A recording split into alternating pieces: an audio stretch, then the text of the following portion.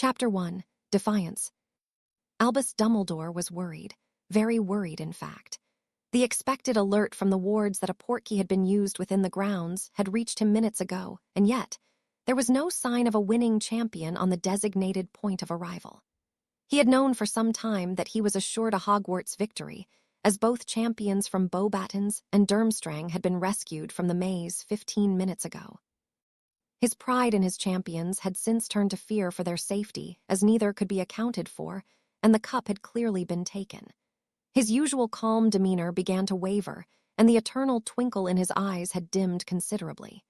He turned to look at the other judges, and saw looks of confusion reflected back at him.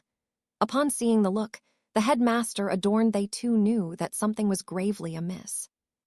He looked towards the perimeter of the maze where he knew Moody would be patrolling, but could see no sign of him.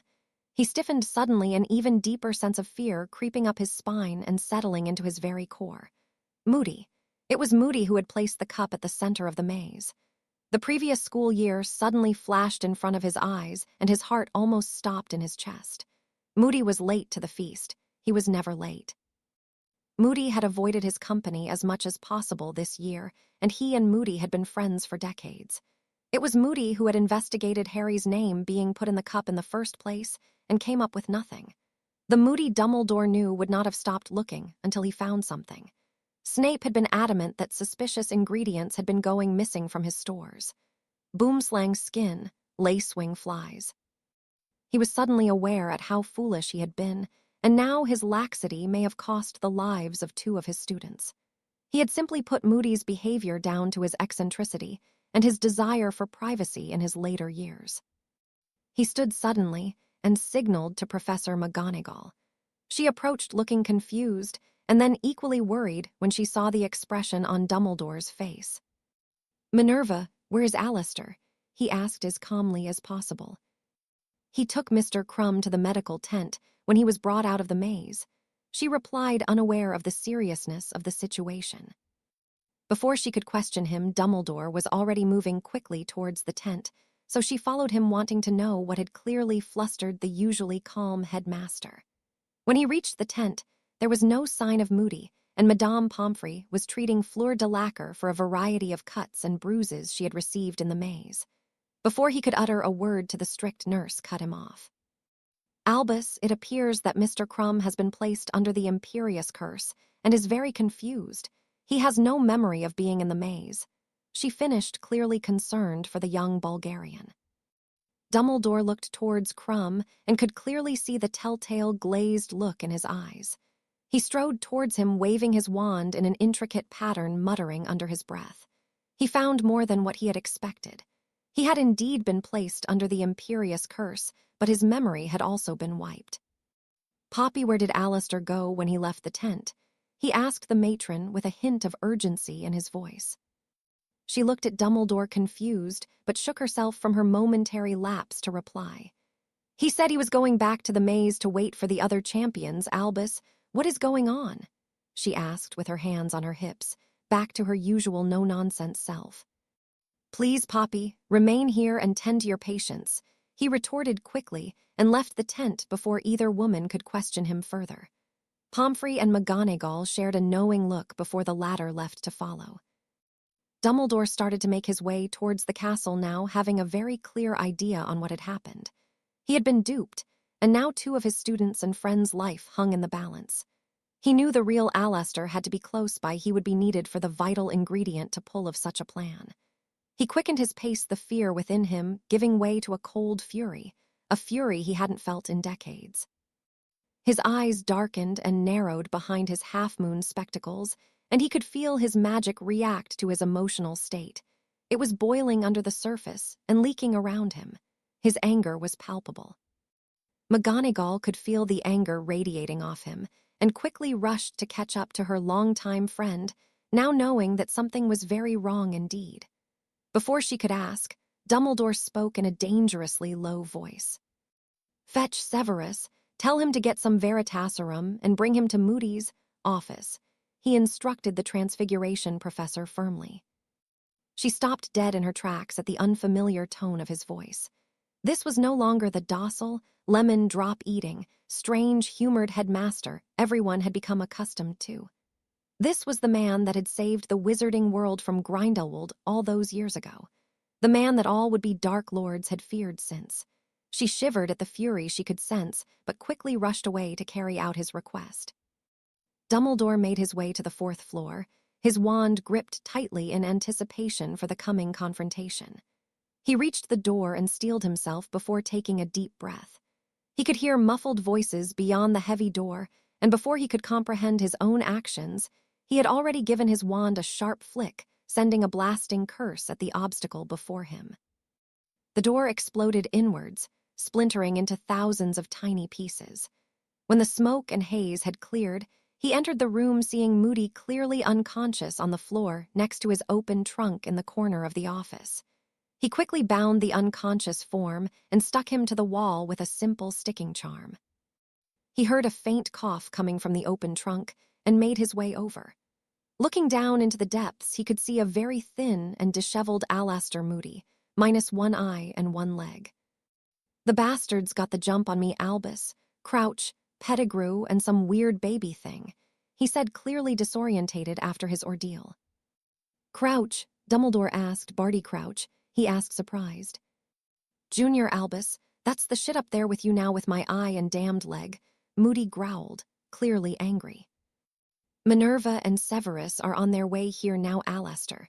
We will have you out in a moment," Dumbledore replied, relieved that his friend was at least alive, although a little worse for wear. He turned to look at the impostor, only to be met with the sight of a man he thought dead for many years. The leg and eye belonging to Moody had fallen to the floor as the man had taken his natural form, the form of Bartemius Crouch Jr. He looked considerably older, his sandy brown hair streaked generously with gray, and the lines and wrinkles in the face, and around the eyes, told a story of an exceedingly difficult time in Azkaban. He was roused from his thoughts by a sharp intake of breath coming from the doorway behind him. Turning, he saw the looks of surprise on the face of the usually stoic Snape and McGonagall. "Is that—" McGonagall began only to be interrupted by Dumbledore. "Yes, I'm afraid it is," he cut in. "Minerva, Alastor is in the trunk and in need of medical attention. Please help him to Madame Pomfrey. Myself and Severus will handle this." He finished, waving his hand towards the trunk without taking his eyes of the incapacitated man bound to the wall. McGonagall pursed her lips and went about her task, knowing that it was not the time to protest or question the headmaster further. She fetched the discarded eye and leg from the floor and levitated the real Moody from the trunk. She exited with the still grumbling ex-Auror, leaving Dumbledore and Snape alone with the prisoner.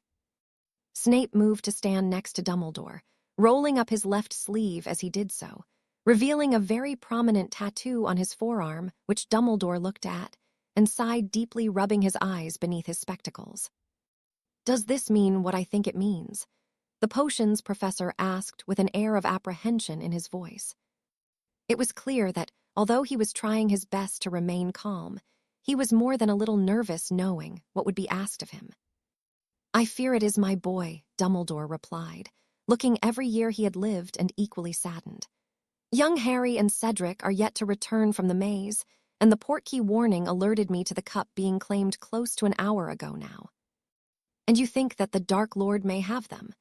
Snape asked, no longer seeming nervous, but slightly bitter at the mention of the Potter boy's name.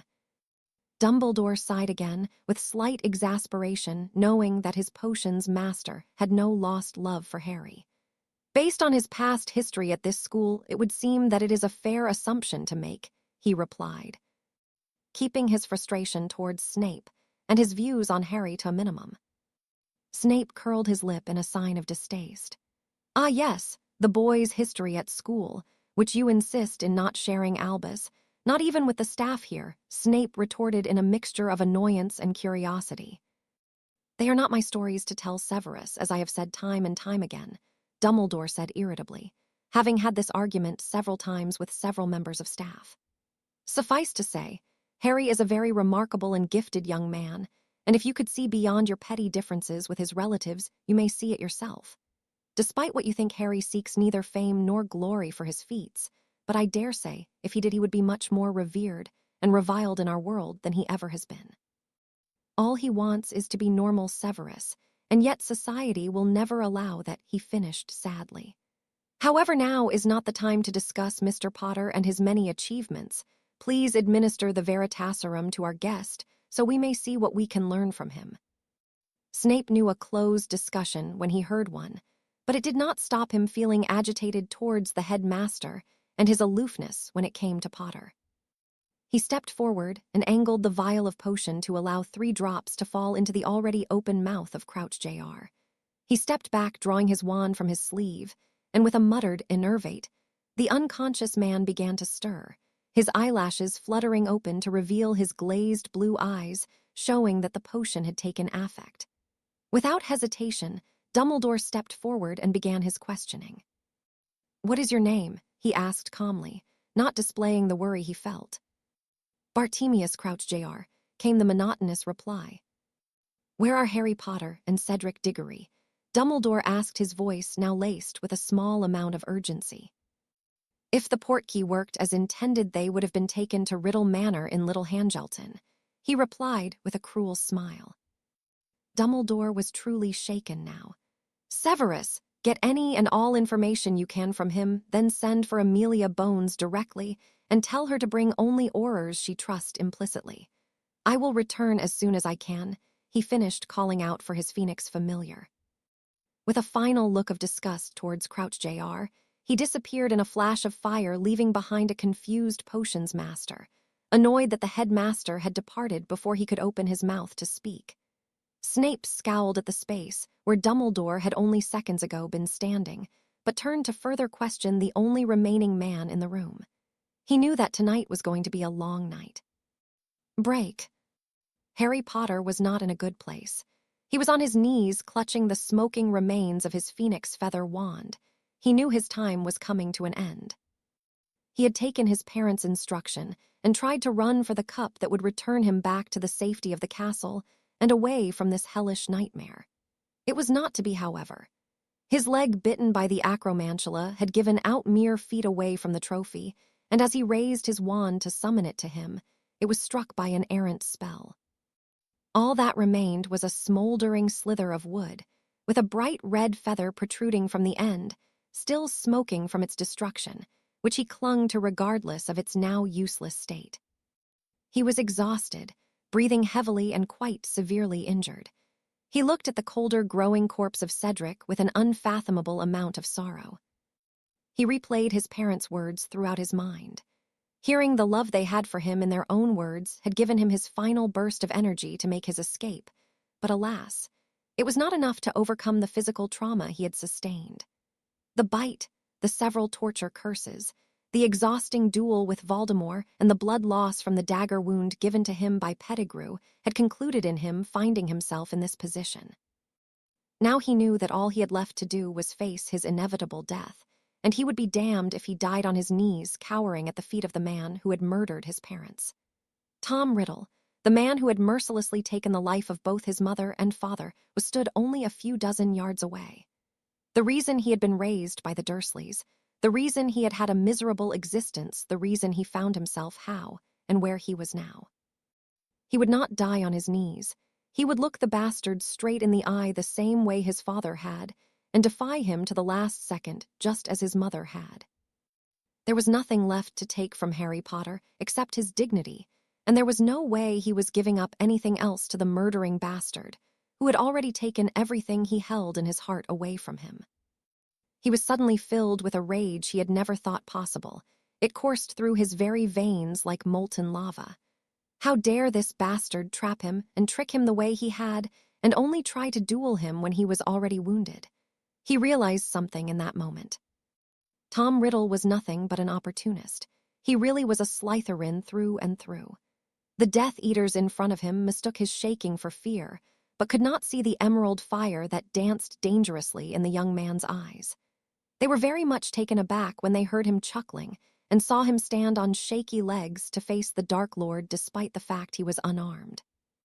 His leg was quivering violently under his weight, but he knew this was his defining moment. He would make sure that Tom Riddle would never forget that the last Potter stood before him in his final moment, as defiant as his mother before him and as fearless as his father. He laughed again when he saw both, the look of confusion and grudging respect on the face of Riddle.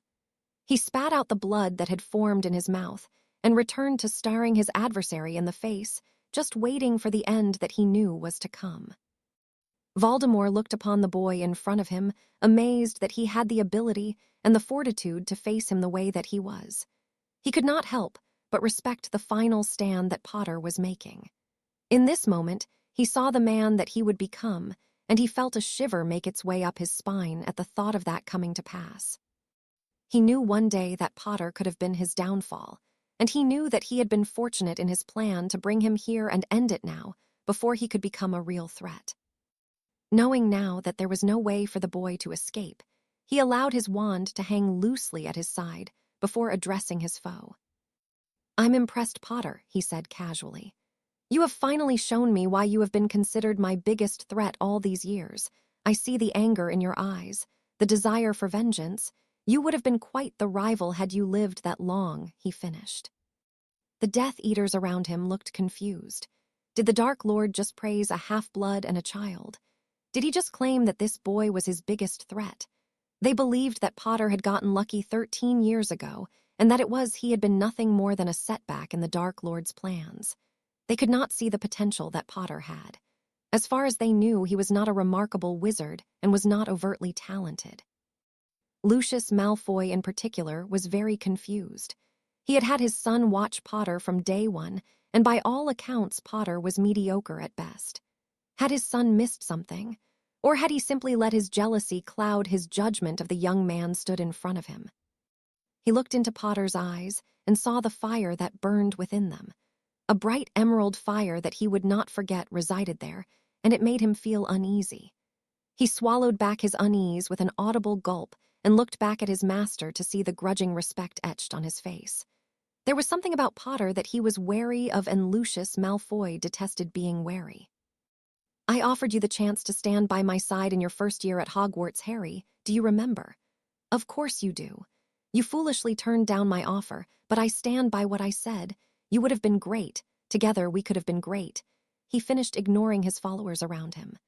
"But Lord Voldemort only offers his hand once, Harry. You refused, and now you die a pointless death for nothing," he spat in anger. Before he could raise his wand, the young man dared to laugh at him again, and Voldemort thought for a second that he had simply gone insane. Harry found himself amused by the speech. He wasn't sure if he had lost his mind. All he knew was that he was no longer scared. In fact, he was now looking forward to it all being over. There would be no more pain and no more fear. He would finally be reunited with his parents, which he had always desired more than anything else. He had dreamed that he could bring them back, and they could live happily together, as they should have been able to, but he had long since given up on that dream of folly and childish wishes, and had resigned himself to the fact he would have to wait until his end before he could see them again. He knew his luck would eventually run out, but he did not expect his time would come to a close so soon. But now he accepted it had, and the prospect of being with his family had made him quite impatient for it all to finally be over. He gave a final laugh before looking at Riddle critically one final time. The anger he felt was pulsing through him, but he composed himself. He would show no more weakness. "You're right, Tom, I did refuse you then, and would now," Harry stated with satisfaction at the anger he could see in Voldemort's eyes at the casual use of his given name.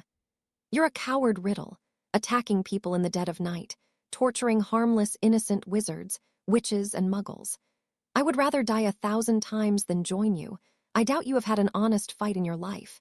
He spat, his anger showing in his voice. "Yeah, you'll kill me, but there will always be people who will stand against you, and one day you will be where I stand now, and I hope that who is holding that wand shows you the same kind of mercy you have shown in your life." He spat again, favoring his injured leg. "Fuck you, Tom Riddle." He finished, spitting blood at Voldemort's feet, wearing a cruel smile. Voldemort was shocked, but the shock quickly turned to anger. "All who stand against me will fall just like your foolish parents, and now you," he screamed in rage. He leveled his wand at Harry, the tip already glowing an eerie green. "Avada Kedavra!" he shouted with all the hatred he could muster. But before he even began his incantation, a thick, opaque black fog had rolled in and surrounded him and his Death Eaters. He knew his aim was true, and that from this distance there was no way he could have missed with his spell, but he was furious that he would not see Potter fall. A gentle, single popping sound permeated the silence, followed quickly by another. He furiously waved his wand, dispelling the fog, to find the spot where Potter had stood was now empty. All that remained was the no longer smoking remains of his destroyed wand.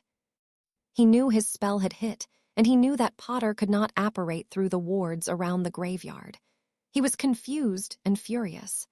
Someone had taken the corpse he planned on parading through the streets of the wizarding world to show that he could not be stopped, not even by Harry Potter.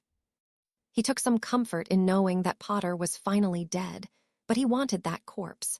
He screamed again in rage, sweeping his wand and leveling the remaining tombstones in the graveyard. Someone would pay for this travesty. Break. He watched through his steel gray eyes from the edge of the graveyard. He knew that this day would come, but he had not expected it so quickly. He knew that Voldemort had not truly been killed 13 years ago, and had used that time to learn as much as he could about the man. It had been difficult. According to the wizarding world, he had died not long after the fall of the Dark Lord, but in reality, he had spent the last 13 years preparing for his inevitable return. He had learnt many months ago from the Muggle newspapers about the disappearance of Frank Bryce, the Riddle's gardener, and vowed to keep vigil on the property from then on. He had the property watched continuously through his elves, but had learnt very little. He was aware that wards had been placed around the property, simple wards only, Muggle-repelling, anti-apparition and basic notice-me-not charms, but no people had been seen entering or leaving the property until tonight. His elves had alerted him to what was happening, and he quickly made his way here. He saw the other boy brought along with Potter murdered needlessly in cold blood, and knew if he didn't act, then Potter would follow shortly. He watched in anger and sadness as Potter was bound to the tombstone, and had his blood stolen to be used in that disgusting potion by the fat rat-looking man. He watched in a mixture of awe and horror as Voldemort rose from the cauldron and equal fury as he tortured an unarmed and defenseless Potter. He witnessed Potter stand against him even though it was a helpless situation and the odds were against him. He watched their brother wands connect and felt a sense of pride fill him as Potter bested the Dark Lord. He watched the shades emerge from the wand. Although he could not hear what they were saying, he could see the determination appear in the boy's eyes. He saw Potter fall, and his heart filled with dread. He heard Potter laugh and thought, as the Death Eaters did he had finally snapped and lost his mind. He saw Potter stand and look at the Dark Lord defiantly, and saw an all too familiar look in his eyes, a look he hadn't seen in many, many years. He could not be prouder of the boy in that moment. He swelled with joy at the memories that look had awoken within him. He would have attempted to save the boy because of his own history, but now he was determined. He could see the potential in him, the same potential he had himself witnessed all those years ago. Upon seeing that look, he knew the boy was the best hope of someone ending the Dark Lord once and for all. He tore at the anti-apparition wards, furiously knowing he had to work quickly and precisely to pull his plan off. As he tore through the wards, he could see the green glow at the tip of the Dark Lord's wand, and quickly twirled his wand in a figure-8 motion, followed by a sharp jab, towards Riddle and his followers, creating a thick black from the end of his wand. When he was sure he would not be seen, he apparated behind the boy only to see him hit full on in the face by the killing curse. He caught him as he fell backwards, seeing an inky black substance pouring from the infamous lightning bolt scar, followed by an ear-splitting screech that made him recoil in nausea at the reek of the darkness he could feel. The black inky mass dissipated quickly, and he checked for a pulse, not expecting to find one present. Shockingly, it was there, very faint, but there. He disapparated home with haste, knowing he needed to be quick to save the boy's life. Break. Albus Dumbledore arrived in the graveyard in a flash of fire, wand in hand ready, only to hear the telltale cracks of several people disapparating before he could catch his bearings. He looked upon the scene of destruction with his keen eyes trying to discern what had happened. It was clear that quite the fight had taken place, and he held on to the small glimmer of hope that his students had managed to hold off Voldemort long enough to escape.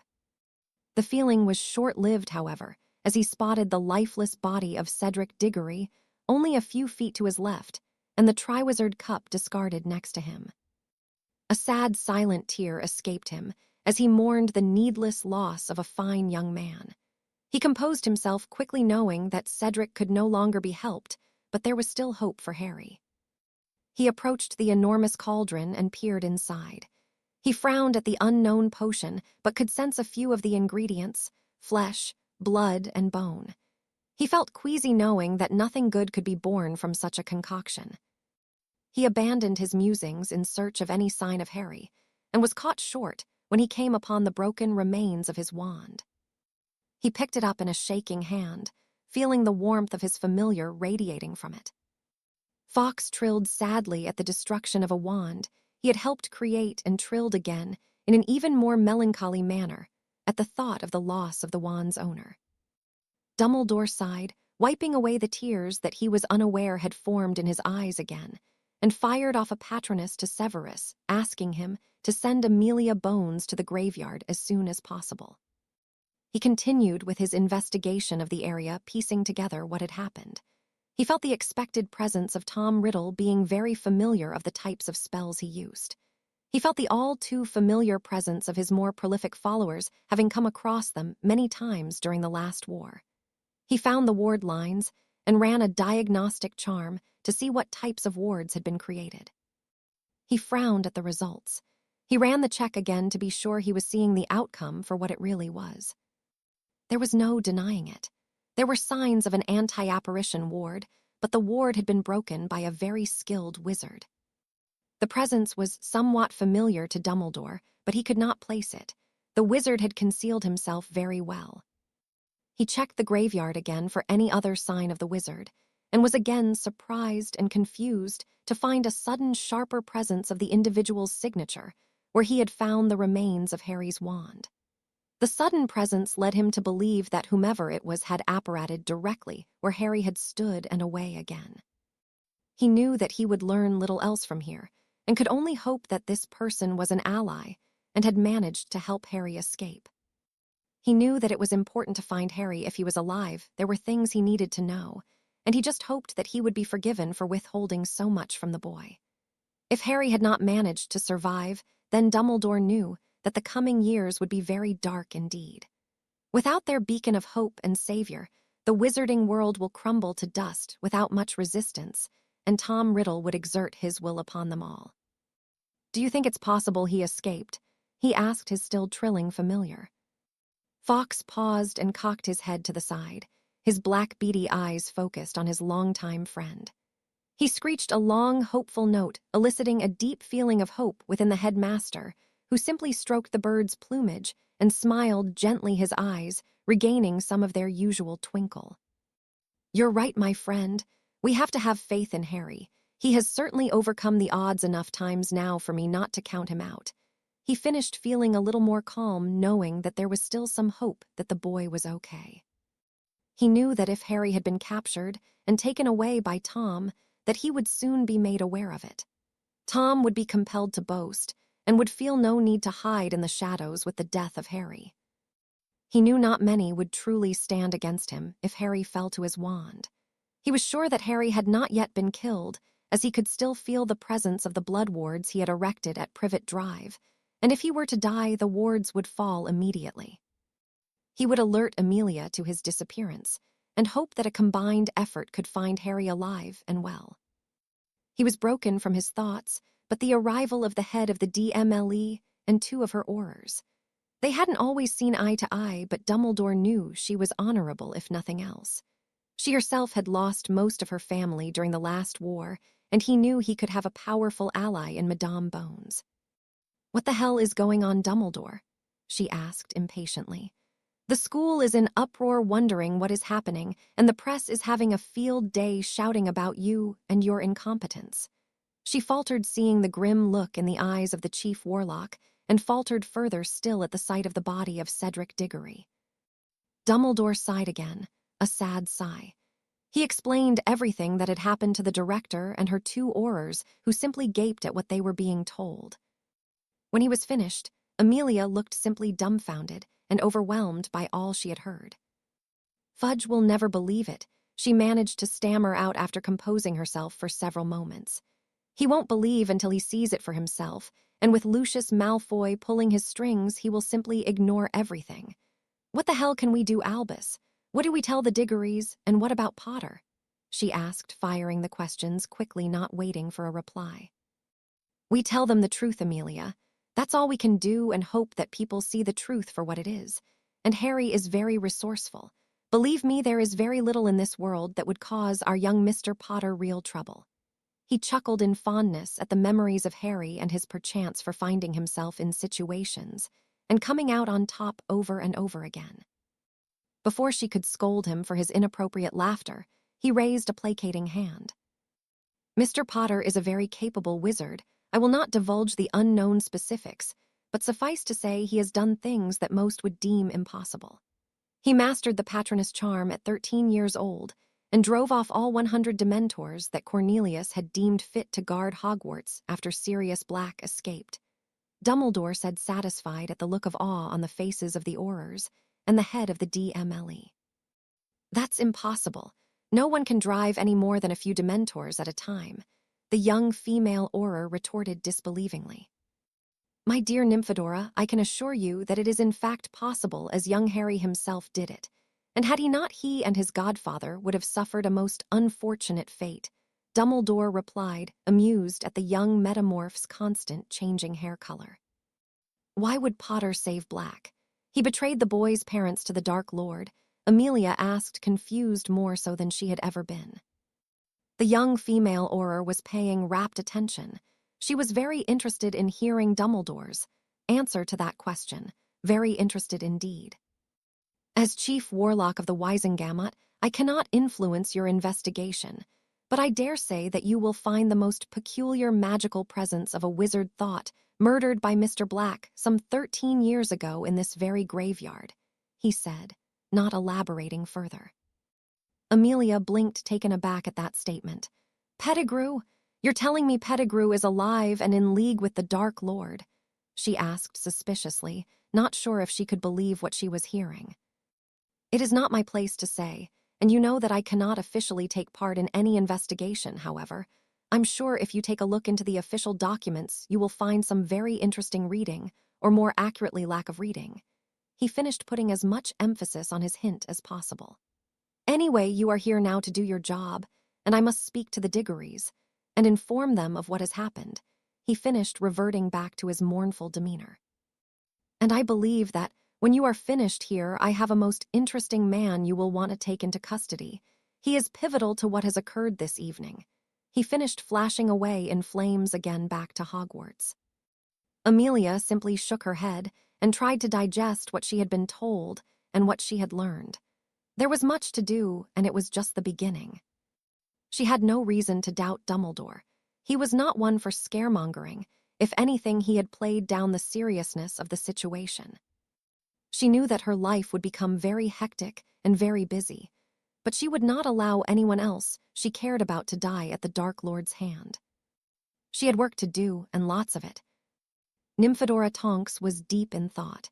She had always believed that her cousin had turned traitor against his best friend, and now she had just learnt that there was a chance that it wasn't true.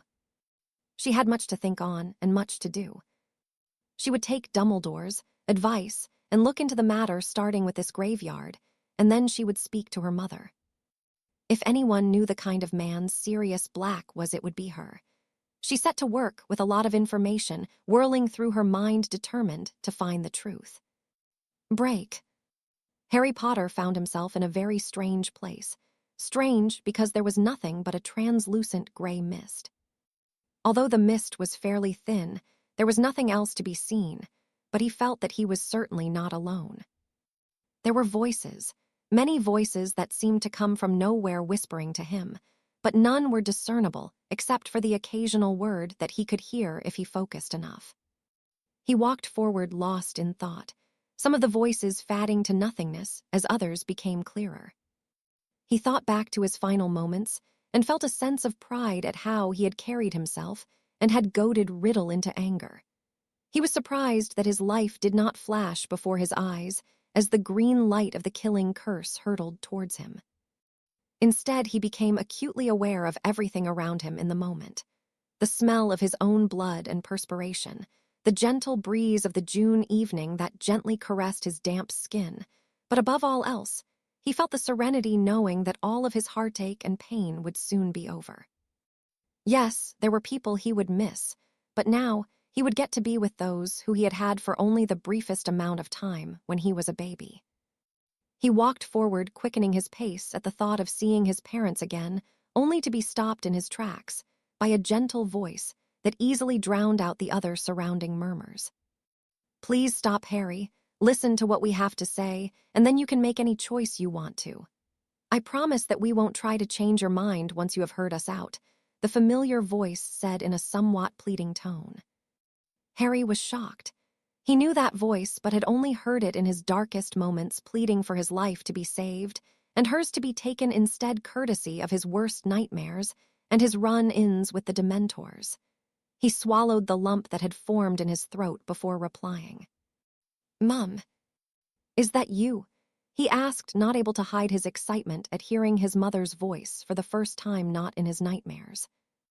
"Yes, it's me, Harry," the voice of Lily Potter answered, full of enough emotion for Harry to know she was chalking back her tears. "Please stay where you are. If you come any closer, then there is no going back," she finished, clearly saddened at the situation her son had found himself in. "No going back?" Harry asked, confused. "But I'm dead, aren't I?" "There is no going back from death," he stated matter-of-factly. "You are both dead and alive, Harry. You are currently in limbo, the space between both worlds, and from here you can go back the way you came or keep walking forwards and move on to the other side," the voice of Lily Potter explained. At that explanation, Harry moved to take another step forward, but was once again stopped by the voice of his mother. "Wait, Harry, please," her voice pleaded again. "Let me explain," she finished. When she saw that her son had stopped again, she took a deep breath and began speaking once again. "Your soul was tainted by an essence of Voldemort from when he attempted to kill you as a baby, and when the curse hit you, it removed the taint from you. So in effect, the killing curse took a life of some form as intended, but you do not have to give up yours. I am not allowed to say any more than that, as we are not allowed to interfere with anything from the other side. If I said any more, I would be cast out from this place, and we would never be able to see each other again," she said in obvious frustration. "You have the chance to go back," she continued. "You can try to stop Voldemort and save your friends and all those you care about, or you can walk forward and pass on. It is your choice," she finished with a sigh. Harry knew there was much more to it than what he was being told. "What happens if I decide to walk forward and pass on?" he asked in a calm voice that did not reflect his turbulent emotions. The voice hesitated before sighing. "All I can say is that there will be very dark times on the other side. There are very few who will stand against Voldemort, and those few will likely fall," the voice replied. "Like it or not, Harry, these people look to you as a beacon of hope, and without you there will be reluctance to fight." "But I'm just me. I'm just a boy," he replied, frustrated. "No, Harry, you are not just a boy. What you did and how you faced death in the graveyard is what separates you from everyone else. You fought back, and even when you knew the end was coming, you did not beg or plead for your life as almost all others would. You accepted your fate and showed Voldemort something he had never seen, unwavering bravery in the face of death. The only person who he fears is you, Harry. He could not kill you as a baby, and now he believes he has succeeded. How do you think he will react knowing you had again survived his attempt at killing you? It will give everyone hope that he can be stopped, and I'm sorry, Harry, but you are that hope as much as you don't want it to be," she explained sadly to her son. Harry was confused and frustrated. "Why does it have to be me? Why can't someone else do it just for once? I am ready to die. I want to die. I want it all to be over. How can you ask me to go back now after everything I've had to deal with? Every time things go wrong, everyone turn their backs on me, then it's left to me to deal with it all, and then it starts all over again." He finished breathless from his outburst, his eyes welling with tears. He took a deep breath before continuing. "I've had enough. I just want it to all be over. So why should I go back and help them only for them to hail me as a hero when it's convenient for them, and then be shunned all over again when it's all over?" He asked in anger again. Before the voice of his mother could reply, another voice was heard above the whispers. "Because that is who you are, Harry," a deep masculine voice answered. "You don't see yourself as a hero, but you simply do what is right. You don't do it for the adoration and approval of others, and you don't do it for the fame and glory. You do it because you can, because you know that it is the right thing to do. You are different to the others. You have the courage to fight the fight that they can't, and you have the potential to succeed. If worst comes to worst, then he will kill you again, and you will find yourself back here, but we both know that if you step forward now, you will never find peace here knowing that you could have been that difference. You are a Potter. We stand against tyranny. We fight the battles that others can't because that's who we are and that's what we do and always have. You can't change who you are, Harry. You can't fight what is in your blood. Who do you know that can stand and face Voldemort the way you have and end him? I saw that look in your eyes as you faced him at the end. You wanted to kill him, and had you had a wand, you would have done everything you could to do it. He killed your parents and condemned you the life that you have had to live. Are you really going to let that go and let him do that to countless others? I think not. The voice finished its speech. Harry stood stock, still absorbing the words that had been spoken to him. In reality, he was clinging to a final strand of hope, that he wouldn't have to go back, but he had unknowingly already resigned himself to it. "What about Dumbledore?" he asked, partly out of desperation. "He is the only one who Voldemort is afraid," he stated. "Dumbledore is a very old man, Harry, and he has fought his fight. This is a fight for a younger man. Voldemort does not fear Dumbledore, he has simply struggled to defeat him in the past, but those times are behind him now. Dumbledore could still hold his own against him, but he does not have it in him to finish him magically or morally. He has his reasons, but they are his to tell you. But Dumbledore will not take a man's life, no matter how necessary it is," the masculine voice replied. It was then that Harry knew he had to go back. As much as he wanted to walk forward and be done with it, all he knew the voice was right. He would not find peace on the other side if he left the others to a horrible fate that he could prevent. He rubbed his eyes in frustration and released a long, drawn-out breath. "Who are you?" he asked into the empty vastness. "And how do I get out of the graveyard? As soon as I wake up there, surely he will just kill me again," he questioned the male voice. The voice chuckled at the questions. "I'm sure you will know who I am soon enough, Harry, and you are no longer in the graveyard. You were saved and taken away as soon as the curse hit you. I'm sure right now there is a very worried man watching over you," the voice chuckled again. Harry couldn't help but feel slightly annoyed at the voice. He chose instead to address his mother. "Mum, what do you think I should do?" he asked. "You already know what you have to do," she replied, her voice full of emotion, knowing that he was going to be leaving again. Harry simply nodded and swallowed back another lump. He turned to leave and walk back the way he came when the male voice spoke again. "Remember, Harry, fighting for others is all well and good and the right thing to do, but never lose sight of your own reasons. You do what you have to survive and protect those who can't protect themselves.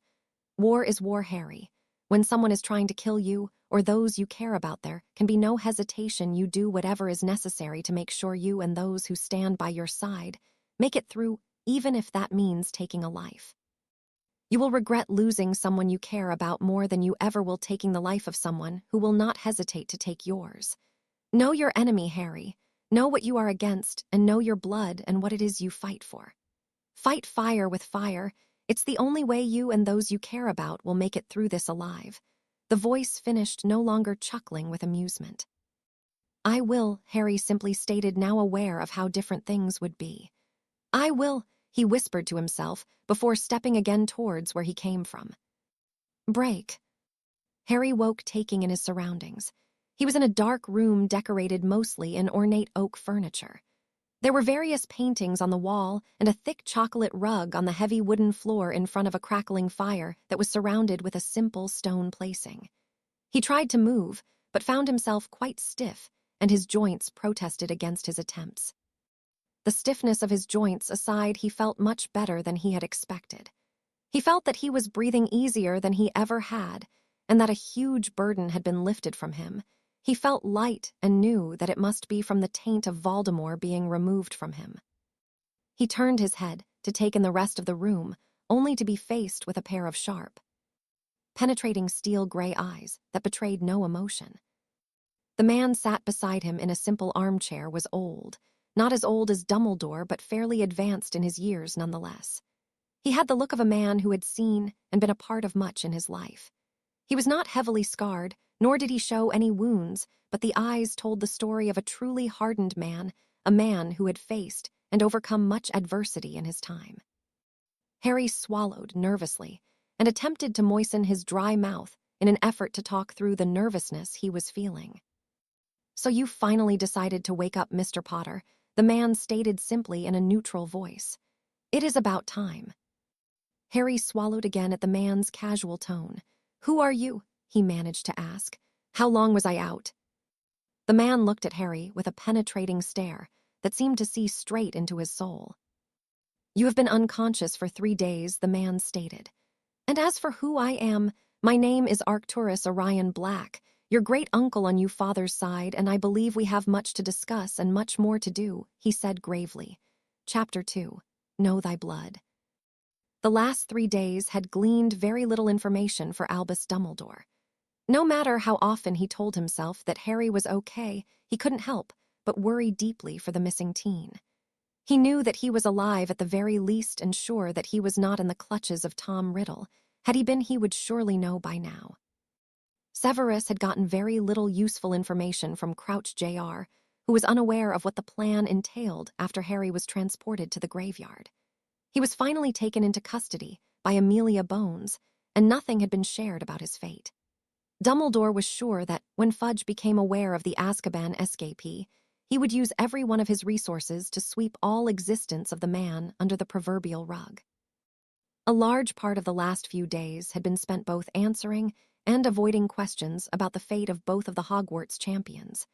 It was not that he was unwilling to answer the questions, but he wanted to be sure of all the facts before he shared the information he had. He simply wanted to make a solid statement that could not be easily dismissed. He knew the uproar he was going to cause would be quite the spectacle and put himself in a very sensitive position. Again, Fudge would do all he could to reassure the public that everything was fine and would resort to character defamation without hesitation to hide the return of the Dark Lord.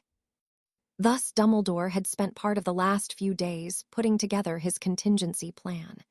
He knew he would lose favor with many people, but he knew he had to prepare them as much as they would allow for the inevitable conflict that was on the horizon. Yes, the last few days had been difficult, but Albus Dumbledore had not been idle. In fact, he had been at his most busy in many years. Currently, he was stood at the podium in front of the teacher's table at the leaving feast and had the room's undivided attention.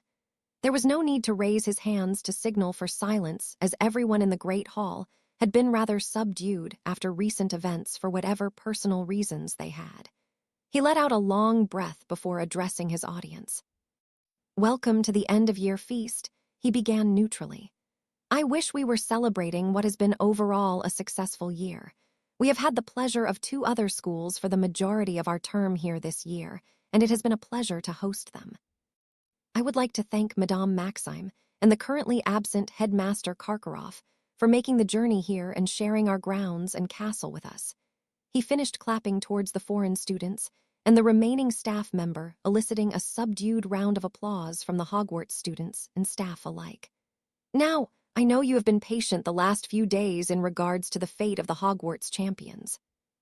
His speech was cut off by the students murmuring to each other, so he raised his hands to silence them, to which they obliged. Both champions took the cup at the same time, so the result was a draw between Mr. Diggory and Mr. Potter. He informed the room. The murmuring began briefly again, but stopped as quickly as it started, all knowing that the headmaster had not finished. However, both champions, upon touching the cup, were transported to another location, far away from Hogwarts where tragedy struck, he explained sadly. The students at this point looked both confused and concerned. There is no easy way to say this, but Cedric Diggory was murdered by Lord Voldemort, and Harry Potter, as of 3 nights ago, is missing, and his current condition is unknown, he finished sadly. The shock was so much that all failed to react to the use of the Dark Lord's name. The reactions in the room were very mixed. The staff were simply horrified. The Gryffindor table had expressions of complete and utter disbelief. The Ravenclaws looked both saddened and contemplative. The Slytherins had the most mixed reactions. Some looked terrified, some completely neutral, and others entirely gleeful. The Hufflepuffs were simply inconsolable. Cedric was popular with all in his house, and his loss was felt across its entirety. Aside from the gentle sobbing emanating from some, the room was stone silent. Very little of the feast was consumed, and it was an entirely silent affair, all lost in their own thoughts. The silence continued as they left the hall, broken, but was broken by a comment from a 6th-year Hufflepuff student. "I bet Potter had something to do with it. He probably sacrificed Cedric to save himself, and then joined you-know-who." He muttered to his friend quietly, but the sound carried to all around in the silent entrance hall. Everyone froze at his statement, many looking disgusted at his accusation. Before anyone could reply, a blurred figure broke through the crowd and punched the offending boy on the jaw, eliciting a sickening crunching sound before he hit the floor. Standing over him was a murderous-looking Neville Longbottom, rubbing his already swollen hand. "You stupid bastard," he roared. "Harry's parents were murdered by that prick. Why the fuck would he join him?" He finished, trembling with rage.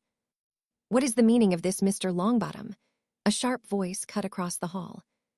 Turning to face the voice, Neville was faced with the entirety of the staff, many looking surprised at the reaction of the usually passive boy. He swallowed deeply but stood firm. This moron accused Harry of turning Cedric over to Voldemort, and then joining him, Professor McGonagall, he said, not wavering under her stern glare. Her eyes softened slightly, but her lips were still tightly pulled together in a thin line. "Be that as it may, we do not resort to Neanderthal measures to demonstrate our distaste at somebody else's opinion. We are civilized people, Mr. Longbottom. You would do well to remember that," she scolded him. "That will be 20 points from Gryffindor, and had this not been our final day here, you would be serving a week's detention," she finished. "And that will be 50 points to Gryffindor," the voice of Professor Sprout cut in, "for showing great loyalty to a friend and defending a fellow student's honor when he was unable to," she continued. "Some members of my own house could do with showing the same loyalty as Mr. Longbottom here, and Mr. Bradwell," she said, addressing the grounded boy. "You and I will be having a conversation about such a slanderous accusation. That will be 50 points from Hufflepuff." Mr. Potter and Cedric, she choked back a sob at his name, had become very good friends throughout this year, and there is no doubt in my mind that Mr. Potter would not have done anything intentionally to put Cedric in danger. You would all do well to remember that, she finished before walking away, clearly in tears.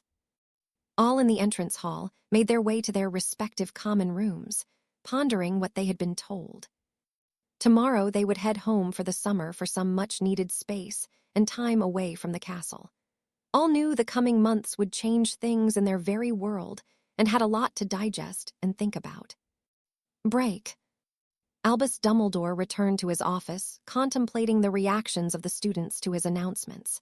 He knew that word would reach parents and the general public by morning, and the repercussions were likely to be quite dire for him. But he only cared for the truth, and he had only given the truth as he knew it. He was broken from his musings by a gentle tapping on the window. He opened it to a very beautiful black eagle owl with very observant amber eyes. The red envelope snatched his attention away from the regal-looking creature, and he sighed as he removed it.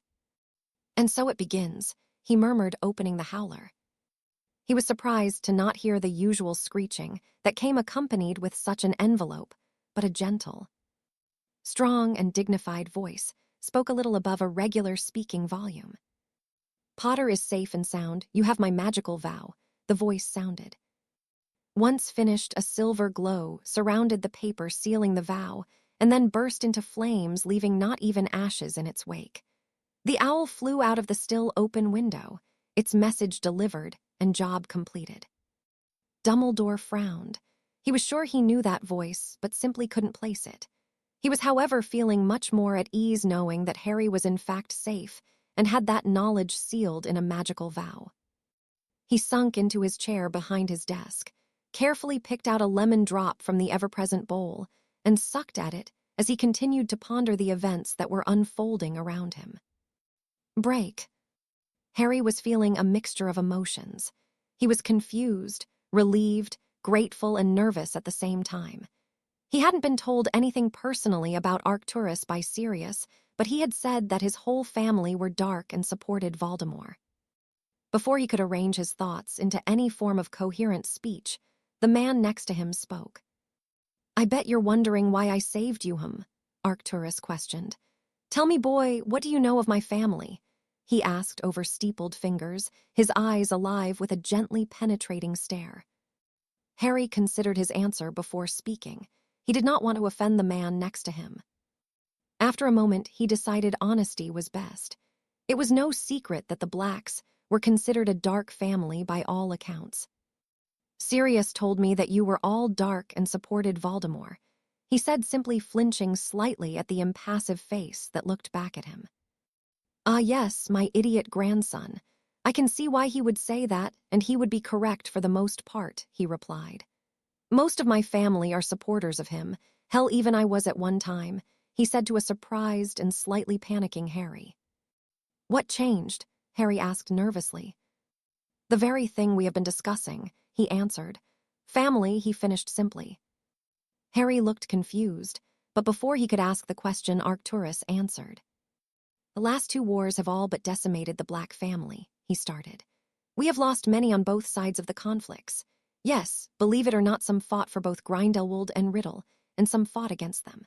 My older brother Perseus and my father, both for Grindelwald, and both died. My brother in battle and my father murdered because he refused to fund the effort further after his death," he continued. "After that, I became disillusioned with the war and the ambitions of Grindelwald.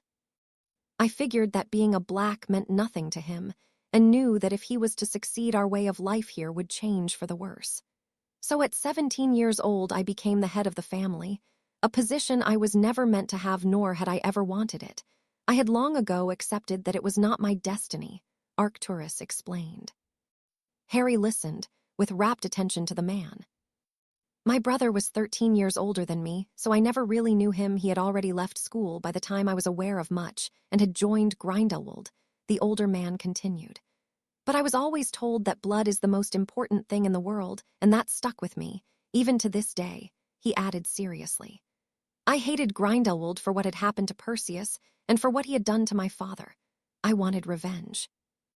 He laughed a hollow laugh that reminded Harry of Sirius, and how he sounded when he spoke of Pettigrew.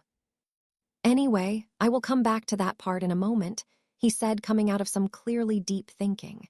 "Needless to say, after the Grindelwald years, the Black family started to thrive again in the peace.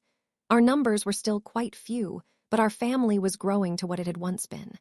That was until the first rise of Tom Riddle," he finished with a distasteful sneer. "Many of my family rallied to his cause, and I could see a repeat of the last conflict. Only this time it was much closer to home, and I knew it would be worse for us, so I personally opted to stay neutral, but foolishly allowed the family to make their own choices, knowing that if I forbade them, there would be an internal conflict I couldn't cope with. Many of the family, my son Pollux namely, had already long since been allied with other dark pureblood families. The Malfoys and the Lestranges," he spat distastefully, being the more prominent ones, and were set to solidify the relationships through marriage. "I gave too much freedom to the family, and I certainly paid the price for my laxity," he mused almost to himself. He shook his head. "After Grindelwald fell, I certainly didn't expect another Dark Lord to rise so quickly, certainly not in my lifetime," he continued. "Needless to say, the war once again tore my family apart. My grandson Sirius was the only one who stood against Riddle, and all of the others followed him quite fanatically. Pollux died early on in the conflict, leaving Drusilla a widow who has since lived alone in isolation. Narcissa is still married to that prat Lucius, and stuck with nothing more than an even more moronic version of him in her offspring. Bellatrix was sent to Azkaban and is still there, and Andromeda married a Muggle-born and fled the family as soon as she could. My son Orion was weak and simply allowed his wife to run his household to her own ends. The only thing she achieved was causing Sirius to flee the family and Regulus being a fanatic just like her, he said almost to himself once again. Seeing the confused look on Harry's face, he elaborated. Regulus was Sirius' younger brother. He was quite the talented wizard, he said. We will come back to him later, he finished. Harry just nodded at the revelation of Sirius's brother and waited for Arcturus to speak again. The one loss I truly struggle with was that of my little sister Doria, he continued, suddenly betraying sadness in his eyes. This is where your part in this comes, Mr. Potter, he said, and was again wearing his impassive mask. Tell me, young Potter, what do you know of your family? He asked with what appeared to be a little amusement in his eyes. Harry thought carefully before he answered. Not very much, sir, he admitted, shrugging his shoulders. He had long since learnt not to ask about his family. It was after all a taboo subject in the Dursley home. I know my mum was a Muggle-born and my dad was a pureblood, he finished lamely. Arcturus looked quite annoyed at Harry's lack of knowledge. He could not believe that the boy knew nothing of his family. Blood was important, had he not been told anything. Is that all you know? He asked stiffly. Yes, sir, Harry replied. I was raised by Muggles and they hate magic. They told me my parents died in a car crash, and no one has ever told me about my dad's family before, he said, looking both apologetic and upset. Has Dumbledore never said anything? Arcturus asked, already knowing the answer. No, sir, Harry replied quietly. Arcturus looked even more annoyed, enough to allow a scowl to pass over his mask of neutrality. Well then, I guess it's time to learn about your blood, Mr. Potter, he said. I can't tell you much about your father. I met him numerous times, of course, mostly when he was younger, and when he and Sirius visited before he fled. And I'm afraid I know very little about your mother, only that she was a Muggle-born, but she was a very talented witch by all accounts, he finished. Harry was hanging on to his every word. No one had ever made any effort to tell him about his parents, and until now he hadn't realized just how much he had missed out on.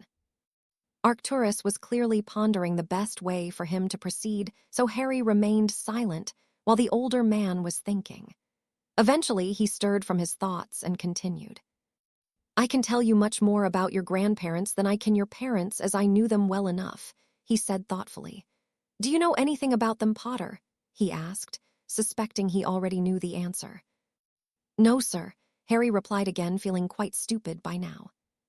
For a split second, Arcturus looked simply murderous, before slipping back into his neutrality. Okay, then I will tell you everything I know, and then you will understand how and why we are where we are now, he stated. We will start with your grandmother, Doria, he said with nothing more than pride and fondness in his eyes and voice.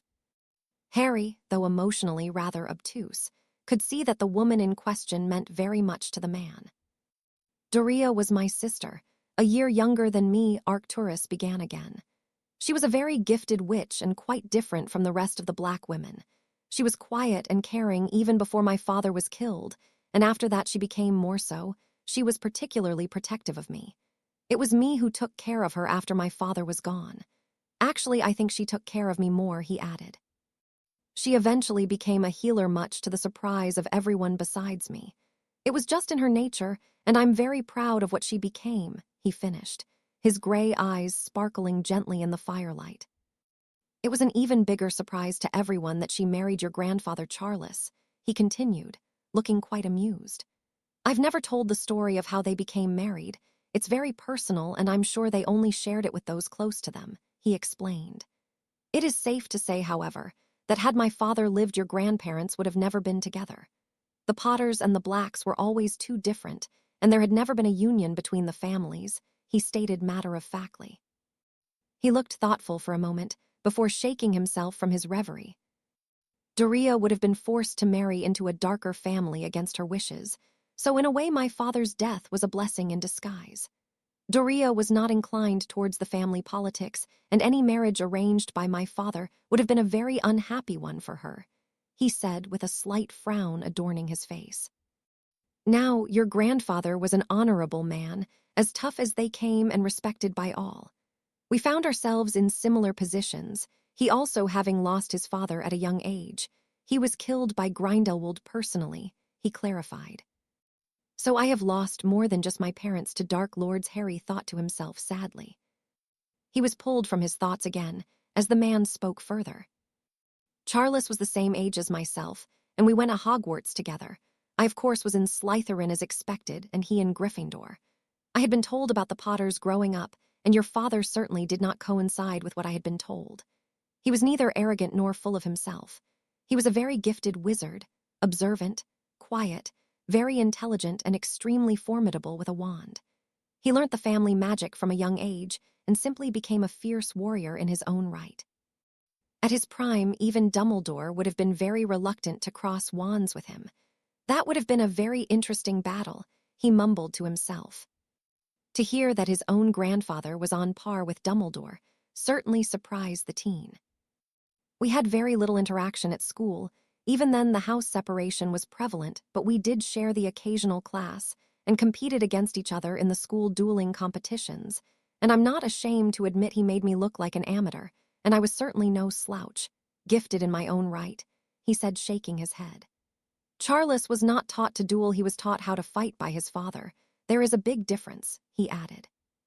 We weren't friends, but we were never at odds. We respected each other very much, and for the most part kept our distance. We would share little more than a passing greeting in the corridor.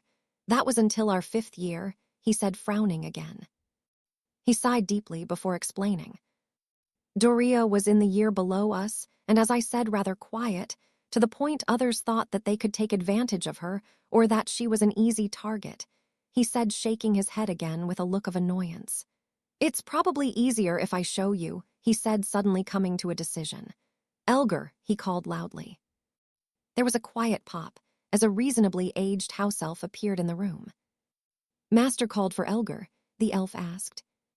Yes, Elgar, can you bring me the pensive, please, he replied, and with that the elf disappeared with another pop. Do you know what a pensive is, Potter? He asked. Yes, sir, was the answer he received. Good, he replied. That will save me explaining it. The elf appeared again, holding a very ornate stone bowl, which he placed on the bedside table, before disappearing again, having carried out his task. Arcturus drew his wand and placed it to his temple, and removed a silvery strand which he immediately placed in the bowl. Harry stood and joined him, and one after the other they plunged face first into the surface. They appeared in what Harry immediately recognized as the Slytherin common room, which looked very similar to the way it had when he had been there during his 2nd year. The room was full of students talking quietly, but the older ones were clearly studying in various groups scattered around the room. Harry saw a much younger-looking Arcturus sat at a table by himself, surrounded by a vast amount of parchment, which he was studying intently. Suddenly, the room became very silent. Harry turned to look towards the door and saw a boy stood in Gryffindor robes with his arms wrapped around a clearly distraught girl wearing the robes of Slytherin. The boy was tall and fairly well built with the telltale messy hair of the Potter males. His eyes were a deep brown, and Harry could immediately feel his presence and understood why his grandfather had been so respected. The fact that he had just walked into the snake pit and none had tried to confront him added to that image. The girl he had in his arms was very beautiful and regal-looking. Her very long and thick black hair was put up in an elaborate fashion, and her eyes were similar to her brother's, only a shade or two lighter. She had a petite nose, which matched the build of her physique, and very soft-looking plump lips. The sudden silence gained the attention of the younger Arcturus, who, at seeing his sister in the arms of the Gryffindor, raced across the room looking both angry and concerned. What the hell is the meaning of this, Potter? He asked in a no-nonsense tone. Everyone in the room, was watching the unfolding events with unwavering interest. Charles raised his left hand in a non-threatening manner in an attempt to placate the clearly confused boy. "Black," he greeted the other boy with a simple nod. "I was walking towards the library when I came across your sister being attacked by 4 seventh years from my house. She is okay. I got there in time," he added, quickly seeing that Arcturus was about to explode in fury. "She really is fine, just a little shaken, and I dealt with the perpetrators personally. I couldn't leave her like this, so I brought her back after she told me you'd be here," he finished. "I'm surprised you didn't join in," a voice muttered from the corner. "You Griffs are all the same, thinking you can do what you want when you want." Charles' eyes suddenly became alight with a very intense fire, and he stared in clear fury at the offending boy. "You would do well to remember, Stebbings, that I have never attacked anyone in this castle, let alone in this room. In fact, I have done nothing but defend anyone who is attacked for no reason, and many of them are in this very house. So you will kindly shut up with your stupid opinions when they do not include me," he finished, still glaring at the boy, who gulped loudly and remained silent after hearing murmurs of agreement from his fellow housemates. Charles turned to look at Doria, who had stopped crying by now, and he smiled reassuringly at her before guiding her to her brother. "It's okay," he said. "Your brother will look after you now," he added, handing a reluctant-looking Doria back to her brother, who took her in his arms. Doria looked at Charles with a soft, delicate smile. "Thank you, Potter," she said quietly. "It's Charles to you, my lady," he said with a slight bow and a similar smile before turning his attention to Arcturus. "Now that your sister is safe, I will take my leave," he said. But first, he drew his wand from his sleeve, causing many in the room to mimic his action cautiously. "I, Charles Henry Potter, swear on my life and magic that I will not reveal the location of the Slytherin common room, nor will I reveal the password used to enter the room. So mote it be," he finished, being surrounded by a very bright golden light. He turned and left, leaving a shocked Slytherin house behind him. They had clearly been concerned that the whole of Gryffindor would now know where their common room was, and they would have to be much more alert and vigilant. The memory ended, and Harry, along with Arcturus, were deposited back into the cozy bedroom they had begun in.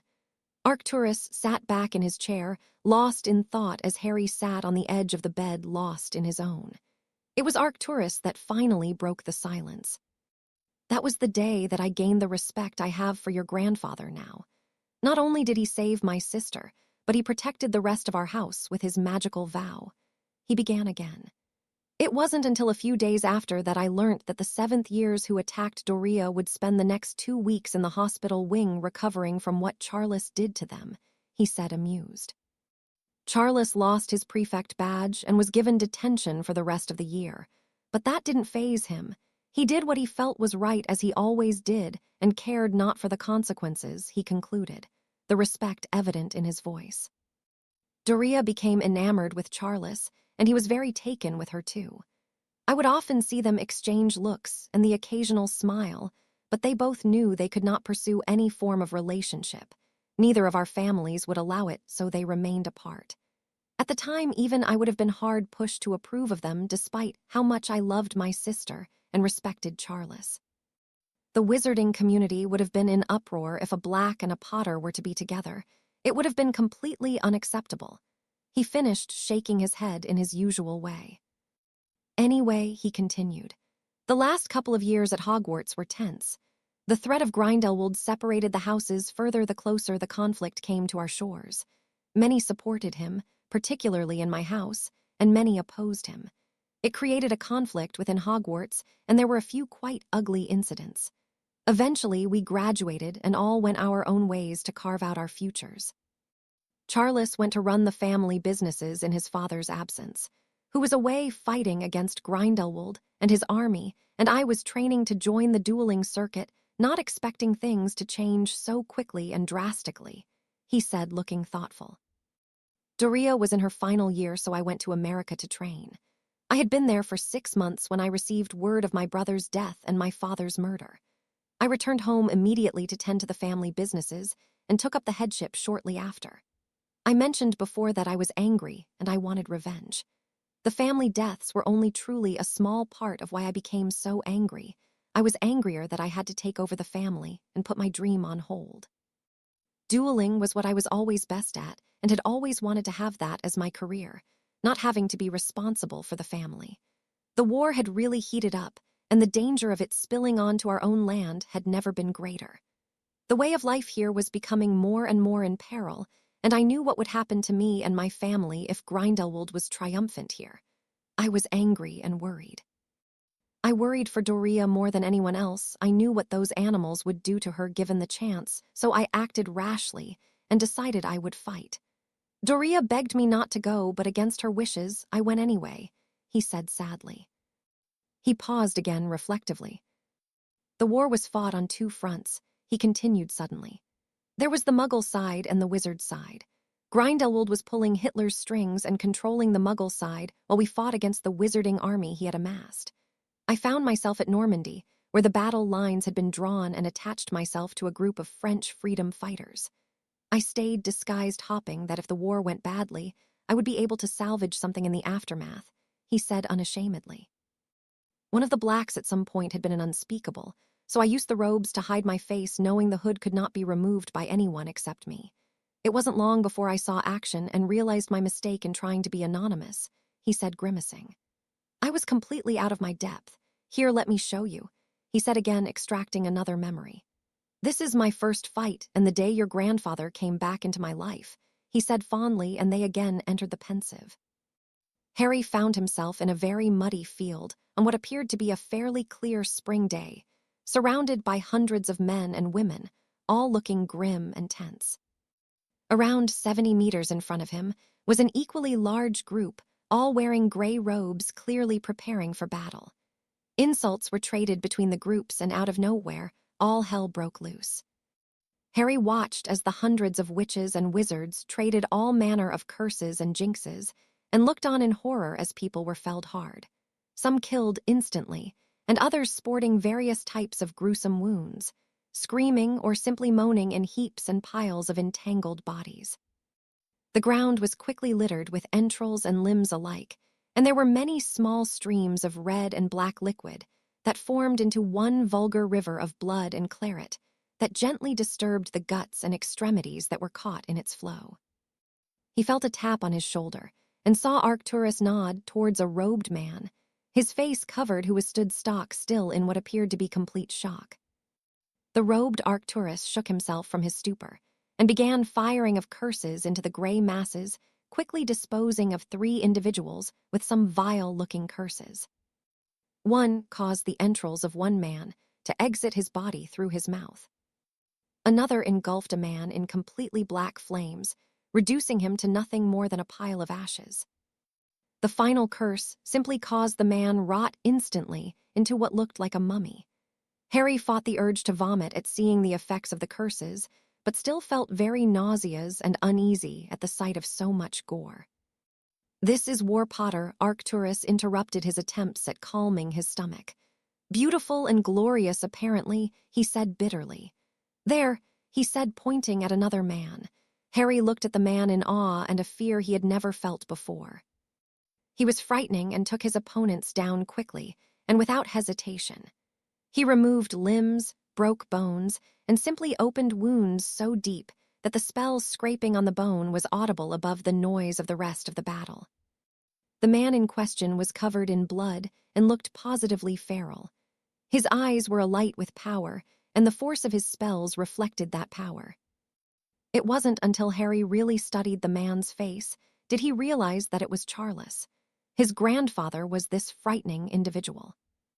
Harry watched as he came closer, leaving more corpses in his wake without remorse, until he was stood next to Arcturus, who had garnered a lot of attention by his anonymous appearance. They fought side by side, not looking at each other, in a strangely beautiful harmony, each other's spells complementing the other perfectly. They shielded the other when it was needed, and then moved to a back-to-back position, where they continued to fight in their recently established synchronicity. Harry watched for several minutes as many fell to their combined efforts, neither being hit by a spell. He didn't know how long he had been watching when he felt another tap on his shoulder. Looking up, he saw the enraged face of Arcturus, who was simply glaring to their left. Harry looked and saw a tall, blonde, curled-haired man stalking towards the pair looking deranged. Grindelwald, Arcturus ground out through gritted teeth. Grindelwald continued on his way towards the two men that were decimating all in front of them. Charles saw his approach and turned to face him. Harry suddenly felt a wave of apprehension that seemed to reverberate around the entire battlefield. Many stopped to face the inevitable confrontation and stared with bated breath. Arcturus was still battling two other people and was not aware of what was happening just behind him.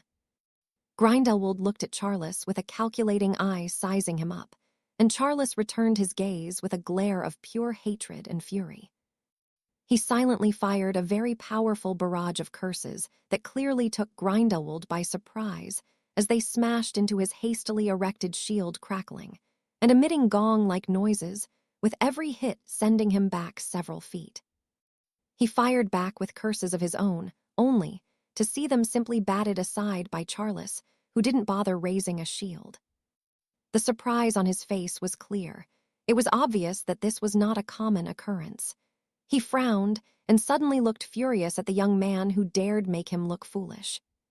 He fired off more curses, which Charles simply dodged gracefully and batted away again. Harry was simply shocked by the skill and power of his grandfather and felt a huge rush of pride and respect for the man. Grindelwald looked towards the back of the still battling Arcturus and smirked. He fired off a chain of spells intended to cause grievous harm towards Arcturus. Charles conjured a massive, thick granite wall at his comrade's back that crumbled more and more as each spell hit. He fired back, and the two began trading spells, dodging and batting away the strays they couldn't avoid. The frustration Grindelwald was feeling could be seen in his eyes, and he quickly changed tact. He fired off a string of spells at Charles and immediately fired an unfamiliar sickly purple and yellow curse at the exposed back of Arcturus that connected with a sickening crunch followed by a spray of blood. Arcturus simply screamed and fell to the floor clutching his wound. Charles was furious. He hurled a powerful cutting curse towards Grindelwald, who shielded the spell, but not well enough. Some of the spell passed through and opened a deep gash on his left cheek. The blond man roared in surprise and agony, and with a final look of hatred, he disapparated. Charles quickly turned his attention to his fallen companion and tried to remove his robes so he could attempt to heal his wound, but found he could not take it off. "I need to remove your robes to get to the wound," he said calmly. Arcturus hesitated but finally removed his hood and looked up at Charles, each as surprised as the other. "Black?" Charles asked incredulously. "Potter," Arcturus returned the question, equally surprised. After a moment, Charles shook himself from his surprise. "I need to get to the wound," he said simply. Arcturus nodded and obliged his request by removing the garment, revealing several deep wounds, exposing the bone of his shoulder blade in various places. The flesh at the edges of the wounds was black, and the blackness was spreading, slowly consuming the healthy flesh around it, giving the skin the appearance that it was dead and dying. "How bad is it?" Arcturus asked, grimacing in pain. "It's bad," Charles replied with worry in his voice. "The flesh on your back is turning black, it's spreading from the wound," he finished grimly. "Was the spell purple surrounded by yellow?" Arcturus asked, sounding hopeful. "Yes, it was," Charles retorted. "Do you know what it is?" he asked in a curious tone. "Bastard," Arcturus muttered under his breath. "Yes, it's a black family curse. He must have learnt it from my brother. You need to get me to Doria. She's the only one that can counter it. She will be at home. It's the Easter holidays," he finished, gritting his teeth through the pain. Charles hesitated for a second before grabbing Arcturus' left arm. "Where am I apparating to?" he asked. "Shit," Arcturus replied. "You're not keyed into our wards and they're quite unpleasant. Can you take me to your place and then you can flew Doria?" he asked. "Sure," Charles answered simply. "Read this," he instructed, handing Arcturus a piece of parchment he took from his pocket. Arcturus took the paper and read. Potter Manor can be found 10 miles west of the most southern point of Mount Snowdon, Wales. Fidelius, he asked, clearly impressed. Charles just nodded, and with that they disapparated. The memory faded briefly, but soon came back into focus. Harry now found himself stood in a black and white marble entrance hall decorated with thick, opulent oak and leather furniture.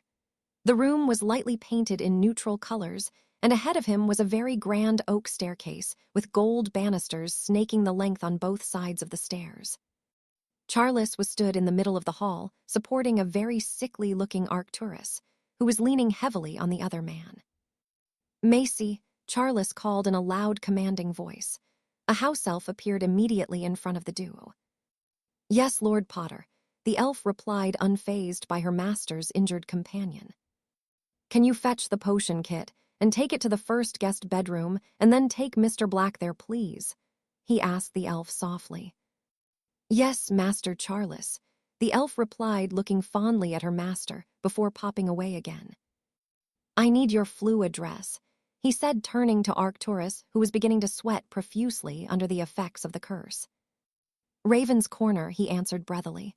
"The password is purity." With that, he placed Arcturus in the chair in front of the fireplace and took a handful of flu powder from the pot on the mantelpiece. He hesitated momentarily before throwing the powder in and calling out the address followed by the passphrase. He stuck his head into the now green flames and looked into a beautifully decorated dining room. There was a large black polished table with several chairs around it that rested on a thick gray carpet. A beautiful tapestry depicting the Black family tree took up the entirety of the opposite wall. The rest of the walls were a deep, dark green completed with various portraits and silver candle holders. "Miss Black," he called loudly into the open room. After a moment's pause, Doria entered the room looking even more attractive and regal than he remembered. Her face had matured into something that he had only seen in the most beautiful and sought-after works of art. Her features were delicate, aristocratic, and her cheeks had a gentle blush that drew attention to her light silver eyes that were simply enchanting. Her figure was as lithe as it had always been, but she had filled out in all the areas that completed the picture of a perfect woman. Charles's breath hitched in his very lungs at the sight of her. He had fought his attraction to her while at school, and even after the amount of time that had passed, he found the internal conflict just as difficult. For him it was as though no time had gone by at all. "Mr. Potter?" she asked, clearly very surprised at the appearance of the man in her fireplace. "How did you get this address?" she questioned, attempting to smooth down her form-fitting robes discreetly. "Your brother is here. He's been hit by one of your family curses and says that you know the counter to it," he said, composing himself. "Can you come through?" he asked. "The address is Potter Manor and the passphrase is pride. I'll send through the parchment so you can bypass the Fidelius charm."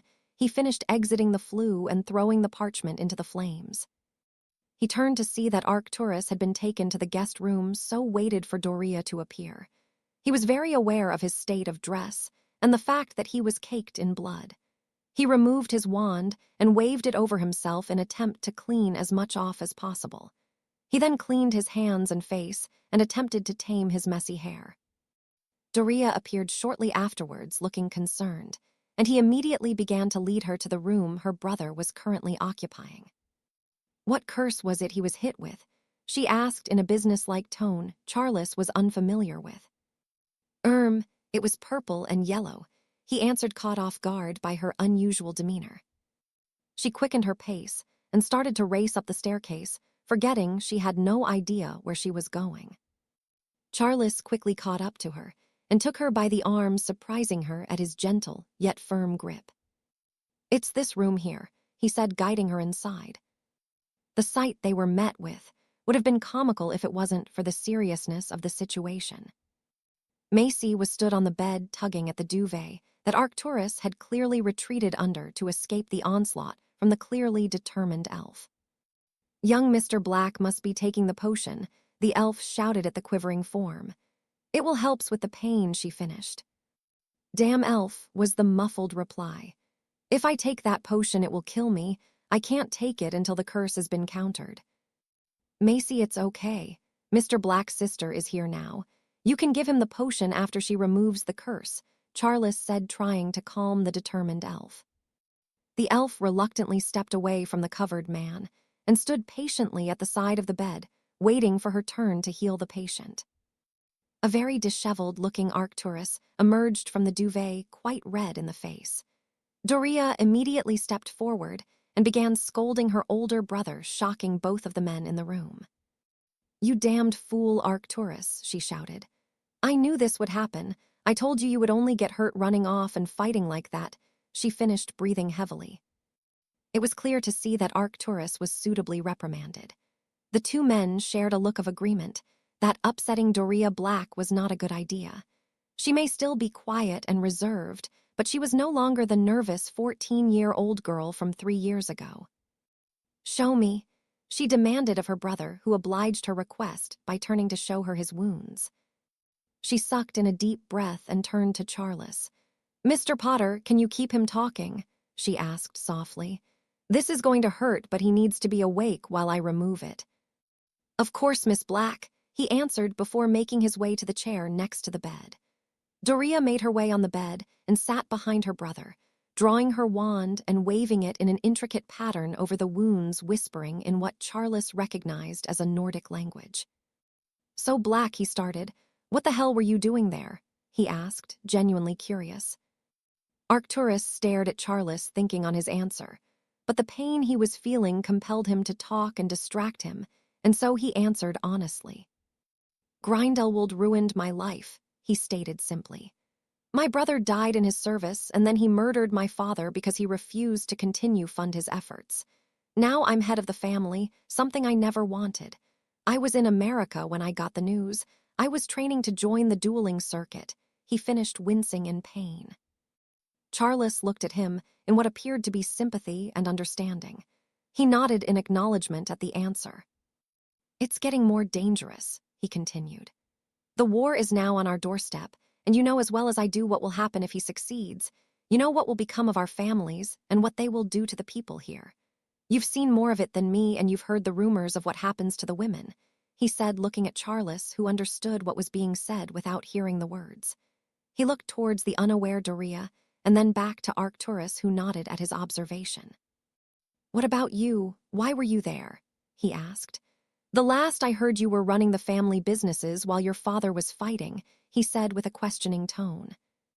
For a brief moment, Charles looked devastated. He closed his eyes for a few seconds, and when he opened them, the sadness had passed, and in its place was a fierce look of hurt and anger. "Gryndled killed my father," he said simply. "He cursed him in the back. The coward didn't even fight him like a man," he finished, shaking in rage. "They managed to bring him back home, but he had already succumbed to the curse, and there was nothing that could be done.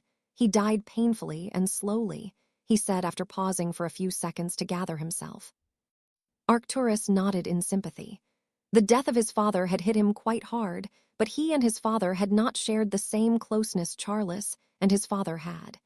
He could see the pain in the man's eyes, and he truly felt for him. "What about your mother?" he asked in an attempt to draw Charles away from his clearly dark thoughts and to distract himself from the pain he was feeling. "She broke down badly after my father died, and when she found out I was going to fight, she said that she couldn't face losing me too. She went to stay in one of our family homes somewhere in the tropics," he answered. "I can't just sit here and do nothing," he added. "My father fought because he knew it was the right thing to do, but I fight for nothing but my revenge for what he has done to me and my mother." He finished, his eyes ablaze once again. Arcturus remained silent, waiting for him to continue, knowing he needed to vent. "I will get that bastard," he continued, breaking the momentary silence. "If it's the last thing I do, I will get him," he spat uncharacteristically. "I'm finished," Doria suddenly said, breaking the tense atmosphere.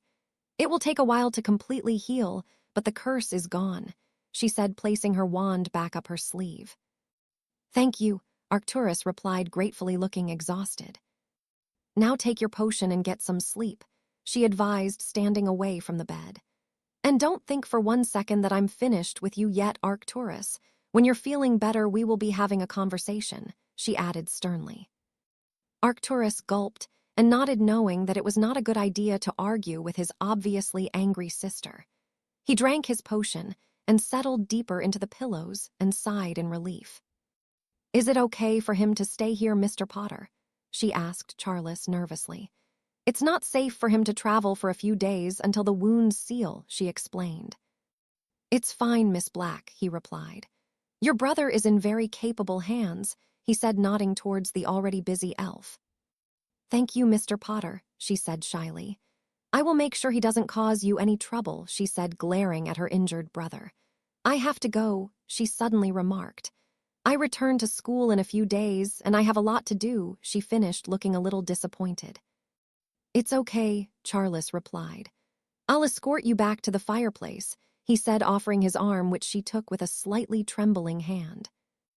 They exited the room, leaving an already sleeping Arcturus to start his recovery. They made their way slowly back to the drawing room, not saying a word, both seemingly content at the small amount of contact they were sharing. All too soon they reached their destination, both hesitating to release the touch of the other. When there was no longer an excuse to hold on to his arm, Doria released her grip slowly and clearly with reluctance. "Thank you again, Mr. Potter," she said in her usual soft voice. "If you hadn't have gotten him back so fast, he wouldn't have survived the night," she explained, grimacing at the thought. "Can I come and check on him tomorrow?" she asked hopefully. "You're welcome, Miss Black," he replied simply. "You can check on him any time. The flu is open to you," he finished with a gentle smile. "Thank you," she said, simply returning his smile shyly. "Good night, Mr. Potter," she said, throwing a handful of flu powder into the fire. "Good night," he said. "And Miss Black?" he asked, gaining her attention. "Yes, Mr. Potter," she asked curiously. "I told you 3 years ago that it's Charles to you. It always will be," he finished, his eyes twinkling as he smiled a little more. Doria blushed and simply nodded before disappearing into the emerald flames. Harry was suddenly pulled from the memory and found himself once again in the room he was staying in alongside Arcturus, who was looking quite melancholy. "What happened next?" Harry asked timidly. Arcturus looked at the boy in front of him, internally pleased with his curiosity about his grandparents and how they became to be. "It took me 3 weeks to recover from that curse," he said casually.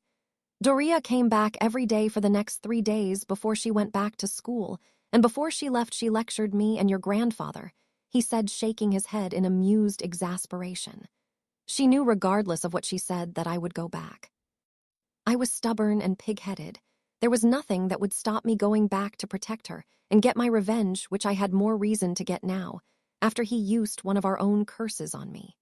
She took Charles aside a few times to talk to him, but I don't know everything she said, but I do know that she begged him not to lose himself because of revenge. He told me many years later that she told him he was a good man, and it would be such a shame if he took his revenge and couldn't live with what he had done to get it after the war was over. He concluded, looking thoughtful once again.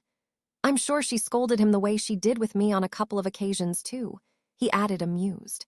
He came back after a conversation with her a few times, looking like a child who had been reprimanded. "I've never known Charles to look like that since those times, and I'm sure Doria was the only one who could talk to him that way and get away with it. People respected and feared Charles too much to even try that tact with him, but Doria didn't care. She knew Charles would never do anything to hurt her. You can see from that memory that he had quite the soft spot for her, even though I'm sure she was unaware of it at the time. She felt something for him too, but I think for her she thought that there would never be a chance for them. There was no guarantee that Charles would come back from the war, and even if he did, she didn't think that a Potter would be interested in a Black. It was just not a possibility in her eyes. The backlash that Charles would get from the lighter and neutral families would be astronomical. I know she thought of him, though. She would often ask after him in her letters, and I would often see him lost in thought during a lull in the battles with the same eyes he had when he was talking to Doria. He never admitted it, but that look was reserved only for Doria, he finished. He paused and went back to thinking for a few minutes before continuing. "During the 3 weeks it took for me to recover Charles, and I formed a tentative friendship. We found we had a lot in common, and we were fighting for similar things. It was the 2nd week that he truly surprised me, though. he said, extracting another memory and placing it into the pensive. This is a short memory, Mr. Potter, but one that will give you a little more of an idea of the kind of man your grandfather was, he said, entering the pensive. Harry followed suit and found himself back in the bedroom they had left only minutes ago. The younger Arcturus was in the same bed, but looking considerably healthier than he had in the last memory. He was sat reading from a book on dueling when Charles entered the room. "Black," he greeted in his usual tone. "If you're going to be coming back with me to fight, then these spells will be useful for you to know," he said, handing Arcturus a small but fairly thick leather-bound book. Arcturus looked at the book, and his eyebrows almost disappeared into his hairline at reading the title. "These are your family spells," he said, unable to hide the surprise in his voice. "They are," Charles replied.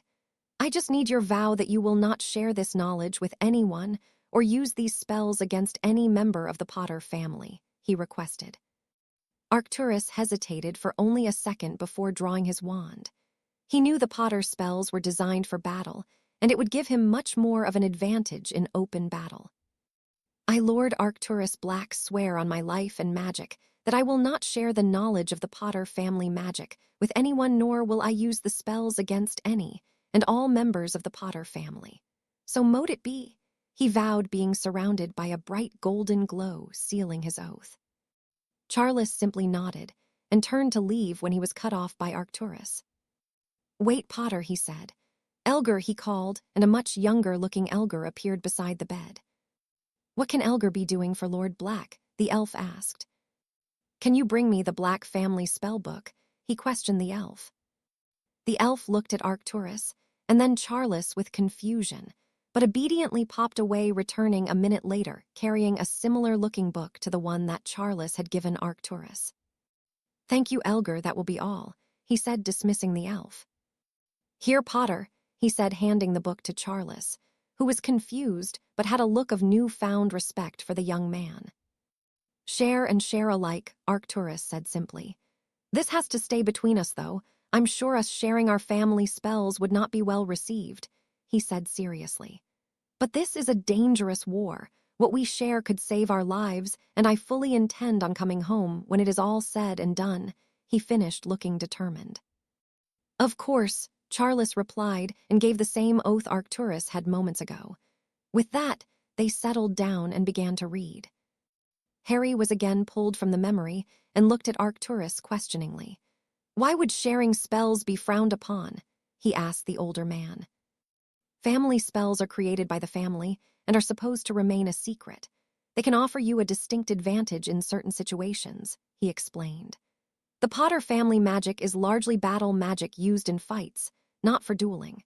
The spells are designed to maim and kill. The Potters are famous for having warriors in its lineage, and their prowess on the battlefield is quite legendary. You saw for yourself what Charles was capable of, and a lot of that was the Potter magic," he explained further. Harry was surprised to learn that his family had their own magic, but was more surprised at the nature of it. "The black magic is based mostly on curses. It's effective in battle, too, but focuses more on one-to-one fighting," Arcturus continued. "We shared our spells knowing that it would give us a whole new advantage. Your grandfather gained a great arsenal of curses and counter-curses that would make any wizard envious. I gained the knowledge and spells of the best battle magic available, and let me tell you, that book gave me spells that saved my life on numerous occasions," he said gravely. "We studied those books intently for the last 2 weeks and practiced each other's spells until we perfected them. For some reason, the different magic came easily to us, something we didn't understand at the time. We came to believe much later that we took to the different magic because we had formed a bond on the battlefield when we fought together for the first time. We both saved each other a few times that day. You saw how we fought together and how we shielded each other during the fight. It seems that from then our magic connected in some way and made learning each other's family magic quite easy," he shrugged. Harry nodded to show that he was still listening, and again waited for the older man to finish his thoughts. "We returned to Normandy when I had fully recovered, and immediately Charles was put in command of a foreign battle group of around 100 wizards and witches," Arcturus continued after a short moment. He placed me as his second in command for reasons unknown to me, and we fought side by side for the next 2 years. In those 2 years, we fought together, ate together, and slept in cots next to each other, often saving each other's lives and bonding in ways that can only be achieved in war. We garnered quite the reputation on the battlefield for being ruthless, and even Gryffindor was wary of us. Since the day Charles got him with that cutting curse, he avoided him. He knew that Charles was not an easy fight, and he couldn't afford another blow to his reputation. The war was finally going our way, and we were pushing them further and further back, and Gryffindor knew eventually he would have to confront our group personally. He did just that in his typically cowardly way. He spat, his voice laced with bitterness and venom. He took a minute to compose himself and released a deep breath. We had finished fighting for another day, and we returned back to camp victorious. As we entered the camp, Charles was handed a letter that he read and simply fell to his knees. I tried to ask him what was wrong, but I could get nothing from him. Eventually, he handed me the letter, and the reason for his state was obvious. His mother had died of dragon pox the week before. He was distraught, and I didn't know what to do for him. He said nothing and went to bed. He explained sadly. I woke up the next day expecting Charles to have left to handle his mother's funeral, but he was still there, and on the surface he looked as he always did. Calm and composed and ready for the day, he continued. The truth was something had snapped within him. I could see it in his eyes that he wasn't really there, his mind was elsewhere, and he was acting purely on instinct. We went into battle that day as we usually did, and Charles was even more merciless than I had ever seen him.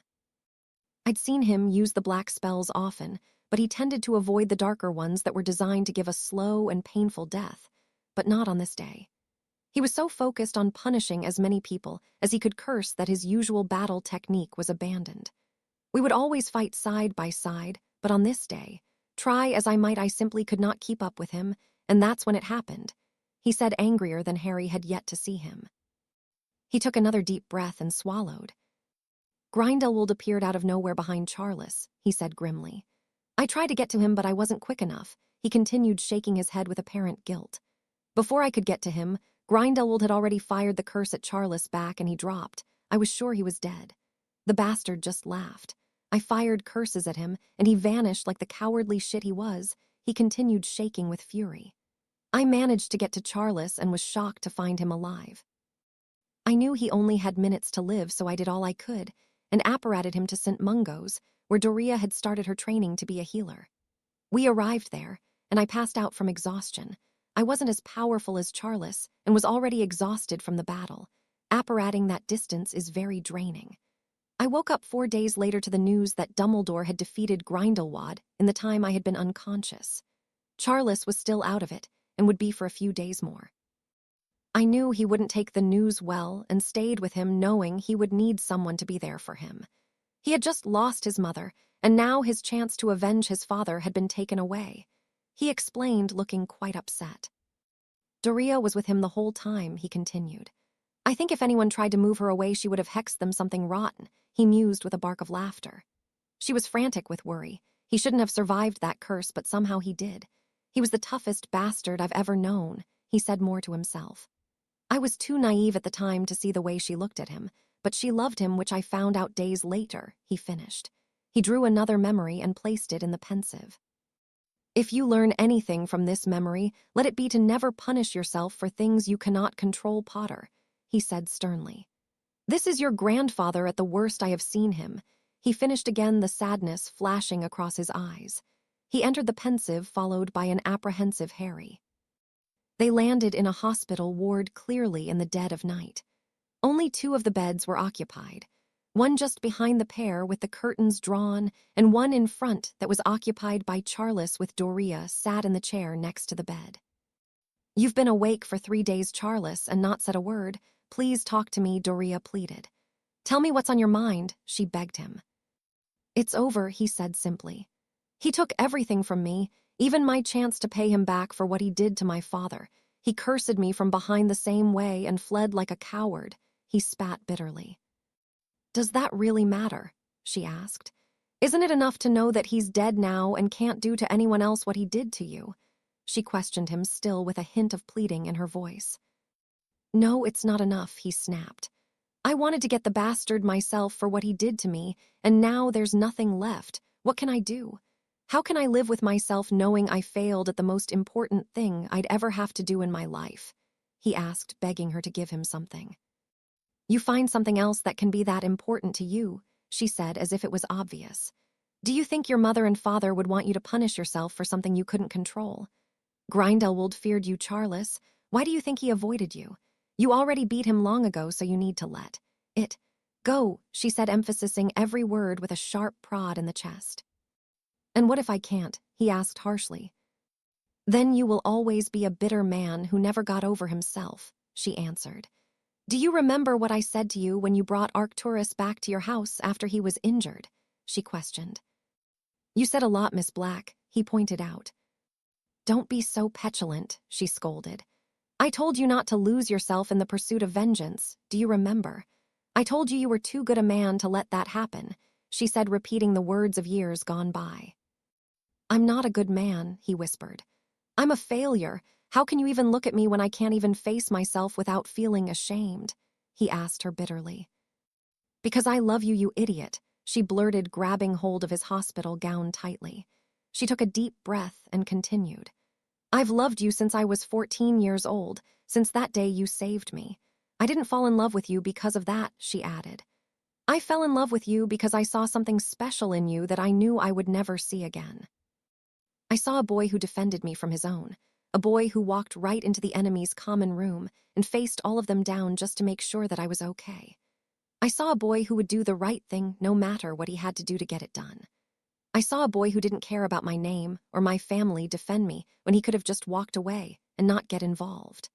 I saw a boy that in that moment only cared about me and how I was and didn't care about the consequences.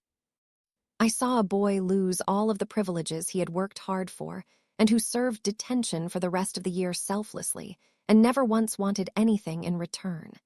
In that boy, I saw the man that you would become, and I fell in love with you even more."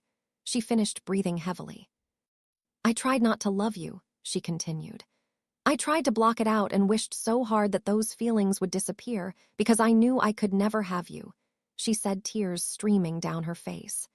"The only thing I wished for more was a way that I could have you and that you would return those feelings so we could be together," she finished, emotionally exhausted. They stayed silent for some time, Charles trying to take in what he had heard and Doria trying to compose herself. She eventually turned to look at him again, tears still in her eyes. "If you really have no other reason to live for but your petty vengeance, then you really aren't the man I fell in love with," she said sadly. "The man I fell in love with wouldn't let one setback ruin his life. He would keep fighting for the people who can't fight for themselves as he always did before. If you can't do that, then you're clearly not the man I thought you were," she concluded, sounding broken-hearted. With that, she left the room and Harry felt himself pulled from the memory, much to his dismay. Harry sat on the edge of the bed again, lost in his own thoughts. He was angry at his grandfather for his pettiness. Throughout that memory, he himself had wanted to shake Charles by the shoulders and scream for him to snap out of it and to stop being a prat. His thoughts were interrupted by Arcturus. "I woke up the next morning and Charles had disappeared," he said. "I was so mad at him. I knew he needed his space to deal with his issues, but he broke my sister's heart.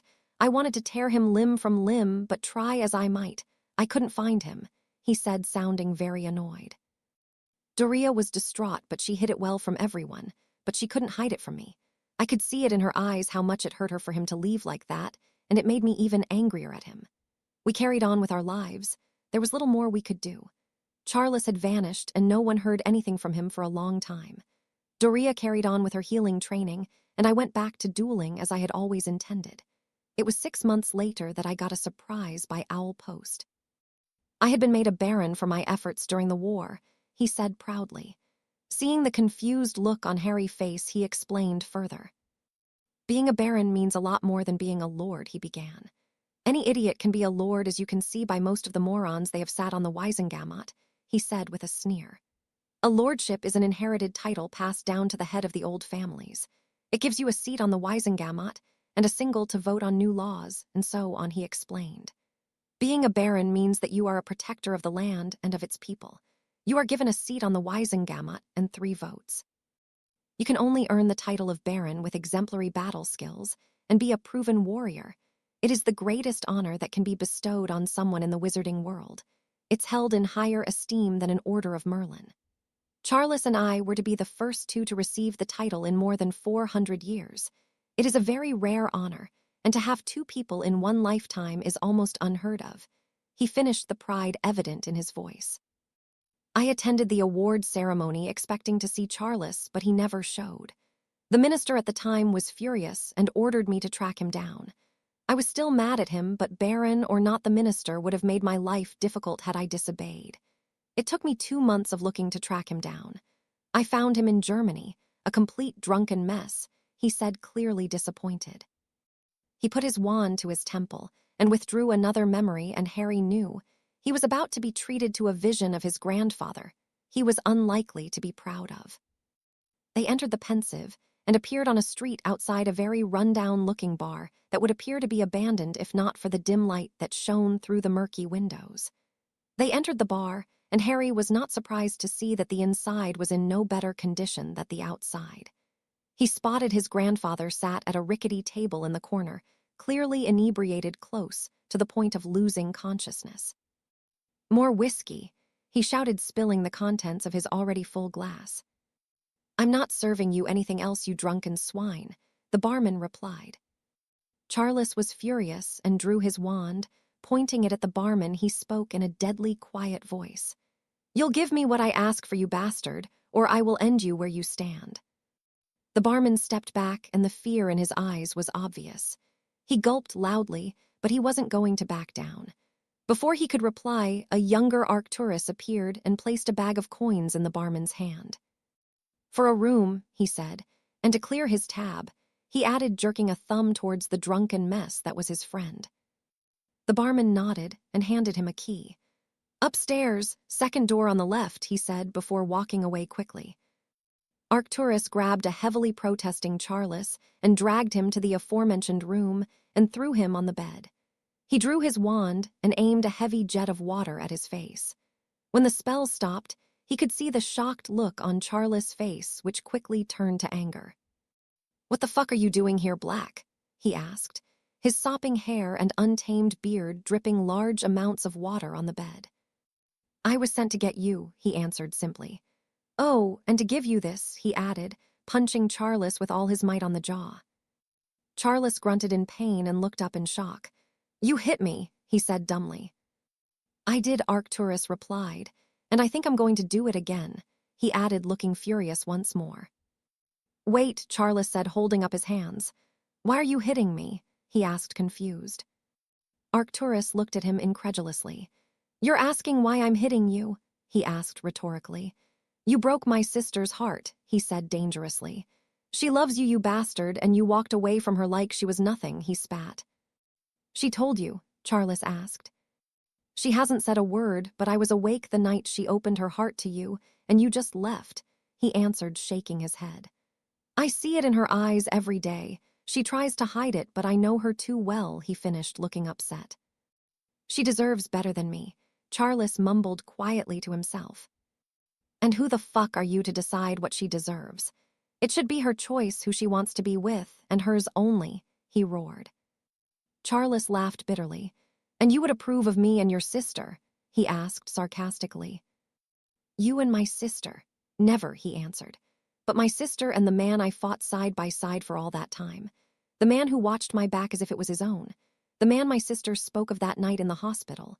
That man would have my approval in a heartbeat, without hesitation," he said truthfully. "You're a fucking mess, Charles. Pull yourself together and be the man you really are instead of the drunken slob sat in front of me, and then you will deserve her. But right now you don't deserve her. You're weak and a fucking coward," he finished, looking at his friend in shame.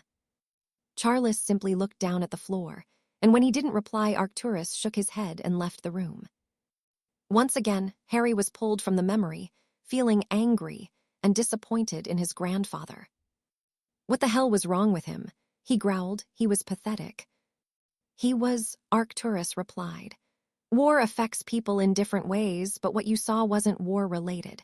That is ultimately what happens to you if you blame yourself for things you have no control over. The guilt consumes you and you become that, he said, pointing at the pensive. So what happened next? He asked. Obviously he came out of it, but it can't have been that easy.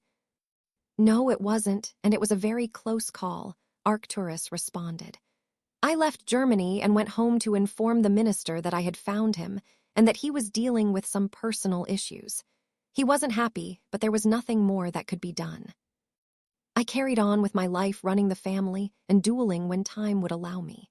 It was almost a year after I had last seen Charles that I received an unexpected owl from Gringotts. He frowned at the memory.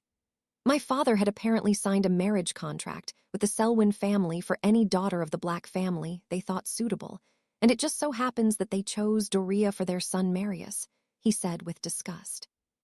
Harry looked horrified at that, but kept quiet, waiting for Arcturus to continue. There were two ways out of the contract. Firstly, I could forfeit the Black lordship and the contents of the family vaults to them. This was something I was unwilling to do. I would not be the one to dishonor the family name that way. The family would become a disgrace, and I refused to allow that to happen. I was proud to be a Black and was raised to hold those values until death, he said defiantly. Secondly, I could duel to void the contract, but it would be against a champion of their choice. The Selwyns themselves were excellent duelists, and I knew if it wasn't a Selwyn, then their champion would be extraordinary. This was the more viable option, but there was a problem. I had only 3 days to do one or the other to void the contract, or the wedding would go ahead. The real problem was that I had been injured the day before in a duel, and my wand arm was literally in pieces. Skeelgrow wasn't what it is now and would take a week to heal. But I decided I would fight with my off arm. My pride would not allow me to back down, so I sent off the owl with my request, he finished. This is what happened the day of the duel, he said after a moment, drawing another memory with his wand and placing it in the pensive. They entered the memory, and Harry found himself in what appeared to be a small Quidditch stadium, filled to capacity with around 3,000 witches and wizards in attendance to watch the duel. This was the venue the Selwyns chose, Arcturus said from his right. Duels like this were done publicly often, he explained. Especially duels of this magnitude, it was very rare that anyone was willing to duel a Black, he said knowingly. I knew they were up to something. They wouldn't have accepted a duel with me if they didn't have a plan they truly believed would work, he finished. Harry took in his surroundings. In front of him was a large area marked out where the duel would take place. To his right, he could see the younger Arcturus with a heavily bandaged arm placed in a sling, looking nervous. Next to Arcturus was Doria, who looked nothing short of terrified, surrounded by what appeared to be the entirety of the Black family. The Selwyns were stood on the other side of the marked area, looking very smug. Harry immediately disliked them all simply by how much they reminded him of the Malfoys. Harry could see Doria and the younger Arcturus whispering furiously, so he moved closer so he could listen. Please don't do this, Arcturus, Doria begged. I'll marry their son, you don't have to fight, she said in tears. Yes, I do, was his simple reply. If I don't, then everyone will think they can treat us like this, and I won't stand for it, he whispered back furiously. Just let me handle it, Doria, it will be okay, he finished, turning away from her to face the Selwyns. Seeing that Arcturus was ready, the head of the Selwyn family stepped forward and raised his wand to his throat. Ladies and gentlemen, today you will bear witness to the embarrassment and humiliation of the Black family, he began gleefully. A contract between our families was signed, and that contract stated that we would be given any choice of any unmarried Black female of our choice. We made our choice, and that dishonorable family, he said pointing at the Blacks, have gone back on the word of their former head of house. He finished, eliciting a mass of jeering from the crowd. He had a choice and could have simply forfeited the family title and wealth to me and my family, but he chose to take the approach that would force my family to use violence, something we did not want, he said, shaking his head in mock disgust. However, it will not be a member of my family fighting this man today. I would not risk my blood against their dark magic, so I have found a willing champion who will fight for my family honor and the right to the stated marriage in the contract, he said, bowing to the crowd. Ladies and gentlemen, I give to you, representing the Selwyn family, the undefeated warrior Hans Gauladier, he finished with a flourish. The crowd was in what appeared to be stunned silence, and Harry looked at Arcturus questioningly. Gallaudier was Grindelwald's right-hand man during the war and escaped justice through bribery and corruption, he said bitterly. He was a disgusting pig, famous for his brutality and sickening perverse tendencies. Rape, murder, and torture were his forte, and that was before he aligned himself with Grindelwald. He was feared across the continent, and the Selwyns would have had to pay him a fortune for him to fight for them. Brutality, no matter how disgusting, at that level does not come cheap, he said with a grimace. Using him became the Selwyns' downfall. They had exposed themselves as a dark family and have not recovered since, he stated.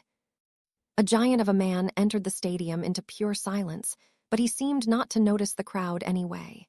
He looked as though he was taking a leisurely stroll, not going into battle. He was almost as big as Hagrid, but with less hair and very ugly to boot. He wore nothing on his top half, but wore brown trousers with charcoal boots on his feet. He was very well built with well-conditioned, defined muscles. He had various scars on his torso and face, and his head was completely hairless and shaped like an egg. He looked like a simple brute, but his eyes had intelligence to them that Harry did not expect to see. Even he knew in his very limited experience that he would be a formidable opponent. By now Doria was beside herself and inconsolable. The rest of the Blacks looked a mixture of horrified and nervous. Arcturus stepped forward looking apprehensive, but also determined. He knew there was no backing down now. Upon seeing his arm in a sling, the brute of a man laughed and turned to the Selwyns. "What's this?" he questioned them, clearly annoyed. "You promised me a real fight, and yet you hand me a cripple," he stated. "You're quite right," the head of the Selwyn family said, amused, and laughed a pompous chuckle. "It would not be fair for you to fight a cripple," he mused. "Black," he called in an amplified voice. "My champion is unwilling to fight a cripple. Can you offer an alternative?" He laughed again. He offered the Blacks the chance to have someone fight for them, knowing they were very unpopular in the wizarding community despite Arcturus being a baron, a title that many thought he had bought or obtained through dubious dealings with high-up people. He laughed again, knowing no one would willingly fight his champion for all the money in Gringotts. He turned and addressed the crowd in a confident and cocky manner. "Is there anyone who will fight for the cripple and his dishonorable family?" he asked the crowd mockingly. Silence followed his question. "Surely there's someone with a death wish out there. You may even earn a favor from the Black family," he finished jokingly. Many in the crowd laughed at his quip, and then began to talk amongst themselves. Arcturus growled at Selwyn, and his antics furious that the man was treating the situation so lightheartedly. "I'll fight for them," an amplified voice suddenly broke through the murmurings of the crowd. Selwyn looked momentarily shocked, before smirking and addressing the crowd again. "Ah, we have a corpse. I mean volunteer," he corrected. "Well then, step forward, my brave fellow, and make yourself known," he finished with a flourish. A section of the crowd parted to reveal a very intense-looking Charles Potter. Harry gasped at the difference in the man. He had packed on several pounds of muscle, and the fire in his eyes was ferocious, even more so than he had seen it before. His hair was still messy, but had been cut short, and he was clean-shaven, no longer looking like a drunken mess. The crowd was shocked into silence both by someone being foolish enough to volunteer, and by the fact that it was a Potter stepping in to defend a Black. Arcturus was simply stunned. He had not seen Charles in a year, and clearly he had been very busy. He watched as Charles approached, looking every part the man he knew he should be. Doria looked torn. She was a mixture of happiness, her eyes alight with the love she still felt for him, but her face was a mask of anger. She sat completely still, not being able to decide between pummeling him and jumping in his arms. The rest of the Black family looked shocked and confused. They were unaware that a friendship existed between Arcturus and Charles, and simply could not understand why a Potter would fight for their family when they had always somewhat been at odds. "Baron Black," Charles acknowledged his old friend. Baron Potter, Arcturus returned the formal greeting. "What are you doing, Charles?" he asked quietly. "I'm fighting for those that can't fight for themselves, as I always have," he said, nodding towards his injured arm. And I'm watching your back as if it was my own, he added, replaying Arcturus' own words back to him. Arcturus shook his head. You don't have to do this, he said. This is a family duel, and you're committing social and political suicide by siding with us, he finished. Of course I have to do it, Charles remarked. We always went into battle together, why should we break tradition now? He asked with a mischievous grin. Arcturus shook his head again, still in disbelief at the presence of Charles. Well, good luck, Charles, he said, extending his hand, which his friend took. If that bastard doesn't kill you, my sister looks like she wants to give it a try, he added in amusement, nodding over Charles' shoulder towards his now shaking sister. Charles gulped and pulled Arcturus closer. Is it strange that I'm more frightened of her than that big pile of shit back there? He asked, only half joking. Arcturus let out a bark of laughter. No, he replied, shaking his head. That means you've got your priorities about right, he said, chuckling. Charles smirked at his friend before turning to face his foe, the amusement in his face being replaced by a determined look, and his eyes now alight with power. The joviality of the Selwyn family had well and truly finished when Charles appeared. They all now looked concerned and angry. Selwyn SR in particular was beside himself. What the fuck concern is this of yours, Potter? He spat venomously. Charles sent him a death glare that had the other man recoiling. Well, Selwyn, I have reasons which I will not share with you. Other than those, when you bring a murdering rapist and vile creature like that, he said, pointing at Gauleiter, into our country, then it's my duty as a baron to deal with it, is it not? He asked, glowering at the colossal man. Gauleiter was furious. No one dared mock him the way Potter was. He had heard of Potter and knew he was in for a real fight if his skill was on par with only half of what his reputation was. He was silently fuming now, waiting for what could be the fight of his life. He was both nervous and excited, the feeling before a worthy battle, a feeling he was no longer familiar with. Charles turned back to a nervous-looking Selwyn. Rules, he asked casually.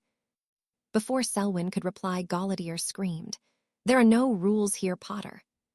He charged forward, attempting to tackle Charles to the ground. He simply sidestepped the behemoth, and as he landed on his front in the dirt, he threw a cutting curse and a stinging hex that connect on his rear end. The man roared in pain and fury and was on his feet again in the blink of an eye. The younger Arcturus on the sidelines facepalmed, shaking his head in his hand. An action mimicked by the older one stood next to Harry, who was shocked. Why would he use a stinging hex? He asked, confused. An angry opponent makes mistakes, was Arcturus' simple reply. Harry turned back towards the action and was simply amazed at what he was seeing. The giant man had drawn his wand and was firing completely devastating curses and jinxes towards Charles, who was simply dodging and twirling with the grace of a ballerina to avoid them. Try as he might, the man just could not hit Charles, and it only infuriated him more. Charles began to fire back while still maintaining his dodging and footwork. It was spectacular to see. The speed and the power of his spells was magnificent, and Harry was completely amazed by his grandfather. He landed 2 bone-breaker curses on the giant's off-arm that resounded with loud enough cracks to be heard throughout the entirety of the stadium. The man screamed in pain as the broken bones punctured the skin for all to see. His own rhythm was only interrupted for a brief second at this setback before he was back at his own powerful spell casting, still failing to hit his faster and magically more powerful opponent. He suddenly stopped his casting and focused his power before whipping his arm upwards in a vertical. Stone spikes began to erupt from the ground in an attempt to impale Charles, who simply looked amused. He levitated himself wandlessly above the battleground to the surprise of the crowd. He swept his wand across the field, and the spikes crumbled to a fine dust which he gathered up with a gust of wind from his wand. He twirled it in a semicircle repeatedly, and the debris of the conjured spikes formed a tornado that Charles sent towards his foe while lowering himself to the ground.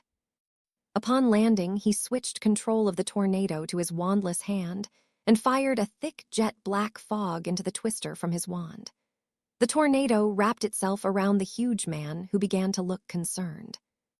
Charles then conjured an equally black stream of fire that he sent into the swirling vortex, also followed by a wave of green fire. The two flames snaked into the wind, remaining separate, but flowing in tandem with one another. The effect was as beautiful as it was dangerous. With a flick of his wand, the twister imploded and cascaded to the ground as though it was water. What was left behind was quite the gruesome sight. Gallaudet was covered in blackened, seared flesh that was smoking and giving off a sweet, sickly smell that filled the stadium. The crowd had expected to see a duel, but what they were witnessing was a real fight. Amongst the shocked faces, the sound of vomiting could be heard, and many covered their ears from the screaming that was coming from the still smoking man. The Blacks were looking at Arcturus questioningly, knowing that the black flame and the fog were family spells.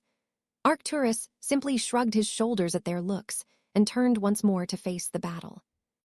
Charles stood just glaring at the man, looking as dangerous as Harry had ever seen him. This was why he was respected, and this was why he was feared with a wand. He was terrifying, but at the same time, knowing he was a good man was equally comforting. He was not dark or evil, but did what was necessary to survive and to protect those around them. It was at this moment that he knew who the voice belonged to who spoke alongside his mother after he had been hit by Riddle's killing curse. It was Charles. It was his grandfather who had told him what he was and what he should do to ensure he survived.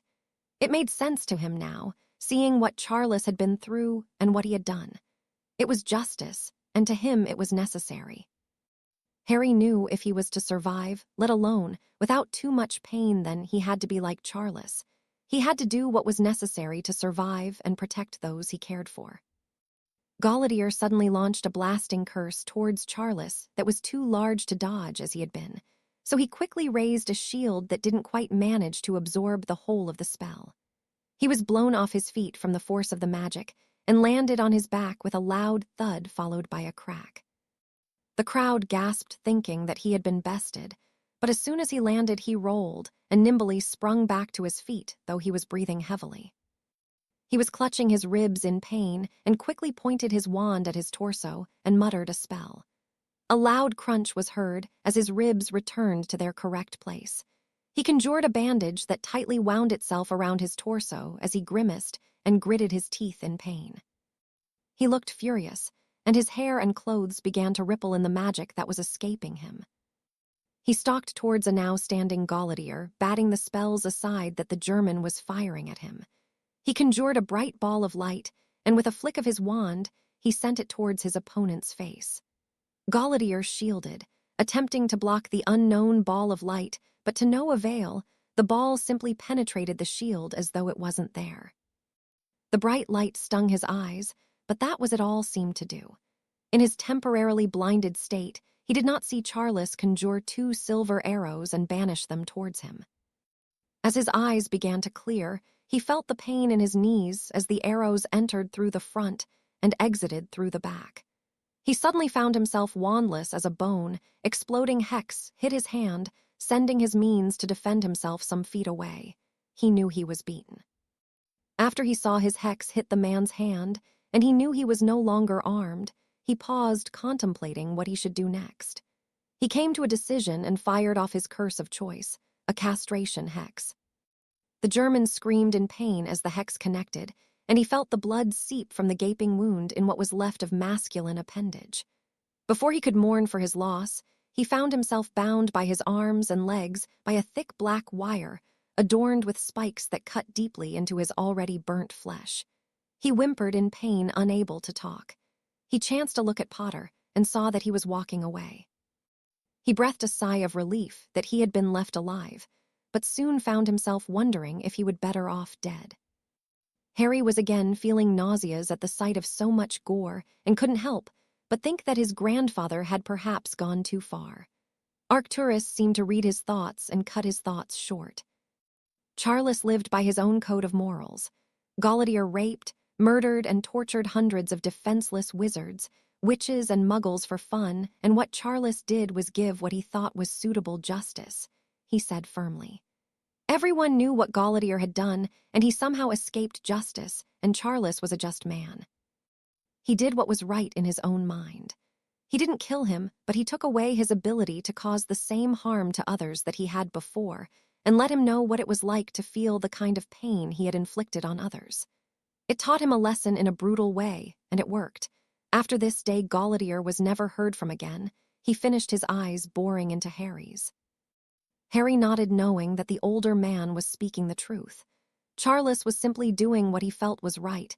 He clearly did not enjoy it, but he did it out of necessity. He turned again to see Charles approaching Arcturus again, but before he could get there, he was cut off by a shaking and teary-eyed Doria. "Charles Potter," she hissed, staring at him through narrowed. "Hello, Miss Black," he replied, nervously dragging his hand through his hair. "Hello, Miss Black," she asked, folding her arms across her chest and raising a single eyebrow. "That's all you have to say after all this time, after I opened my heart to you, spilled my deepest feelings for you and you left. That's all you have to say," she screamed at him. By now, the entire crowd was watching the surprising encore. "I'm sorry," he said quietly. "Oh, you're sorry, are you?" she asked, rhetorically, walking forward and backing Charles up with repeated sharp pokes to the chest. "And what exactly are you sorry for?" she inquired further. "Everything," he replied. "I'm sorry for leaving, and I'm sorry for hurting you. More than anything, I'm sorry for losing myself the way I did after you asked me not to and becoming what I did," he said, sincerely looking her in the eyes. "My biggest regret, though, is not taking you in my arms that night in the hospital and telling you that I love you too with all my heart, and that I always have, since that day in your common room when you looked at me as though you didn't want to leave my arms." He finished, taking her hands in his. "I didn't want to," she whispered. "It felt so right being there," she continued, more to herself than to anyone else. "What brought you back?" she asked. "The love of a beautiful woman and the words of a brother," he answered, nodding towards Arcturus. "And a good punch to snap me out of it," he added, looking quite embarrassed. Doria looked sharply at her brother, who looked sheepish under her glare, before she turned back to Charles. "What if it's too late? What if I can't forgive you? And what if it's not what I want anymore?" she asked, looking at him intently. Charles took a deep breath and closed his eyes for a moment before answering. "Then I will have to accept that, but I will never stop trying to be the man you deserve. I made that mistake once, and I won't let that happen again," he said. "If my mistake has already cost me you, then so be it," he shrugged. "I have to live with that, but it won't stop me from loving you," he finished, his eyes sparkling with unshed tears. Doria was openly crying, not able to keep her tears at bay any longer. "Why did you fight today?" she asked. "Did you fight for me?" she questioned further. He swallowed deeply before answering. "No," he answered. "I didn't fight for you. I was hoping I still had your heart, and that giving you mine would be enough," he said. "I fought for your brother because it was the right thing to do. I fought for a friend and a brother of mine, seeing that he wasn't able to the best of his ability," he said, motioning to Arcturus' arm. "I fought in the hope that had our roles been reversed, he would still fight for me the way we always fought for each other," he added with a hopeful look towards his friend, who simply nodded in reply. "You really mean that?" Doria asked neutrally. Charles nodded in reply, maintaining eye contact with the woman who held his happiness in her hands. In a blur, she had thrown herself in his arms and began to sob uncontrollably. A shocked Charles hesitated only a moment before wrapping his arms around her, burying his face in her hair and holding on as though he would never let go. "That's the man I fell in love with," she mumbled into his chest. There was no cheering from the crowd. They were shocked into silence by the sight of a Black in the arms of a Potter. Never had any in attendance ever even considered they would see such a sight. The Blacks were equally shocked at the sudden turn of events. They looked at each other dumbfounded, not able to form a coherent sentence between them. One of them managed to find her voice, finally breaking the silence. "Would someone care to explain just what is going on?" she demanded. "It's okay, Cassie," he replied. "I'll explain everything later," he told his older sister firmly, not wanting to discuss it in such a public forum. "You're okay with this?" she asked him quietly. Arcturus looked at her calculatingly before replying. Yes, he answered shortly. Can you think of a better man for her? He asked, nodding towards Doria. Doria, she called to her sister, who extracted herself from Charles' chest, smiling contentedly. You love him? She asked. Doria looked up at Charles, then back to her sister and nodded. I do, she said quietly. Cassiopeia looked at the other members of her family and just shrugged in acceptance. I told you all that I won't pick your spouses for you or sign any contracts, Axorus said. I meant that, and if Doria chooses to be with Charles, then that's her choice and we will all accept that, he said firmly. He has my approval. I can think of no other man I would trust with Doria. He fought for us today because it was the right thing to do, and he has fought with me hundreds of times before. He shared his family magic with me willingly, so I would be a better fighter, and we have saved each other's lives countless times over the years, he finished. You showed him our family magic, didn't you? Cassiopeia asked. That's where he learnt those spells, she stated. Yes, I did, Axorus answered unashamedly. We shared our magic. It was war, and we took every advantage we could, he said, standing firm under the glare of some of his family members. And you trust him? She hissed the question at her brother. With my life, came the reply, as I have on countless occasions.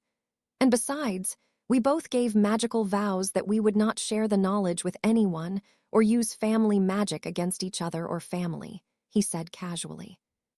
You gave a vow not to use your family magic against each other or each other's families, Cassiopeia asked incredulously. We did, Axorus answered. Wait a minute, Charles cut in, looking annoyed. That's why you punched me, isn't it? He asked. You couldn't hex me, so you hit me like a common thug, he added, frowning. You deserved it, was the simple reply he received. Charles just shrugged in reply. The back and forth between the two was cut short when they were interrupted by the sound of a cough coming from the gathered Black family members. Charles turned to see a woman standing amongst them who clearly was not one of them. She had dark brown hair and hazel eyes with pale skin. She was delicate-looking and quite beautiful in her own right. She was fairly short and petite with a look of intelligence, and she was smiling softly. Arcturus took her hand, drawing her closer before addressing Charles. This, he said, motioning to the woman, is my fiancée, Melania, he finished introducing her. Baron Potter, she greeted him with a slight curtsy. I've heard a lot about you, she said, looking up at the man. Ah, well, you shouldn't believe anything he tells you, he said, pointing at Arcturus. He's reckless, and you can't believe a reckless man, he explained, eliciting a huff from the other man. I'm not reckless, he retorted. Yes, you are, Doria cut in. Arcturus just frowned at his sister. Melania laughed before addressing Charles again. I assure you, Baron Potter, I have heard only good things about you from him, she said, smiling gently. Then he is the most honest man I know, and you should believe everything he's told you, he replied, gaining a laugh from both women. When did this whole thing become about me? Arcturus asked petulantly. Charles laughed at his friend. Don't worry, Arcturus, Doria consoled him. I haven't even started with Potter yet. Don't think you're off the hook, she finished, looking sternly at the now horrified man. It was Arcturus, turned to be amused by his friend's expression. Baron Charles Potter, he mocked. Will fight any man with a wand, scared of my sister, he finished, looking gleeful. I don't know why you're laughing, Arcturus Black, Melania said, glaring at the man. Do you really think you're off the hook for putting me through what you have the last 3 days? She asked in a scolding fashion. Thinking about fighting that brute with your offhand, she added, shaking her head and linking arms with Doria. You really are a reckless prat, she finished, leading Doria away from the two, now very cowed men. The two men shared a knowing look before Arcturus broke the silence. Do you really think you can handle my sister? He asked, only half jokingly.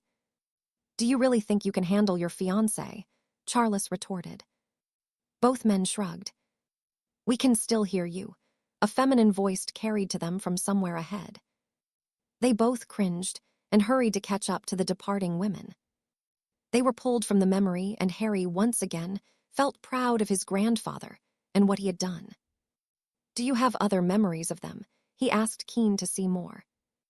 The older man looked at the teen, for some time before answering. I have hundreds of memories of them, but it is mostly day-to-day stuff. We can look at more later, he said, placating the boy who looked disappointed. I simply wanted you to understand where you come from and the kind of man your grandfather was. What happened to them? Harry asked tentatively. How did they die? Arcturus looked sad and stayed silent for several minutes before answering. Doria was a healer, as you know. Just before you were born, there was a wizard flu pandemic, and she caught the illness badly, he sighed. She recovered from it fairly well, but she was severely weakened by it. She stayed alive long enough to see you born and lived to hold you as she wanted to. She died a few months after you were born, he said sadly, suddenly looking very old. He paused to compose himself. Charles lived for Doria, and when she passed, he was never the same. He stopped taking care of himself and deteriorated. This was when Riddle was becoming a real problem. Everyone knew of Charles and his prowess with a wand, and Riddle knew he would never convince him to work with him, so he tried to take him out, he said, looking angry. Harry looked nothing short of murderous.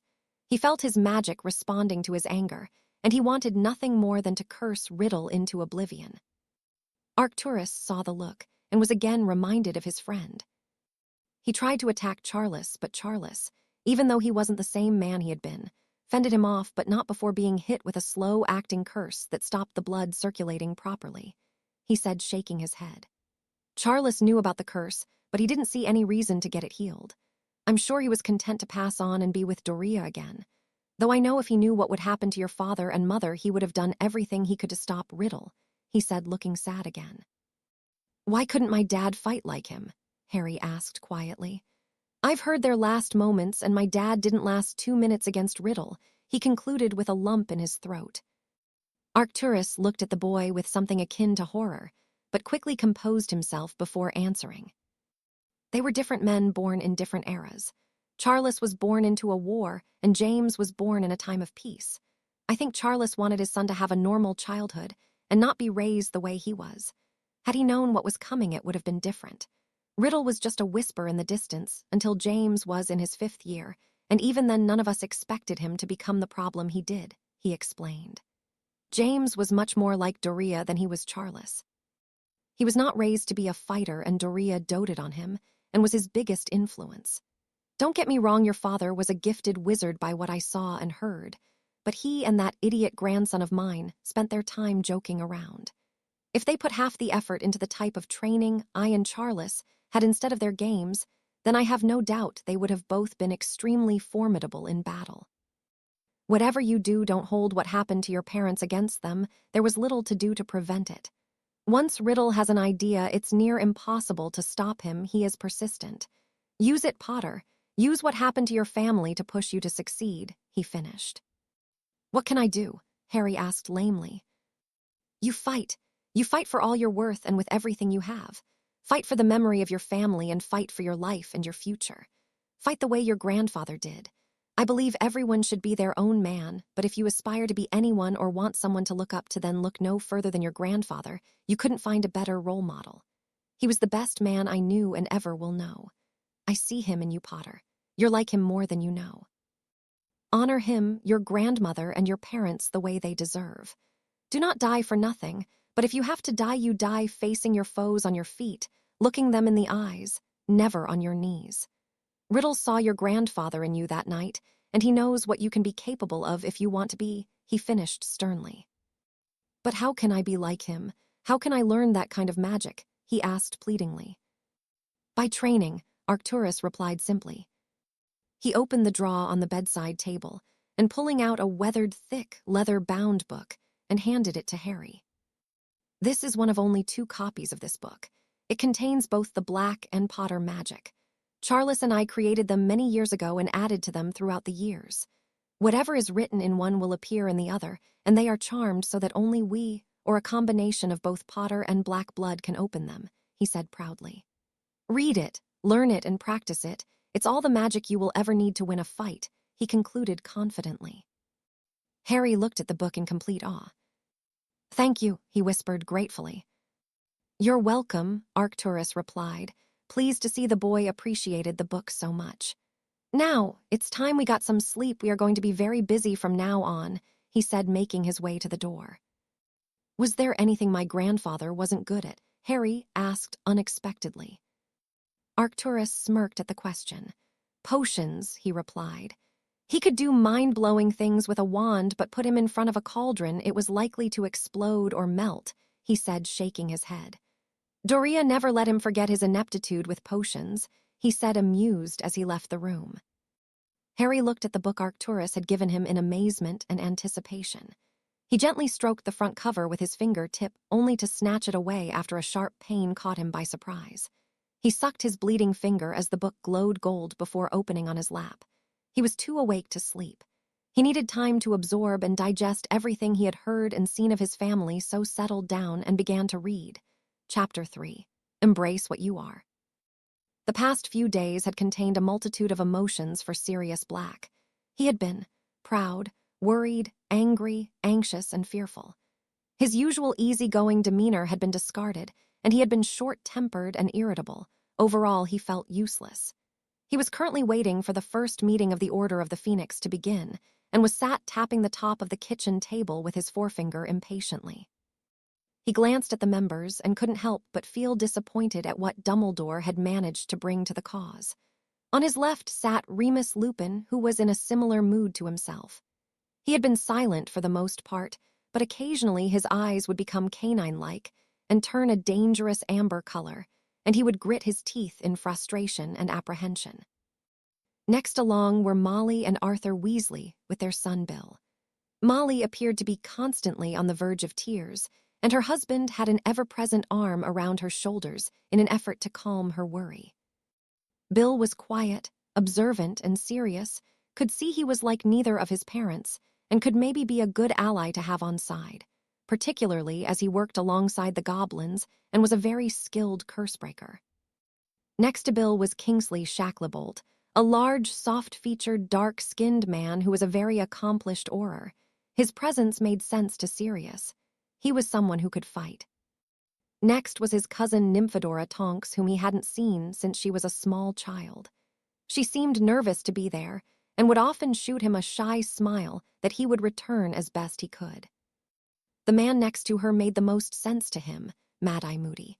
He was a very decorated orar and was a real asset in the last war.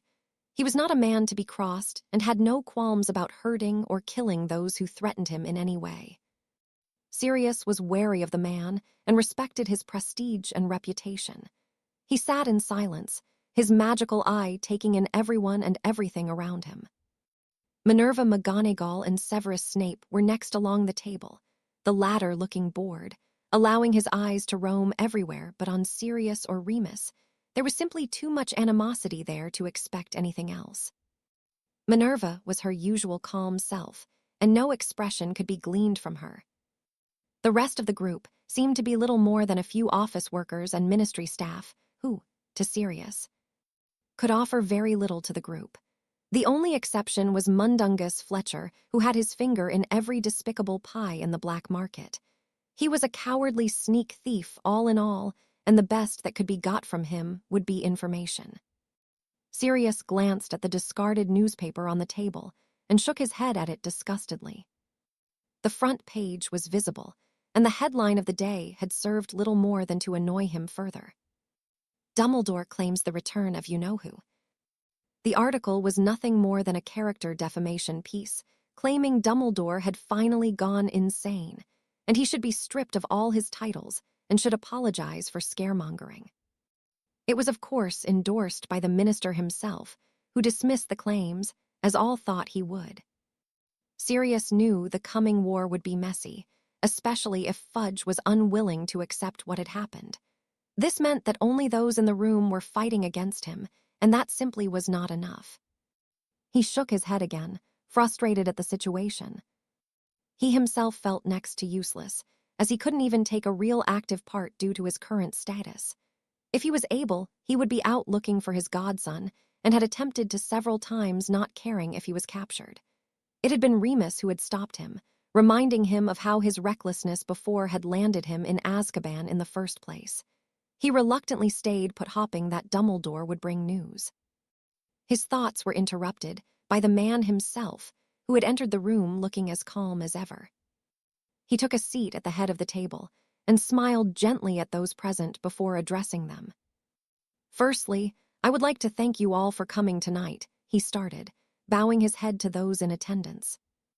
Before he could continue, however, a clearly worried Sirius cut him off. "Where is Harry?" he asked, clearly fearful of the condition of his godson. "This whole thing isn't about Potter," Snape spat. "This is about the Dark Lord returning. Just because Potter has decided to disappear and sulk, it doesn't mean we should be wasting our time looking for the brat," he finished, feeling smug at the horror on his childhood foe's face. Sirius exploded to his feet, his face twisted into a look of unadulterated hatred and rage. All present were reminded of the fact that he was a Black. The easygoing prankster was nowhere to be seen.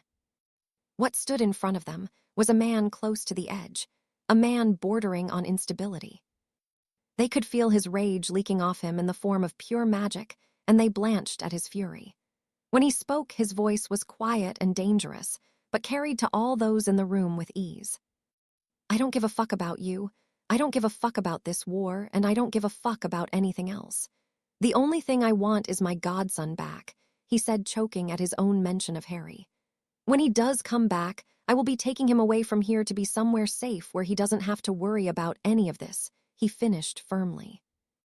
Remus put a calming hand on his forearm and looked imploringly at him. Sirius breathed deeply before taking his seat and looked at Dumbledore expectantly, who sighed deeply before answering the emotional man. "I'm afraid it's not that simple, my boy," the headmaster began tentatively. "If you knew Harry then, you would know that he would not leave while Voldemort is alive, and it would not be fair for you to take away his chance to avenge his family name," he continued. Everyone in attendance was in shock. Did Dumbledore truly expect Harry to fight and defeat Voldemort? Did the usual man of peace just talk of allowing a mere boy to avenge his family through killing? The mood at the table had taken a sudden turn, and each wanted to voice their opinion on the matter. The first to speak was Molly Weasley. "You can't be serious, Albus," she stated. "He's just a poor boy. Surely you can't expect him to face that monster alone. What on earth would give you that idea?" she finished quite hysterically. Snape was the next to put his view forward. "Potter," he laughed. "You really think that Potter is capable of killing the Dark Lord? Tell me you're joking," he said almost pleadingly. Upon seeing the serious expression on Dumbledore's face, he continued. "You're serious, aren't you? You really think Potter can do it?" he said skeptically. He shook his head, but remained silent in his disbelief. Before anyone else could speak, Dumbledore put an end to the dissent with his commanding voice. "Enough," he said almost angrily. "There are things you don't understand that I have to discuss with Harry before I discuss with anyone else," he said firmly. He raised his hand to cut off any protest that would surely be made. "It is his right to know before anyone else, and that's all I will say on the matter for the time being," he concluded. "You still haven't told us where Harry is," Remus cut in, sounding desperate. Dumbledore sighed again before continuing. "I can only tell you what I know for sure," he said. "I should start from the night Harry went missing so you can all understand as much as possible," he finished, looking a little more worn. He now had the undivided attention of the room and began his explanation. On the night of the final task, Harry and young Mr. Diggory both took the cup at the center of the maze and were transported to a graveyard in Little Hangelton. During the course of their time, their Mr. Diggory was hit with the killing curse and unfortunately died. Voldemort then completed a ritual to gain a body back using his father's bone, flesh willingly given and blood of an enemy, Harry's blood, he finished sadly. All in the room looked disgusted upon hearing the description of the ritual, and many faces were horrified at the implications. Dumbledore spoke again before he could be interrupted. "From the state the graveyard was in, it is clear that quite a violent fight took place between Harry and Voldemort, and from what I could see, Harry certainly fought valiantly," he said with pride in his voice. "From here, it becomes difficult to decipher what happened," he sighed. "I do know that the Cruciatus curse was used quite liberally, as was the killing curse," he explained tiredly. The expressions of those around him were even more horrified than they had been previously. He held up a hand again to quell any interruptions. "Please let me finish. From what I could gather, 2 people were killed there that night, but there was no other body present. It is possible that Harry killed one of the Death Eaters and they simply took the body when they left. But that is not what I think happened," he said, placating those who looked worried at the thought of Harry having to take a life. "You think Potter was hit with another killing curse, don't you?" Minerva asked, eliciting several gasps and concerned looks from many at the table. "I do," he said simply. But he continued before anyone else could speak. "Harry is very much alive," he informed them confidently. Everyone at the table breathed a sigh of relief at his proclamation. "How?" Sirius managed to rasp through his emotional state. "Surely he's not immune to the curse," he added. "Again, that is something I have to discuss with Harry, but no, I do not believe Mr. Potter is immune," he said, sounding slightly amused. "If what I think has happened, then Mr. Potter will be feeling better than he ever has, and I expect we will see a lot of changes in him. His magical signature was very strong within the graveyard, and it was not simple passive magic, it was mature and powerful and very much defiant." He chuckled, gaining a few strange looks from some. Mr. Potter was clearly very angry during a large part of the confrontation, and his magic responded quite spectacularly, I must say. He did not submit as almost everyone would. He faced Voldemort the way I would expect him to. He finished again, full of pride for the teenager. "Where the hell is he, Dumbledore?" Sirius again cut in. The amusement Dumbledore had exhibited was now gone. "I don't know," he answered truthfully. "When I got to the graveyard, he was already gone, and all that was left behind was this," he said, removing the 2 halves of Harry's wand from his pocket and placing them on the table, which Sirius immediately snatched up. "His wand," he croaked out. "How the hell is he alive?" he asked desperately. He suddenly looked very fearful. "You know who must have him." He finished standing and beginning to pace. "The Dark Lord does not have him," Snape said firmly. "He was taken from the graveyard as the killing curse was fired at him. Someone broke the wards around the area and fired off some fog to block out the Dark Lord and apparated in and took Potter," he explained. "He is convinced that his curse hit and that Potter is dead wherever he is. He has no idea who it was, but we can be sure that it was a powerful wizard who broke wards erected by the Dark Lord himself," he concluded. "So how do you know that Harry is alive?" Sirius asked, pointing at Dumbledore. "2 reasons," he stated. "Firstly, the blood wards around his home are still intact. If Harry were to die, they would collapse immediately," he started. "And secondly," he sighed, knowing more questions would be asked. "The night of the leaving feast, I received what I thought was a howler that turned out to be an audio message of some kind," he continued. "It was from whomever has Harry stating that he is safe and sound. It was sealed with a magical vow," he finished. Sirius sagged in relief momentarily before the questions began to run through his mind.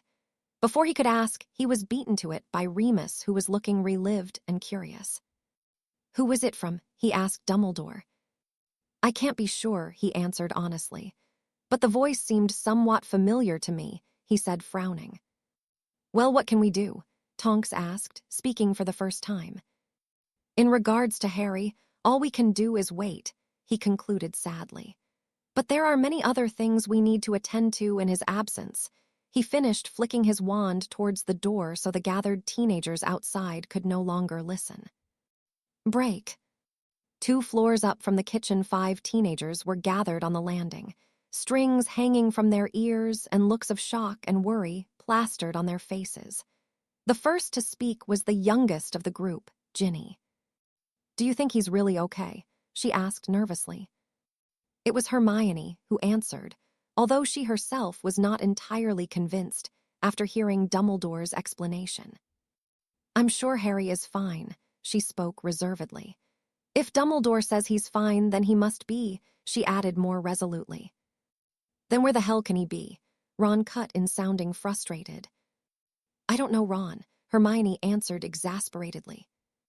She took a breath to calm herself before continuing. "If I know Harry, and if he's in danger, he will find a way out," she said confidently.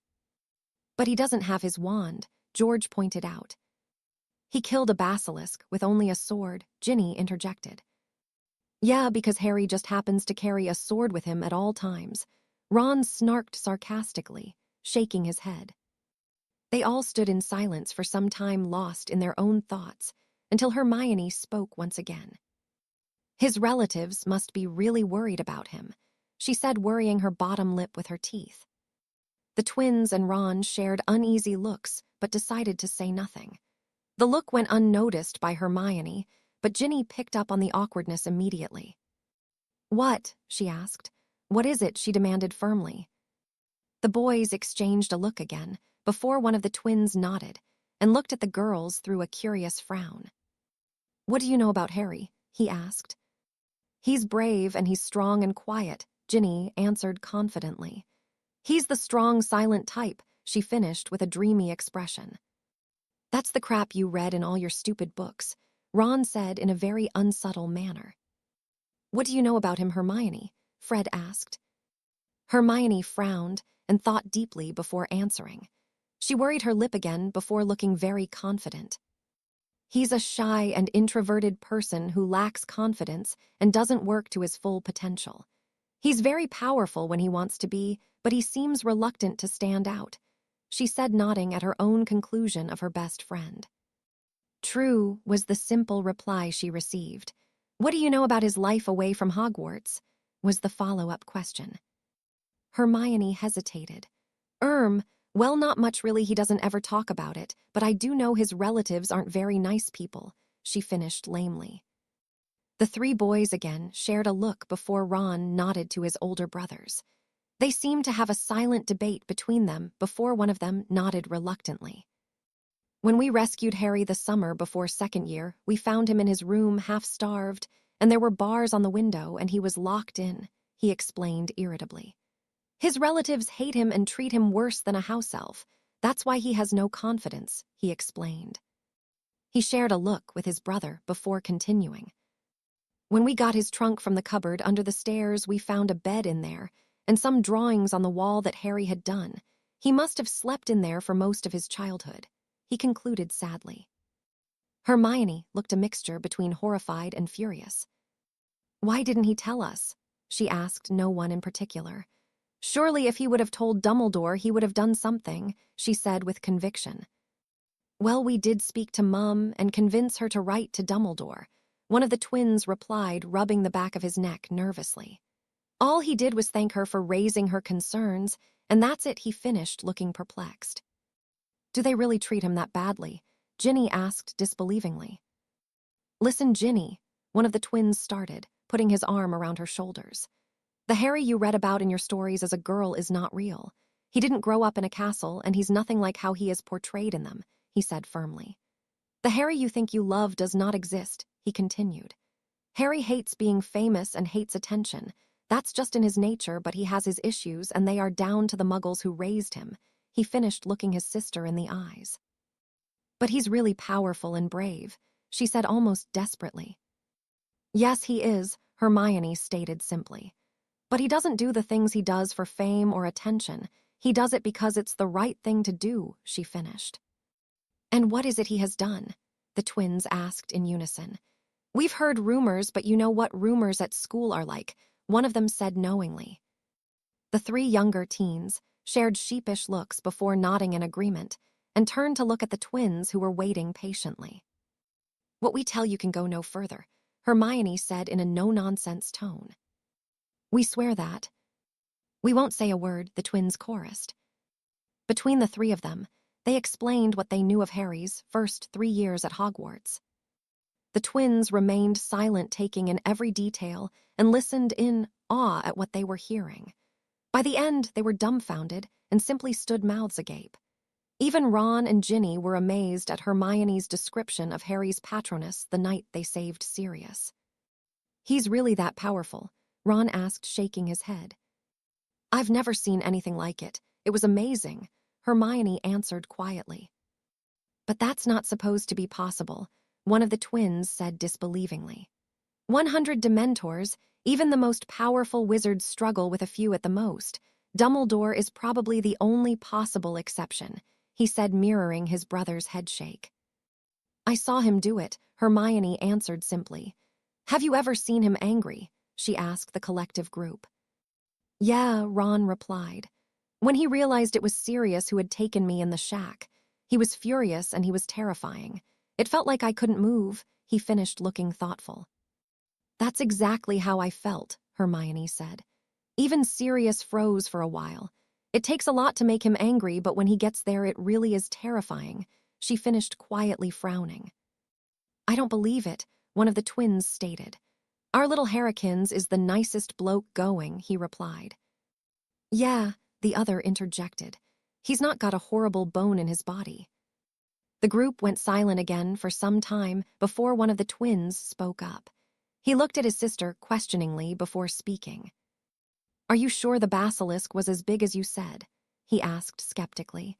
You were in shock, you know, and it might have seemed bigger than it was, he pointed out. His sister huffed angrily and took a moment to compose herself before she answered her brother. I know what I saw, she said angrily. It was massive and nearly killed Harry. It bit him when he stabbed it with the sword, she said adamantly. But Harry would be dead, Fred pointed out. No one can survive being bitten by a basilisk, he continued, stating the obvious. Dumbledore's phoenix healed him, she replied through gritted teeth. He has the scar on his arm, she finished glaring at her brother. Okay, George broke in, raising his arms in a gesture of peace. It seems our little Harry is quite lucky at getting out of trouble, he said, impressed by the younger boy. But luck runs out eventually, his Fred replied. Then let's hope his luck holds for a little longer, finished his brother before they left the landing and headed towards their bedroom. Ron looked at Hermione for some reassurance.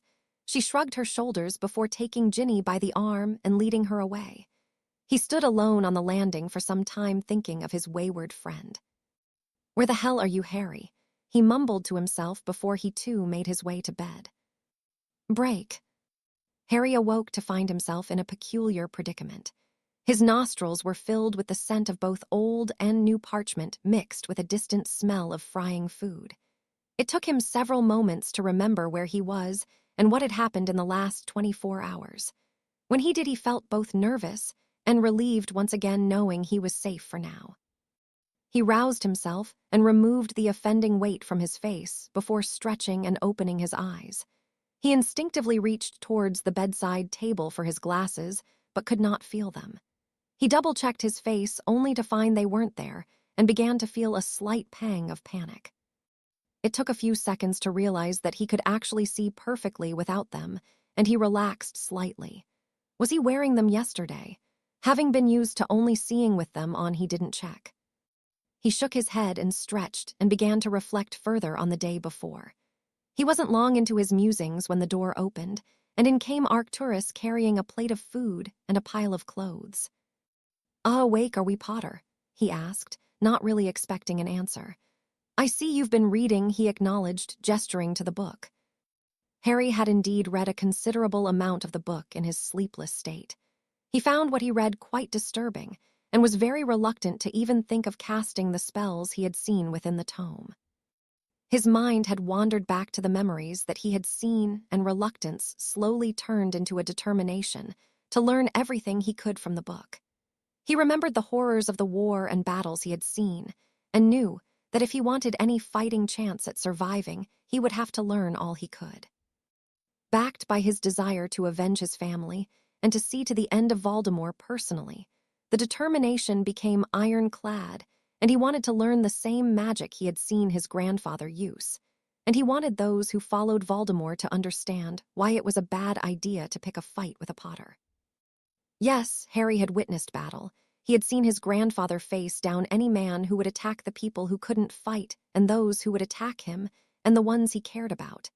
He found a deep respect for someone of his own blood and wanted nothing more than to live up to the man. He wanted to make him proud and follow his morals. He would do as the man himself told him. You do what you have to do to survive. He looked towards the older man who had fought side by side with his grandfather, with the determination he felt reflected in his eyes.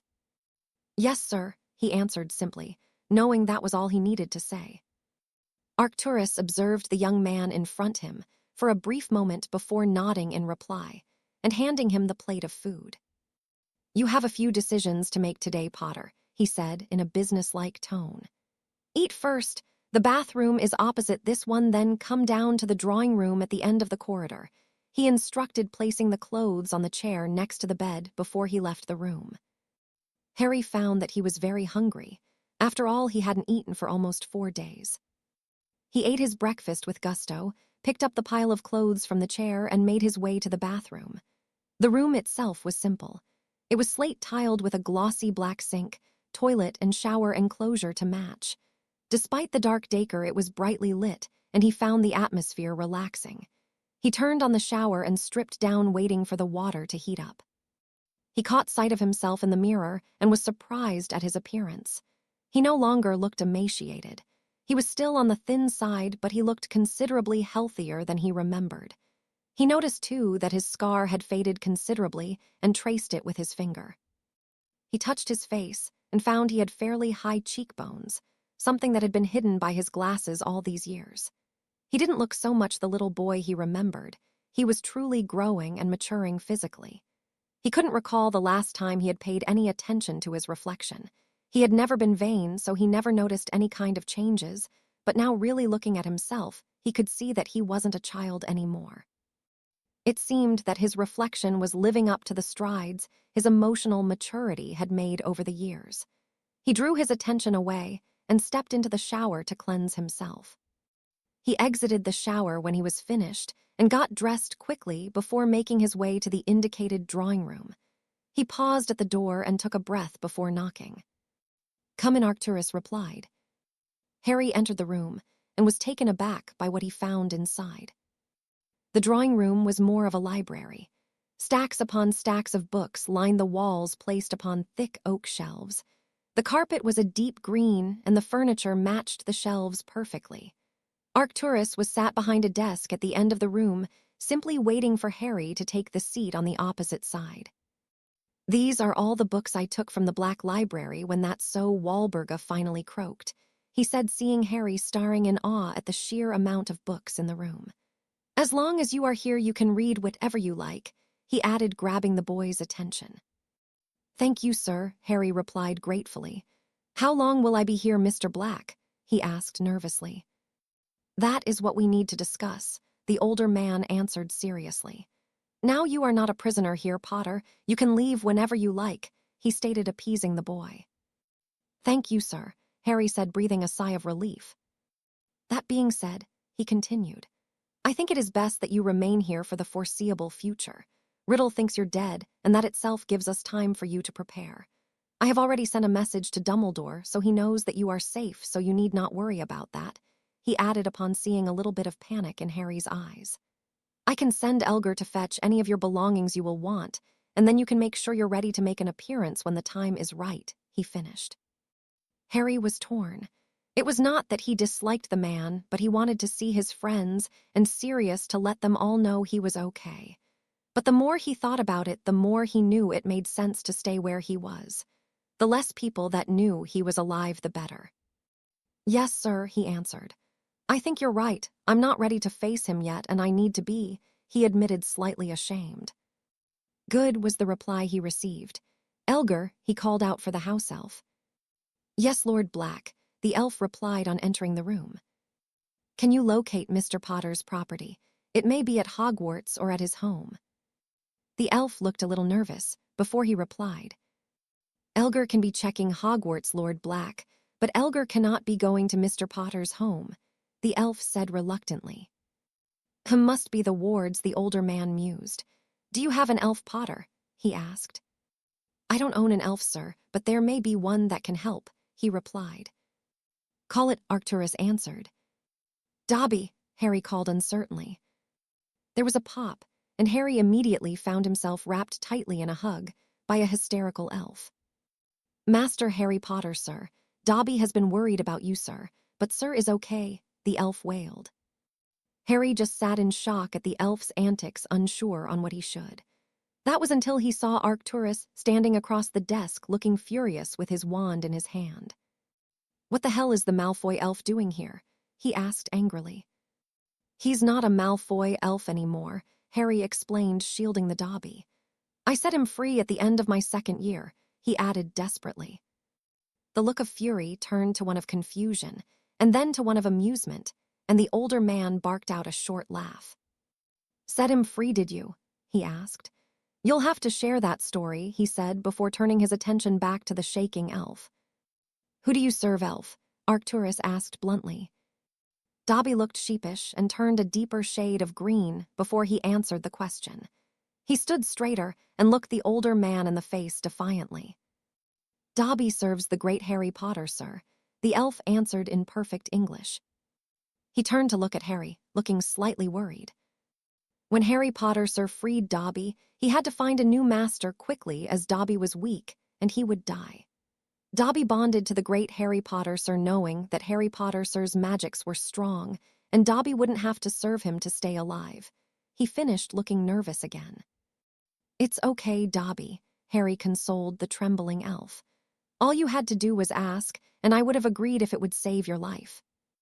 Arcturus shook his head at the pair. Just like Charles, he said. Making friends with creatures, it drove Doria crazy when he would come home with another animal to look after, he added, looking thoughtful. Elf, he said, slipping out of his thoughts. Can you get Mr. Potter's things from wherever they are? He asked, back to his usual tone. Yes, Baron Black, sir. Dobby will be getting it right away, the elf replied before popping out of the room. Arcturus shook his head at the elf's personality and turned his attention to the boy who was still looking quite dumbfounded. He coughed to get his attention. Well, if you're staying here, there are things we need to get, he said. We will take a trip to Gringotts, in disguise of course, and go to your vaults. I'm sure there will be some stuff for you there. You need a couple of wands and probably clothes, I imagine, he finished, scratching his chin. Harry was relieved at the thought of getting a wand. Wait a minute, wands. He looked at the man questioningly. You should always have a second wand, he said sternly. It's not strictly legal, but you need to be prepared for all eventualities, he said firmly. I'm sorry, but did you say vaults? Harry asked. Arcturus looked confused for a moment before he snapped out of it and stared at the boy. When did you last go to the bank? He asked. Not since second year, he answered confusedly. So you wouldn't be aware of your family vault yet. All families have a family vault, Potter, and as the last of your line you can access it, he explained. Harry was shocked and excited at the prospect of what he would find in there. More than anything, he was hopping for more pictures of his family and sentimental things to remind him of them. Before he could think further, Dobby popped back into the room with his trunk in tow. Professor Whiskers be sending Master Harry Potter Sir's things back to the fat ones, he said. The fattest one was not happy to see Dobby, he added, looking guilty. He didn't hurt you, did he? Harry asked worriedly. No, sir, Dobby answered. Dobby may have cursed him a little, though, and Dobby is not sorry, the elf said with some force. Dobby be punishing himself if Master Harry Potter Sir wishes, he said, hanging his head. No, Harry returned firmly. Why would the elf curse your family? Arcturus questioned. Harry turned red with embarrassment before he steeled himself to answer. Well, they're not very nice people, he said lamely, pushing his hands through his hair. Arcturus scowled at what he said and read between the lines. He felt anger rise within him, but calmed himself quite well before he spoke. Did they hurt you? He asked quietly, and Harry could sense the danger in his voice. He really did not want this conversation to happen, but knew he had no choice. Only sometimes, he replied barely above a whisper. But it's okay, he added quickly. I won't have to go back there until next year, he finished, feeling a little sad. Arcturus growled, and his nostrils flared at seeing the reaction of the boy to the subject of his relatives. You won't ever have to go back there, he said resolutely.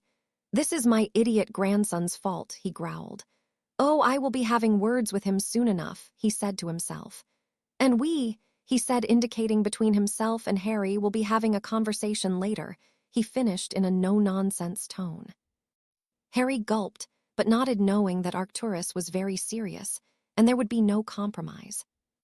Now, the older man began again after he had calmed down.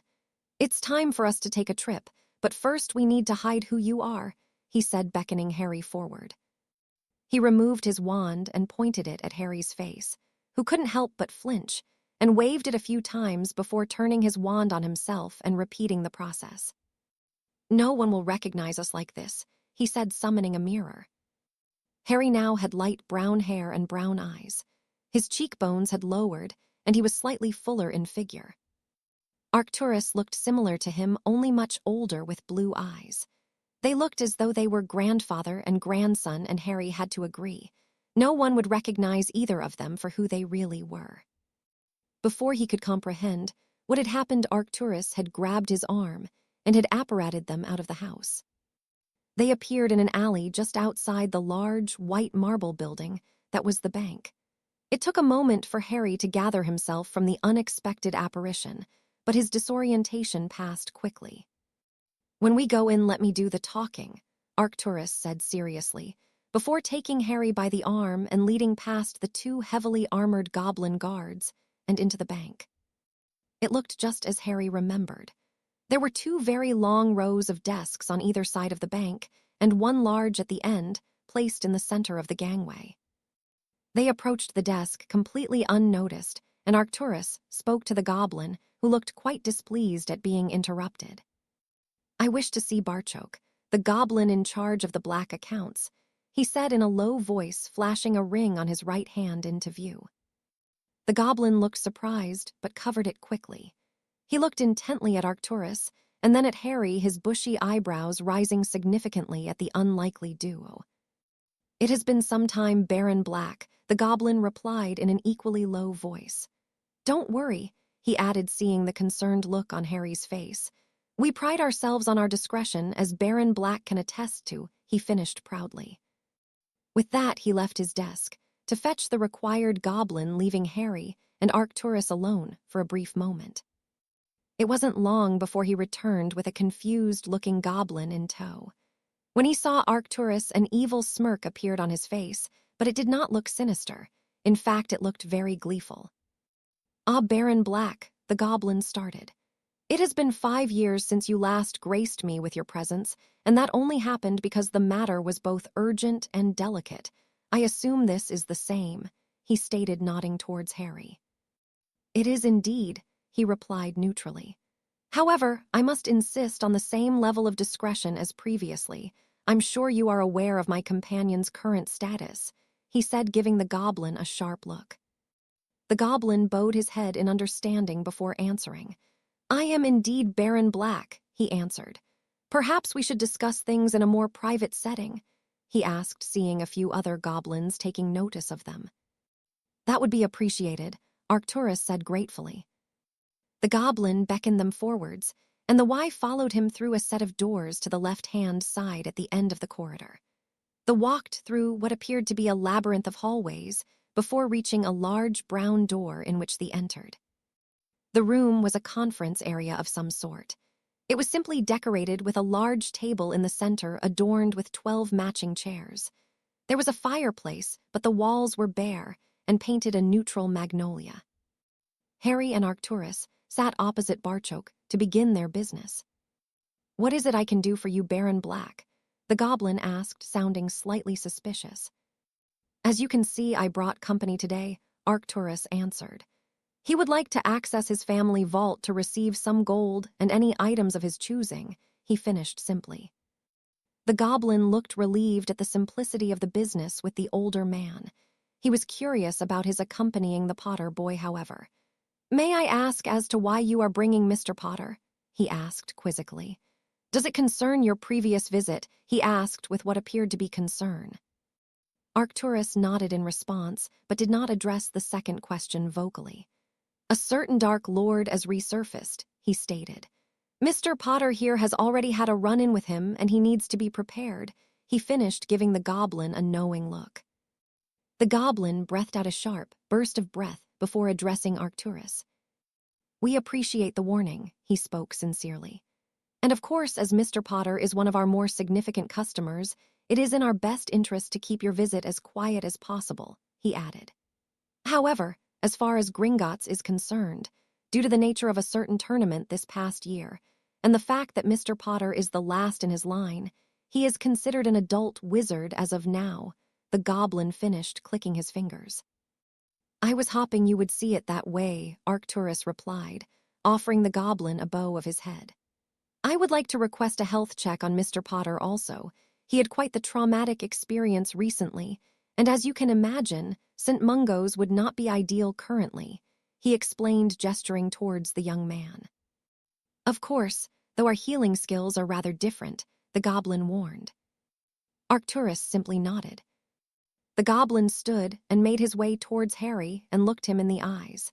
He took hold of his hands and closed his own, a look of deep concentration coming over him. He then placed his hands on his head, his thumbs pushing gently into Harry's temples. Harry felt a warm tingle spread throughout him that finished as quickly as it begun. Barchok then made his way back to his seat and looked curiously at Harry. Your magic has undergone significant changes recently, he stated simply. Your body also seems to be in the process of changing physically and will continue to do so in the coming weeks. It's as though it has been stunted and held back by a few factors and is now catching up on itself. He finished, turning to look at Arcturus. Him, he questioned. I believe so, Arcturus replied. He was hit by the killing curse again. Is it all gone? He questioned the goblin. The goblin nodded. There are no signs of any other magic influencing Mr. Potter in any capacity, he answered. There are, however, a couple of curious things I came across, the goblin said, looking curious. And he will need to be fitted for a new wand. His magic is different. His old one may not be a fit any longer, he finished. What curious things? Arcturus asked, frowning. It appears that Mr. Potter has traces of both basilisk venom and phoenix tears in his blood, the goblin answered. It is curious how they got there, and how the venom did not kill him, he finished, looking intently at Harry as Arcturus was also. Harry looked nervous and didn't know how to answer, but knew that honesty went a long way with the older Black. I fought and killed a basilisk in my second year. Someone opened the Chamber of Secrets and it was petrifying students. It petrified my friend, and my other friend's sister was taken into the chamber, so I went to get her out, he said, looking at the floor. I got bit by the snake as I stabbed it, and Fawkes, that's Dumbledore's phoenix, cried into the wound, he finished breathily. Arcturus shook his head. It seems we have much more to discuss, Mr. Potter, he said. How did you find the chamber, he asked. We spoke to Moaning Myrtle in the second-floor bathroom.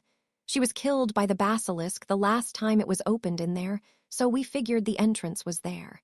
It was using the plumbing to get around the school, he said. Arcturus mused. And how did a 12-year-old enter the chamber when many more experienced wizards have failed to even find the entrance? He asked, even more curiously. You have to be a Parselmouth to open it, Harry replied quietly. Arcturus coughed in surprise but schooled his features again quickly. So you're a Parselmouth? He asked quietly. Yes, Harry answered, ashamed. Dumbledore says that I got the ability from Voldemort when he hit me with the curse the first time, and it backfired, he explained. There have been Parselmouths in the Black Line, but not for several hundred years, Arcturus explained firmly. We are related to the Slytherins by blood, but very distantly now. We married into a lower branch of the family centuries ago, so it may be a blood trait. Your magic has changed, and I am guessing if that ability came from Riddle, then it will no longer be there, he said, looking questioningly at the goblin, who had been very quiet for the past few minutes. He shook himself from his stupor before answering. I believe that would be the case. Any traits, both positive and negative, would have been removed along with the essence left behind, he sighed, noticing a look he was given by Arcturus. There is only one way to find out, he stated, summoning a small adder. Speak, he added to Harry. Harry looked at the snake and gulped before clearing his throat to speak. Hello there, friend, he hissed. A SS speaker, the snake replied. You have the SS scent of the Great One about you. How may I SS serve? The snake finished, questioning Harry. I just needed to know if I could SS speak to Snake-S, he began. My magic has changed, and I wasn't SS sure if I could anymore, he finished. The snake shook its head, looking amused. Silly human, this S is a part of your magic. Only Thos from the SS snake line can SS speak it. But even in the line it is rare now. Too much mating with your own kind has soiled the magic. It finished, eliciting some laughter from Harry. What did it say? Asked the goblin. It said it is my own magic, but, he stammered. But, asked Arcturus impatiently. Harry steeled himself before replying. He said that it is very rare now, even in the black bloodline, because of continuous inbreeding. It has corrupted the magic, he muttered, stifling his laughter. Arcturus looked murderously towards the snake, before vanishing it with a simple wave of his wand. Well, that explains it, he said. It's your own magic. I'm guessing your father marrying your mother removed any impurities from both bloodlines and awoken the dormant magic. It will be a significant advantage for you when in battle, just not against Riddle. I will get the parcel magic books from the Black Vault while we are here, he finished, nodding his head. What became of the basilisk, Mr. Potter? The goblin asked inquisitively. It's still in the chamber, he answered. Only me and Voldemort can get in there. How big was it? 20 feet? 30 feet? He questioned. Harry, though, for a moment before answering. I would say it was closer to 70 feet, he replied nonchalantly. Both Arcturus and the goblin shared a similar look before the older man addressed Harry. Are you sure about that, Potter? He asked skeptically. Yes, Harry replied heatedly. Take my memory if you don't believe me, he finished, crossing his arms. The goblin shrugged at the older man, who placed his wand at Harry's temple. Think of being in the chamber and fighting the basilisk, he demanded. Harry did as he was told and felt the memory being pulled from the side of his head. He watched as the goblin summoned a pensive, and the two disappeared into it after Arcturus added the memory to the basin. They both emerged several minutes later, wearing similar expressions of shock. Arcturus looked at Harry with something he could only describe as pride. Just like your grandfather, he said proudly.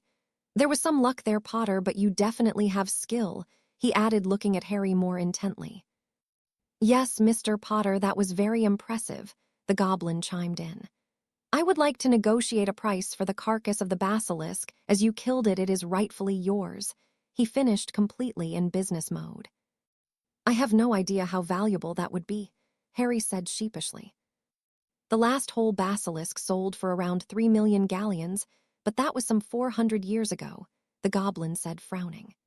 The parts from that snake are still in circulation, and I imagine a fresher specimen would garner much interest, especially one of this size. I can confidently offer you 8 million galleons for it. It is a very fair price, and that added to the current value of your vaults would make you a very wealthy wizard, Mr. Potter. You will be able to live a very comfortable life, as will many more Potter generations, without having to ever be employed, he finished. Harry looked towards Arcturus, who simply shrugged his shoulders at the boy. That seems fair, Harry answered. I don't know what I would do with a big snake corpse anyway. Excellent, the goblin replied, clapping his hands together. We can arrange a visit to collect the beast, he concluded. Can we go down to our vaults now? Arcturus asked. We are somewhat pressed for time, he pointed out. Of course, the goblin replied. I will take you down personally. The trip down to the vaults was exactly how Harry remembered. The cart on the single winding track was as exhilarating as his first journey. The only difference was the depth in which they traveled. Harry realized they must have made their way to the lowest point in the bowels of the underground cavern. It must have been miles below the surface. They came to a stop outside a vault that was simply eerie. The door was a huge slab of oak decorated with an intricate obsidian pattern around the hinges and iron fixtures.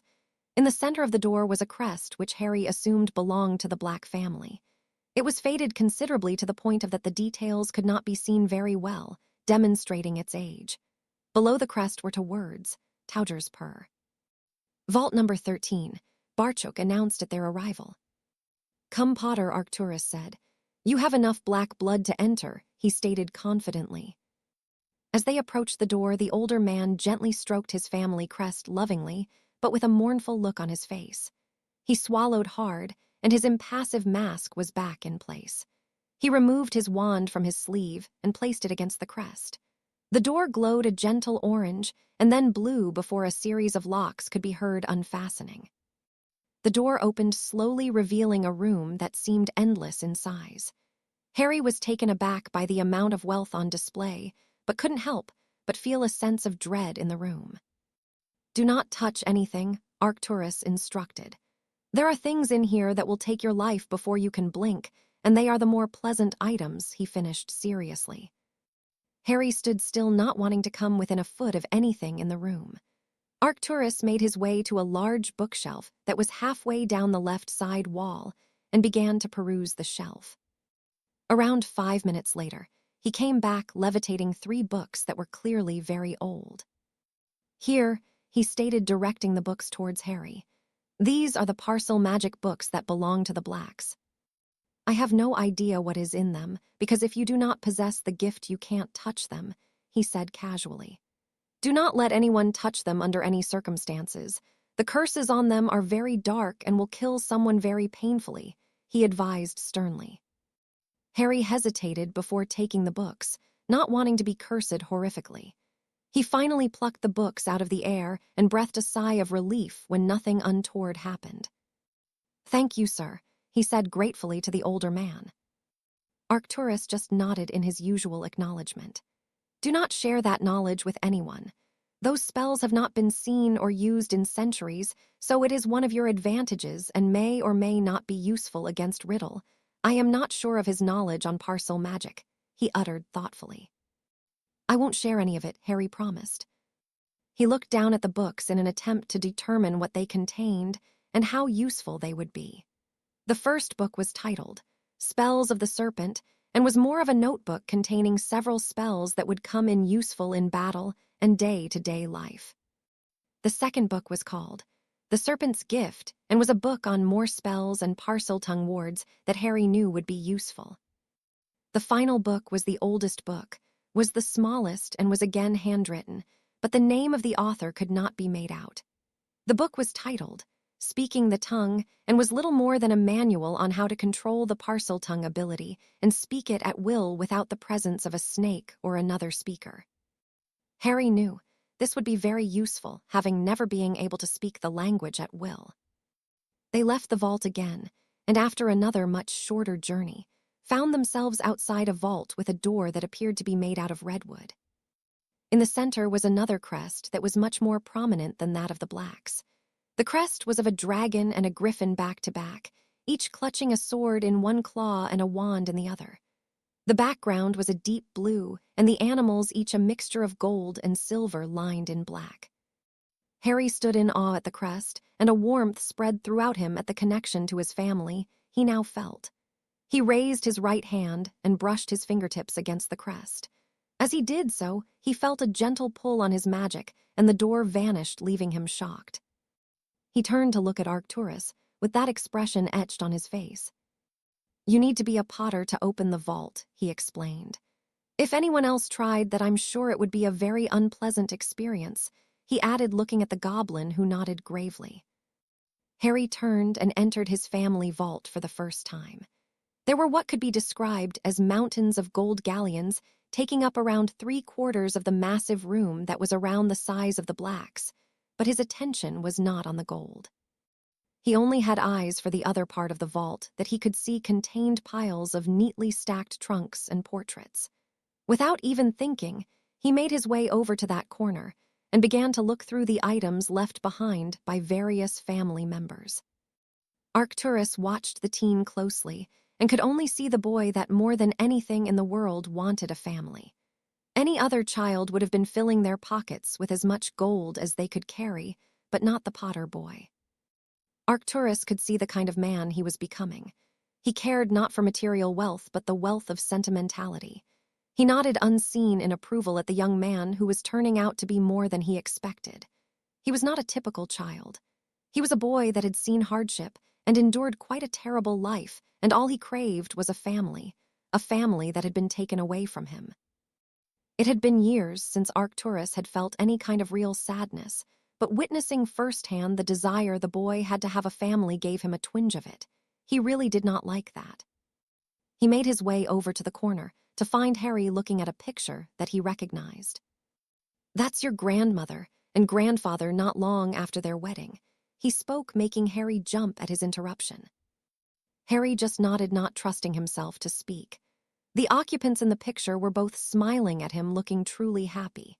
It warmed Harry's heart, knowing that there were times that his family were happy, and not everything had always been such a disaster for them as he had only ever experienced.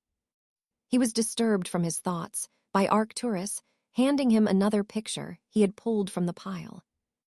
He looked at the picture he was handed and could no longer hold back the emotions he had been, and a single tear escaped him and ran slowly down his cheek.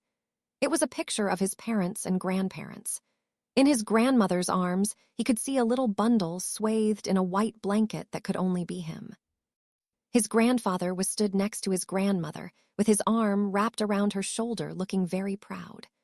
All of the occupants were beaming at the new addition to the family, and the emotion Harry was feeling overwhelmed him. He felt a hand on his shoulder and looked up to see Arcturus looking at him with his usual impassive expression. "Use it," he said. "Use what you're feeling to honor your family. Use it to avenge the crimes committed against them all," he finished sternly and with a hint of anger. Harry could only nod weakly in response, but judging by the older man's reaction, it wasn't enough. Arcturus turned him sharply and grabbed him by both shoulders and looked him piercingly in the eye. "What is worth fighting for?" he demanded.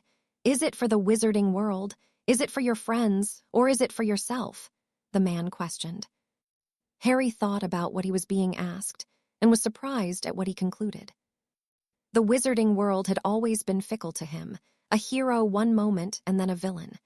They were sheep and would turn on you in an instant if things went badly, and it was deemed your fault. No, he would not fight for them. His friends had proven to be just as fickle despite knowing him, especially this past year.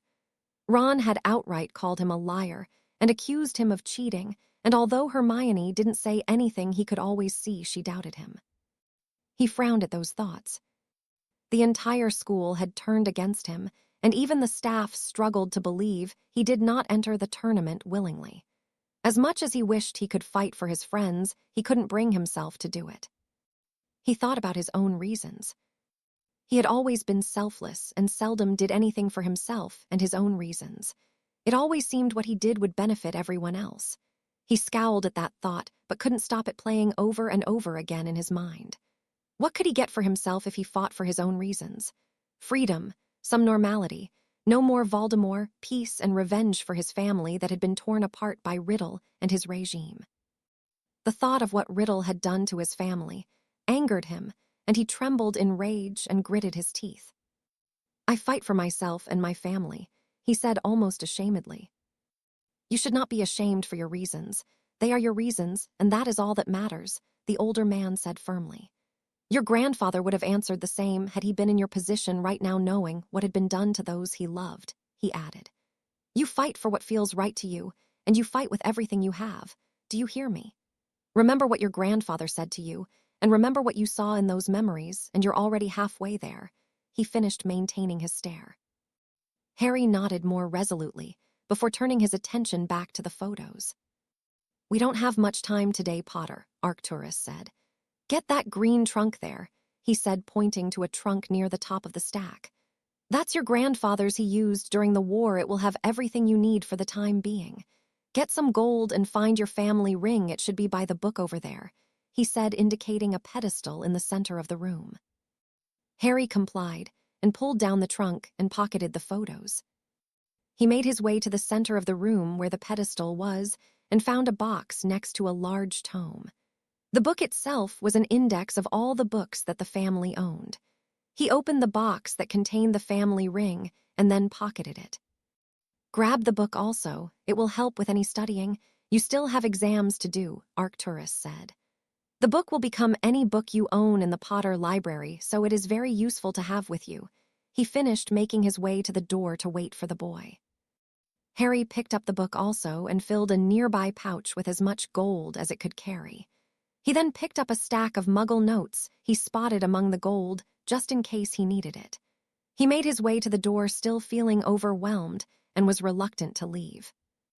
Arcturus, who shook his head at the boy, noticed this. "You can come back anytime you like, Potter, but we have things to do now," he reminded the teen as he entered the cart, followed slowly by Harry. The journey to the surface felt much quicker than their descent, and before he knew it, Harry found himself back in the alley that had apparated into when they arrived. "We need to get you your wands," Arcturus said. Instead of heading to Ollivander's, which was further up the alley, Arcturus took Harry's arm and led him to Nocturne Alley. When Harry realized where they were headed, he hesitated, but was pulled forward by the man.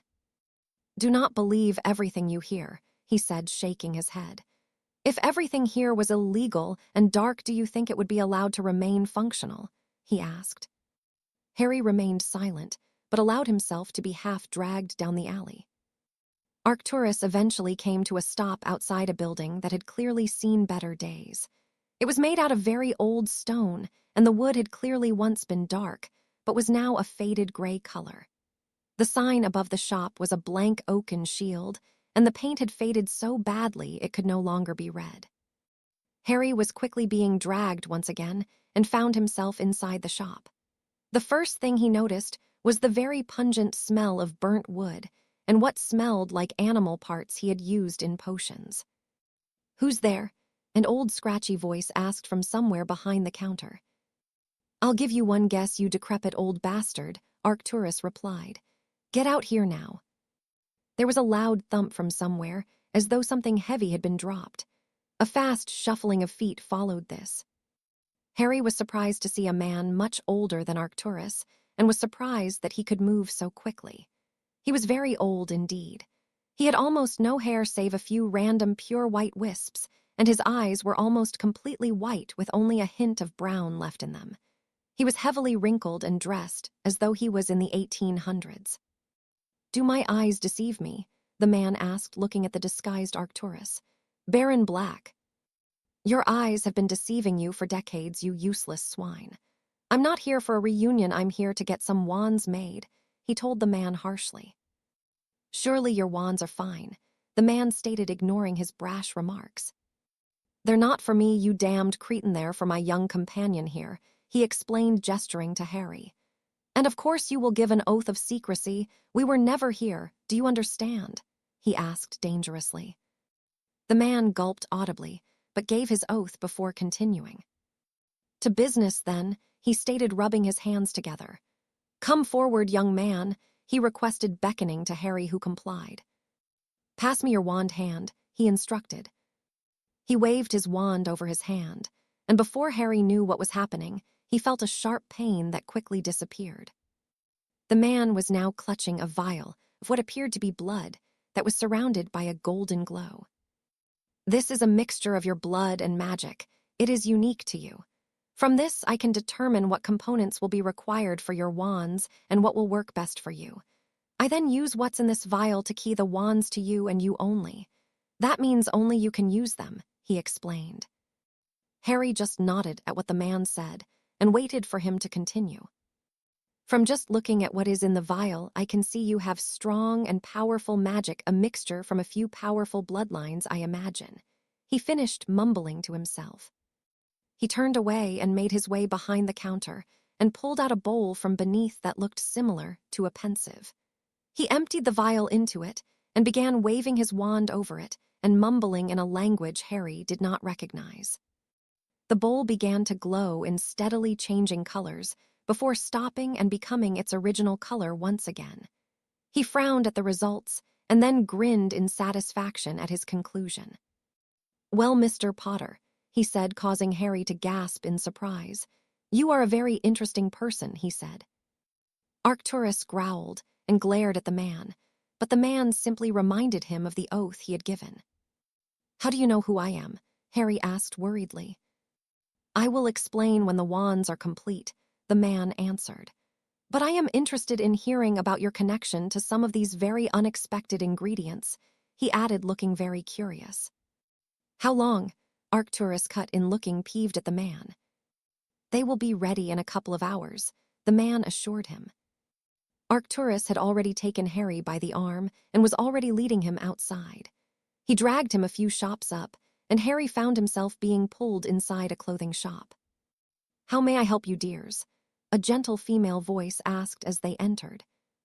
"The boy needs everything," Arcturus explained. The woman looked like Christmas had come early and immediately set to work measuring Harry every way possible. By the time she had finished her measuring and asked Harry about styles and colors, he was exhausted and irritable. Before the woman set to work, Arcturus pulled her aside. "I want the robes to have this crest on," he said, handing her a picture of the Potter crest, which the woman blanched at. "And your discretion would be much appreciated," he added threateningly. "Of course, sir," she replied shakily. "I pride myself on confidentiality," she said, hastily retreating to the back room. What seemed like forever had passed, but soon enough Harry was handed a massive trunk with his newly completed wardrobe. He had robes of various colors and styles, t-shirts, jeans, trousers, underwear, cloaks, coats, jackets, various types of shoes, boots and trainers, and lots of loose-fitted clothing such as tracksuits. He quickly paid his bill, eager to leave the store, and they made their way back to the wandmaker's shop. They entered the shop to be greeted by the man who was awaiting their arrival. He looked quite tired, but excited at the same time. "Well, Mr. Potter, your wands are complete, and I must say it was quite the task," he informed the teen, strangely happy at the difficulty of the job. He pulled out a heavy but small black box and opened it to reveal two very beautiful identical wands. They were white interlaced with embedded black crystal of some kind. "What are they made of?" Arcturus asked the question that was on the tip of Harry's tongue. "Well," the old man replied. "You wanted to know how I knew who you were?"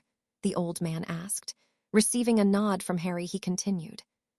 "I knew you were a Potter from the primary course." He began looking a little smug. "Dragon heartstring and griffin claw," he said knowingly. "All Potter males have these cores. It is a unique combination to the family. The heartstring comes from a female horntail, and the claw from a male golden griffin," he explained. "A very unique combination in itself, but it is the rest of the wand that is curious," he added, frowning. "How so?" Harry asked, confused at the man's expression. "The shaft of the wand is made from white ash," he explained, indicating the white wood. "The obsidian marbled into the wood would usually be used as a focus stone on the end, but it wasn't possible for this wand. I had to merge the two components, which is impossible without magic, for the wand to work the way it should," he finished again, shaking his head. Arcturus frowned at the man again, before questioning further. "And why did you have to do that?" he asked impatiently. "The final two components," he stated, looking at Harry more curiously than before. "Phoenix tears and basilisk venom," he confirmed, continuing to stare. Harry did not react, but Arcturus was now very annoyed with the man's curiosity and questions. "What is your point?" he questioned the wandmaker quietly with a warning tone. It doesn't take a genius to work out how Mr. Potter ended up with these two contradictory components in his blood, but the fact they both survived in there is quite the feat in itself. I am guessing it is due to his magic that they still reside there. It is the only way to explain it. Both surviving in your blood is a very unique form of alchemy, and it shouldn't simply happen, he pointed out, shaking his head in disbelief. However, getting them to exist in a wand was quite the conundrum. That is why the obsidian and white ash are as they appear. I had to encase the venom inside the obsidian, and the phoenix tears into the ash. That way they are connected as they are both in contact with the obsidian that also acts as a barrier keeping them separated, he explained. If they were to merge, they would simply counteract the effects of each other, neutralizing them and making them useless. That is why your wand is so unique, Mr. Potter, he concluded tiredly. Arcturus simply looked impassive, as he mostly did, but Harry was quite shocked at the complexity of his wand. Before he could respond, the wandmaker interjected. "It will take a powerful wizard to wield this wand," he said matter-of-factly. "There are a lot of very magical components, and I doubt anyone but you could use it even if it wasn't keyed to you only," he hazarded, looking at Harry. "But you should not worry," he added, looking at the concerned expression the boy wore. "This wand is tailored to your requirements, so you will have no problem using it. In fact, it will help you perform at your absolute best," he concluded confidently. "Will it make me more powerful?" Harry asked curiously. The man chuckled at the question before he answered. It does not work like that, Mr. Potter, he said, shaking his head. A wand is merely a way your magic is projected, that is all. Your magic is your magic, and the power comes from you. A wand does not give power, but only control. Everything in your wand is what your magic needs to be used to the best of its potential. It is that simple. Anything you achieve comes from you, Mr. Potter. The wand is just a tool, but it can be quite a special tool, as you can see, he demonstrated, presenting the box to him. Harry reached out and took one of the wands in his right hand.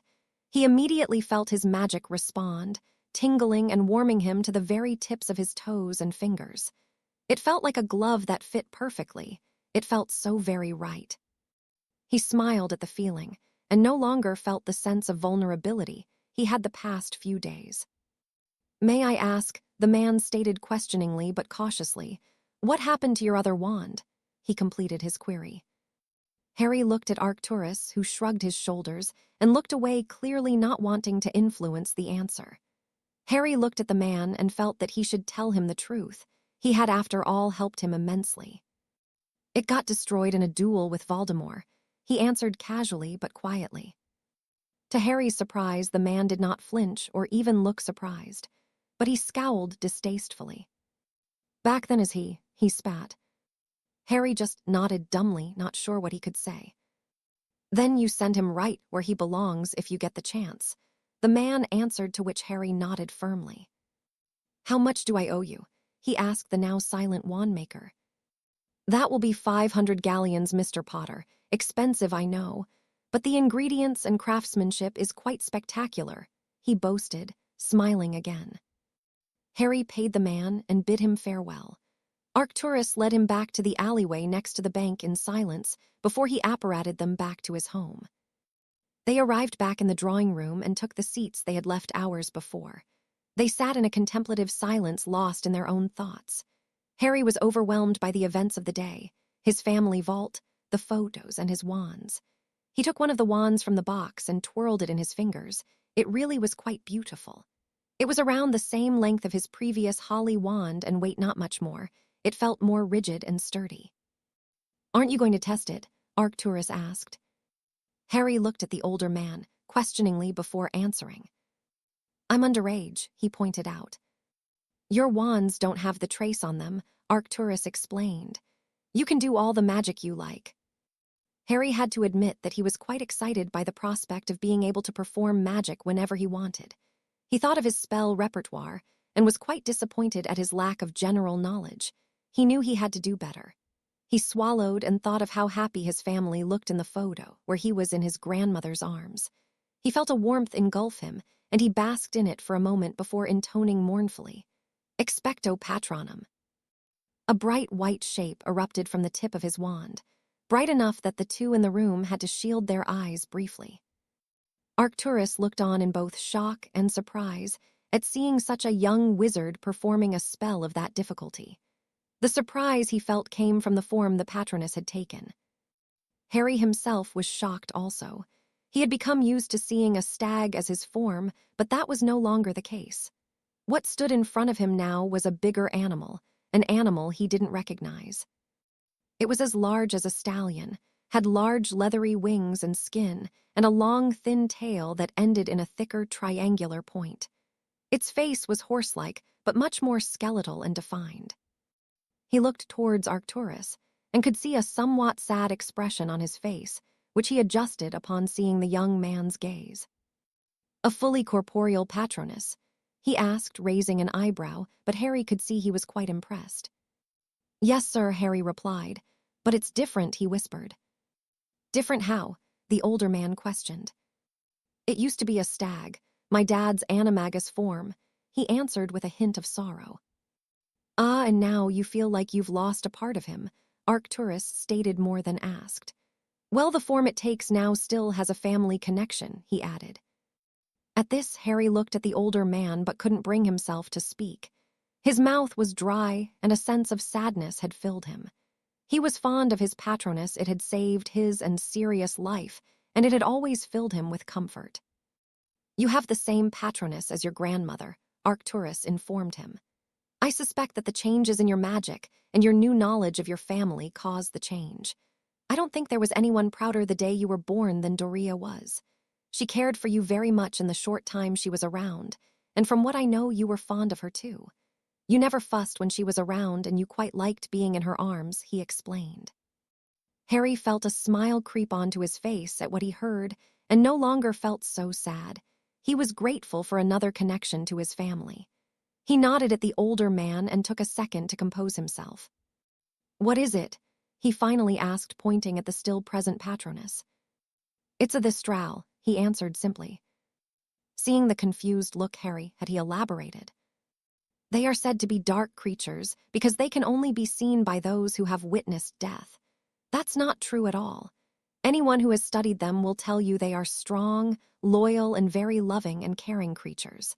They are fiercely protective of the younger members of the herd and can be very formidable if provoked, he finished. Harry just nodded and didn't miss the fact that what he had heard seemed to describe what he knew of his grandmother. Instead of answering, he canceled the spell and cast it again with the other wand, getting the same result. Anyway, Arcturus interrupted his thoughts. I'm sure you will find a lot of useful things in here, he said, removing the green trunk from his pocket and resizing it. Place your hand on the nameplate. It belongs to you now, so you will be able to open, he instructed. Harry did as he was told, and the lid of the trunk popped open to reveal its contents. Inside, he found several wand holsters, books, and personal defects that belonged to his grandfather. The holsters will be very useful, Arcturus interjected. Harry picked up 2 matching dark green ones and placed his wands inside. One on the wrist and one on the ankle. Flick your wrist and the wand will appear in your hand, and you can summon the one from your ankle wandlessly, he explained. Harry attached the holsters as instructed and began to look at the books that were inside. He realized that most were simple journals that he could look at in his leisure, some containing more photos. One of the books he saw caught his attention. Healthy Magic was the title. Inside were diet and exercise programs that would help develop the body to perform magic better and build fitness and stamina. You will want to really pay attention to that, Arcturus advised. Charles knew what he was doing and he was in very good condition. He never got exhausted in a fight. Harry pocketed the book and closed the trunk. He would revisit later. He sat again, lost in his thoughts, and removed the photos from his pocket and held them lovingly, as though they were the most precious thing in the world. Arcturus allowed him his silence, knowing that the day had been an emotional one for him. It was Harry that broke the silence, though he sounded a little timid and nervous. Sir, are there any portraits of my family like there are in Hogwarts, ones that I could talk to? He asked hopefully. Arcturus had wondered if the boy would ask this question, and had to choose his words carefully in his reply, as to not raise the teen's hopes too much. I know that Potter Manor has several portraits like that, but I am unsure if Charles or Doria had them made for themselves, but I would expect they did, he mused aloud. However, I can't be completely sure, he added truthfully. I very much doubt your parents would have, though, he explained further, causing Harry to look disheartened. They were both very young and probably never considered it necessary, he finished. Can I go to Potter Manor? Harry asked hopefully. You have to put the family ring on, Arcturus instructed. You may be too young to gain access, though. The manor was locked down many years ago, and the wards may not recognize you as the head of the family until you come of age, he explained. You are the head of the family, but the house was sealed by your father, who may have placed a stasis spell to coincide with when you reach your majority, he finished. Harry removed the ring from its box and placed it on his right ring finger. He felt his magic respond to it and felt a familiar warmth spread throughout him. There was nothing else, and it felt very anticlimactic to him. Where is Potter Manor? Arcturus questioned. I don't know, Harry answered disappointedly. Then you can't go there yet. The ring will give you the knowledge when you can. It has been a very long day, Potter. We should eat and then turn in, he suggested. Tomorrow it is time to start getting prepared, he added in a no-nonsense tone. Chapter 4. A month had passed since the events of the third task of the tournament, and Sirius Black was still in a foul and irritable mood.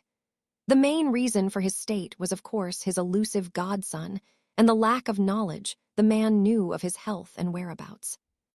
Despite being constantly reassured by Dumbledore that Harry was fine, he couldn't shift the uneasy feeling in his stomach in any way. Adding to his already bad mood was his wanted status, and the fact he had to remain in his childhood home, which he loathed entirely. He was just as much a prisoner as he was in Azkaban, and the dark nature of the house was barely an acceptable alternative to the Dementors. Adding further to his annoyance was the constant presence of people around him. Remus was there by invitation, and even though his mood was similar to his own, Sirius was content with the werewolf being around him. They were, after all, brothers in all but blood. It was the presence of the others in his house that irked him so. He didn't particularly dislike anyone, but he felt as though he was under constant surveillance and could find no peace. The Weasley children were kept busy most of the time along with the Granger girl cleaning the house and trying to remove some of the darker aspects, a job that seemed endless and unrewarding. It was Molly Weasley that bothered Sirius the most. He had nothing against her overtly, but he found her overbearing and very trying on his nerves. He didn't understand why they were living there when the eldest son was a curse breaker and could erect suitable wards around their own home. Sirius suspected they were there at the request of Dumbledore to keep an eye on him. That was the only reason their occupancy of the house made sense. The meetings of the Order seemed pointless to him, and the efforts the members were making were nothing short of fruitless. He knew they were trying their best, but the majority of them were just not up to scratch in comparison to the old crowd. He found the assigned guard shifts very strange, especially as they had not been told what they were guarding. He himself was not allowed to take part. Had he been allowed to, he would have done all he could to discover what it was. He constantly asked Dumbledore what it was, but in his usual evasive way, he would simply make excuse after excuse not to tell anyone. He would state that it was not his place to tell, and that it was Harry who would be made aware of it before anyone else. Sirius Black was frustrated for many reasons, and his frustration was growing more as each day passed. Break. Elsewhere in Grimmauld Place, the teens occupying the house had settled into a routine of sorts. They would spend their days cleaning the house without magic, much to their chagrin, and spend their evenings in respective exhaustive states, doing very little besides eating and talking amongst themselves. Hermione was finding it particularly difficult, as she was not allowed in the library in the house, and she had long since read everything she possessed. Ron and Ginny would spend their free time playing chess or talking about Quidditch, as there was very little else they could do. As soon as they were free, the twins would spend hours locked in their room doing who knows what. The occasional bang and acrid smell would be the only evidence they were still in the house. Everyone had learnt not to disturb them. They were now of age, and whatever it was they were doing was perfectly above board, much to the annoyance of their mother, who would scowl at the odd smells and sounds coming from their room.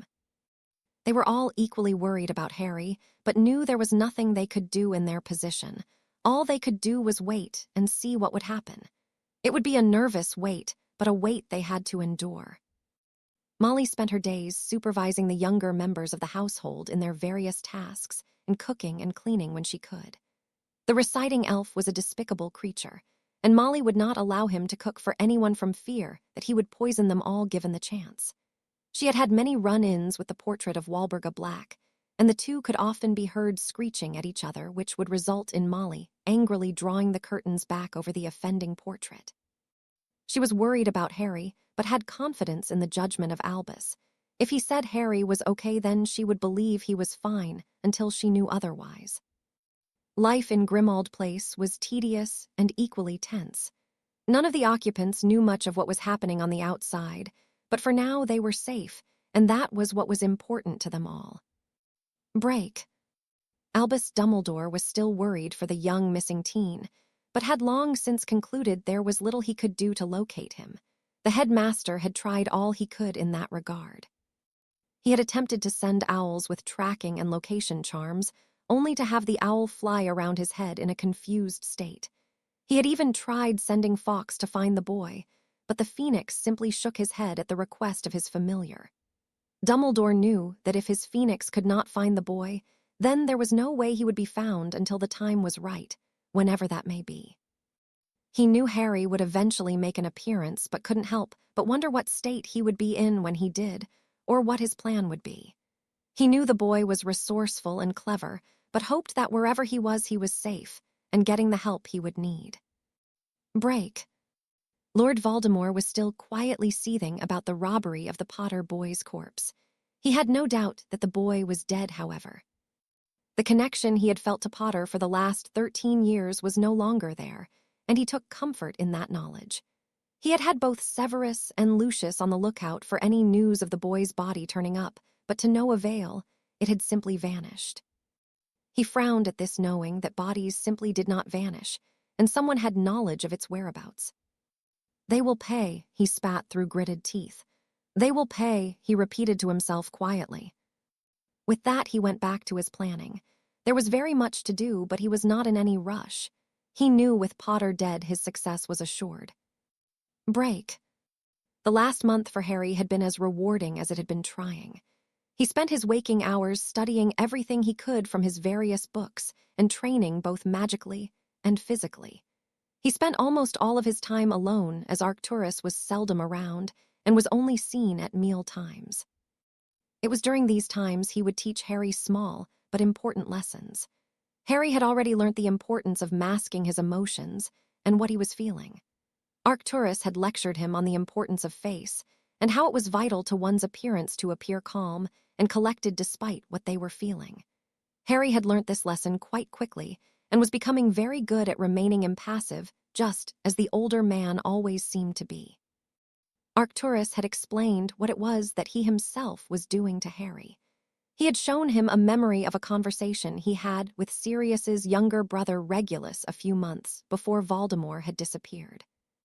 Harry was quite shocked by what he had understood of the conversation. It pertained to something called Horcruxes that needed to be destroyed before Voldemort could truly be killed. Initially, Harry had been worried, but had been assured by Arcturus that he was handling that particular problem and had made significant progress. Harry had for the most part put it out of his mind, knowing and trusting that the older man had it under control.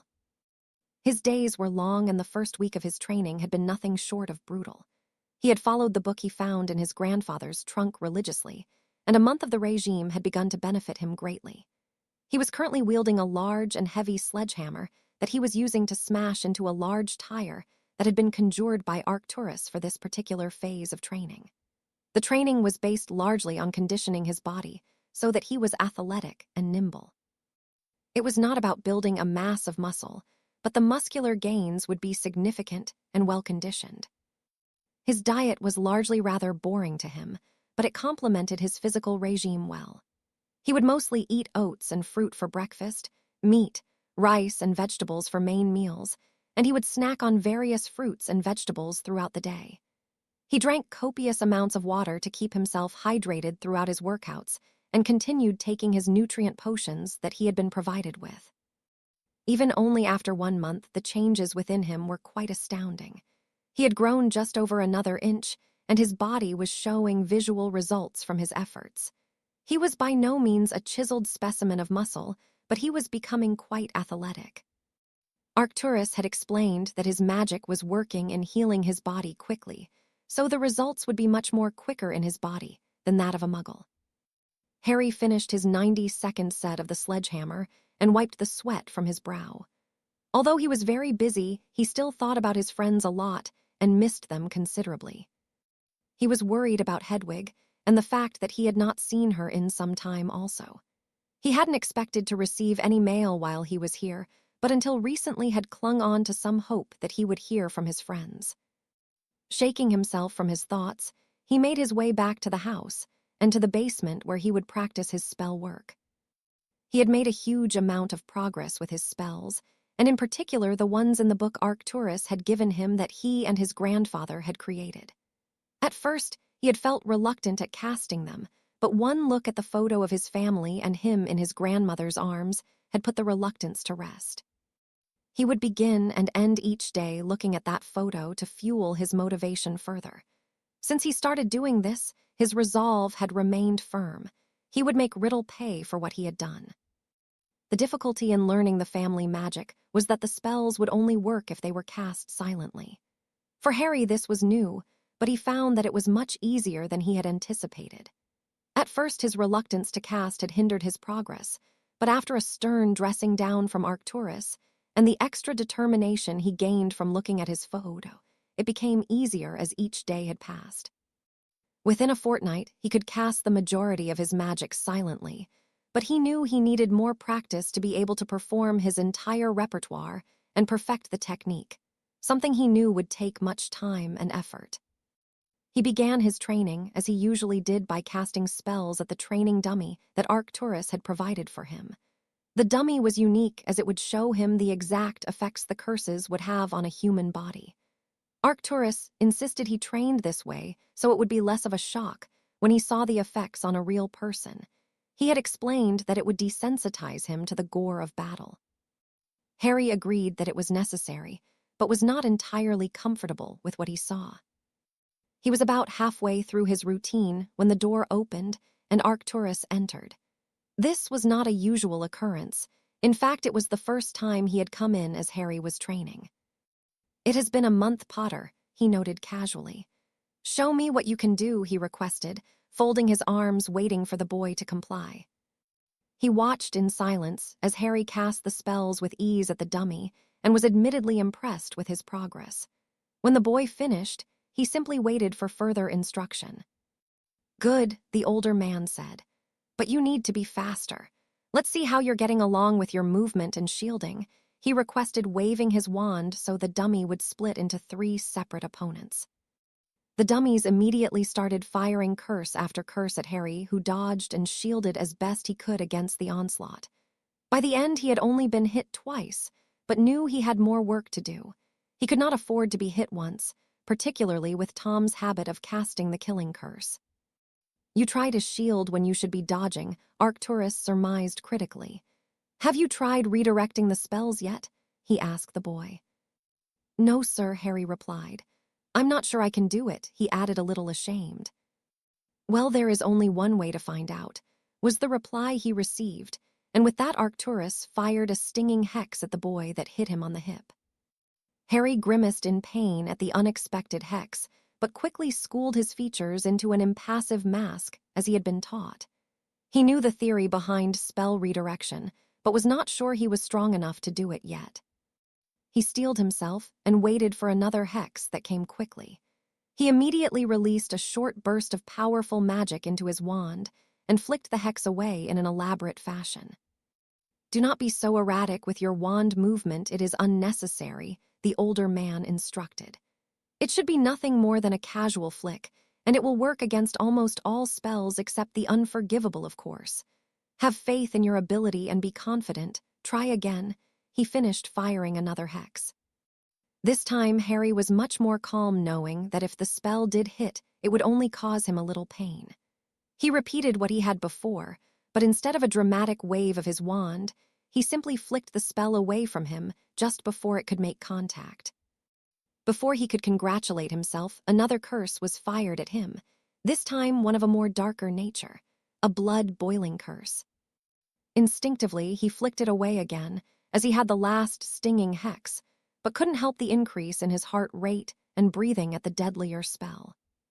"See, it is exactly the same thing," Arcturus pointed out, ignoring the death glare he was receiving from the boy. "Now practice that," he commanded, indicating the 3 dummies, which began firing at the boy again. Harry practiced this for some time and found it was much easier this way than shielding. He found it less tiring, and it gave him more freedom and fluidity in his movements. He felt light and graceful, not having to plant his feet to conjure a shield, and he knew it was much more beneficial to him. After around 20 minutes of this, the older man deemed his efforts suitable and froze the dummies. "Good," he praised. "Have you been studying the parcel magic books?" he inquired. "Yes, sir," Harry replied. "The magic can't be cast silently. I think it is because of the language," he concluded. Arcturus nodded in agreement at the boy's theory, knowing it was likely that he was right.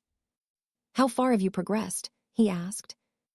I have read them all and have worked out how to use the language. At will, I just have to focus a small amount of magic and intend to speak it. He answered, proud of his progress. Very well, Arcturus replied. Is there anything useful in there? He questioned. Yes, sir, the battle spells will be useful, and I think the wards will be too, he answered confidently. Arcturus only nodded in reply. He was no longer surprised by the Potter boy and what he could achieve when he put his mind to it. He had seen his memories of his life before and during Hogwarts, and had initially been taken aback at the existence he had been forced into, but now his diligence to his training and his attitude was more easily understood. Before he could question the boy further, he found himself on the receiving end of a question that surprised him. Mr. Black, can we go to my relative's home so I can put up some Paceltongue wards? Harry asked. If I do, then I know they will be protected, and only Voldemort would, be able to break them, he added. I can ward the house against ill intent and Riddle's magic, which means anyone with the dark mark can't get in, he explained confidently. Arcturus was impressed by the boy's idea, but could not understand why he would do such a thing for those disgusting muggles. You wish to protect them after all they have done to you? He questioned the boy. They're the only family I have left, Harry answered sadly. Regardless of what they have done, my mother would want me to protect them, he added. Arcturus looked firmly at the boy, but could understand his view on family. It was similar to his own, and he knew he would do the same despite his disappointment in his relatives. We will go tomorrow, he answered before exiting the room, leaving Harry alone again. Harry finished his training and headed to his room, now tired from his day's effort. He was surprised upon entering the room to hear a tapping from the window being caused by a large tawny owl with amber eyes. Confused, he opened the window to allow the bird to enter and removed the note that was tied to its leg. With its burden removed, the owl left, immediately leaving Harry clutching the note it had delivered. He unfurled it to find a photo dropped to the floor, which he immediately picked up and gazed at. In the photo was his parents and two other people he did not recognize. Both couples were holding small bobbies between them. Harry began to read the note to ascertain who would send him such a thing. Dear Harry, I'm not sure if this note will reach you, but thought I would at least try. My Gran told me that you were safe even though no one knows where you are. She told me she spoke to Professor Dumbledore during some meeting. I just wanted to wish you a happy birthday wherever you are, and I hope that you are safe. I knew your birthday was the day after mine, as you can see in the photo our parents were friends. I'm sure you are aware that the papers are still trying to figure out what is going on and are spending all of their time guessing where you are and making Dumbledore out to be insane. Anyway, write back if you can, and I hope to see you on the train to Hogwarts. Neville Longbottom. To say Harry was surprised was an understatement. He was experiencing a maelstrom of emotions ranging from confusion to annoyance. If Neville could write to him, then why had no one else tried? Why hadn't his friends written to him if they knew he was safe? He had thought that there were wards in place to stop mail, but had he been wrong? He knew he would need to speak to Arcturus in the morning. In his busy state, he hadn't even realized his birthday had crept up on him. Not that it mattered, as he had never really received anything for his birthday, but he had at least thought that he would get a letter or two from Ron and Hermione. He wouldn't worry about it now. He had much more important things to do. He began his evening routine of studying his grandfather's notebooks and eventually showered and climbed into bed to sleep. The sleep did not come easy on this night, as he had so much on his mind, but that would have to wait until the morning. Eventually, he drifted off and slept soundly until he woke to the smell of breakfast being prepared. He woke in a thoughtful mood and found that he was not particularly happy today. He showered and prepared in his usual way before heading to drawing room to eat breakfast, where Arcturus was already sat at the table reading the newspaper. I thought you would be in a better mood after finally hearing from your friends, he stated, seeing the frown that adorned the young man's face. How did you know someone had written to me? Harry asked, slightly surprised. The wards alert me of anything that passes them, Arcturus answered casually. I'm surprised it took this long for someone to write to you, he added. I thought you had wards up to stop any mail, Harry replied. The older man shook his head. I told you you are not a prisoner here. The wards will only stop tracking or location charms and things like portkeys or anything dangerous, he answered.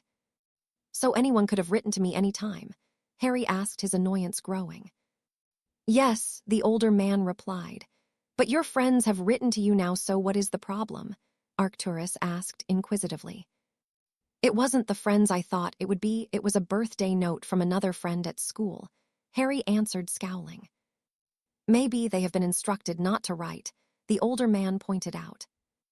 Maybe, Harry answered, shaking his head. It doesn't really matter, I guess. It's not like it will make any difference if they write or not, he shrugged indifferently. Harry was quite miffed with his friends, but knew brooding wouldn't help. He would get his answers eventually. He put the thoughts of them to the back of his mind and began eating his breakfast. We will go to your relatives tonight, Arcturus informed him distastefully. Have you tried apparating yet? He asked. No, sir. I've read the theory but didn't want to try it on my own in case it went wrong. Harry explained, grimacing at the description he had read on splinching. A wise move, Arcturus agreed. We will work on it today. It is very important for everyday travel and can be used in a fight effectively, he added knowingly. Harry just nodded his head and finished his breakfast. After the plates had been cleared, Arcturus led Harry to the room he used for training. He waved his wand, clearing everything to the sides, creating a space for them to work. He waved his wand again, and a circle appeared on the other side of the room, etched into the floor. Most of the theory on apparating is useless, he began. It is much simpler to think of where you want to be. Draw on your magic the same way you do while casting and will yourself to your destination, he explained as though it was the easiest thing in the world. Like so, he said, vanishing silently and appearing in the circle he had created. A split second later, he had returned to where he was previously standing. It only takes practice to get it right. That's all the advice I can give you, he said, shrugging his shoulders. Now, you try, he instructed, stepping aside.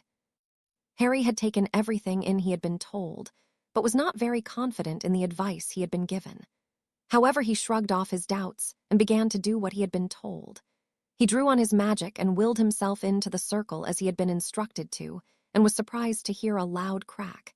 He opened his eyes, feeling disorientated for a brief second, only to find that he was exactly where he had been.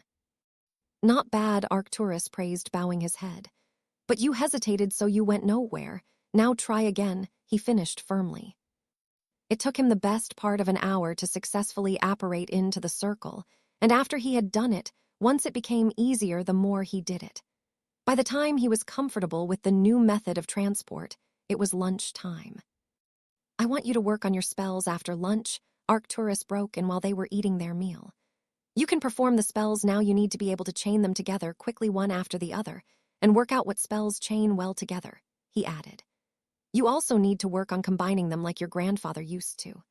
When he fought Gauleiter, you saw how he combined the fog, the wind, and the flames. It will give you another edge if you can create and use combinations like that, he finished.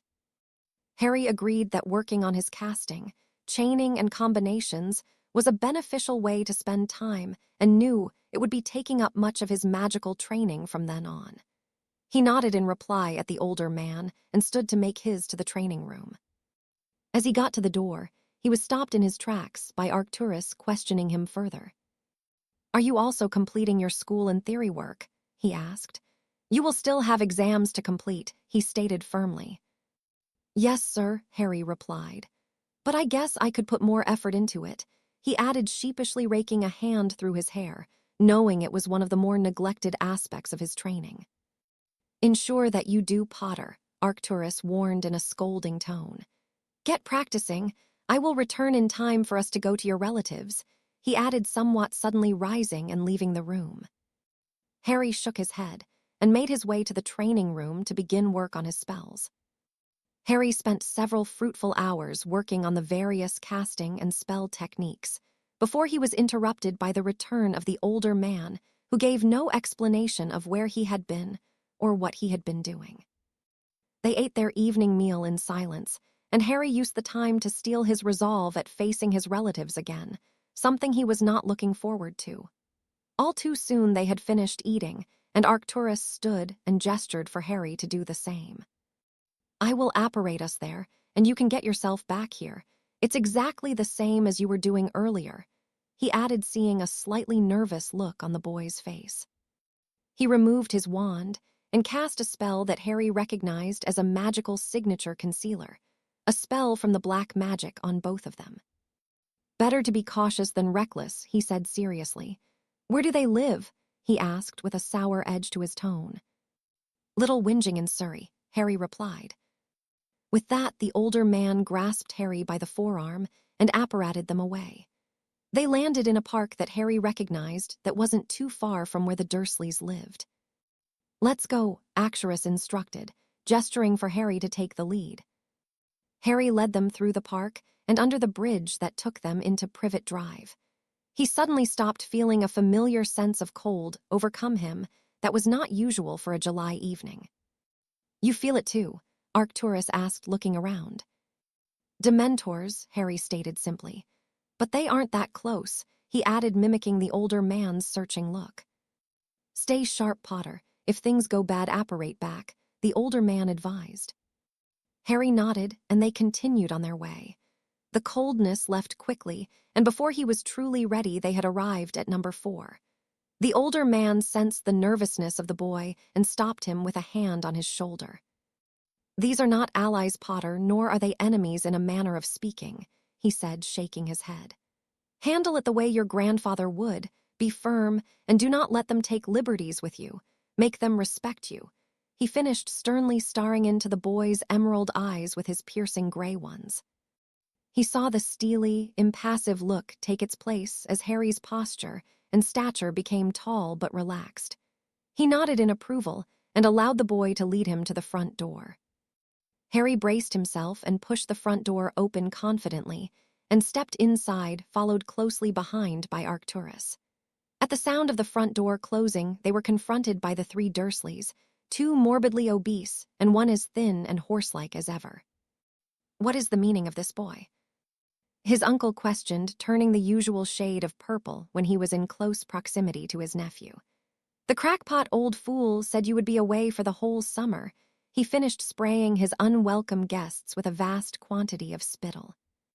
Arcturus was furious at the demeanor the overweight buffoon was displaying towards his nephew, and was ready to curse him with all manner of vile spells, but before he could, the boy took charge of the situation.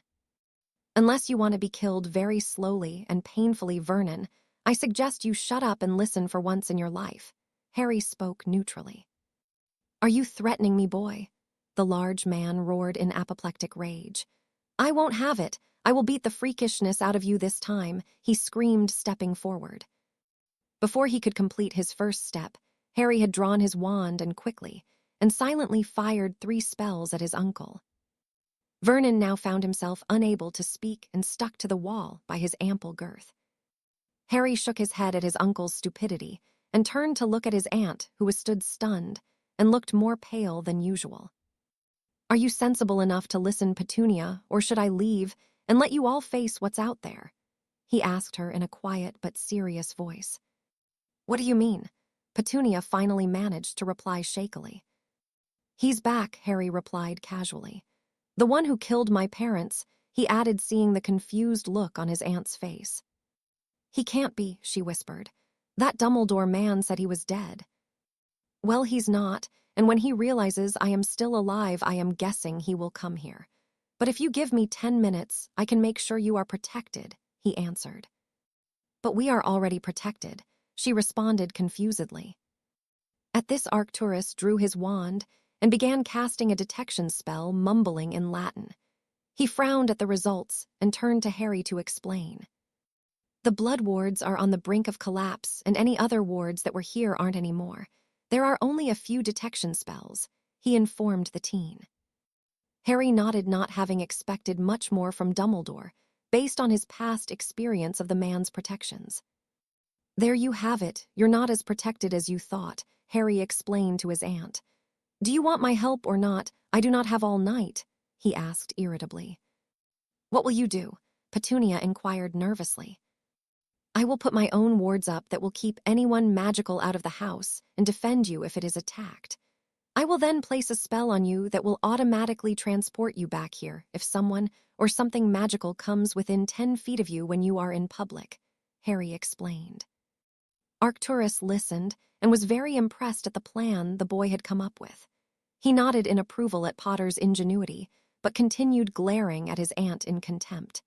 It had taken a lot of self-control not to interfere, but it was not his business to dish out justice here, so he remained silent and allowed the boy to do what he wanted.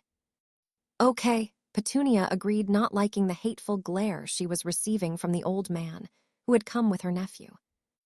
Harry set to work and began by casting the spells on Petunia, a completely silent Dudley, and a still subdued and silenced Vernon. Arcturus was impressed with the parcel magic even though he could not understood what was said. He could see that it was quite complex and was pleased with the progress the boy had made with his control of the language.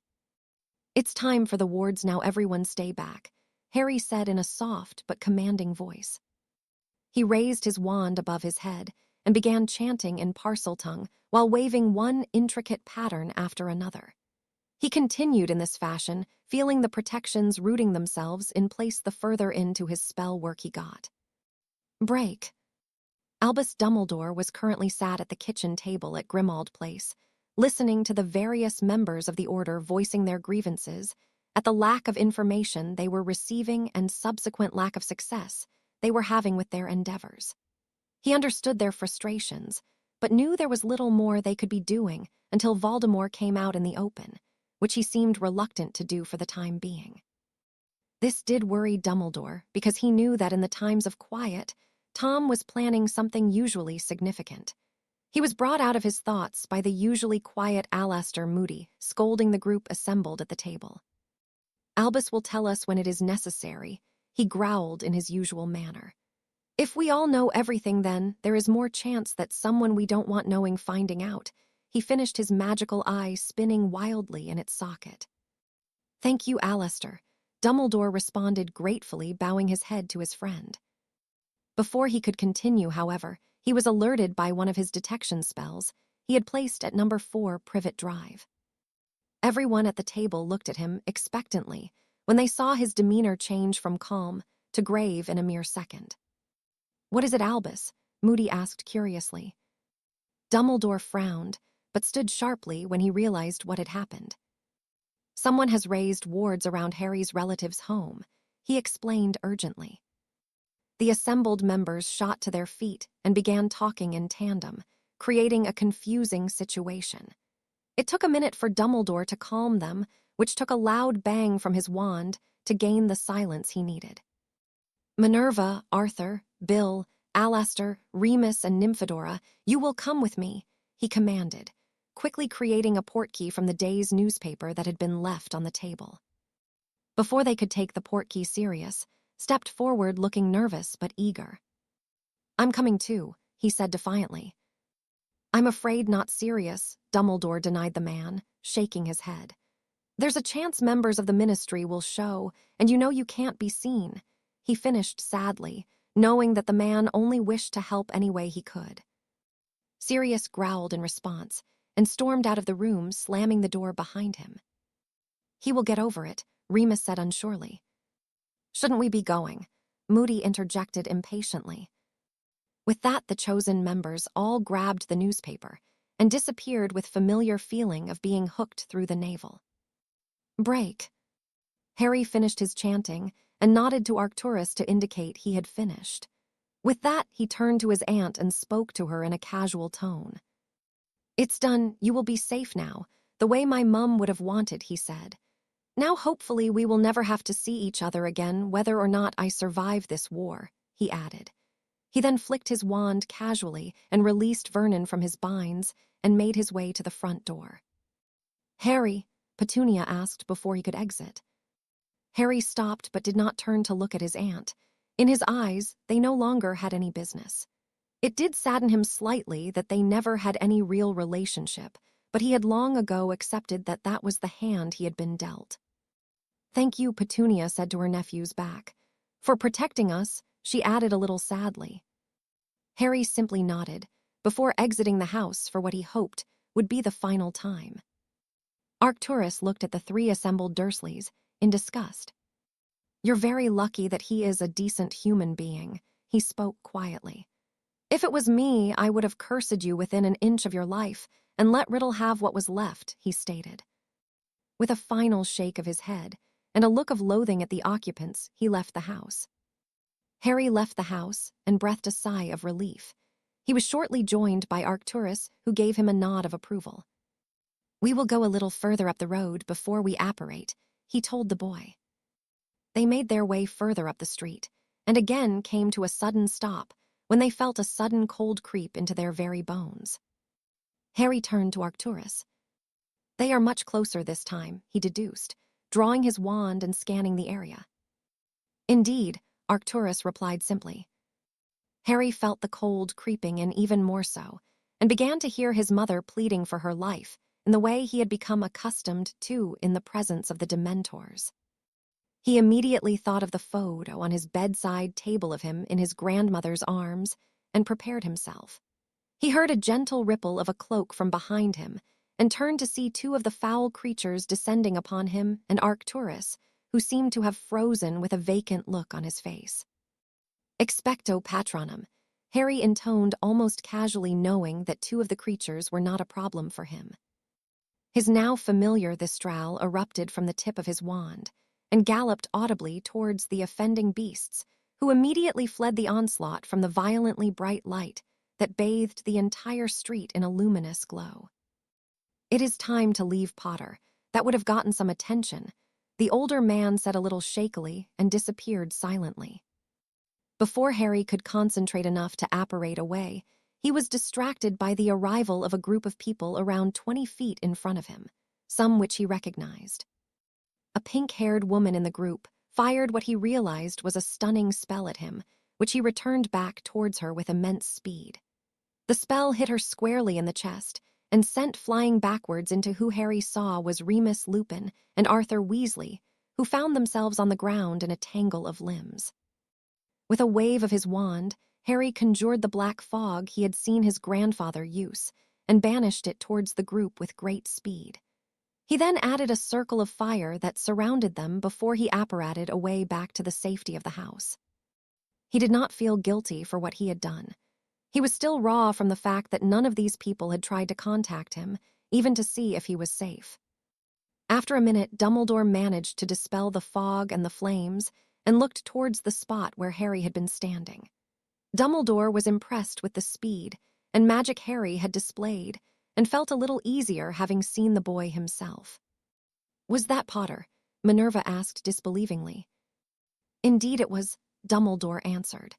"It appears that Mr. Potter has grown in many ways," he added amusedly. "Why did he attack us?" Bill asked, confused. "The boy was defending himself," Moody interjected.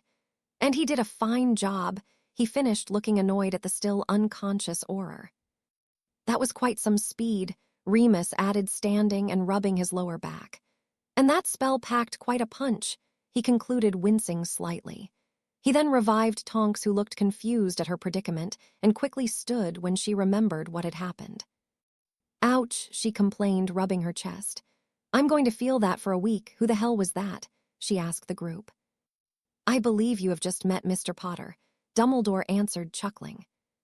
"That was Potter," the Auror growled, peeved that she had been bested by a 15-year-old.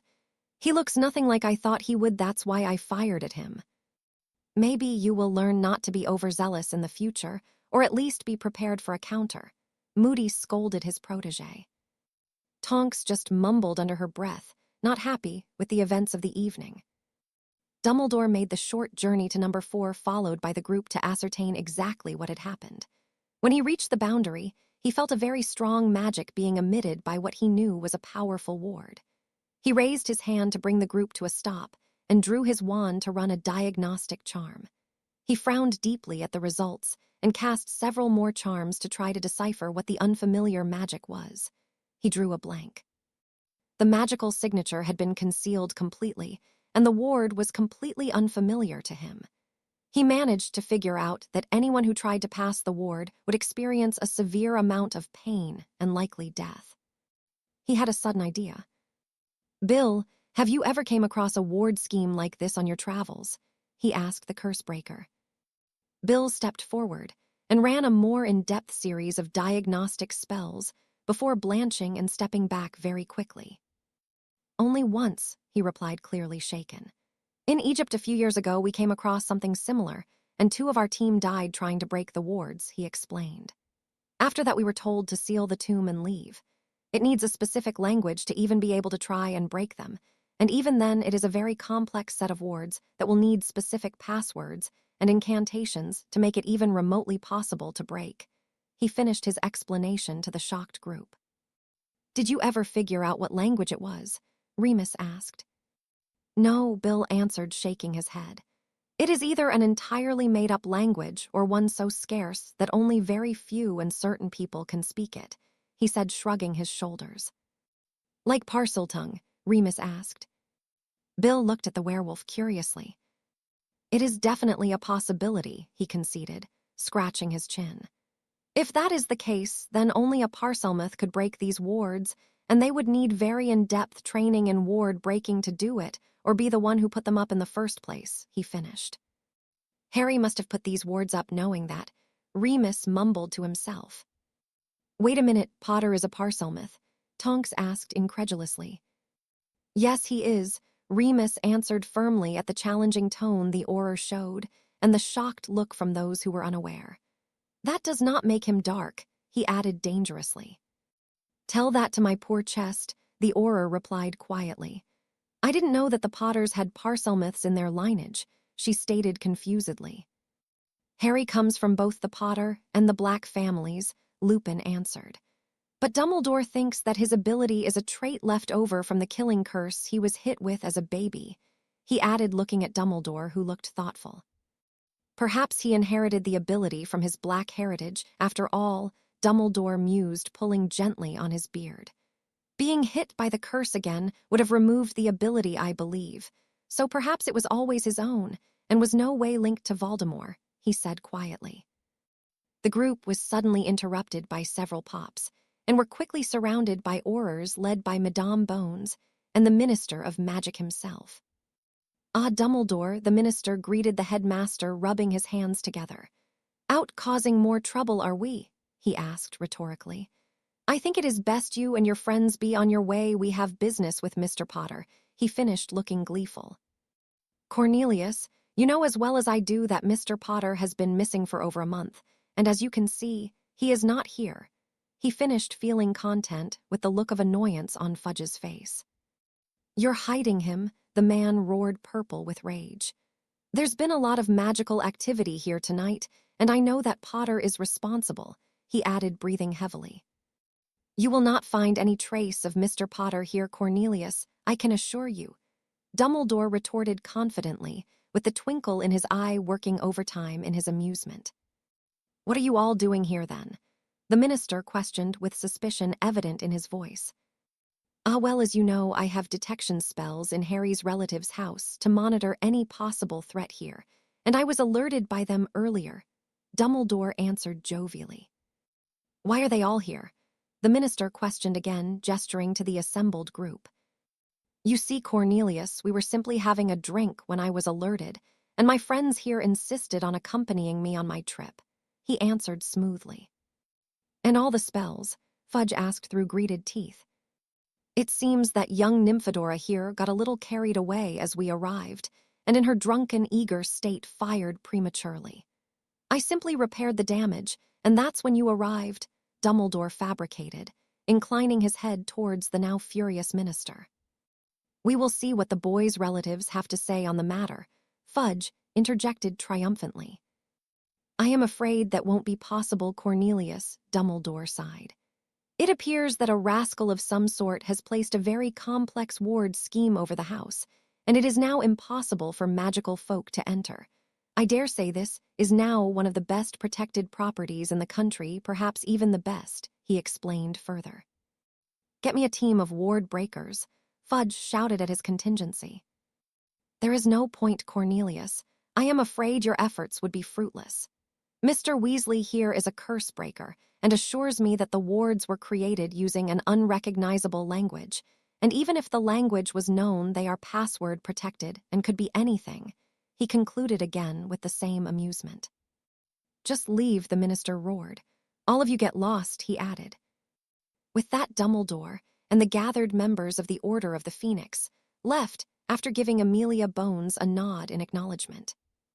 As soon as they arrived back at Grimmauld Place, they were accosted by a frantic Sirius.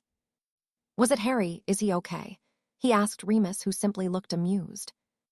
Oh, Harry is fine, the werewolf answered, laughing. Isn't he, Tonks? He added, laughing harder. The Auror simply growled before storming into the kitchen and ignoring the questioning glance she received from her cousin. What the hell happened? Sirius asked impatiently. Let's just say that Harry got the jump on us, and your cousin ended up the worst off, Lupin answered, still laughing. At the confused look of his friend, Remus explained from beginning to end what had happened. By the time he was finished, Sirius had tears rolling down his face, and his usual playful demeanor was back in full swing. He really did that? He asked, proudly, feeling much more relaxed, knowing Remus had seen Harry. Yes, Remus answered seriously. He's different serious. The speed and power was something else, he said, clearly impressed. At least we know he is safe. I just wish I knew where he is, the other man stated. Break. Harry arrived back in the training room and took a moment to collect himself before he made his way to find Arcturus. He entered the drawing room to find the man sat behind his desk, clutching a glass of what seemed to be fire whiskey. He looked a little shaken, but acknowledged the teen by raising his glass and then draining it. What kept you? He asked, placing his now empty glass on the desk. Dumbledore decided to make an appearance with a group of people, Harry answered. I take it Dementors affect you quite badly, he stated. It's fine, Arcturus dismissed the boy with a wave of his hand. They make me feel like I'm back on the battlefield for the first time, that's all. Did you speak to him? He questioned. No, Harry answered, shaking his head. One of his group attacked me, so I got out of there as soon as I could. They probably didn't recognize you. You do look very different, Arcturus pointed out. Anyway, I made a trip to the ministry today and got these, he said, handing Harry 4 maroon folders. They are your parents' and grandparents' Hogwarts files, he explained, seeing the confused look on the boy's face. I thought these would be a better birthday present than anything else I could think of, and I'm sure once you see their achievements it will motivate you to work on your academic studies a little more. It is all well and good reading Charles's books, but you have your own path to carve. Don't forget to live your own life and not get lost in those of people who are no longer here. He finished seriously. Harry took the folders and thought on what had just been said. He knew the older man was right. He knew that he needed to focus more on his own life than living in the past. He had found it difficult as he had never known much about his family, and now he had all the information he had never had before. Yes, he had been training hard, but knowing he wasn't going back to Hogwarts anytime soon, he had largely neglected his schoolwork. It was clear to him that Arcturus thought it was important, so he would take the older man's advice. He opened the folder on the top of the pile and saw that it was his grandmother's. He read the contents and was quite surprised at what he saw. He was even more impressed by her than he had been. Her academic record was impressive. 11 OWLS and 7 NEWTS, all graded O. What surprised him more was the amount of detentions she had received from her 5th year onwards. How did she get so many detentions? He asked Arcturus in confusion. The older man looked very amused as he answered. Well, after the incident where your grandfather saved her, it seems that she really began sticking up for herself, he began. I told you she was a formidable witch, and many people found that out in her last years at school, he said proudly. I think she wanted to impress your grandfather, or he simply gave her the confidence to fight back, he concluded. Harry smiled at the thought of the timid girl he had seen in the memory defending herself. He placed the folder on the desk and opened the next folder, which belonged to his grandfather. It read similarly to his grandmother's, but he had 8 OWLS and 7 NEWTS. His owl results were flawless, excluding potions, which was awful. He really got a D in potions? Harry asked. He really was useless with potions, Arcturus said, shaking his head. It was one of his few shortcomings. Harry placed the folder next to his grandmother's on the desk and opened the next. It belonged to his father. This was the thickest folder by some margin, and Harry immediately saw why. There was sheet after sheet of detentions for various pranks and fights he had gotten himself in. A consistent name he saw was that of Severus Snape. Harry frowned at that. No wonder he hated Harry if the contents of this file were anything to go by. Harry passed over the rest of the detention forms and looked at his father's achievements. Although he was quite the prankster, it was clear that he did study. He received all O's and an E in potions on all of his OWLS and NEWTS. Harry was surprised. He had expected his father to be mediocre at best. He now felt guilty for not applying himself more to his studies over the years. If truth be told, he had been less than mediocre. He shook his head at his own academic performance and the disappointment he was feeling. His father had even been head boy. Harry felt like a failure. He had failed his parents, and he had failed himself so far. He placed the folder on the desk with the others and looked at the final one, the one that belonged to his mother. He opened it, already expecting to feel worse. He did not expect to feel as bad as he did. His mother had achieved considerably more than the others. She had 14 OWLS graded O with an O+ in charms, and her newts were exactly the same. She had been a prefect and head girl, and even achieved a charms mastery when she finished at Hogwarts. Harry was simply ashamed at his lackluster performance and felt sick. His parents would be appalled by his grades if they were alive. He placed the folder with the others and stood. He needed to change his schedule. He needed to do much better if he wanted to live up to his family name. He left the room, not even bidding farewell to the older man, who was looking pleased with what he saw. Arcturus knew the boy was disappointed, but knew it would give him the motivation he needed to do better. The older man went to bed that night knowing he had done the right thing by his friend and sister. They too wouldn't tolerate mediocrity in school. He will get there, he whispered into the darkness. Chapter 5, Endurance. It was now September 1st, and the teenage occupants of Grimmauld Place had just made it to the Hogwarts Express in their usually late fashion. Fred and George quickly left to find their friend Lee Jordan, leaving the other three to make their way onto the train. They boarded the express and managed to find a near-empty compartment in the very last carriage. The only two people inside were Neville Longbottom and a girl who was in Ginny's year, Luna Lovegood. Neville looked relieved when the other teens entered the compartment and seemed to visibly relax considerably. He had lost a lot of weight over the summer, and he no longer had the chubby, boyish face. He looked more like the growing teen he was, and not an oversized child. "I have to go to the prefect's carriage for a meeting," Hermione said quietly. "Congratulations, Hermione," Neville praised. "It was a no-brainer that you would get it," he finished genuinely. "Thank you, Neville," she replied gratefully as she left. Ron simply looked irritated. He thought that with Harry being missing then, he stood a chance at being made prefect also, but that had not happened. "Who got the male position in Gryffindor?" he asked, sullenly noticing Neville wasn't wearing the badge. "Dean Thomas got it. I saw him on the platform," Neville replied. "Dean?" Ron questioned critically, "but he's an idiot," he grumbled, scowling. "He gets the best grades in our dorm, and he stays out of trouble," Neville shrugged. "Makes sense to me with Harry not coming back." "How do you know he's not coming back?" Ron asked suspiciously. "He wrote to me after I sent him a birthday present," Neville answered. "But he told me not to talk about it to anyone except you guys. He said you knew he was okay," he finished. "We haven't heard from him at all," Ron moaned moodily. "Why would he write to you?" "Did you write to him?" Neville questioned in reply. "Well, no, I thought he would write when he could," Ron muttered, his ears turning red in annoyance and embarrassment. "So you just sent him an owl and he got it," Ginny interjected. "That's right," Neville confirmed. "How else would you write to someone?" he asked rhetorically. "He's going to be so furious with us," Ginny said quietly. "Definitely," Neville replied simply. "He can't be mad at us," Ron pointed out. And even if he is, he will get over it, he concluded confidently. Before Neville could reply, Ginny intervened, seeing the peeved demeanor the other boy was now sporting. What did he say in his letter? She inquired. He just said he's okay and has a lot to do, to keep everything between us, and he will see us all soon enough, Neville answered ominously. With that, the door opened, and in came an irritated-looking Hermione. Upon sensing the atmosphere in the compartment, she looked at each person, waiting for an explanation.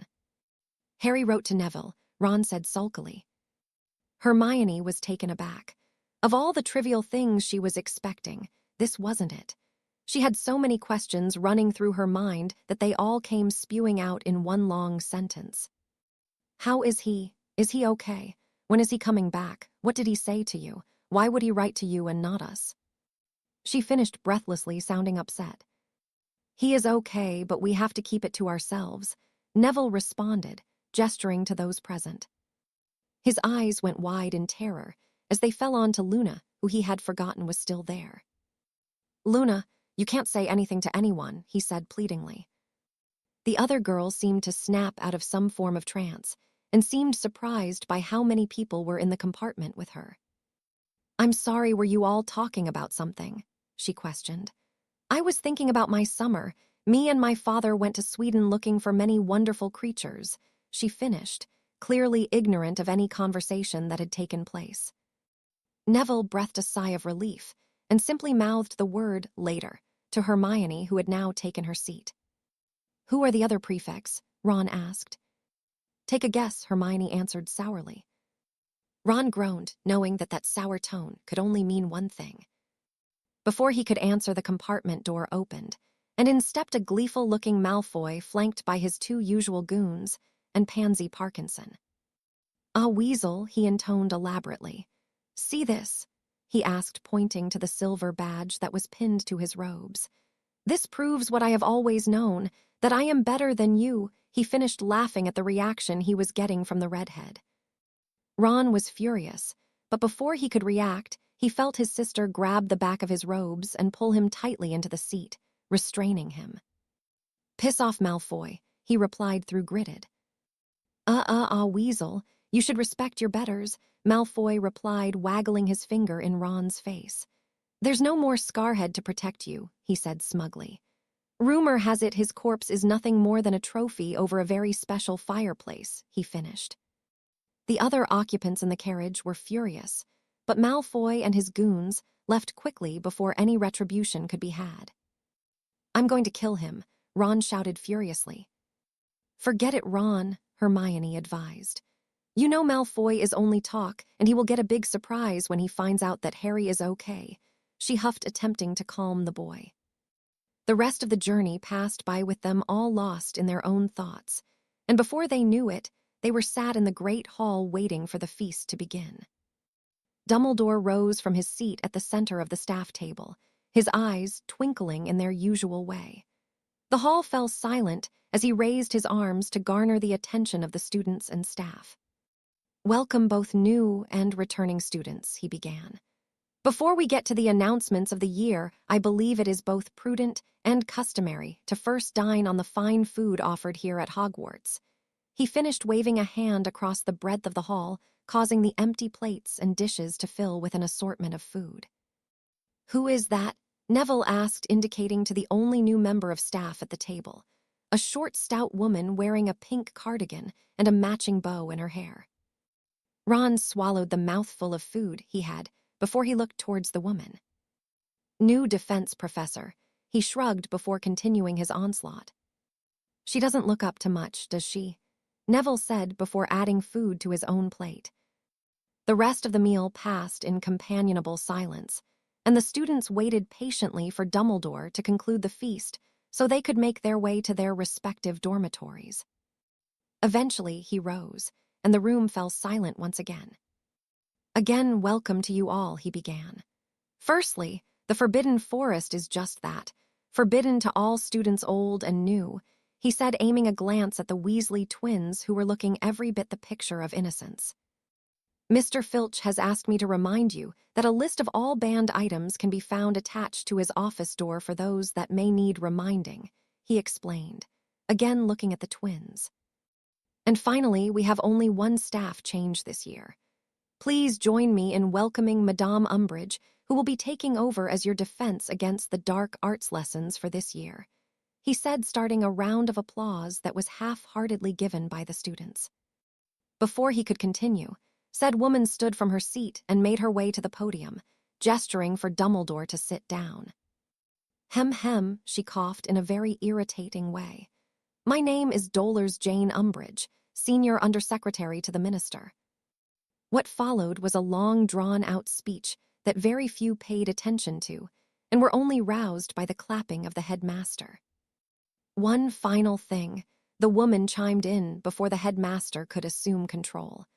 I would like Mr. Potter to join me in my office at the conclusion of the feast, she requested in a simpering, girlish tone, scanning the room for the teen. The room began to speak in hushed whispers, wondering what was going on. It was Neville who stood to address the woman, as he saw the members of the staff was reluctant to. Harry has been missing for 2 months. You should know that, he said irritably, not quite believing the woman was as stupid as she was coming across. We at the Ministry believe that is a lie, she said, shooting a glance at Dumbledore. However, if Mr. Potter is not here, then he is playing truant and will be taken into Ministry care at the earliest opportunity, she concluded, leaving the room.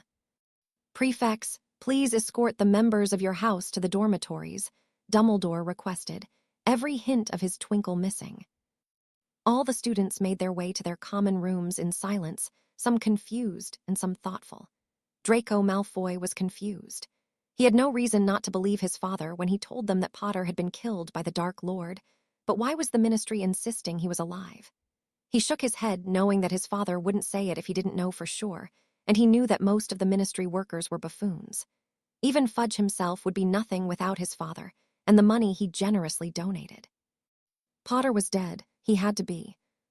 Being missing for 2 months in the wizarding without training was a death sentence. He made his way to his dorm lost in thoughts and decided that it was not his problem. He had more important things to worry about, like how he could use his newfound power to get what he wanted. The members of Gryffindor were solemn. Ron and Hermione were questioned incessantly about the whereabouts of Harry, but they told all the members of the house that you simply knew nothing and had not heard from him. Neville Longbottom looked at his fellow housemates in sorrow. Only last year they had turned their back on the missing teen, and now they decided to be concerned for his welfare. He pitied them all but kept his mouth shut as he promised Harry he would. He went silently to his bed and allowed the rest of the house to wallow in their own emotions. He knew that Harry was okay, and to him that was all that mattered until Harry decided when to make an appearance. He looked forward to that day, knowing that things would be very different. Break. The last month for Harry had essentially been a string of repetitive days.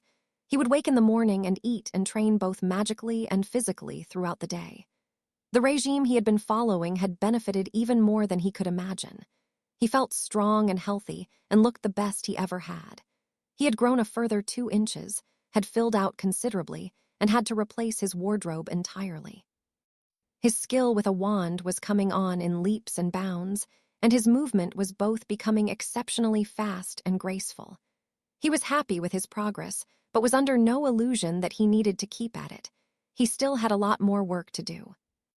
After writing to Neville, he had received only one other piece of mail, and that had come courtesy of the goblins that had sent him a magical sphere to record the Parseltongue prompts, so they could access the carcass in the chamber. They had written to Dumbledore, and he had agreed to allow them access to the school, to retrieve the corpse, hoping that the wealth it would provide to Harry would help him in his endeavors. The old man had respected what he assumed was the teen's wish to be left alone, but passed on his greetings and offered help if he needed it. Harry was grateful to Dumbledore, but Arcturus was clearly not fond of the man for reasons of his own. He would then spend several hours in the evening on magical theory, and learning the syllabus for the last few years of school, and even studying beyond it the way that he knew his family had. He found that in the peace and quiet of his room, he could excel at his subjects, but again felt disappointed in his less than impressive first few years at Hogwarts. On the night he saw the files belonging to both his parents and grandparents, he had vowed to do better academically, and he was well on his way to living up to them the way he desired. Today felt strange to Harry, knowing that he should be on the express and returning to school, but in a way he was glad that he wasn't. He had settled into his routine and knew that he was benefiting much more being here than he would at school. He did miss his friends, but he no longer missed them the way he had. He didn't hold anything against them for not writing and felt no dislike towards them, but he did feel let down by the apparent lack of care they had shown. It was not something he dwelled on much. He simply didn't have the time. He was busy during all waking hours and only stopped to rest during meal times and when he was unwinding in the evening before he slept. No, Harry was not bitter, but he was certainly indifferent. Arcturus had maintained his usual routine of being absent during the day, and Harry had long since stopped wondering where it was he went. Harry knew he was busy taking care of the Horcruxes and knew better than to question the man. He would ask for help if wanted or needed it, and Harry found that he truly did trust him. He would return at random times and test Harry in all aspects of his training and studying, offering pointers and advice where he felt necessary. He did not, however, baby the boy in any way and largely left him alone to be responsible for his own training and studies. He knew that seeing the files had lit a fire under the teen and had made him much more studious, which he was pleased to see. The last few days had been a concern for Harry. It began when he had started feeling lethargic and a little weak. His physical workout had left him drained, and his magic had been erratic at best during his spell work. Initially, he had concluded he was having an off day and simply shrugged it off. It wasn't until the next day that he felt something wasn't right, when he barely made it halfway through his exercises before he had to rest, and even after that his energy levels did not replete. It was today that he had woken to find that even walking to the drawing room for breakfast had him sweating and gasping for air, and he knew that something must be really wrong.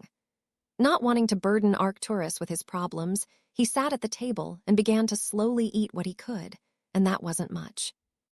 The older man eyed the boy critically as he entered the room. He looked peaky and quite sickly. He continued to watch him as he ate a very meager amount compared to what he usually would.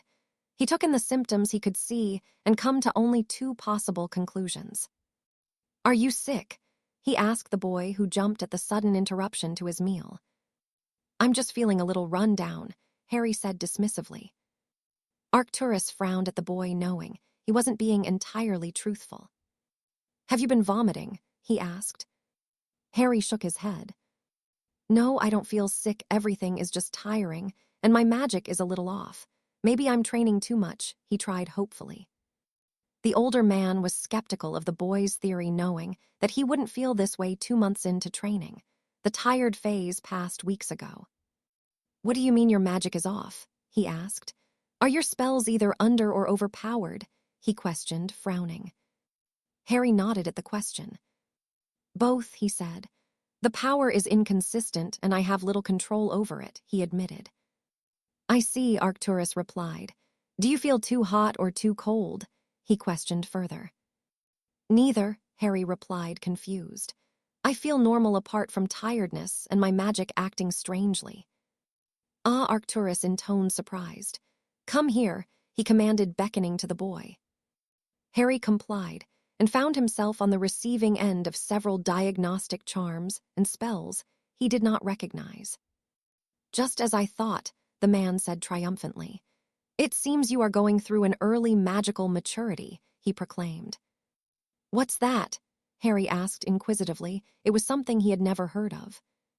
"It's the final stage in your magical growth, in which you reach your peak powers and your core finishes stabilizing," the older man answered knowledgeably. "It doesn't usually happen until you are between 18 and 21 years old, though," he added, frowning. "Why is it happening to me now, then?" Harry asked, with worry evident in his voice. Arcturus continued to frown while he considered his answer. The reasons became obvious with little thought. He looked at the boy critically again before he answered. "Several reasons, I think," he began. Powerful wizards tend to mature much more quickly, and there is no doubt that you are more than an exceptionally powerful wizard," he continued. "I'm also guessing that the taint of Riddle hindered your growth considerably, both magically and physically. With that gone, you being healthy and having grown as much as you have recently, it seems that your body can now cope with the mature magic," he concluded thoughtfully. "I think Charles went through his early. He was much like you until 5th year.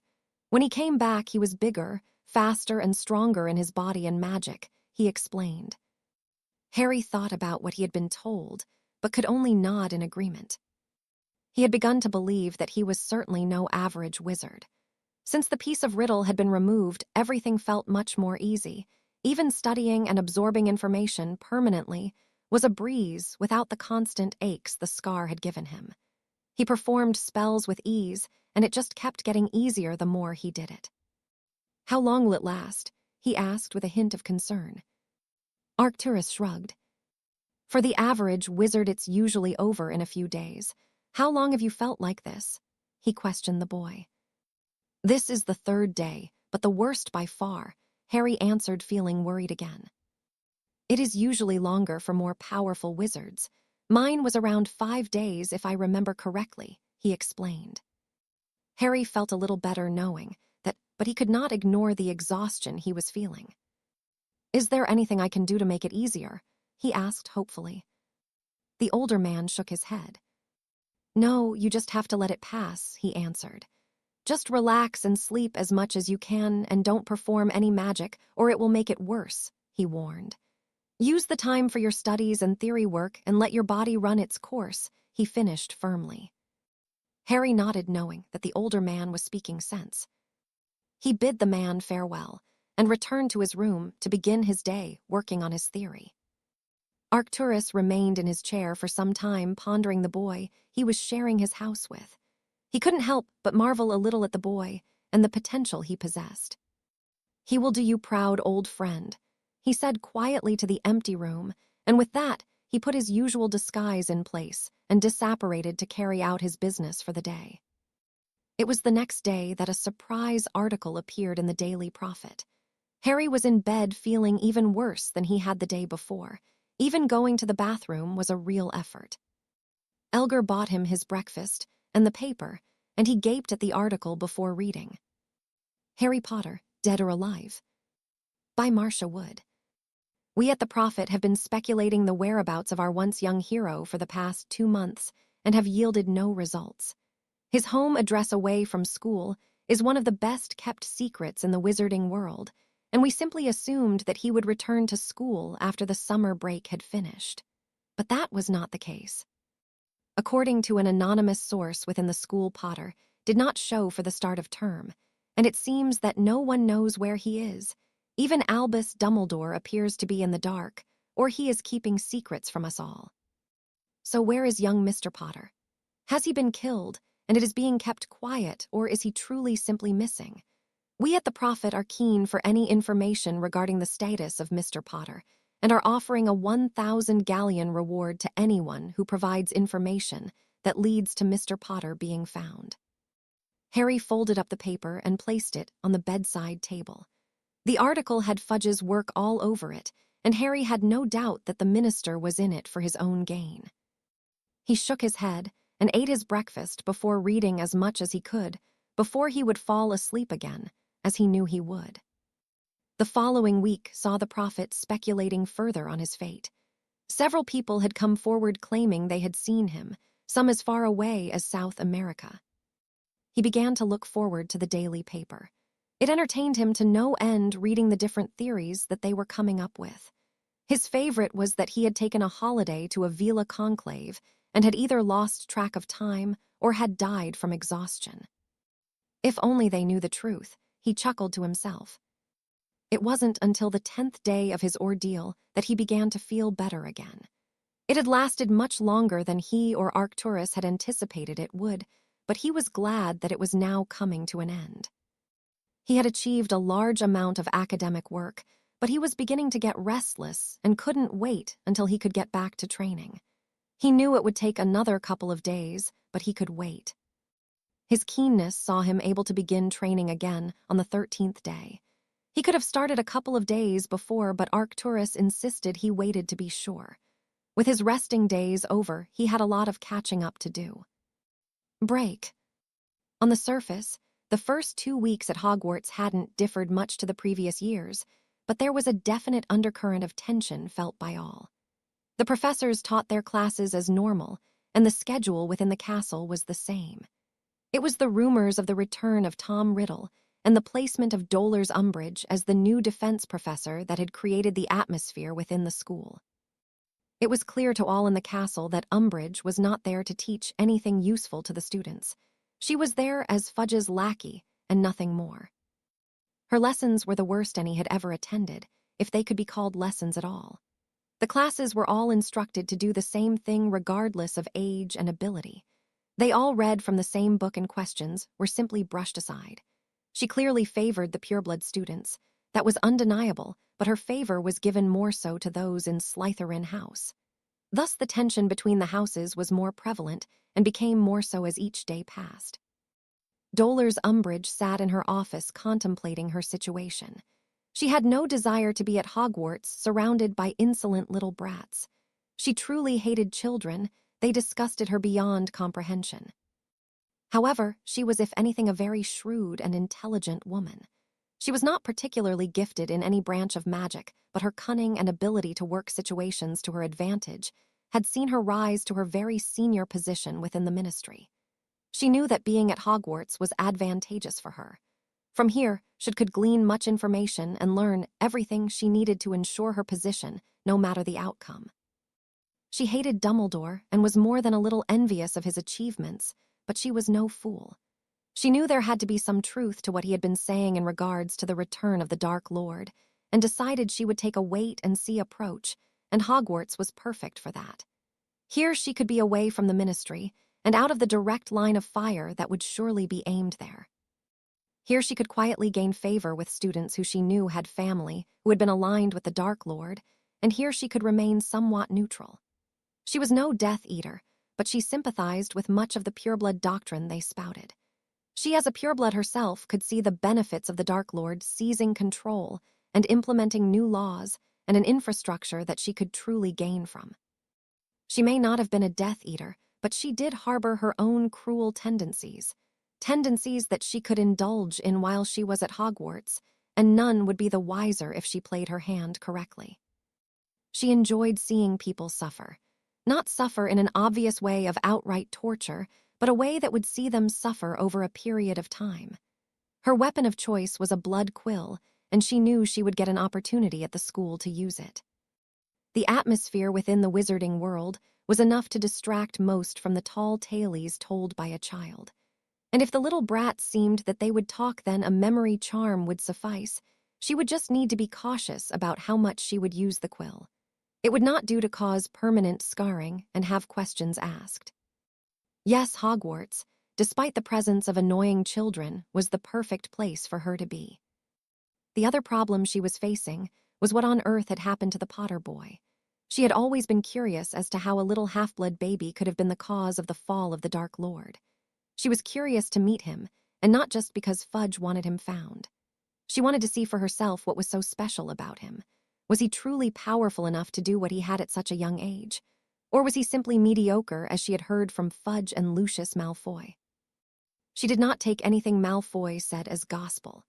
In all honesty, she found him to be a pompous moron who spent far too much time looking in the mirror and kissing the arse of anyone who could better his position. To her, he was nothing more than a glorified bootlicker, but he had become a powerful one, and he certainly needed to be pandered to an extent. The Potter mystery certainly had her flummoxed, but seeing as he didn't arrive at Hogwarts, all she could do at this point in time was to wait to see if he would emerge from the woodwork or if his corpse would appear somewhere. She had both Granger and Weasley in her office at the earliest possible opportunity, and with the help of Veritaserum and memory charms, had learnt an awful lot about the young man, but they had no idea where he was or if he was definitely alive.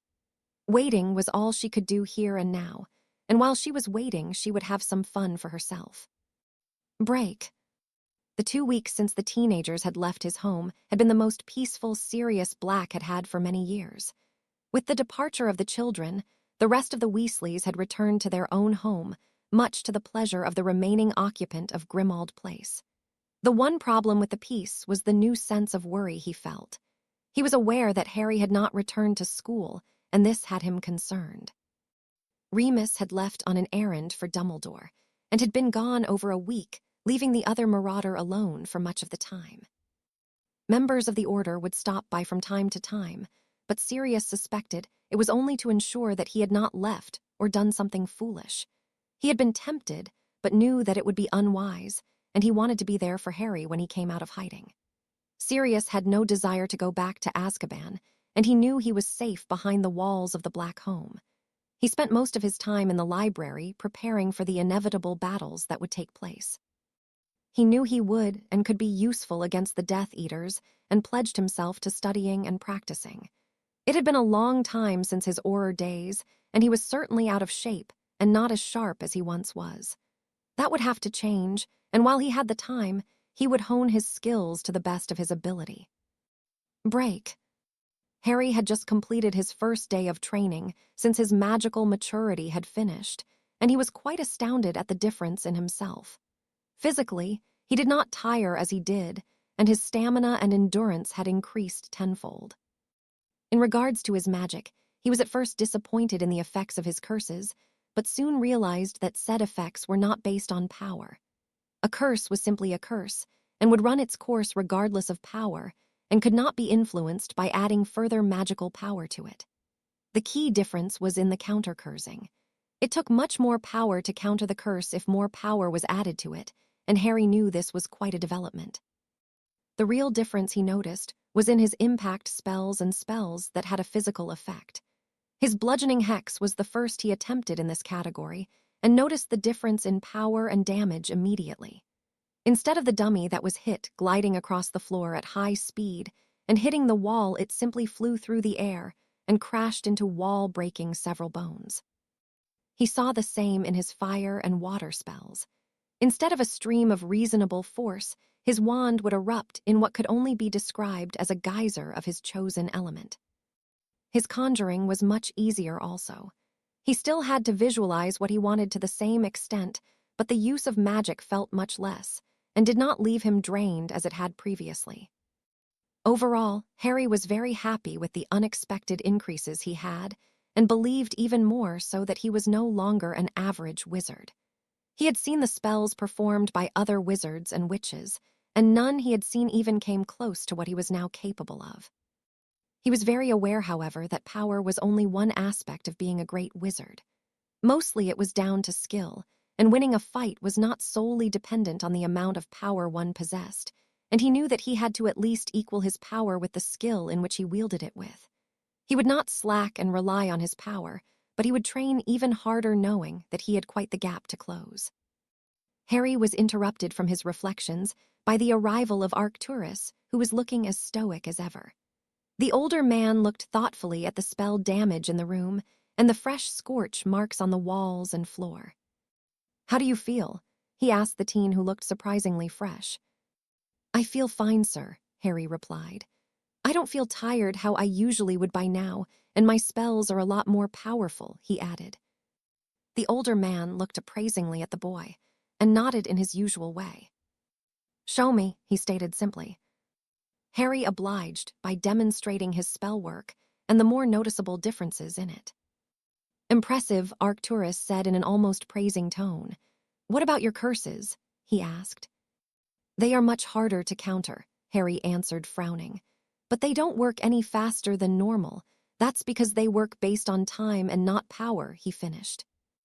"I see you've been reading up on your theory," the older man replied neutrally. "Yes, sir.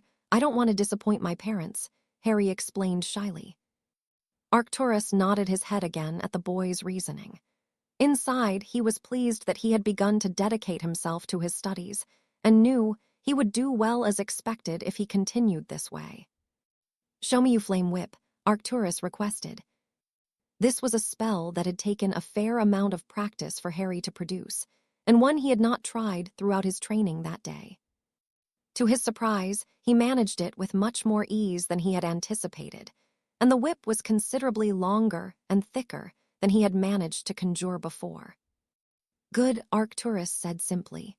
"You will need to practice with that to master controlling it and also work more on conjuring and banishing objects. It can be a very effective weapon if mastered," he remarked knowingly. "Yes, sir," Harry answered simply. "Now that is out of the way, I need you to accompany me on a small trip," Arcturus began seriously. "It seems that our friend Riddle has been recruiting, and one of my elves have informed me of some new guests in our country, and I want you to come and see what you will be up against in due course," he explained further. Harry knew from Arcturus' tone that this was something serious and adopted the impassive mask that had been taught to him by the man. He placed his wands in his holsters and indicated that he was ready. The older man took him by the arm, and with a pop they had vanished. The duo appeared in a forest that Harry could tell was close to the sea. He could smell the salt in the air and hear the distant crashing of waves on to a rocky shore. He began casting charms on himself to hide his scent and cancel the sound of his footsteps. He didn't disillusion himself knowing that he needed to be seen by his companion. The older man nodded and cast the same spells on himself and began leading the way into the thicker and deeper parts of the wooded area. They walked on in silence for what seemed to be miles, and eventually Harry began to hear the sounds of activity ahead of them. In the distance, he could see an area lit by fire and cautiously followed the older man to the outskirts of a clearing. What he saw in the clearing shocked him to his core. 3 men were sat in the clearing, one in which Harry recognized as Buckbeak's would-be executioner, Macnair. The other 2 men were dressed in black robes and were sat around the fire, but it wasn't the men that had Harry worried. Around the men sat a collection of around 20 giants, completely brutal-looking and bigger than he could ever have imagined. He looked at Arcturus questioningly, and the older man shook his head in resignation. Things now seemed even more real to the boy. He knew now that this was a real war, and it wasn't only Riddle that would be a problem. It made him wonder what else he was up to and what other creatures he had managed to bring to his side. He was distracted by the biggest of the giants as he stood and stretched tiredly. It was not the giant itself that had distracted, but what was attached to his hip by a crude and blood-soaked rope. They were heads, bigger than the average human but not as big as a giant. It was then that Harry recognized them. The faces had been quite badly mutilated, but the shaggy hair and beard of one was familiar, and it did not take a genius to figure out who the other had belonged to. He felt a wave of emotion overcome him. He felt sick, upset, and extremely angry. He felt the magic rolling of him in waves in his fury, as did Arcturus, who moved in to calm down the boy. "No," the older man whispered dangerously. "All you will achieve is us being killed, and it will be for nothing," he said through gritted teeth. Harry swallowed back the emotion hard and nodded at the older man, but felt no better. He knew war would be gruesome, but he had not expected to see the head of his first ever friend worn as an accessory, as a trophy as casually as it was. He would never forget the sight of the remaining appendage of Rubeus Hagrid, gentle half-giant, adorning the hip of a giant. And although he did not know Madame Maxime well, he felt a wave of sadness for her, also knowing she had died trying to prevent Riddle gaining further allies. He was shaken from his stupor by Arcturus, who took him by the arm and dragged them away to a safe distance, where he could apparate them home. They appeared again in the training room, where Harry immediately removed his wand and fired a blasting hex at the dummy that exploded into thousands of tiny pieces. He breathed heavily in his rage, and it took some time for him to calm down to a point that he could listen to Arcturus. "I did not know we would see that," he explained to the fuming teen. "Dumbledore had no reason to send him to them. He must have known it was useless," he finished, shaking his head. "He didn't deserve to die like that," Harry replied, attempting to keep the emotion out of his voice. "He was a good man and wouldn't harm a fly," he added sadly. "Then he has no place in a war," Arcturus declared.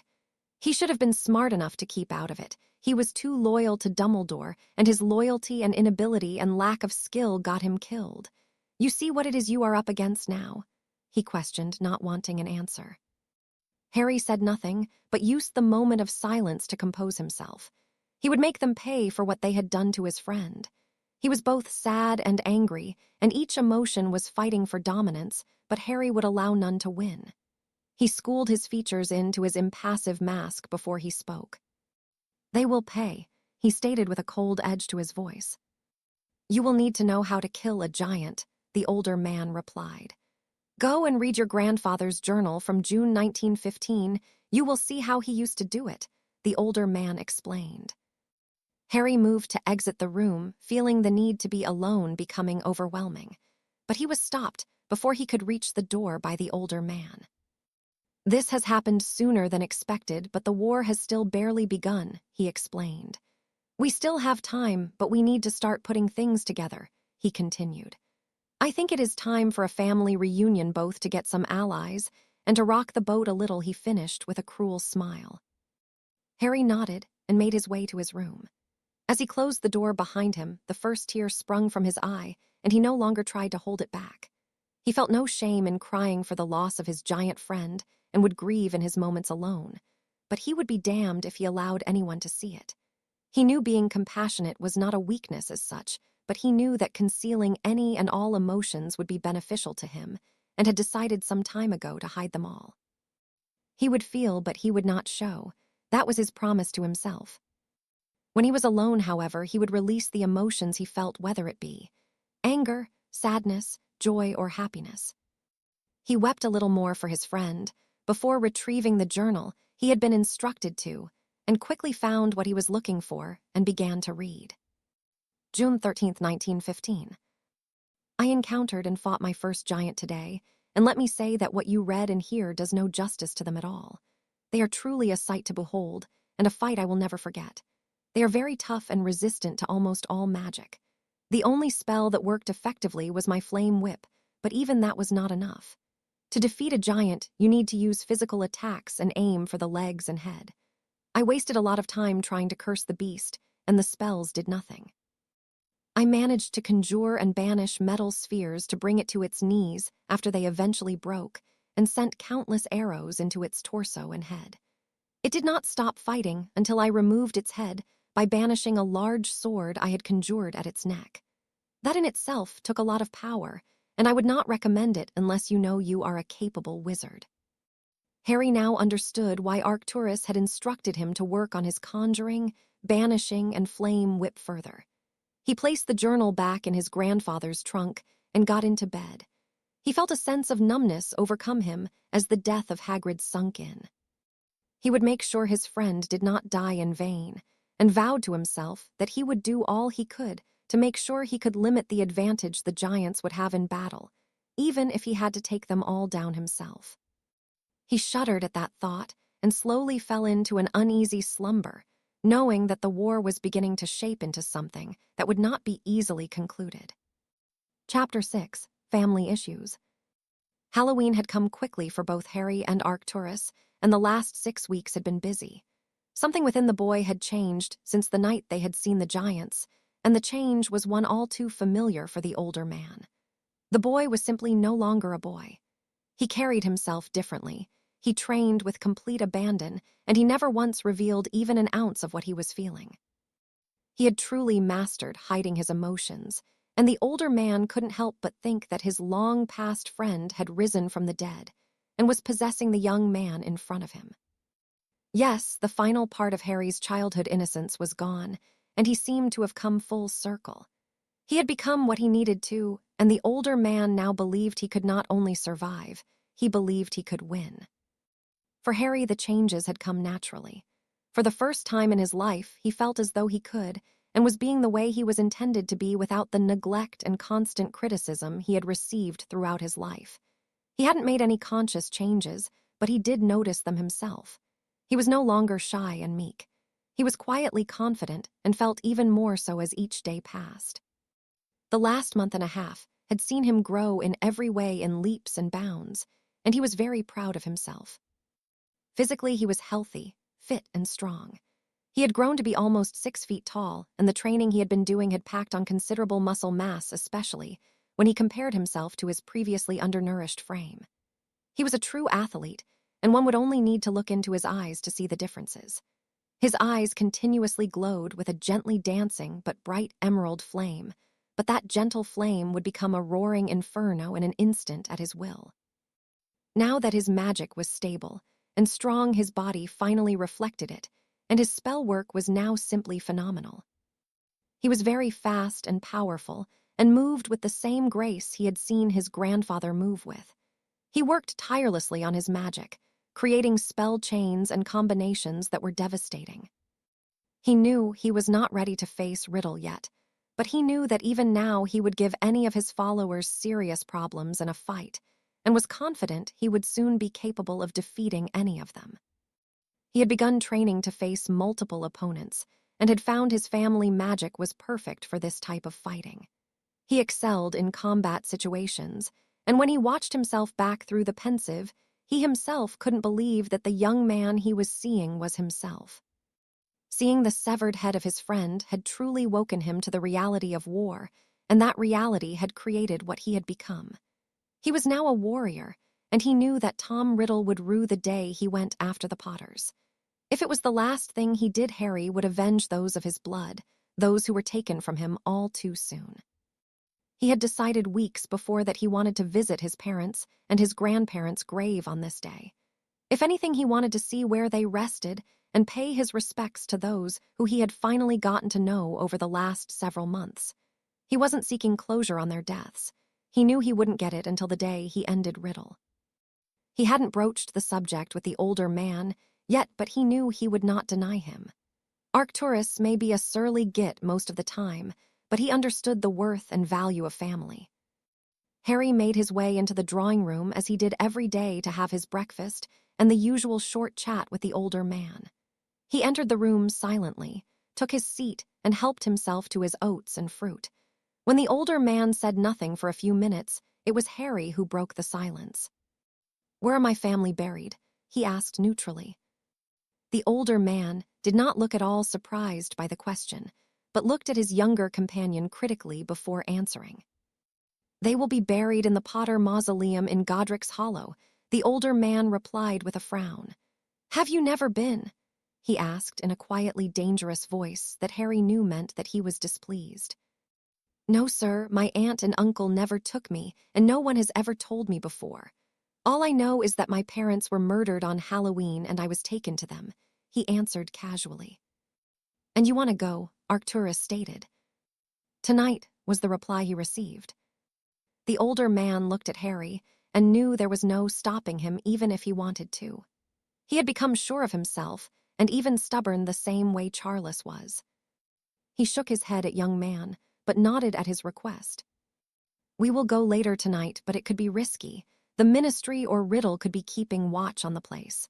I will send Elgar to scout it out for the day, and if necessary we will come up with a way we can go without being bothered," he finished.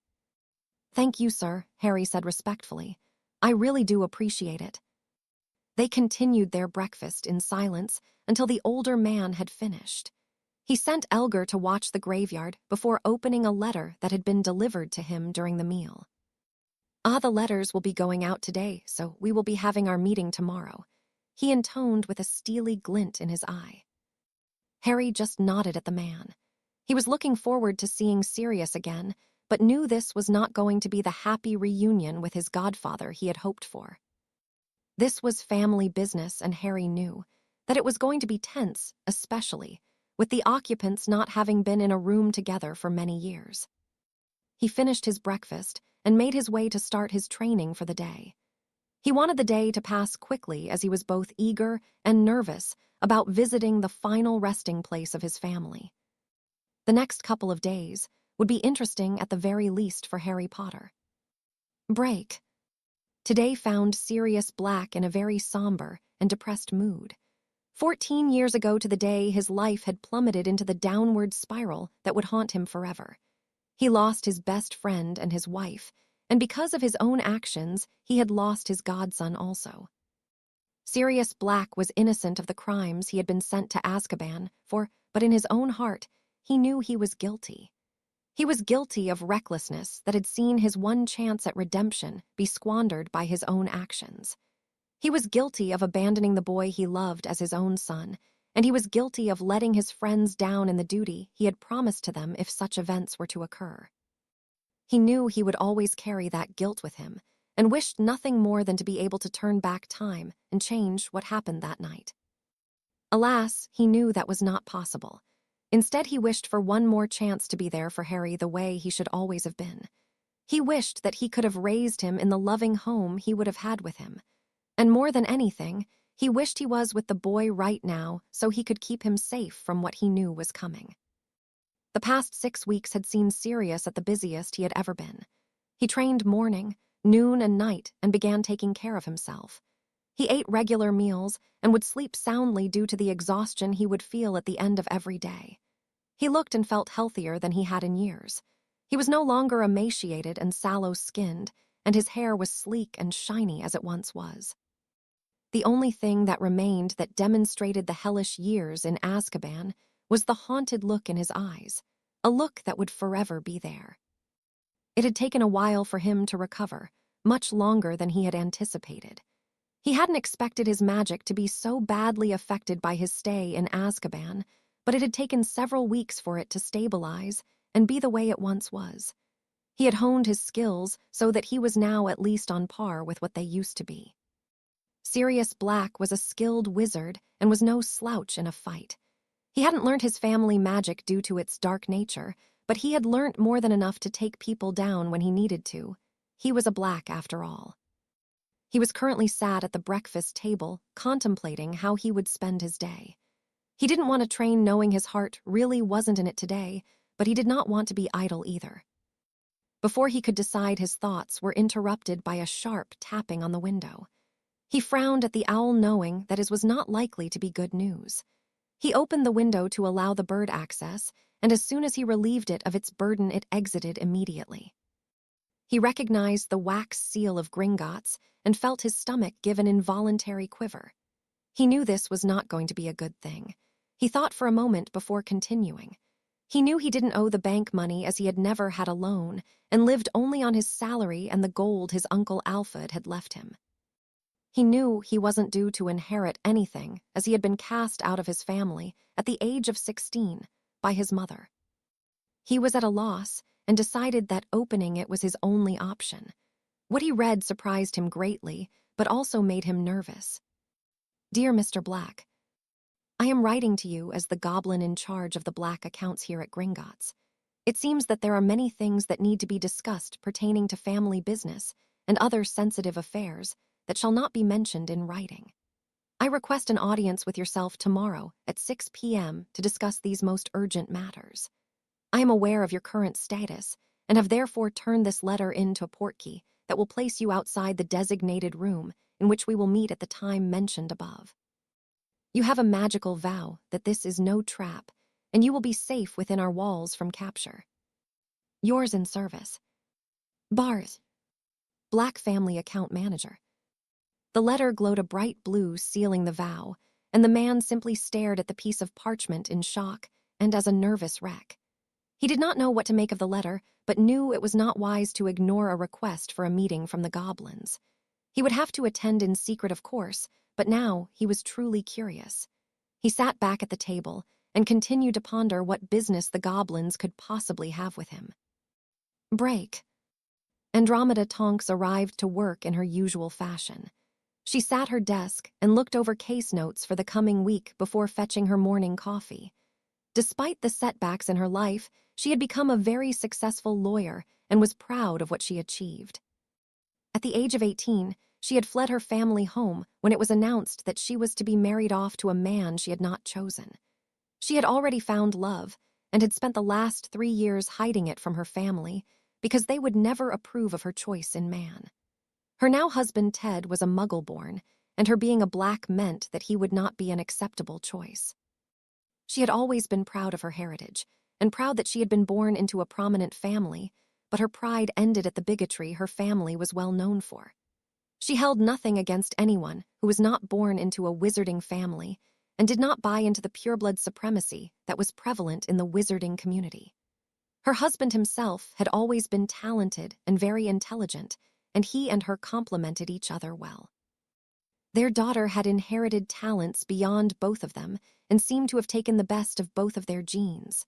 Not only was she powerful in her own right, but she had inherited the metamorph ability from the Black line. She was a fine auror, and Andromeda was proud of her only child. Despite the happiness she felt, she regretted that all but one member of her family had turned their backs on her, but she remained stubborn and married Ted Tonks anyway. Her cousin Sirius was the only one who had remained in contact with her, and he maintained that contact until he went to Azkaban. Andromeda had always been unsure of her cousin's guilt. She knew that James was nothing less than a brother to him, and he truly idolized Lily Potter and respected her. She had tried to visit him on several occasions just to ascertain whether he was guilty or innocent, but she had been rebuffed on every attempt. She had even been unsuccessful in trying to obtain the paperwork pertaining to her cousin, being told that it was senior ministry staff and for Auror access only. She had long resigned herself to the fact that she would get nowhere in her line of inquiries, so she simply let it rest. To her, it would be one of those things she had no control over, and one of those things that would have to remain a mystery. She had had a fairly happy childhood made easier by her two sisters who she had adored. Her older sister Bella was beautiful, intelligent, and a fierce duelist, and growing up, Andromeda had always wanted to be like her. She trained with her throughout her younger years, and they would gossip as all young girls would, but that changed when Bella returned to Hogwarts for her 7th year. She had been seduced by the pureblood movement headed by you-know-who, and had started to become what she was now known for, an insane killer. It had broken Andromeda's heart to see her sister take the path she had chosen, and no matter how much she pleaded with her older sibling, she knew her mind had already been made up. Her younger sister Narcissa was always the favored and spoilt one. Being the youngest, she would always get away with everything and would charm anyone she came across. She was a talented witch in her own right, but favored potions and charms above dueling. Andromeda always believed that she would make a fine healer, but that wasn't to be. Her father had matched her with Lucius Malfoy, and any hopes and dreams the youngest Black sister had died with that match. She had become nothing more than a trophy, and had truly adopted the life of a Malfoy. She looked down on everyone and became a snob and an emotionless shell of what she once was. She had spent her life wasting away in an oversized house, and only left to shop or attend events draped on the arm of her buffoon of a husband. To Andromeda, the stagnation of her sister was wasteful, and the wizarding world could have benefited from a woman with her skill and the care she had once shown. She returned to her desk to begin her workday and had barely begun to put together her most current case when she was interrupted by a gentle tapping on the window. Thinking it was a new case, she opened the window to admit the bird. It wasn't until the owl had left that she recognized the Gringotts seal. She had already received her monthly statement, so was confused as to what the letter could include. She opened it and was completely shocked by the contents. Dear Mrs. Tonks Nee Black, I am writing to you as the goblin in charge of the Black accounts here at Gringotts. It seems that there are many things that need to be discussed pertaining to family business and other sensitive affairs that shall not be mentioned in writing. I request an audience with yourself tomorrow at 6:30 p.m. to discuss these most urgent matters. I would ask that you also bring your daughter Nymphadora Tonks and husband Theodore Tonks, as the business discussed is likely to affect them also. Yours in service, Bars, the Black family account manager. The letter had Andromeda worried. Was it possible that her father had somehow created a marriage contract for her daughter without her knowledge? Or was it possible that it pertained to herself?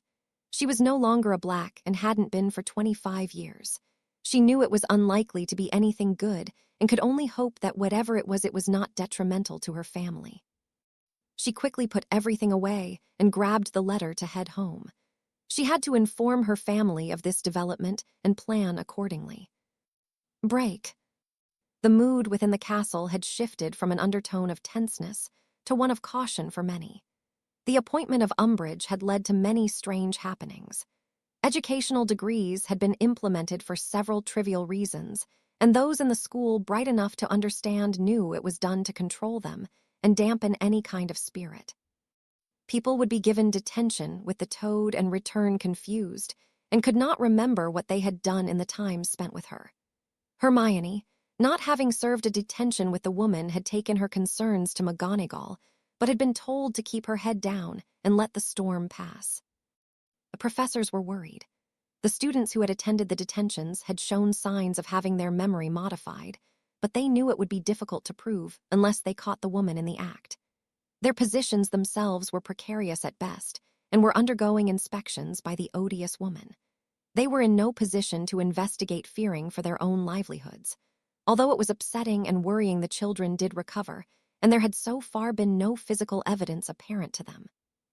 For now, they knew if they wanted to retain their jobs, they had to simply wait for this to pass and hope that it would be over soon. The cardigan-clad woman had firmly pressed her will on all in Castle, and the days had become dark indeed under her tyranny.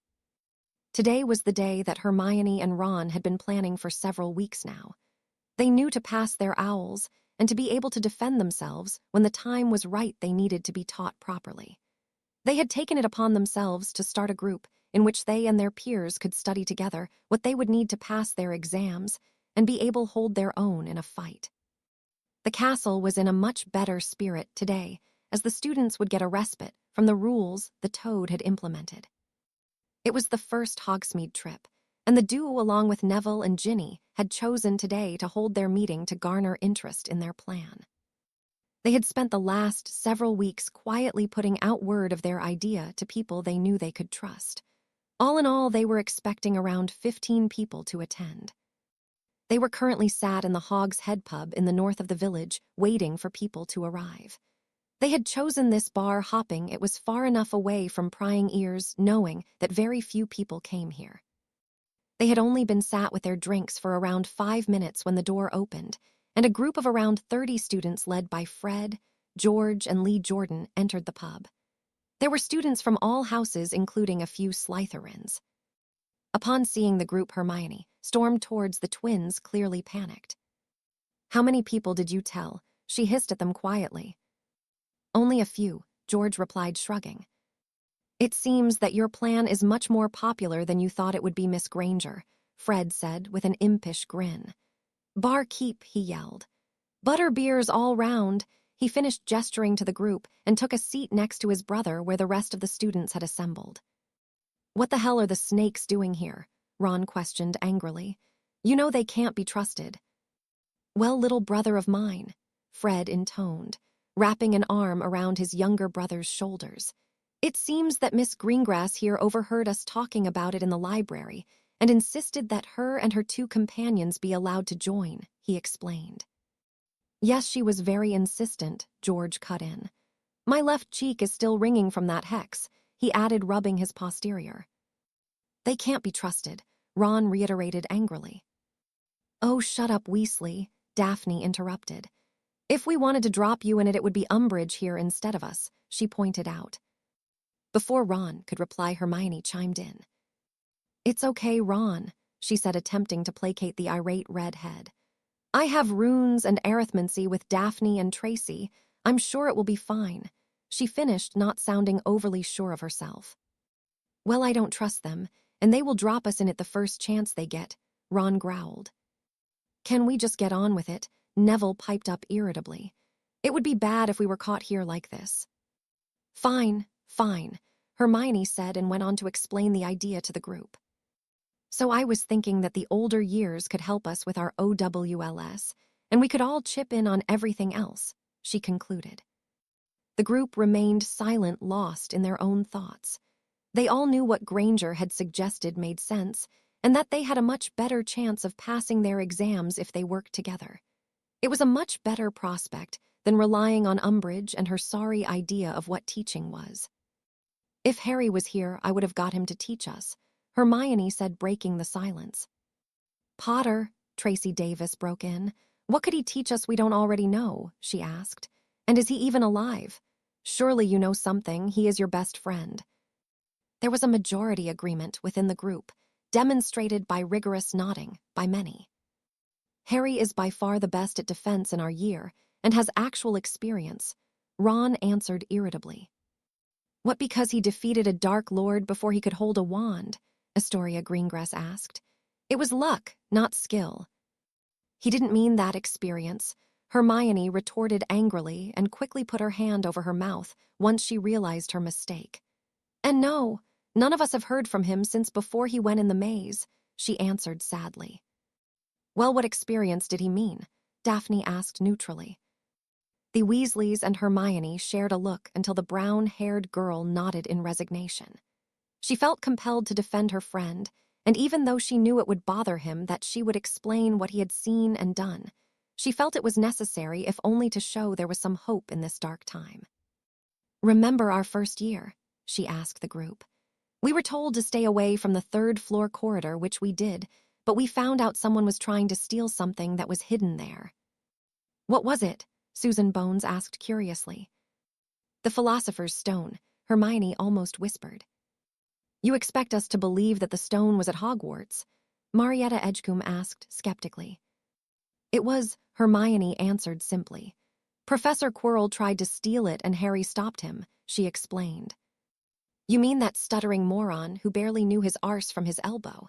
Lee Jordan asked. He was possessed by you-know-who, George answered. Lee looked at his friend, but didn't question him further. The twins had a knack for knowing almost everything about Hogwarts. The room was stunned by the proclamation, and it took several moments for the silence to be broken. How did he stop him? Hannah Abbott asked quietly. We don't really know, Hermione answered. But Harry killed him and was unconscious for almost a week after she added. That's why you all got those last-minute points, Daphne said suddenly in realization. Yes, it is, Hermione replied, nodding. And there was second year, Ron pointed out. What, when all those students got petrified and none of us were told what happened? A sixth-year Hufflepuff asked. Hermione just nodded her answer, remembering the big, yellow eyes of the basilisk. Someone opened the Chamber of Secrets, and there was a basilisk inside. That's what was petrifying everyone, she explained. So the chamber is real? Daphne asked in awe. Yes, the entrance is in Moaning Middle's bathroom, she replied. When no one spoke, not even to demonstrate their disbelief, she continued. You have to be a Parseltongue to open it. That's how Harry got in, but it wasn't him petrifying anyone, it was you-know-who again. And how did he manage that? He's dead, the same Hufflepuff boy interjected. I don't know, but he did, Hermione said irritably. How do you know that then? He questioned, equally annoyed.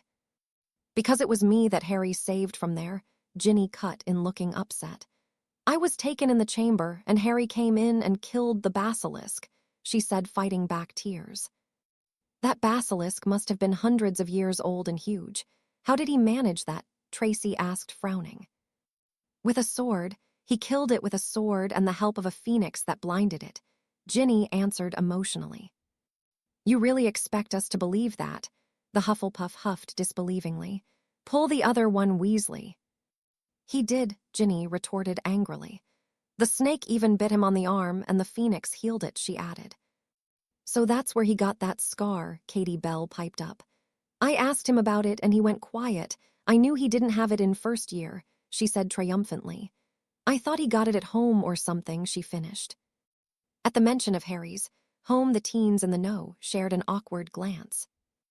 It wouldn't surprise me if he did, George growled angrily. What's that supposed to mean? Susan Bones asked. Let's just say Harry doesn't have the life we all thought he did growing up, Fred said.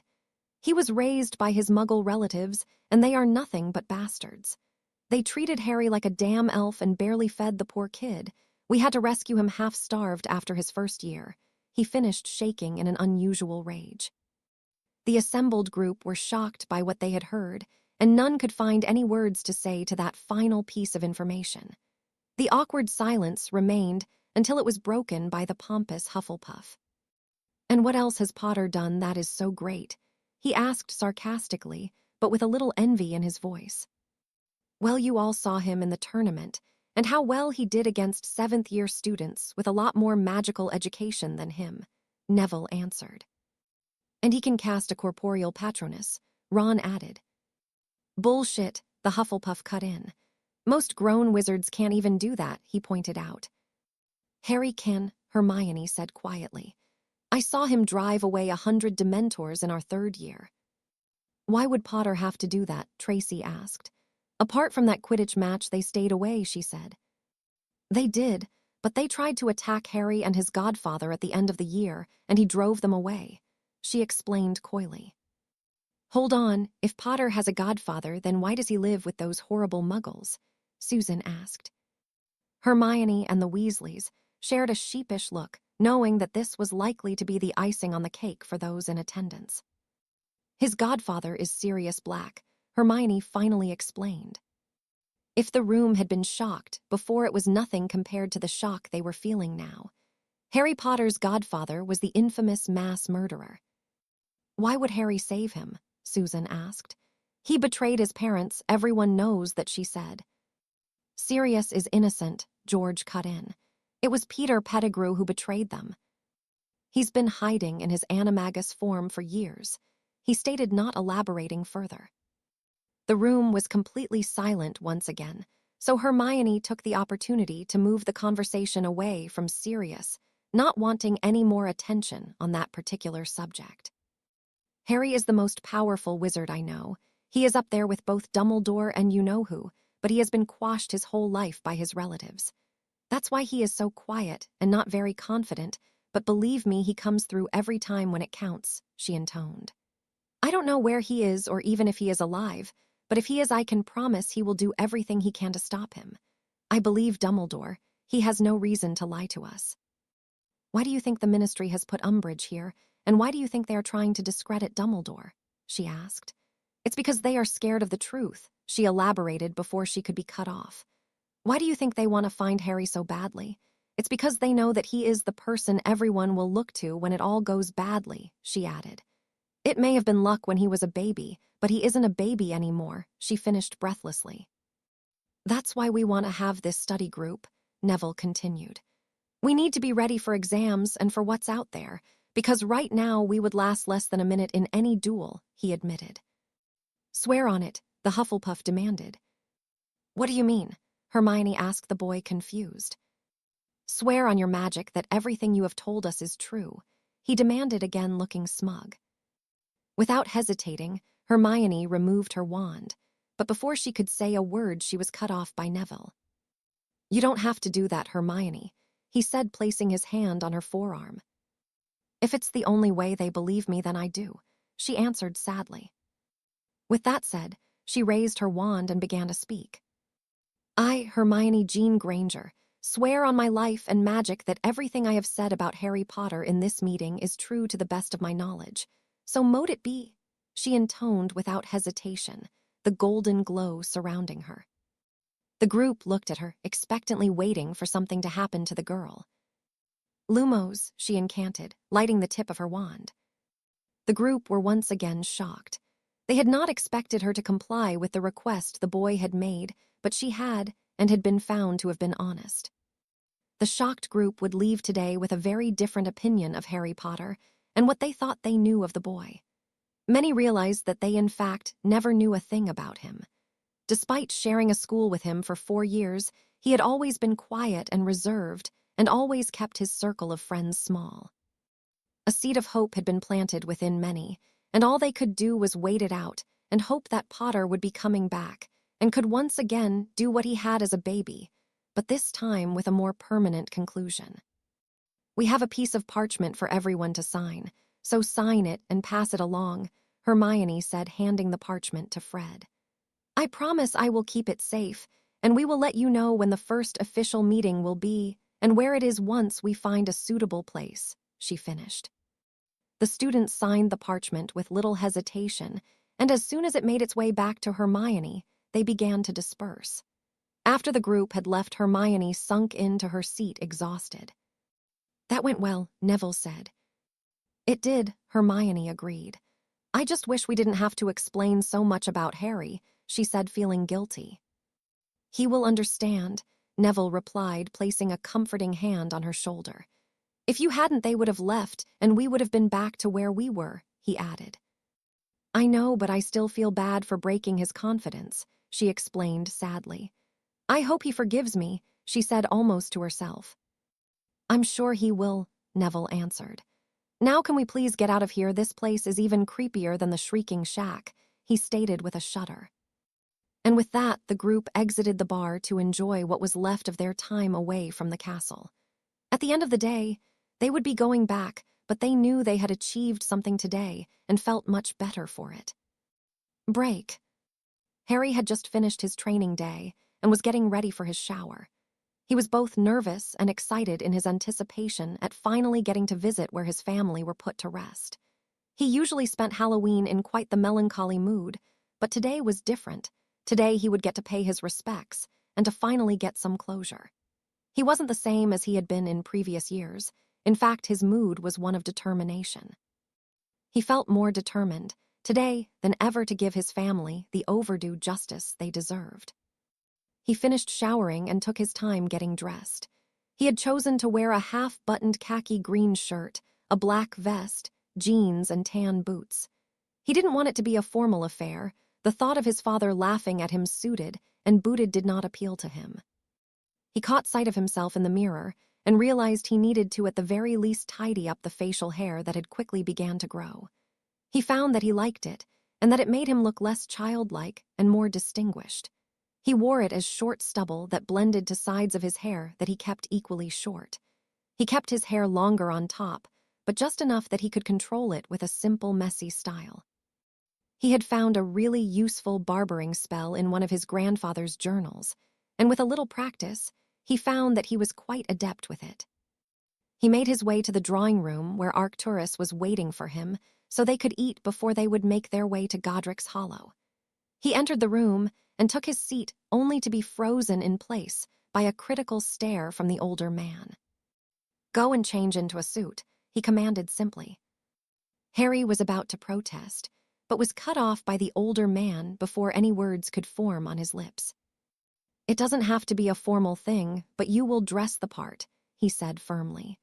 "Charles would hex you something silly if he was here, and you went to visit their graves for the first time dressed like that," he pointed out.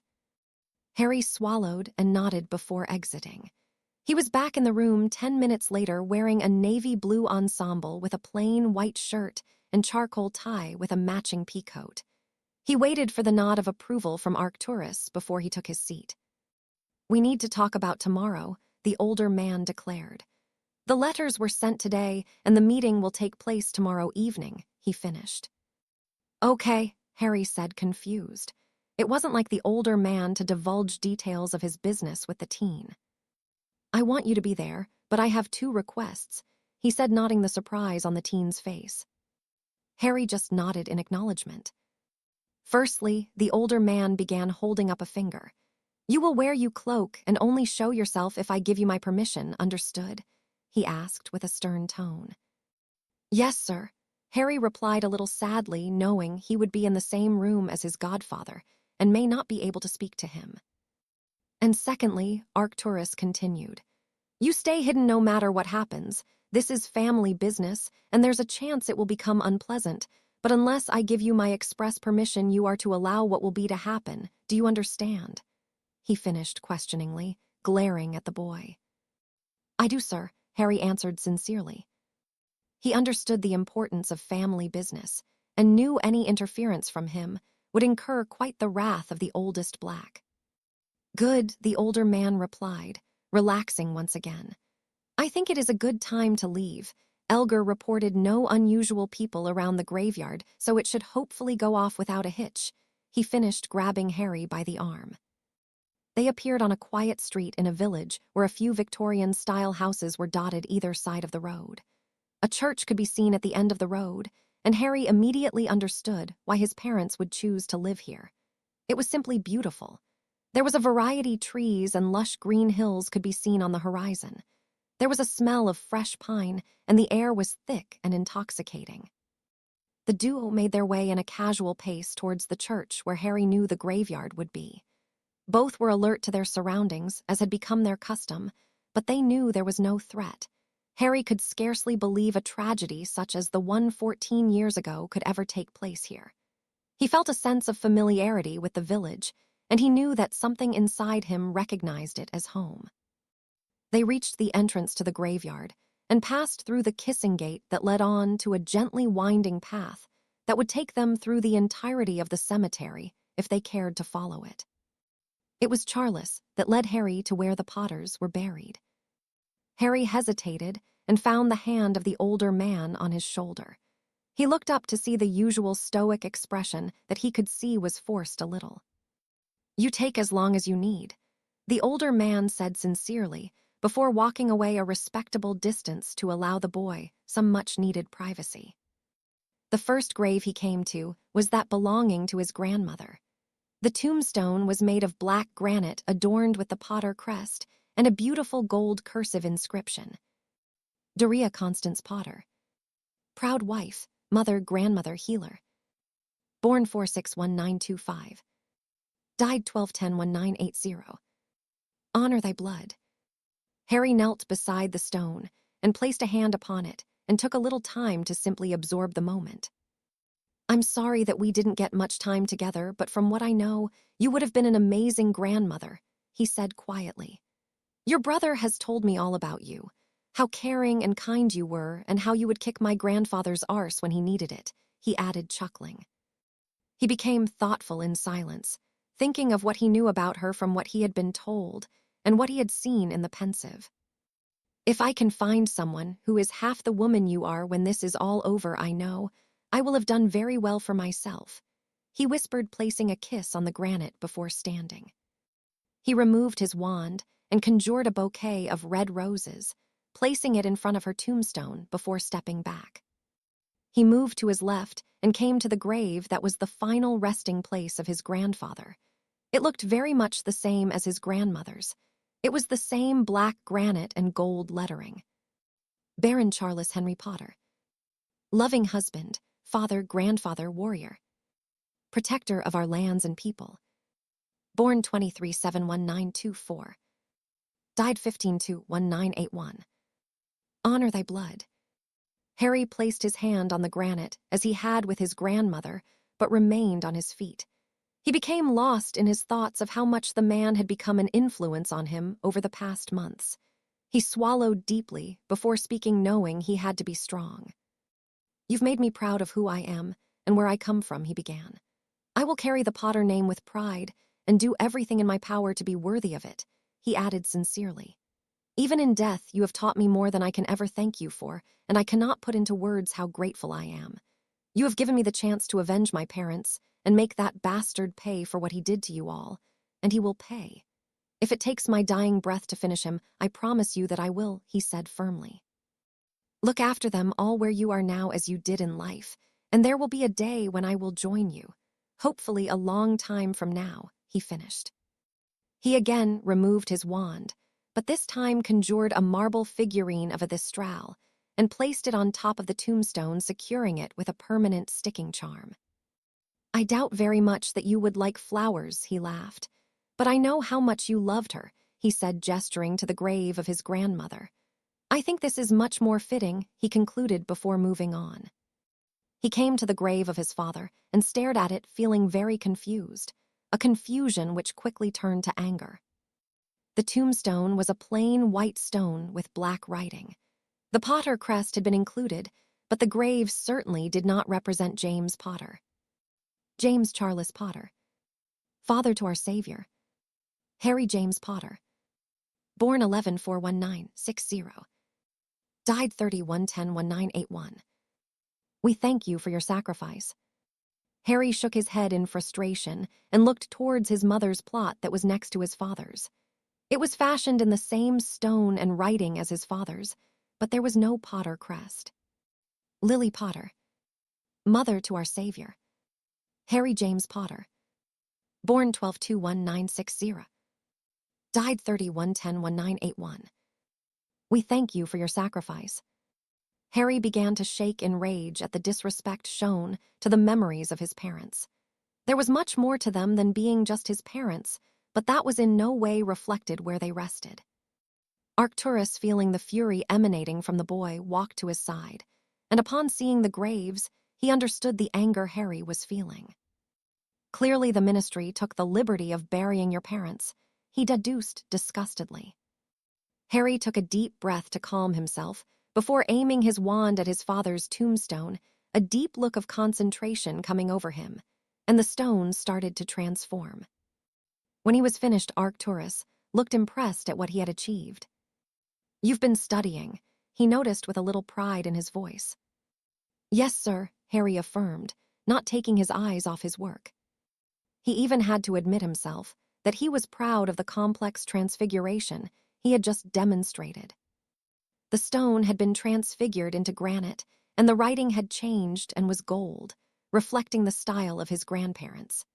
The reference to himself had been removed, and it now stood a true and proud representation of what he knew of his father. James Charles Potter. Husband, father, marauder. May prongs run free.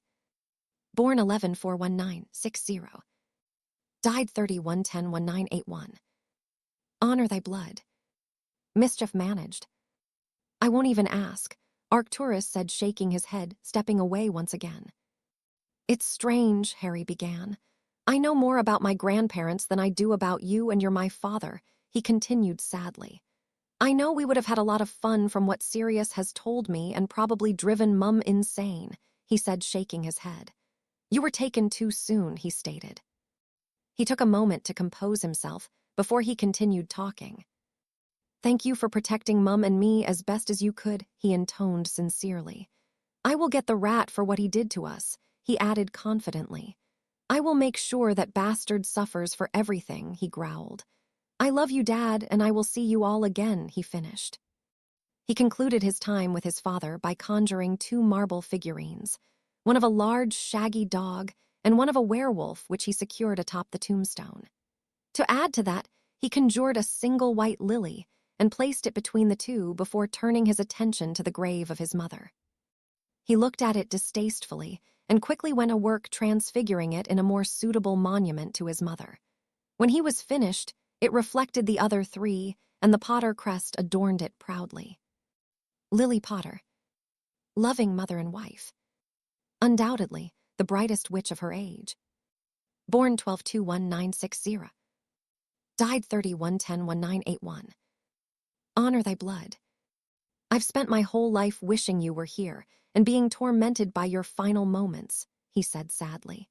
Hearing your voice after what happened in June has taken most of that away. I'm not going to apologize for all the things I will have to do because I know you understand and will forgive me, he spoke quietly. Before he could stop it, a tear broke free from his eye, and he made no attempt to wipe it away. There's still not a day that goes by where I wouldn't give everything I own just to have you back for a minute, he said shakily. I love you, Mum, and thank you for what you did for me. I promise I won't let it be in vain, he ended, wiping away the errant tear. He conjured a marble figure of a stag and one of a lily and fixed them to the stone. He took one last look at the area in which his family had been laid to rest and made his way to Arcturus, who nodded before making his own way to the graves. When he had finished having his private moments, he conjured 4 black roses and placed one on each tombstone. Harry was touched by the sentiment of the older man, but knew he wouldn't appreciate him vocalizing it. Instead, he gave him a grateful nod as he returned. The older man returned the nod before disapparating with a soft pop. Harry took one last look around him and one final glance at the graves of his family. I'll be back soon, he whispered quietly. With that, he himself disappeared with a near-inaudible crack. Harry appeared in the drawing-in room, but did not take a seat. He felt the need to be alone and reflect back on the past hour of his life. To him, it was one of those defining moments in a lifetime, and he knew now that he would never be the same. His determination had become even more firm despite the fact he felt that that had not been possible. Thank you, sir, he said monotonously. He exited and made his way to his room knowing he wouldn't sleep anytime soon. But instead of working, he laid awake for hours just thinking of his family and truly taking in the experience of the night. It had been bittersweet, but he knew it could not have been any other way. He eventually fell into an easy sleep that night, the best sleep he had ever had in his short 15 years of life. Break. Andromeda Tonks was not looking forward to the meeting she had been requested to attend with her husband and daughter. The Tonks family had spent the entirety of the previous day discussing all possibilities and outcomes and had put in place a contingency plan for if they needed to flee. They were all hoping that whatever the issue was, that it could be dealt with in a way that their lives wouldn't have to change. Ted Tonks was the most nervous of the trio. He had never had anything to do with the Blacks. Being a Muggle-born, he simply would not have been worthy of their time. He was aware of their reputation, of course, and always wondered if his wife had truly come from the family. There was no doubt, of course, that she had. It wasn't only the uncanny resemblance to her sister that confirmed it, but he had seen and been on the receiving end of her temper. If truth be told, he was terrified of his wife when she was angry. She was very powerful, and the fact that she was a Black could not be ignored in her moments of fury. These moments were very rare, however. She was a very loving and caring woman, but would defend himself and their daughter to the very end if necessary. This thought made the impending meeting rest a little easier with the man. It wasn't that he feared the Blacks. He was a very capable wizard in his own right, but he feared what this meeting would mean for his family. All he could do was wait and see, and just hope that whatever happened, they could handle between them. Nymphadora Tonks was feeling confused more than any other emotion. She had never been exposed to her mother's family, so didn't truly understand the severity of the situation. The Black family had essentially been non-existent throughout her life, and she only remembered Sirius from when she was a child, and he was always nice. Whatever would happen, she would not allow anyone to take control of her life in any way. She would do as her mother did and flee if necessary before that would happen. Although she was confident that whatever it was could be fixed, she couldn't help the twinge of nervousness that would appear every so often at the thought of the meeting. Break. Sirius Black woke the next morning nothing less than a bag of nerves, wondering what the day to come would entail. He knew that things were going to be different after today one way or the other, but he couldn't decide if that would be a good thing or not. On the one hand, he was safe where he was and how things were. He was out of the direct line of fire, and he knew there was no one who could get into his house without his say-so. His family had at least done a good job warding Grimmauld Place, and for that he could be grateful. On the other hand, he felt that he was merely sat on the sidelines, just waiting and watching as things progressed around him. Sirius was a man of action, and would much rather be in the thick of it than sat doing what he deemed as nothing. Yes, he knew that things would be changing for better or worse, and all he could do was wait and see what the outcome of the day would be, and hope that the changes would be positive for him. He spent his day packing and watching the clock, urging the time to either pass quickly in his braver moments or begging it to slow when the nerves got the better of him. Before he could decide completely on how he wanted the time to pass, it was time to activate the portkey to the bank. It would be left to whatever deity was watching over him to decide his fate, a notion that did not sit well with the man. Break. Harry and Arcturus were in the meeting room at Gringotts waiting for their guests to arrive. Harry, as promised, was sat in the corner of the room concealed by his invisibility cloak, and despite the fact he knew he would not be able to talk to Sirius, unless the older man said it was Octho, he was excited at the prospect of seeing his godfather. Arcturus was sat at the head of the large oak table that had been provided for the gathering, and Barchoke was stood at the door waiting to greet the Black family members as they arrived. The two had had a conversation in which the goblin was told to not involve himself and allow what was to happen as Harry had been instructed. The goblin readily agreed, not wanting to be included in the meeting knowing the reputation of the family. Not long had passed when they heard the arrival of a portkey outside the door, and all the occupants of the room knew who it was. At the tentative knock of the door, the goblin opened it to greet Sirius. "Mr. Black, please come in and take a seat," the goblin requested in his business tone. "Thank you, Ba." Sirius froze at the sight of his long-thought-to-be-dead grandfather and paled considerably. He seemed to find himself quickly, though, and yelped in shock before turning to sprint out of the still-open door he had just come through. "Get your worthless hide back here, you mangy cur," Arcturus roared, hurling a stinging hex at his retreating grandson's rear end. Harry heard his godfather yelp as the spell hit its mark, followed by a thud as the man hit the floor.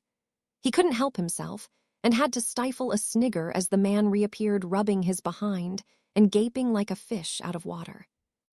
"Will you stop stuttering? You look even more of a moron," the older man demanded exasperately. "But you're dead," Sirius said dumbly, pointing at his grandfather with a disbelieving finger. "The fuck I am," Arcturus replied, clearly irritated. "I'm sat right here and even a buffoon like you can see that.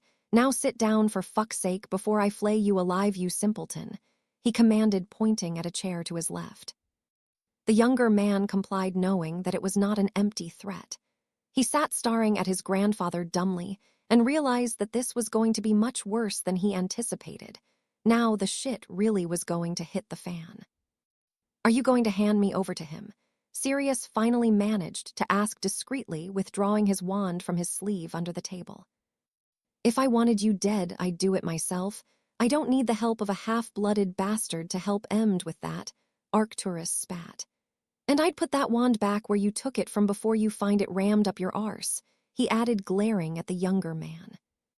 Sirius just swallowed deeply, partly out of relief and partly from the nervousness that had settled in. It was then that he realized what the older man had said and found himself confused. "What do you mean, half-blooded bastard?" he asked in his confusion. "So Dumbledore is still his secretive self, I see, and hasn't seen fit to tell you what you're up against. That's another moron I'll be having a conversation with," he said quietly to himself. "What are you talking about?" Sirius asked, getting annoyed. "We will get to the hows and whys later. We have things to discuss before everyone else arrives. And use that tone with me again, you filthy mutt, and I'll make sure you're neutered in both forms, understand?" Arcturus questioned severely. Sirius looked shocked and began jabbering again. He finally managed to speak, but his voice had definitely climbed an octave or two higher. "You know," he questioned flatly. "Of course I know, you always smelt like dog. Either that or you have disgusting inclinations towards them. Is that what it is? You like to lay with animals?" he questioned. "Then again, going by some of the witches you've been known to cavort with, it wouldn't surprise me," the old man grimaced. Sirius yelped in indignation and began sputtering incoherently. Before he could formulate words again, Arcturus cut him off. "We will get to your love life a little later," he said seriously. "But now we have other things to discuss." With a speed the younger man wasn't expecting, Arcturus had him by the throat and had slammed his head on the table. Upon seeing this, Harry had to fight the urge to intervene. What had seemed initially amusing to him was now becoming clear that this situation was anything but. Arcturus looked into the fear-filled eyes of his grandson before he began to question him. He just hoped that he was not about to be lied to. The younger man would do well to be honest. The consequences would not be pleasant. "Did you do it?" he hissed at his grandson. "Did you sell out the Potters to that bastard?" he questioned. It wasn't the fact that he believed Sirius to be guilty, but he wanted to hear it from the man himself. He wanted to look him in the eyes and see the truth there. Arcturus was not a man who would listen to rumors or the testimony of others. He had to be sure for himself. Sirius was furious at the question. His grandfather knew how close he was to James and Lily, and knew that he would not have done it. "I would have died first," Sirius spat, with venom in his voice. Arcturus knew the boy was telling the truth, and simply nodded. Seeing the anger in his eyes gave him hope that he had found a true ally for the Potter boy. Hell, he couldn't fight this war alone. "Good," the older man said, releasing his grandson and returning to his seat. He watched Sirius rubbing his neck and gave him a moment to compose himself before he continued. "Apart from myself, you are the last remaining black male, and when I die you will take over the family," he stated to the surprised younger man. "What do you plan on doing to continue the family line?" he asked. Sirius looked more than a little embarrassed and rubbed the back of his neck, nervously, clearly unwilling to answer. Eventually, he blew out a long breath and hung his head in what seemed to be shame. 12 years in Azkaban takes away certain capabilities, he explained quietly. "The wand can fire spells, but there's no magic in them," he finished in a whisper. Arcturus had suspected as much, but did not want to discuss the potency of his grandson's seed with him. "You have a contingency plan, I assume," he stated neutrally. "I made a will 15 years ago that leaves everything I own to my godson," he answered, expecting to be reprimanded again. "And I'd sooner see our family end and out fortune become nothing than hand it over to the Malfoys," he spat distastefully. Harry was surprised by the fact Sirius had left him everything and actually felt like he mattered to someone for the first time in his life. It wasn't the possessions that made him grateful, but the sentiment the man had shown. He couldn't believe that he would mean so much to the man. Arcturus just nodded at the answer his grandson had given him. He couldn't agree more with the man, but was certainly not going to let him know that. Before he could question him further, he was interrupted by the man himself. "Why are you back now? Why would you want everyone to think you were dead?" Sirius asked sincerely. "A few months before the Dark Lord fell, your brother came to see me," he stated. At the mention of his brother, Sirius shot to his feet, shaking instantly in rage. That bastard was a Death Eater, he growled in fury.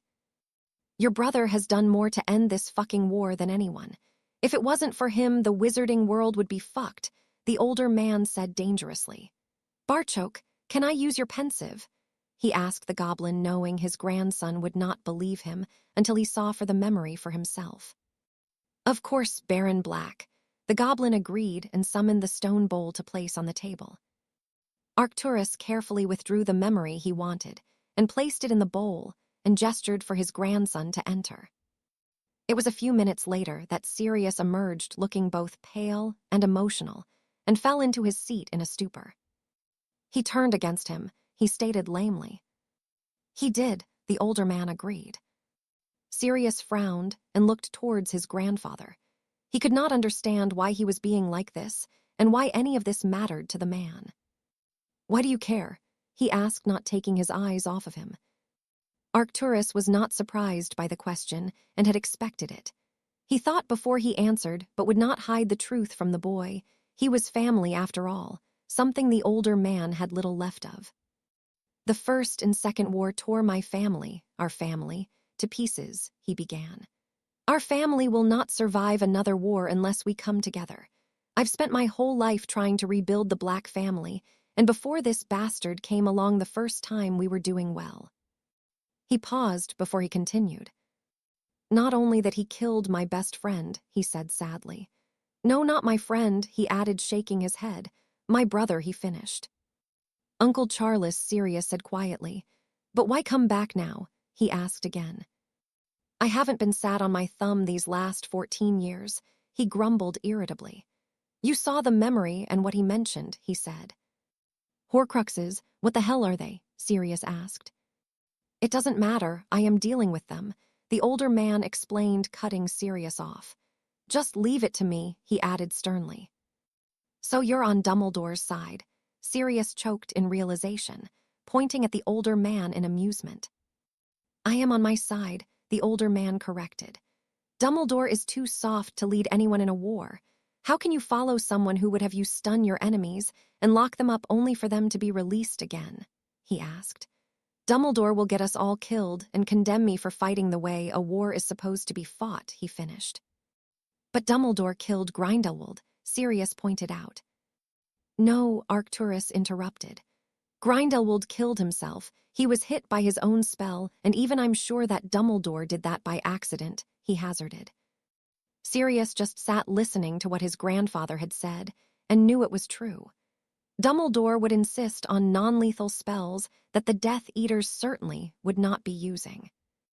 Before the conversation could go any further, there was another knock on the door, and the two men took their seats and waited for their guests to be admitted. Sirius was confused, but figured that the people who would be attending could only be members of the Black family. He was surprised, however, to see the Tonks family enter the room, having expected it to be one of his distant aunts. "Oh, shit," Andromeda cried when she caught sight of her grandfather. She then looked questioningly at Sirius, who shook his head and shrugged. The youngest member of the Tonks family was simply confused at the fear she could see in her mother's eyes, and even more confused at the presence of her cousin.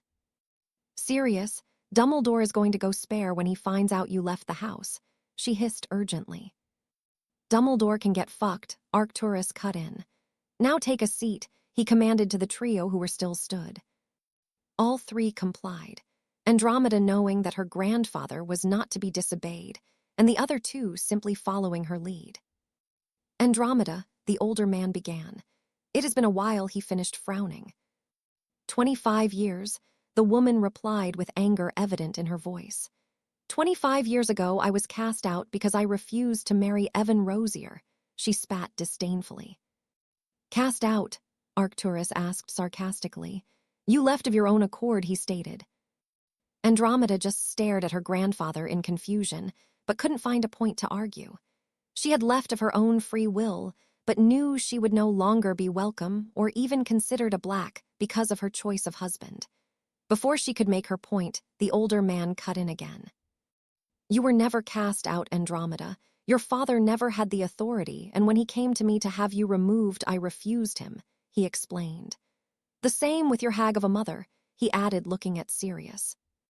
The two could only stare at the older man in shock. They had never officially been cast out of the family. Neither could find the words to express what they felt. Confusion, anger, and annoyance mostly. They were saved the effort by Arcturus addressing Ted. You must be Theodore, he acknowledged the man distastefully. Yes, sir, Ted answered nervously. To you it is either Lord Black or Baron Black, understood? He asked, glaring at the man. Ted swallowed deeply but nodded. Yes, Lord Black, he managed to stammer. Nymphadora Tonks was confused as to why her mother would allow this man to talk to her father this way. She was angry and was about to give the man a piece of her mind when she was cut off by her mother. Be quiet, Nymphadora, she advised quietly, shaking her head vigorously. Ah, and you must be the daughter, Arcturus intoned, turning his attention to the young woman and looking at her appearance distastefully. An Auror and metamorph, a talent inherited from the Black line, he added. The Auror just nodded at the older man's observation. Why is it that you use the gift so liberally? He asked. It would be much smarter for you to choose one form for day-to-day use, and only use the gift when you need it, and not in such a fashion, he suggested, gesturing to her blue hair and ample bosom. I like to be different and change things, she answered, shrugging. No, the older man said, shaking his head. You like to stand out the way you do because you think it gives you your own identity, he said, his gray, steely eyes boring into her bright blue ones. You think that someone would only want you for your ability to change your body, and you've accepted that, he added. Have some self-respect for fuck's sake and stop trying to please people who don't matter, because I know you look nothing like this in your natural state. He finished gesturing to the woman who was looking shocked and upset at how accurate this stranger was. Why are we here? Andromeda cut in, nodding how upset her daughter was becoming. We are here because we are the last of the Blacks, and we have to discuss how we plan on surviving the coming war. Arcturus began, taking his seat once again. In the past, I have allowed the family to have too much freedom and free reign on what they do, but that stops now, he informed them firmly. I will not become one of that mad bastard's followers, the youngest Tonks growled. Good, the older man said, surprising the trio. Let me explain why I am here and what I have been doing these last 14 years, he satted to the confused threesome. He then went on to explain the decimation of the Black family because of the rises of Voldemort and Gryffindor.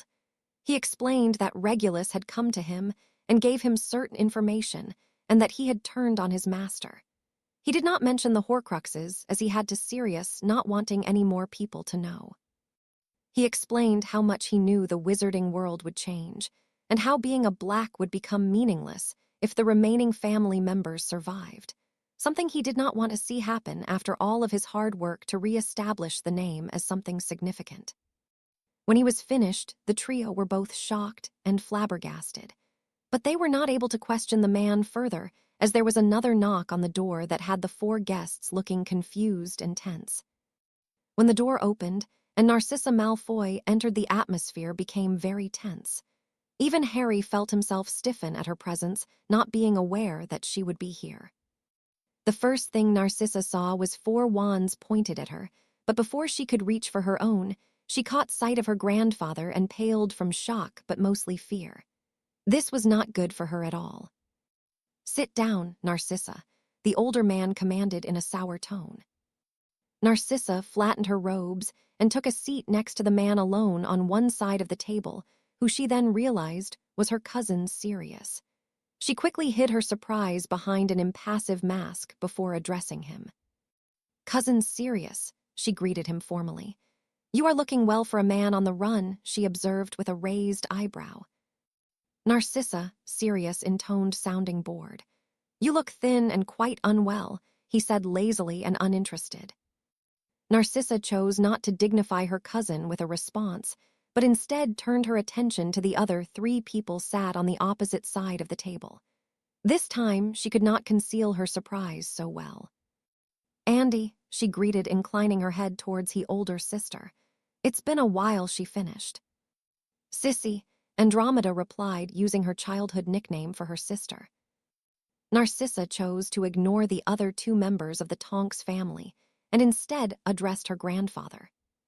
"Why were Lucius and Draco not invited?" she asked. "Surely if they," she said distastefully, indicating the Tonks family, "are here, then my son and husband should be also," she concluded. "Your son and husband could not be any less of a black if they tried," Arcturus replied sourly. "My husband is a good man," she retorted, "and Draco will one day be the head of this family," she pointed out. "Your husband is a moron, and your son is exactly the same," Arcturus answered angrily. "And I will be damned if I let the head of this family be a Malfoy," he spat. Before Narcissa could reply, she was cut off by her grandfather. "Lucius is nothing but a brown-nosing piss stain who should never have been allowed to marry into our family. He is not worthy, and the offspring you have brought into this world is not worthy of such a title. I would sooner see everything we own burnt to the ground before it goes to those fucking imbeciles," he concluded firmly. Narcissa was shocked into silence. She had not expected this, nor had she expected to hear her family spoken of in such a way. She knew things were not going to end well for her here, but remained quiet and waited to see how this would play out.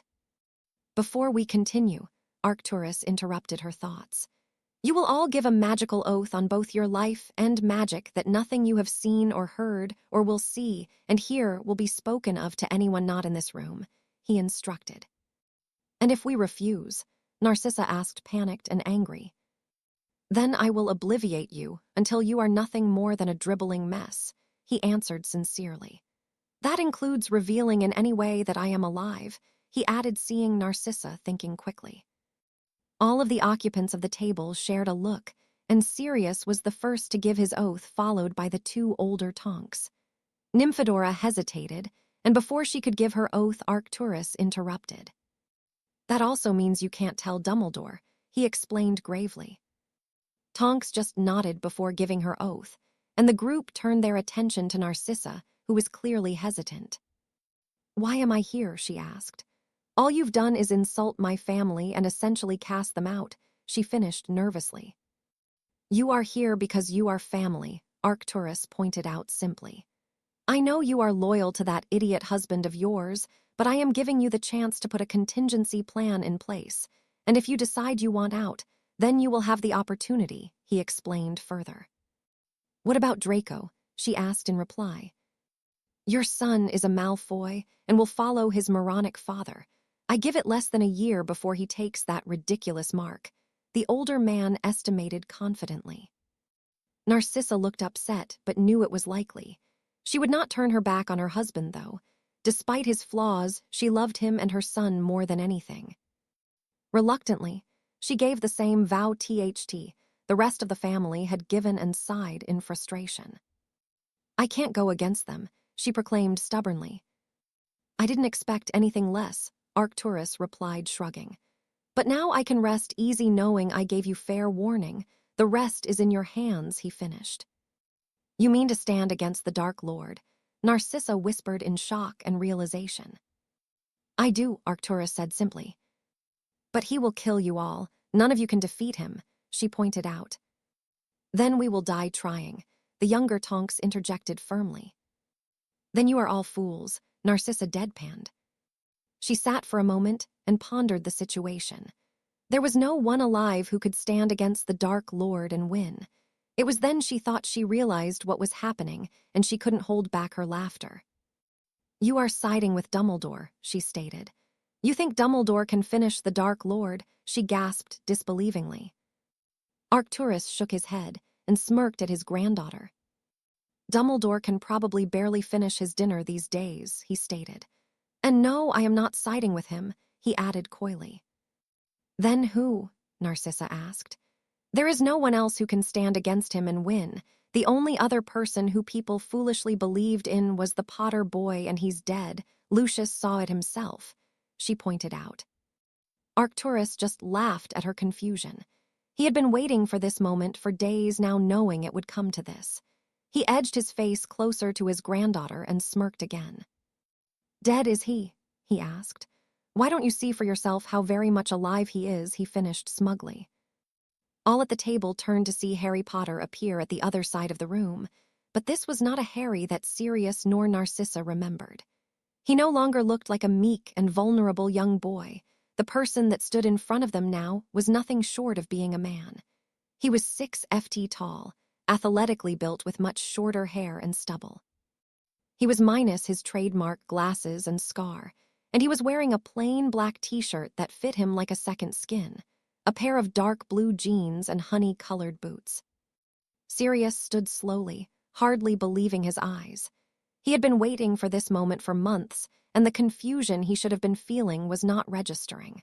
All he knew was that Harry was stood in front of him, and he could now protect his godson. Before Harry could say anything, his godfather had cleared the room in the blink of an eye, and was now clinging to him and sobbing uncontrollably into his shoulder. Wanting the awkward moment to end, Harry pushed the man away gently before addressing. For fuck's sake, not here serious, pull yourself together, he hissed. The other man, not having heard what his godson had said, started to ramble, which turned into quick talking as he vocalized a plan. We can get you away from here, pup, and I will keep you safe, I promise. We can find somewhere to sit this war out, he finished sincerely. Harry looked at his godfather and found he appreciated what the man was trying to do, but shook his head all the same. I'm not going anywhere serious. I'm not running from him, he stated firmly in a no-nonsense tone. But you're too young to have to do this, Harry. He will kill you, Sirius pleaded. He might, Harry agreed.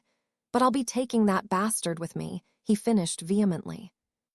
Sirius turned to his grandfather, his face a mask of fury. What the fuck have you done to him? He asked furiously. I healed him and gave him the tools. The rest is his own work. The older man shrugged with a glare. But he is just a boy. Surely you're not serious, Andromeda cut in. Arcturus looked annoyed, but he knew he needed to make them understand why he was doing this. He looked at each person assembled and came up with an idea. How many of you have faced him? He asked. None of them apart from Harry raised their hands. How many times have you faced him, Potter? He questioned. 4 times so far, he answered. 4, Sirius asked as the rest of the room looked confused. When I was a baby, 1st year, 2nd year, and in the graveyard, he replied casually. Everyone in the room looked even more confused. Arcturus just nodded and turned to address the rest of the group. Say his name, he commanded to them all. None of them replied, and they looked nervous. Potter, he commanded. Voldemort, Harry said without hesitation, causing the rest of the group to flinch or shudder. None of you have faced him or dare even speak his name, and yet you think Potter shouldn't, he said, glaring at his family. But he is just a boy, Andromeda reiterated. Arcturus continued glaring at the assembled group before he nodded and proceeded with his plan. He knew it would be the only way. Fine, he began. If all you see is a boy, then prove it. One of you duel him, I don't care who, and if you win, I will agree with Sirius that Potter should sit the war out and you can take him wherever you want to go, he bargained. Before the group could even discuss the matter, the youngest Tonks stepped forward. I'll do it, she declared. I owe him one from July, she said with a little embarrassment. "So you were Dumbledore's lackey who attacked me, Miss Tonks?" Harry asked, a little surprised. "You look better with pink hair," he added, to the amusement of Sirius and the embarrassment of the Auror. "You won't be making jokes soon, Potter," she retorted angrily through gritted teeth, making her way to the other side of the room. Arcturus looked towards the goblin, who just shrugged and waved his hand, causing the table to disappear. "All of those not taking part stand behind this line," he said as he waved his hand again, and a blue line appeared. Arcturus grabbed Harry by the arm and spoke to him quietly so no other could hear. "I meant what I said, Potter," he growled. "If you lose, then you go with him," he added, nodding towards Sirius. "Don't fuck around and don't hold back. Show them why you're here," he instructed firmly. Harry just nodded at the older man. He did not want to hurt the young woman, but he would be damned if he would be sitting this war out. This was his proving ground, and he realized he had a lot to prove to the people assembled and to himself. He steeled himself and took his place opposite the blue-haired Auror. "Begin when you're ready," Arcturus said casually with a shrug. Tonks wasted no time and began to fire all kinds of spells at Potter's stunners, disarming charms, and even a few bludgeoning hexes. Harry, to the annoyance of his opponent, simply batted them away lazily as if they were nothing. The Auror growled in frustration and began firing spells that had much less friendly intentions. She fired bonebreakers and concussion spells with vigor and a speed that most would struggle with. Harry avoided the spells with a greater speed and grace that none in the room thought possible, and he made it look easy. They were in awe at the 15-year-old's ability, and he had yet to even fire a spell. Harry was becoming very annoyed. The Auror was not dueling to just incapacitate, she was dueling to cause him injury. He saw a bone breaker coming towards him, but did not move or shield. He waited. The spectators cringed at the impending impact, knowing it was going to be very unpleasant. They were again surprised as the Potter simply raised his wand, and the spell stopped just in front of it and formed into a ball. He then hissed at it, and the spell turned from a dark blue to a bright pink, which he launched back at the woman with incredible speed and power, sending her flying through the air and into the wall, knocking her unconscious. The people watching were all stunned at what they had just seen, apart from Andromeda, who ran to the unconscious form of her daughter to try and rouse her. "What the hell was that, Potter?" Arcturus asked with a little awe in his voice. "That should not be possible," he stated. "Something I've been working on," Harry shrugged casually. "Though I haven't tried it with anything stronger than a stunner," he added, rubbing the back of his neck. "How?" Sirius asked quietly. "It's the same as batting the spell away, but you block and manipulate the magic to capture the spell," he explained. "The second part is a parcel tongue modification spell that's usually used for healing charms," he continued. "It usually modifies a bone-knitting charm into a skin-sealing charm without having to end the spell," he explained further. "I found it works with combat magic and can turn a stunner into pretty much what I want, but it doesn't work unless it is done in parcel tongue," he finished. "That is quite something," Arcturus intoned. "You're a Parselmouth?" Ted asked nervously. "Yes, it's something I inherited from my black heritage," Harry answered the apprehensive man. Narcissa just looked on in shock at the younger man but said nothing. She was admittedly impressed, but this was just a friendly duel. She was not convinced by the boy. "She won't wake," Andromeda called worriedly from across the room. "It's okay, Mrs. Tonks," Harry said, walking towards the duo. "I only turned it into a stunning spell. You might not be strong enough to counter it," he explained, leaning over the Auror. "Enervate," he mumbled, pointing his wand at the woman. Nymphadora Tonks woke to the brightest green eyes she had ever seen. They were alight with power, and there seemed to be gently flickering emerald flames within them that shone in the dim light. There was something else there that didn't seem to fit the power she saw. Concern. There was concern in them. She flushed a gentle pink, and her hair turned involuntarily red at the beauty she saw in those orbs. Before she could compose herself or speak, she heard the voice belonging to those eyes, and she remembered where she was. "My apologies, Miss Tonks," Harry said sincerely. "I didn't expect it to be so powerful," He finished offering his hand to help her to her feet. Tonks took the offered hand and allowed herself to be pulled to her feet by the surprisingly gentle grip of the young man. "Ouch," she gasped, suddenly rubbing her chest. "Why is it always the chest with you, Potter?" she said, frowning. Harry just raised an eyebrow at her and pointed his wand at her chest, hissing a spell that made the pain dissipate immediately. "You do make them quite the target," Harry retorted, eliciting another flush from the Auror, who tried to control it but failed miserably. She was not used to being made to feel this way. It was her who usually embarrassed other people and made them flush. She crossed her arms and huffed, scowling at Harry, who just let a snort of laughter pass and shook his head at her antics. Andromeda turned to her grandfather and addressed the man, still surprised by all she had seen. "Why couldn't I wake her?" she asked, confused. "The boy is a lot more powerful than you," Arcturus answered matter-of-factly. "But he is 15, she said exasperatedly. "And he has already been through his magical maturity," the older man explained. Already, Sirius cut in, sounding concerned. "But that shouldn't happen for at least a few more years," he pointed out. "He is hardly the average wizard, is he?" Arcturus asked rhetorically. "How long did it last?" Andromeda asked. "Potter," Arcturus called, garnering the boy's attention. "How long did your maturity last?" he asked. 11 days, Harry answered, shrugging. 11, Sirius yelped. "Mine was only 5 and James's was 6, he said despondently. "Mine was 5, Andromeda added in awe. 5 for me too, Ted chimed in.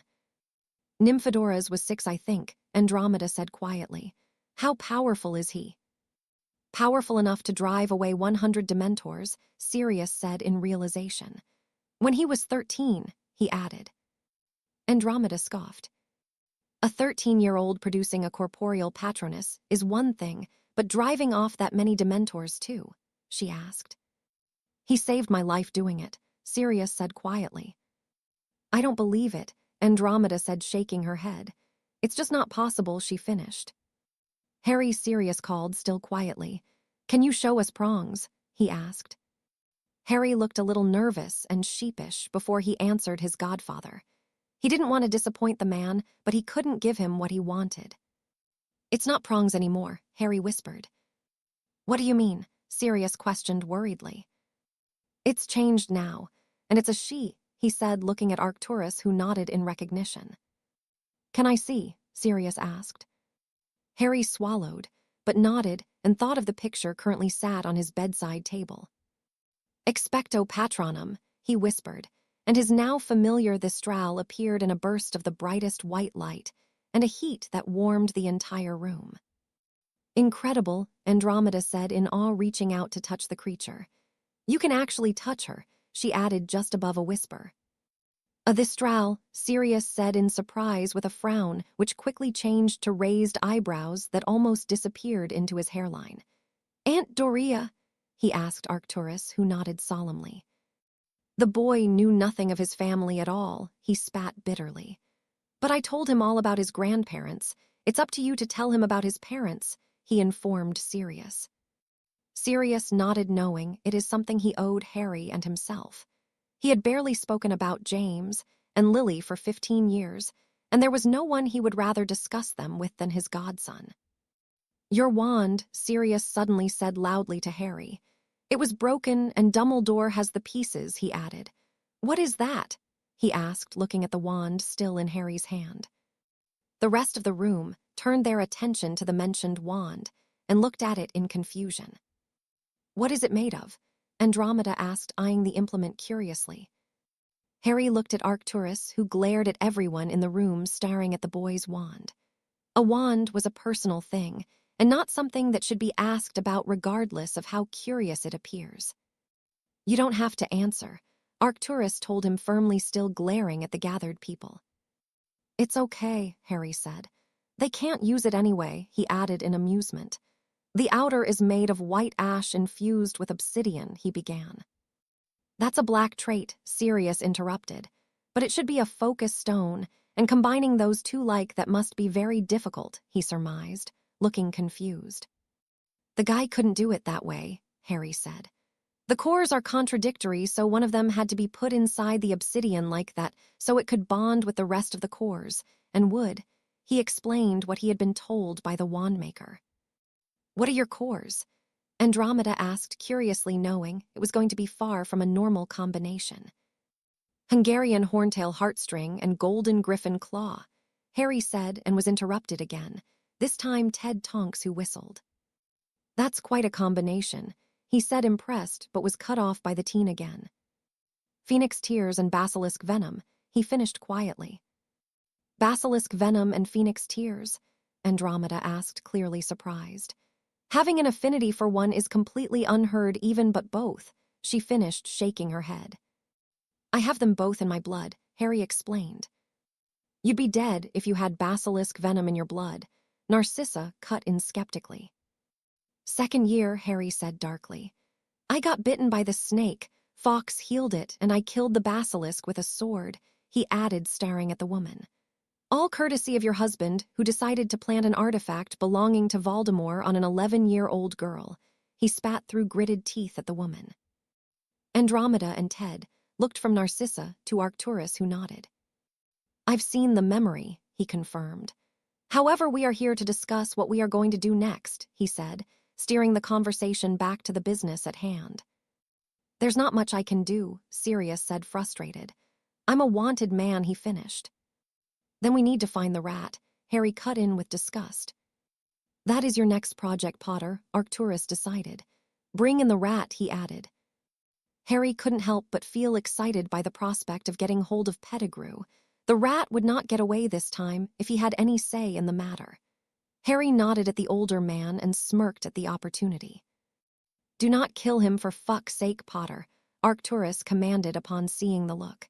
If not, this idiot will spend the rest of his life on the run, he concluded, sternly gesturing towards Sirius. Kill, the youngest Tonks piped up. You don't expect him to kill, really, do you? She asked, getting a nod of agreement from Sirius and Ted. This is war, Arcturus spat. You kill or be killed. What, you plan on stunning everyone? He asked sarcastically. Because these bastards won't be firing stunners, I can promise you that, he ground out. Dumbledore won't like that, Tonks pointed out nervously. Tough shit, Arcturus spat. I am not Dumbledore, and Dumbledore is not fucking in charge of anyone who opposes these bastards. If you listen to him, you will die, he finished exasperatedly. You're all insane, Narcissa whispered quietly. He is going to kill you all, you don't stand a chance, she added, shaking her head. Before anyone could say a word, Harry stormed over to the woman, finally having enough of her presence and her attitude. Everyone felt the temperature of the room drop considerably as the teen made his way to her, and shuddered at the power they could feel radiating from him. Harry looked at her in the eyes with a penetrating stare, and saw her pale at his towering figure. I am going to kill the bastard and any of the fucking morons who bear his mark, he spoke dangerously with conviction. That includes your prick of a husband and your idiot son if he joins him, he added. Do you want to know the type of man your husband is? He asked rhetorically. Narcissa simply could not answer, and she was frozen with fear. She could feel her body shaking and lip trembling at how intimidated she was. She had only ever felt this kind of fear in the presence of the Dark Lord, and she did not like it. She believed every word the boy was saying. She could see the sincerity in the emerald fire-filled eyes of him. She swallowed deeply and waited for him to continue hopping. He would let her leave. He knew she could not breathe a word to anyone, and she just hoped he would remember that. Your husband and his friends watched and taunted a 14-year-old as he was tortured over and over again by that cunt, he spat. They laughed and spurred him on, seeing it as entertainment, he added quietly. And believe me, I will tear them all limb from limb and piss on whatever is left, he finished through gritted teeth. Narcissa was horrified at how feral the young man looked, and knew he meant every word he was saying. Before she could even fathom replying, the cold look left the boy's face, and he looked his normal self. But don't worry, Mrs. Malfoy, Harry added casually. I will make sure you get whatever remains of your husband, he warned in what seemed a joyful and condescending tone that only the woman in front of him detected the promise within. Now get out, he commanded, once again reverting back to his cold tone. Narcissa spared only a small glance at her family before exiting the room as quickly as possible, watched the entire time by the Potter boy. Harry just curled his lip in distaste at the woman before turning to look at the other occupants of the room, who all had fearful looks on their faces. "Damn, Harry," Sirius finally managed to utter. "You're terrifying," he added, getting nods of agreement from the Tonks family. "I meant every word," Harry replied quietly. Arcturus looked at the young man appraisingly and had no doubt about the boy's ability and intentions. He was silently impressed and couldn't be prouder of him. Just like Charles, he thought to himself, nodding slightly. "Where do we go from here?" Andromeda asked everyone in the room. "Potter will get the rat," Arcturus reaffirmed, indicating Harry, who just nodded. "You and your husband keep your eyes and ears open and start preparing a case for this moron," he added, gesturing to Sirius. "And you too," he said, pointing at Tonks and his grandson. "I want to know what Dumbledore knows. He may be an old fool, but he knows more than he lets on," he concluded. "He doesn't tell us much," Sirius answered. "But he has members of the Order guarding something in the Department of Mysteries," he explained. "Does he?" Arcturus questioned, scratching his chin. "Something he's after?" he asked. Sirius and Tonks could only nod, not being sure what exactly was being guarded. "Find out what it is. It is obviously important," he commanded. "Anything else?" he asked. "How was the funeral?" Harry asked quietly to Tonks and Sirius, who looked confused. "What funeral?" Sirius asked, looking at Tonks, who shrugged. "Hagrid's," Harry answered, frustrated. "Don't tell me no one knows," he finished agitatedly. "Know what?" Sirius asked, equally frustrated. "About the giants," Harry sighed exasperatedly. "We saw them, about 20 of them, and they had killed Hagrid and Maxime," he explained to the duo. "Hagrid's dead?" Sirius asked dumbly. "But Dumbledore would have told us that," he mumbled quietly, looking sad. "He obviously doesn't know," Harry huffed in realization. "You have to tell him. He and Hagrid were good friends," he finished, sadly thinking of the half-giant. "I will, pup," Sirius said, swallowing. "I'm sorry, I knew you were close to him," he added sincerely. "It happens," Harry replied, shrugging. "It will happen a lot more before this is done with," he concluded. "What should we tell Dumbledore?" Tonks asked. "Tell him you were seeing me," Harry said firmly. "That will work," Arcturus agreed. "Say Potter told you to come alone, or he wouldn't show," he instructed. The other two nodded and prepared to leave. "How will we contact you?" Sirius asked. "You won't," Arcturus commanded. "Unless it is an emergency, then you call for his elf Dobby, but only if it is urgent, understood?" he asked. They nodded, Sirius a lot more reluctantly, but he did agree. It was much easier this way, and they would less likely be found out. With that, they both took hold of Sirius' return portkey and left. Andromeda and Ted both bid their farewells and left also, leaving Harry and Arcturus alone with the goblin. "That went as well as can be expected," Arcturus said. "You handled yourself well, Potter. You should be proud of your performance," he praised the teen. Harry just looked at the man impassively before replying. "That wasn't a performance," he intoned sincerely, and with that he disappeared with a gentle pop. Arcturus looked at the goblin with raised eyebrows and got a shrug in return. "Young Potter is quite something, isn't he?" the goblin asked. "He is indeed," Arcturus replied, shaking his head and following Harry home in the same fashion. Break. Sirius and Tonks arrived in the hallway at Grimmauld Place and silently made their way to the kitchen. They walked in on what was clearly an unscheduled meeting of the Order, and the room fell silent at their entrance. "It's nice of you to join us." Dumbledore broke the silence, sounding amused with a twinkle in his eyes. Before Sirius or Tonks could reply, the shrill tone of Molly Weasley cut through the room. "Sirius Black," she screeched. "Where on earth have you been?" she asked with her hands on her hips. Sirius felt immediately irritated by the overbearing woman and interrupted before she could begin her lecture. "Not that it is any of your concern, but I went to see my godson," he replied coldly. "You saw Harry?" Molly asked, forgetting the scolding she wanted to give the man. "Well, where is he?" she added, looking between the two new arrivals. "Clearly he's not here," Sirius responded, gesturing around the room. "Well, why didn't you bring him back?" she questioned angrily. "You should have made him come back with you. He's just a boy and he needs looking after," she finished in a scolding tone. "Pht, yeah, right," Tonks added quietly. Before she could be questioned, Sirius intervened on her behalf. "Harry does not want to be here. He is safe," he said, attempting to placate the distraught woman. "And believe me, we couldn't make him come back if we wanted to," he grumbled, shaking his head. "What's that supposed to mean?" Molly asked the duo, who shared a knowing look. "It means that Potter would wipe the floor with any of us who tried," Tonks explained. "Believe me, I know," she concluded, remembering her duel with the teen. "Surely you're exaggerating," Bill Weasley interjected. "I wish I was," Tonks mumbled in reply. "I doubt even Moody would stand a chance," she added, indicating the Auror. Moody looked excited by the prospect of that kind of challenge. You think that?" he growled. "I know that," Tonks replied.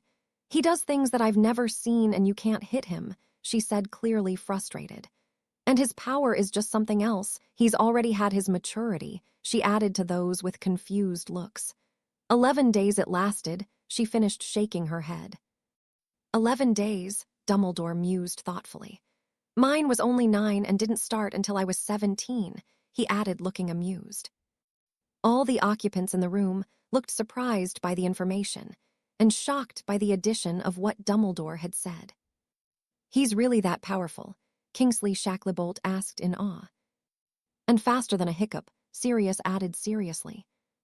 "How is he?" Dumbledore asked sincerely. "What has he been doing?" "Training, obviously," Sirius began. "He's bigger than me and he's not a boy anymore," Sirius said sadly.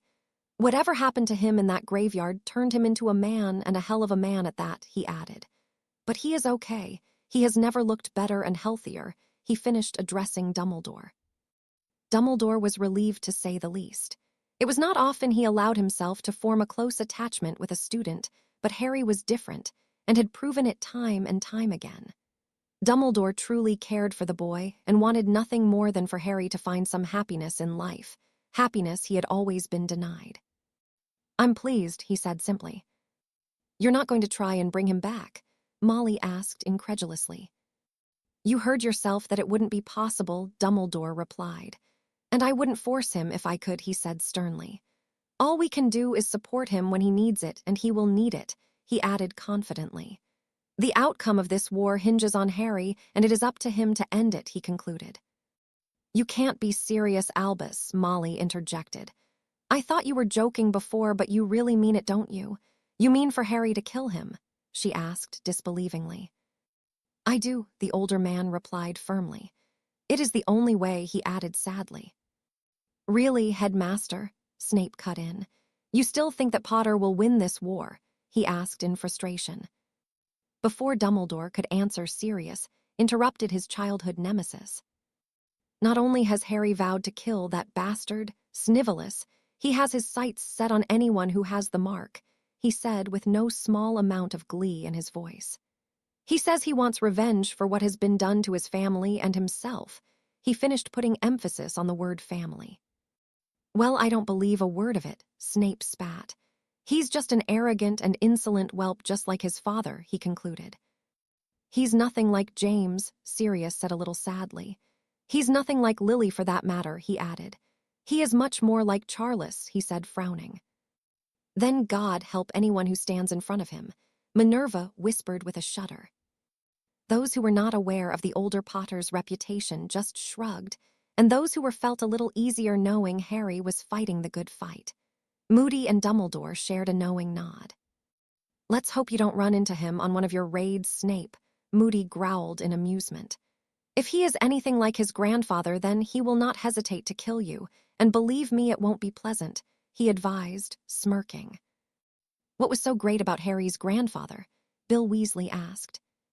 "Charles Potter was probably the toughest bastard in centuries to be born to the wizarding world," Moody explained. "He fought against Grindelwald personally and had a reputation of taking no prisoners. He came and taught us for a while when I was a cadet, he mused. He shook his head at the painful memories of the training. Even Albus himself wouldn't want to fight him, isn't that right? He asked the older man in amusement. Dumbledore just shook his head. I had very little to do with Charles, but no, I would not have wanted to cross wands with him, he admitted. Would have been a hell of a fight, Moody said, sounding disappointed. Harry has a new wand then, Dumbledore stated to Sirius and Tonks, changing the subject. He does, Sirius replied. It is very unique, but I won't discuss it without his permission, he said firmly. Of course, Dumbledore agreed, inclining his head. Before we wrap up, is there any other business? He asked. Yes, Sirius sighed in a subdued manner. Hagrid and Maxime's mission was a failure. Harry came across the giants here, and they had killed them both. Albus, he finished somberly. Very well, Dumbledore said, swallowing sadly, his eyes immediately shining with tears at the loss of his friend. Meeting adjourned, he added, leaving instantly. Shouldn't we go after him? Molly asked worriedly. No, lass, Moody said, shaking his head. He will want to be alone a while, he added, patting the woman on the shoulder. With that, the meeting broke up, and only the Weasleys remained. What is Harry up to? Molly asked gently, not wanting to annoy Sirius. Well, as of now, he is hunting for a rat, Sirius answered happily. A rat? Molly asked. All will become clear soon enough, Molly, Sirius replied. Good night, he added to the confused trio, and he left the kitchen to head to his room for a much-needed good night's sleep. Chapter 7. The Looming Darkness. 6 weeks had passed since the meeting, and the Hog's Head and life in the castle had, if possible, gotten worse. The Toad's tyranny had become fanatical and had evolved from that of an inconvenience to something of a complete hindrance. She had all but nullified any of the authority of the other professors, including the headmaster, and now the castle seemed to be functioning on her will and rules. To enforce her rules, she had offered certain students a place in her inquisitorial squad, which was nothing short of a group of bullies and sycophants looking to victimize any they came across without due reasoning. Of course, being handpicked by Umbridge herself, the squad consisted of mostly older Slytherin students from pureblood families and a select few who were seen as lackeys. At first, there had been much vocal objection to such a group, but those individuals were soon silenced after a detention or two with the Toad herself. Yes, Dolor's Umbridge was very happy with her implementation and the enforcement of her decrees, and she found that being on top here could be quite the easy assignment. There were, of course, a few students that still needed to be quelled, as demonstrated by the occasional disturbance in the castle in the form of fireworks and other pranks usually aimed at her squad. But Umbridge was certain the perpetrators would be apprehended soon enough, and then her peace would prosper. Break. The group that had met in Hogsmeade had thus far been successful in holding their meetings undisturbed. Simple proximity and silencing wards, coupled with Fred and George placing time, delayed fireworks throughout the castle on the evenings they met, had so far assured them a window of opportunity for practice. They made a point of changing the location each time, and thanks to Hermione's ingenuity with some charmed galleons, the time and date could be given to all discreetly. They had so far worked on some of the spells required to complete their owl in defense, and a few extracurricular ones for all-round self-defense. Hermione would research the spells before the meetings, and the group would work on casting them together after she explained the theory. The older students in attendance would help the younger ones with the owl-level work, and then the group would work collectively on the other magic they wanted to practice. Tonight was the 4th meeting the group had scheduled, and they were currently gathered in an unused classroom on the 6th floor waiting for the meeting to begin. Hermione had been tirelessly researching spells that would help in a fight, but focused more on spells that would allow them to escape. It seemed that the library at Hogwarts was quite a good source for extra spells, particularly on basic dueling magic. So far, the group had worked on stunning, disarming, and binding spells, and today she was hopping to teach them the impediment jinx that Harry had discovered last year and had used during the tournament. Hermione found her position rather odd. She had never been the center of attention or even really listened to until she met Ron and Harry, but things had really changed with start of these meetings. People listened to her and even sought further advice from her, which she happily provided where she could. Despite this, however, she was not entirely comfortable leading this group and mostly felt out of sorts being in this position. She knew Harry would complete the teaching part of the group better than she ever could, and he wouldn't make mistakes when casting spells as she did occasionally. But she knew that there really was no other who could take the reins in the circumstances, so she persevered and did what she could. Having worked through the entirety of the owl-level magic in defense, she watched as the rest of the group practiced and waited her turn to demonstrate the spell.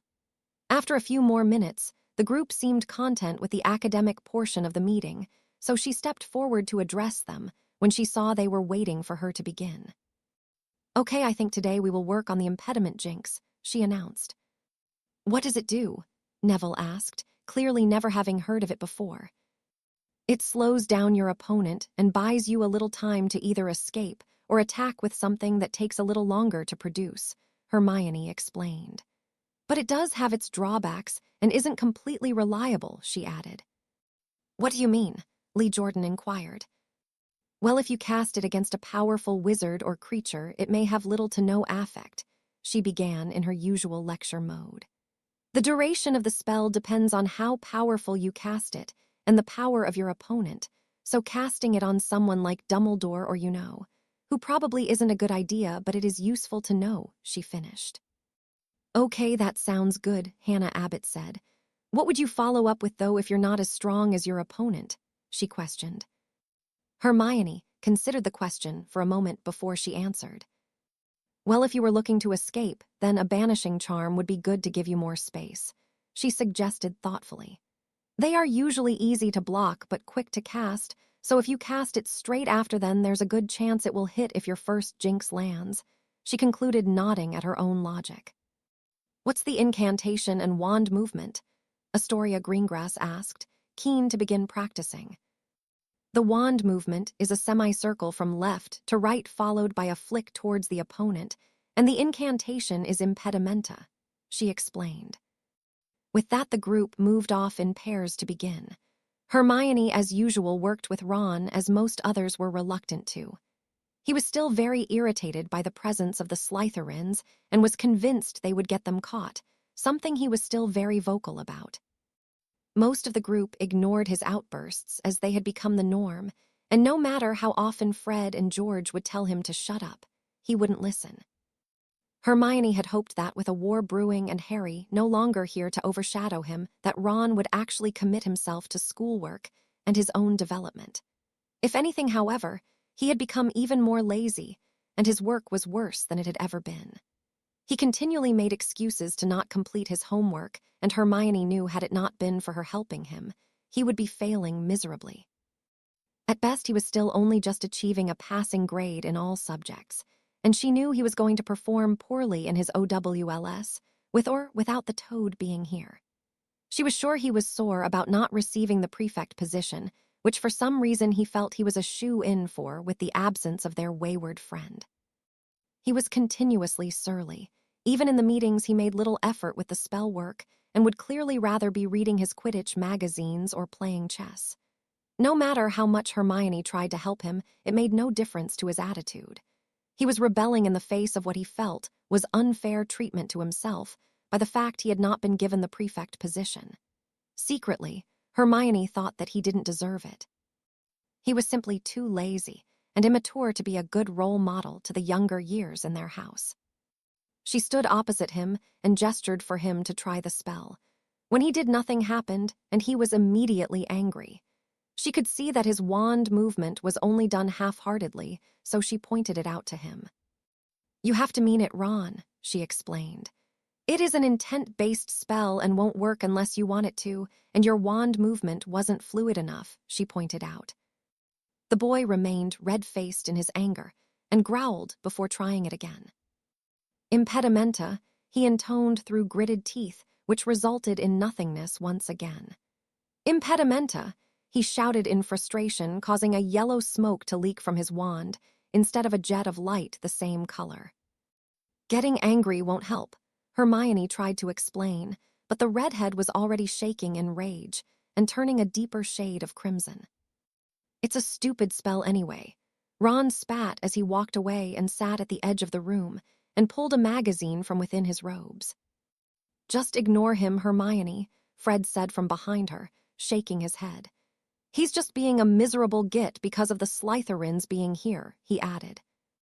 Hermione looked at her friend and simply shook her head at him. There was only so much she could do to help him, and if he was unwilling to try, then her efforts would be fruitless. She began scanning the room to check the progress of the rest of the group. She could see they were all doing quite well with the spell and were all working well together in their pairs. It was then that she checked her watch and saw that it was time to end the meeting. That's all we have time for today, guys, she called to the room. Good work, everybody, she finished appraisingly. Granger, Daphne Greengrass called to gain her attention as everyone was preparing to leave. Yes, Daphne, Hermione sighed at being addressed by her last name. Didn't you know who used lots of creatures like werewolves and giants last time? She asked. Shouldn't we be working on fighting them? She questioned further, causing many in the room to nod at her observation. Well, werewolves are very fast and very powerful and notoriously difficult to beat, she said, her expression darkening. I saw Professor Lupin transform in 3rd year, so I would recommend that you run and get away as quickly as you can. They are very feral in wolf form and not so intelligent, and it is easier to escape from them than try to fight them, she continued. A simple scent masking charm and silencing charms on your feet will help when you get out of sight of one. If you do have to fight, then you need to have a silver blade handy or be able to conjure weapons to banish at them. You don't want to get close at all, she explained firmly, remembering the advice she had gotten from her 3rd year book. We don't start conjuration until 7th year, Neville interjected. Yeah, and it is very tiring, George added knowingly. We should practice the disillusionment charm then, Angelina Johnson broke in. Seeing the blank expressions on most of the faces in the room, she elaborated. It makes you near invisible, that with the scent masking charm and silencing charms should be enough, she shrugged. That's a good idea, Hermione praised, annoyed with herself that she hadn't thought of it. What about giants? Michael Corner asked, looking apprehensive at the thought.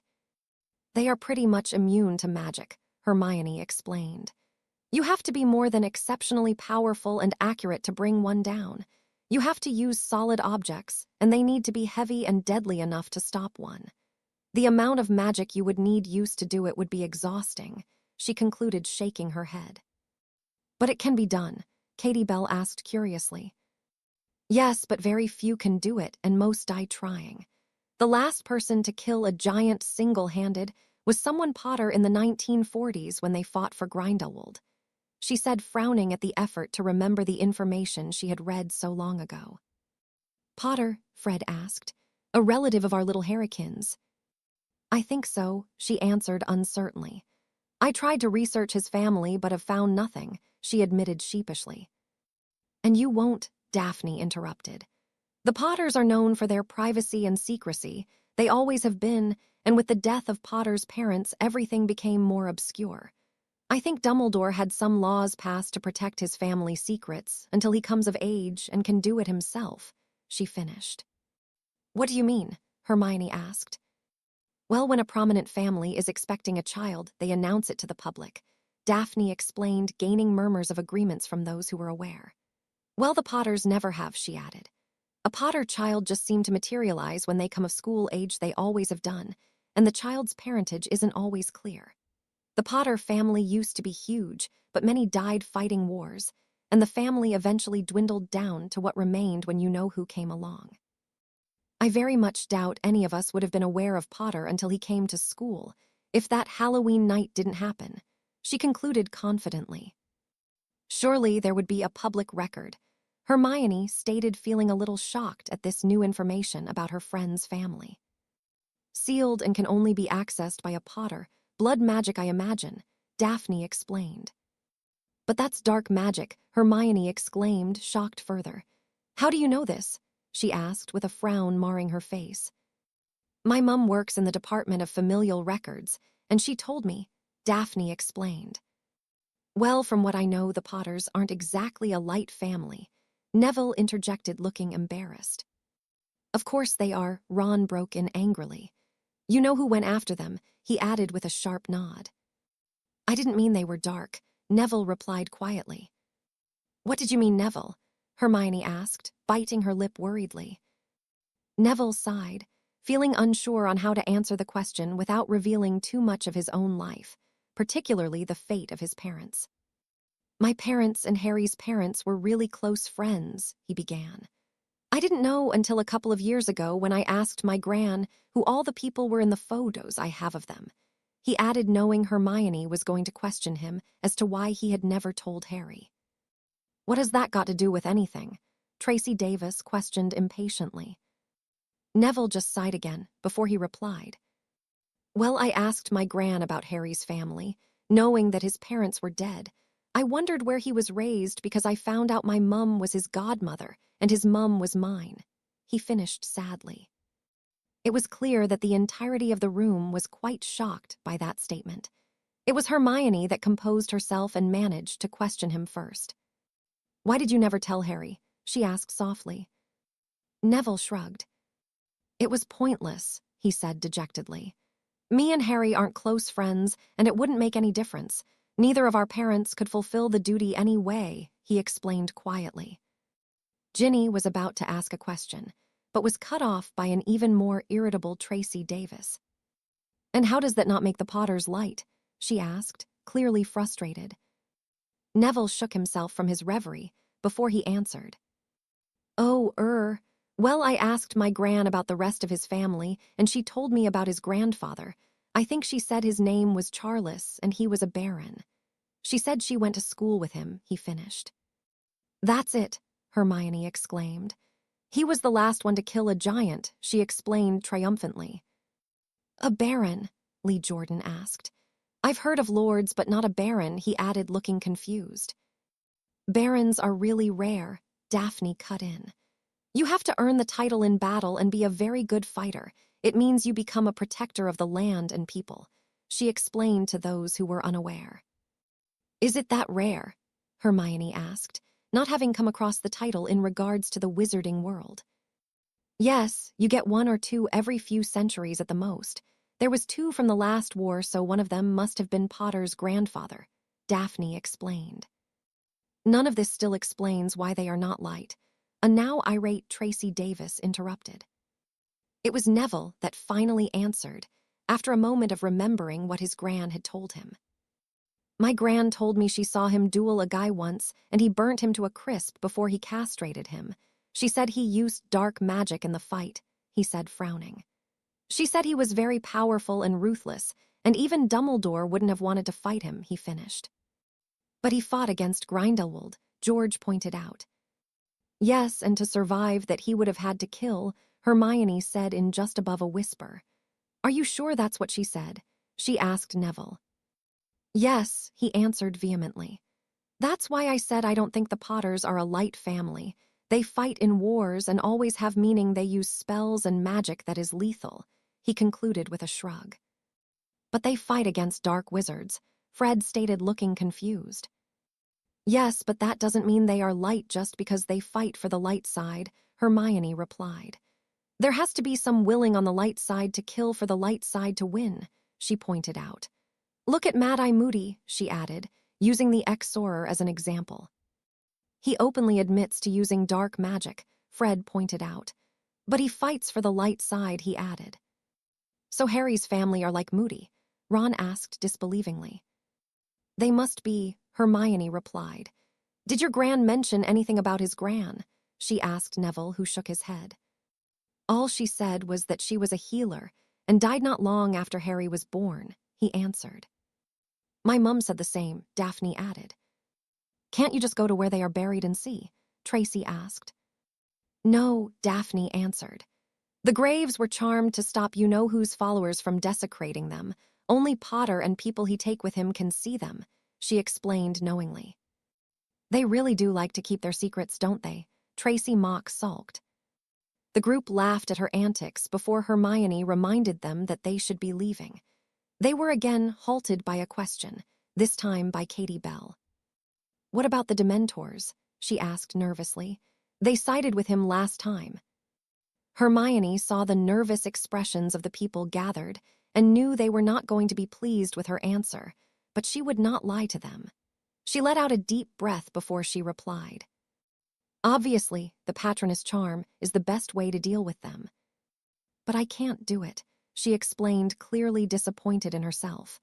"I'm not powerful enough, and I don't think I ever will be," she continued sadly. "You're only 16, Angelina Johnson pointed out. "Yes, but less than 1% of the entire population of wizards and witches are capable of producing one.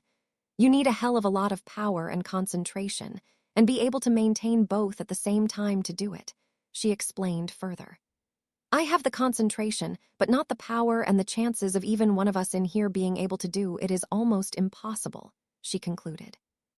"How long have you been trying?" Ginny asked. "Since the end of 3rd year," Hermione answered dejectedly. "I can feel the pull on my magic, but nothing happens and it drains me completely. I feel very weak afterwards and can't even light my wand for a few hours," she explained. "That should tell you how powerful Harry is, knowing he could produce and maintain a corporeal one at just 13, she concluded. The members of the group looked at each other, feeling defeated. They knew that Granger was easily one of the most powerful in the room, and if it had that effect on her, then none of them had a realistic chance at doing any better. There was only one person in the room who begged to differ and promised themselves they would master it. They remembered the affect the Dementors had when they boarded the train in search of Sirius Black, and they were not willing to experience that again without the ability to fight back. With that, the somewhat somber teens exited the room and made their way back to their common rooms in silence, each lost in thoughts of what was coming and what they would do. Many of them hoped that what they had heard about the Potter family was true, and that Harry would come through for them if he was in fact alive. Most of them knew they were not born fighters nor destined for greatness on the battlefield, but they would learn as much as they could to defend themselves when and if the situation called for it. Inside, they knew they would need a savior, someone who was willing to end the fight, and someone who would do what was necessary for that to happen. Break. Narcissa Malfoy was stressed, and had been since she had left that meeting at Gringotts. When she reflected back on said meeting, she would get shiver travel down her spine and through her very core at the memory. Learning that her grandfather was alive had of course shocked her, but that shock was nothing compared to seeing that Potter was alive and what he had become. She hated to admit it to herself, but she was terrified of the teen in the same way she feared the Dark Lord. There was just something highly unusual about the pair of them that made her uncomfortable. Lucius had barely paid any attention to, as he had been continuously busy of behalf of his master, attempting to manipulate things in his favor, so he had not become aware of her tense and nervous disposition. She knew he was spending much time abroad attempting to gain allies for the cause, so he had barely been present to notice much anyway. She had tried to find a way around the vow she had given, but even the thought of breaking it caused her magic to react very painfully, and thus, she found herself in quite the quandary. Her husband continued to strut around like a prized peacock, completely ignorant of the developments that she was aware of. He was a capable wizard himself, but she knew just from what she saw that he was no match for the Potter boy. She had written to Draco, as Potter had suggested, and begged him to keep his head down and not get involved in the coming conflict, but had received no reply and assumed that he had already made up his mind. Her stress levels had reached a point where it was quickly becoming unbearable. She knew if Lucius became aware that she had withheld important information like this, regardless of the vow she had given, he would be very displeased, and her life would become very miserable if he allowed her to live, that is. She had discreetly begun moving funds into a private account if the need to flee arose. This was, of course, a last resort. She loved her son and husband, but her self-preservation had caused her to take steps to ensure her safety. She knew that either way the war was going to be a painful experience for her. She was either going to lose what was left of her blood relatives, or she was going to lose the family she had married and created. She resigned herself to the fact that the coming days were going to be dark for her regardless of the outcome of the brewing war. Break. The headmaster of Hogwarts' School of Witchcraft and Wizardry had barely been seen since he learned of the death of his longtime friend. Dumbledore felt as though a part of him had died along with Rubeus. He had known the man since he was a child and had grown to love him as any man would their own son. Not being that way inclined towards the opposite sex, he had never fathered children of his own, but he had found the closest thing possible in Rubeus. He carried a lot of guilt where the half-giant was concerned. Not only had he failed to have him reinstated as a student after he had been expelled as a boy, he had been killed while carrying out a task for him, and that had pushed him to a grief he hadn't felt since the death of his younger sister. Yes, Dumbledore was miserable, and his thoughts of guilt and misery had led him to reflect on other aspects of his life. His sister had died in an accident involving himself. His brother and Gellert and Dumbledore felt her blood on his hands every passing day. This was the first incident he would never be able to forgive himself for, and knew his brother never would either. He could only hope that wherever his sister was that she did forgive him for his mistake. The second instant that came to mind was the death of Gellert during their duel that concluded the Second War. He had only intended to subdue him and bring him in, but it was not to be. Had he been able to travel with him as planned, Albus knew that his friend would not have become what he did, as he was always able to rein in his more darker and violent tendencies. Without Albus' guidance, he had succumbed to the darkness and become the monster he did, and again, Dumbledore felt the blood on his hands of all of those that fell to his maniacal cause. Then there was the most recent victim of his interferences, Harry Potter. The death of Rubeus had made Albus realize that he had the same paternal instincts towards the boy and loved him as though he were his grandson. But again, all he could see was the way he had failed the boy. He knew the Dursleys were not pleasant people, but never dreamed they could treat the boy the way they had. That was mistake number one, placing the boy with them. His school years had barely been any better, and each year he only made further mistakes in regards to Harry, who continuously surprised the older man with his resilience and abilities. When he discovered the Horcrux within the boy at the end of his third year, he retired to his office and wept at what he thought the boy's fate would have to be. He vowed he would dedicate the rest of his life, if necessary, to find a way to save the boy, and he did just that. He had to go against his own morals and venture into some very dark and obscure magic to find the solution, but he found it. It was not ideal in any sense, but he knew it would have to be done. When he discovered that the abomination had been removed by other means, he once again retired to his office and wept for the boy, this time in joy. Reflecting back on all the mistakes he had made, he concluded that he did not deserve the forgiveness of either Harry or Rubeus, but he would do all he could to atone for his mistakes. He knew he would have to have a long and painful conversation with the young man in the future, and he would face the consequences when they came. He simply wanted to help Harry as much as he could while he could, and would do all he could to do so. He vowed that he would hold nothing back and be completely open and honest with him. If anyone deserved it, it was Harry Potter. In honor of his fallen friend, he had already personally erected a monument in the Forbidden Forest with the help of many of the creatures who lived there. They all knew, respected, and even loved the man who had cared for them when they had needed it. The Acromantula Aragog had been inconsolable at the loss of his friend, and vowed that his kind would never side with Riddle and would protect the forest from him and his ilk. Even the centaurs had paid their respects with their own warrior salute that they only gave to their own kind after they had fallen in battle. Dumbledore had been particularly touched by this sentiment, knowing that it was very unusual for this honor to be bestowed on a different creature. The creatures of the forest, upon learning of the death, came from far and wide to add their own touch to the monument. What stood now was a life-sized wooden Norwegian ridgeback, adorned with many gifts from various creatures. There was a unicorn horn, a bow and arrow from the centaurs, an abundance of very rare and valuable acromantula silk given by Aragog himself, various types of fangs, antlers and feathers, thistral hair, and even what Dumbledore suspected was Nundu fur and a chimera claw. He really did not want to know where they had come from. Albus was certain that Rubeus would love the tribute and only wished he could do more.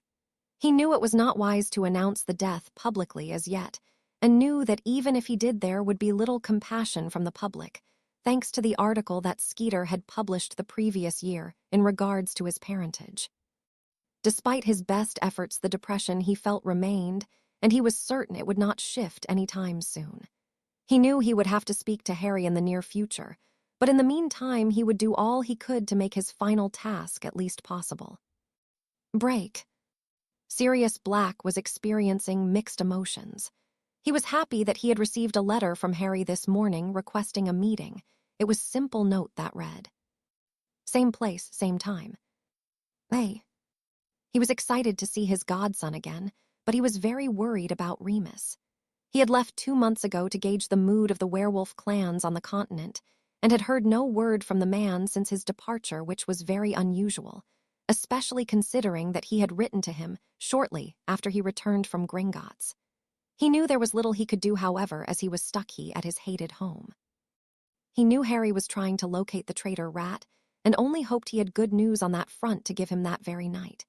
He had continued his training in much better spirits, and with more determination after witnessing firsthand the development of his godson.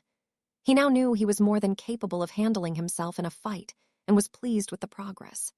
It was now seldom he wallowed in the guilt he felt in regards to his failing of many years past.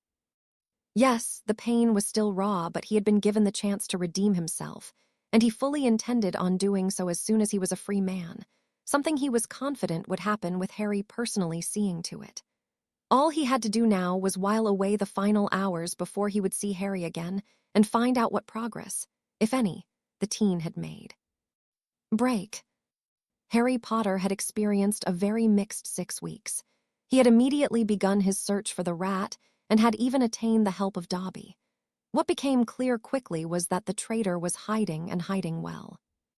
From Arcturus, he had learnt that things were beginning to move behind the scenes. A few people of note had gone missing, and he had heard of attempts of extortion and intimidation taking place in several establishments. Of course, none of this had been reported in the Prophet, and Harry guessed that this was the work of the idiotic minister. He had spent time in disguise frequenting Nocturne Alley and many other unsavory locations, until he at last had come across his first lead on Pettigrew, which he planned on following the next day.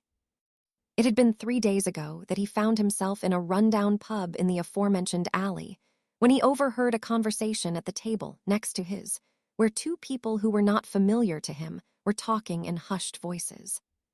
So he sent the rat to Toulouse to represent him.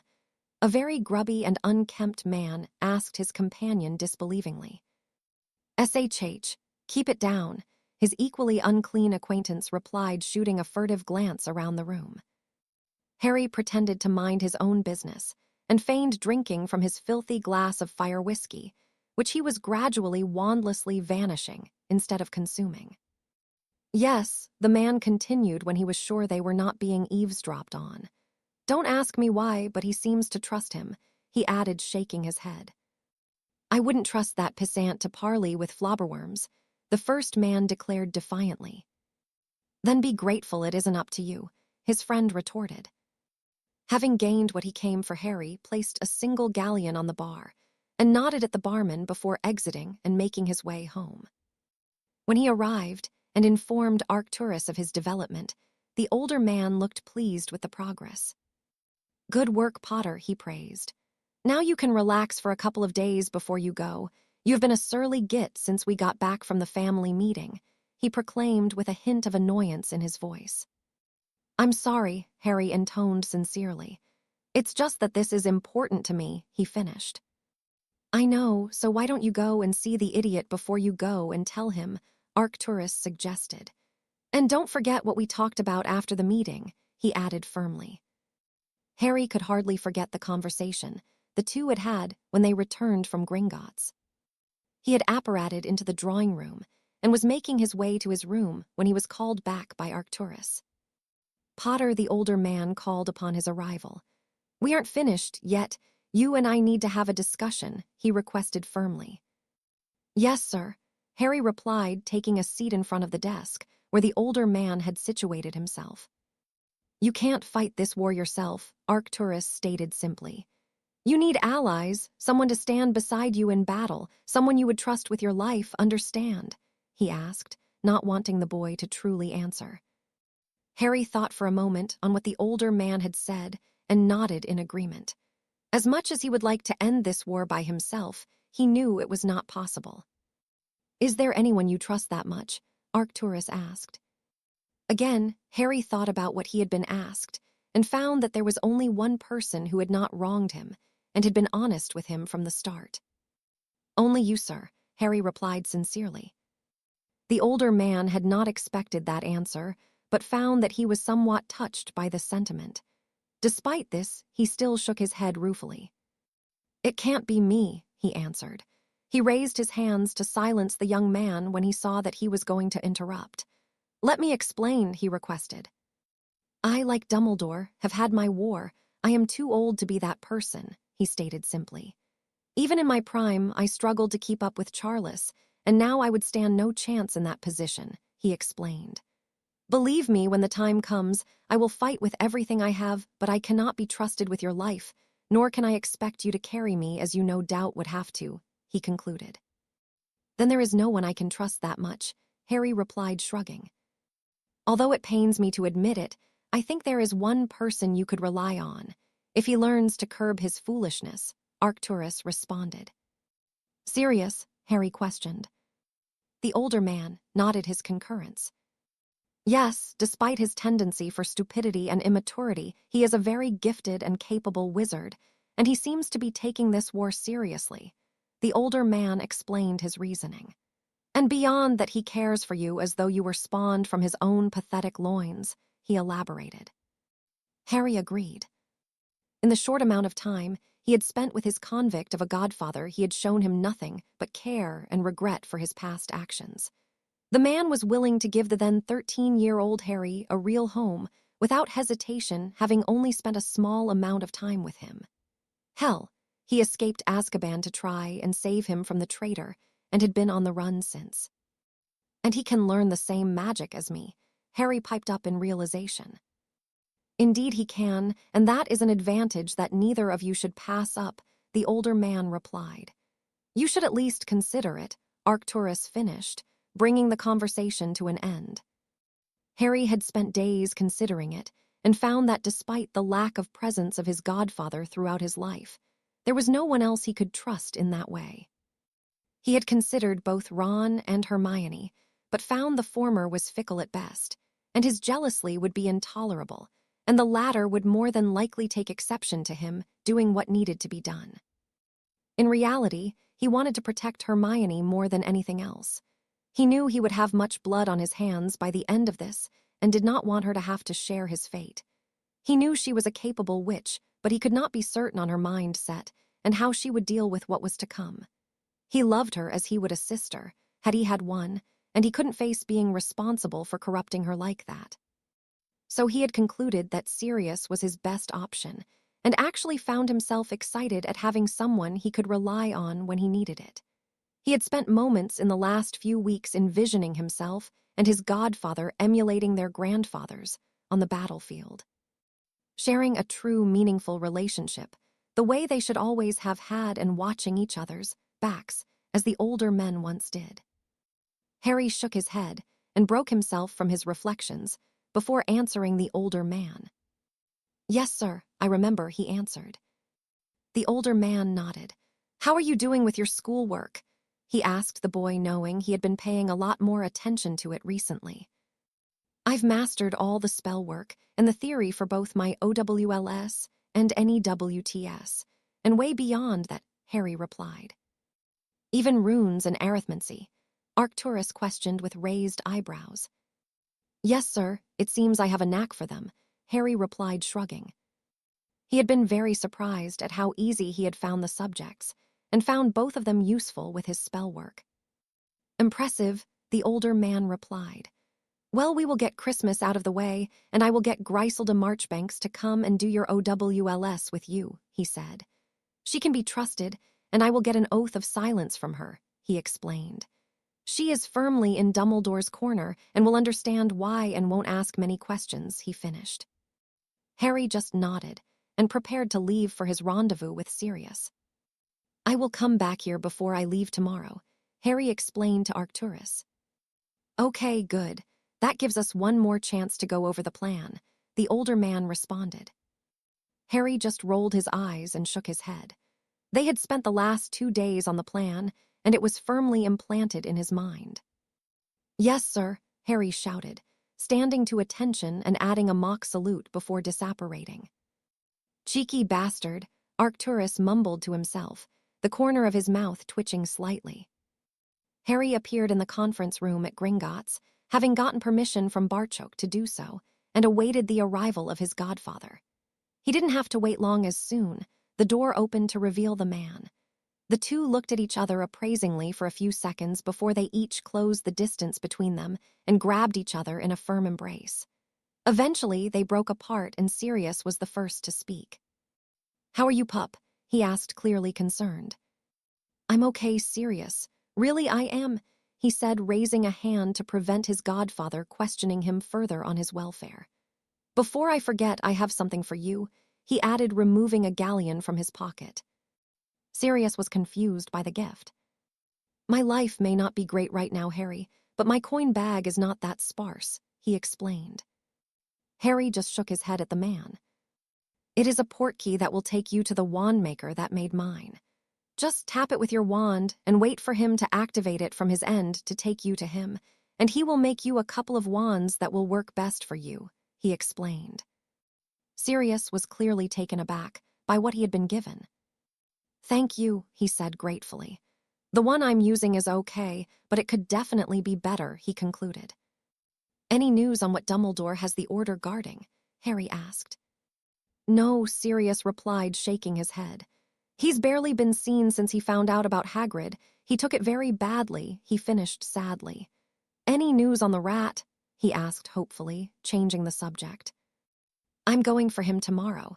From what I have learnt, he is in Toulouse working on something for Voldemort," he explained. Sirius yelped. "You're not going alone, are you?" he asked worriedly.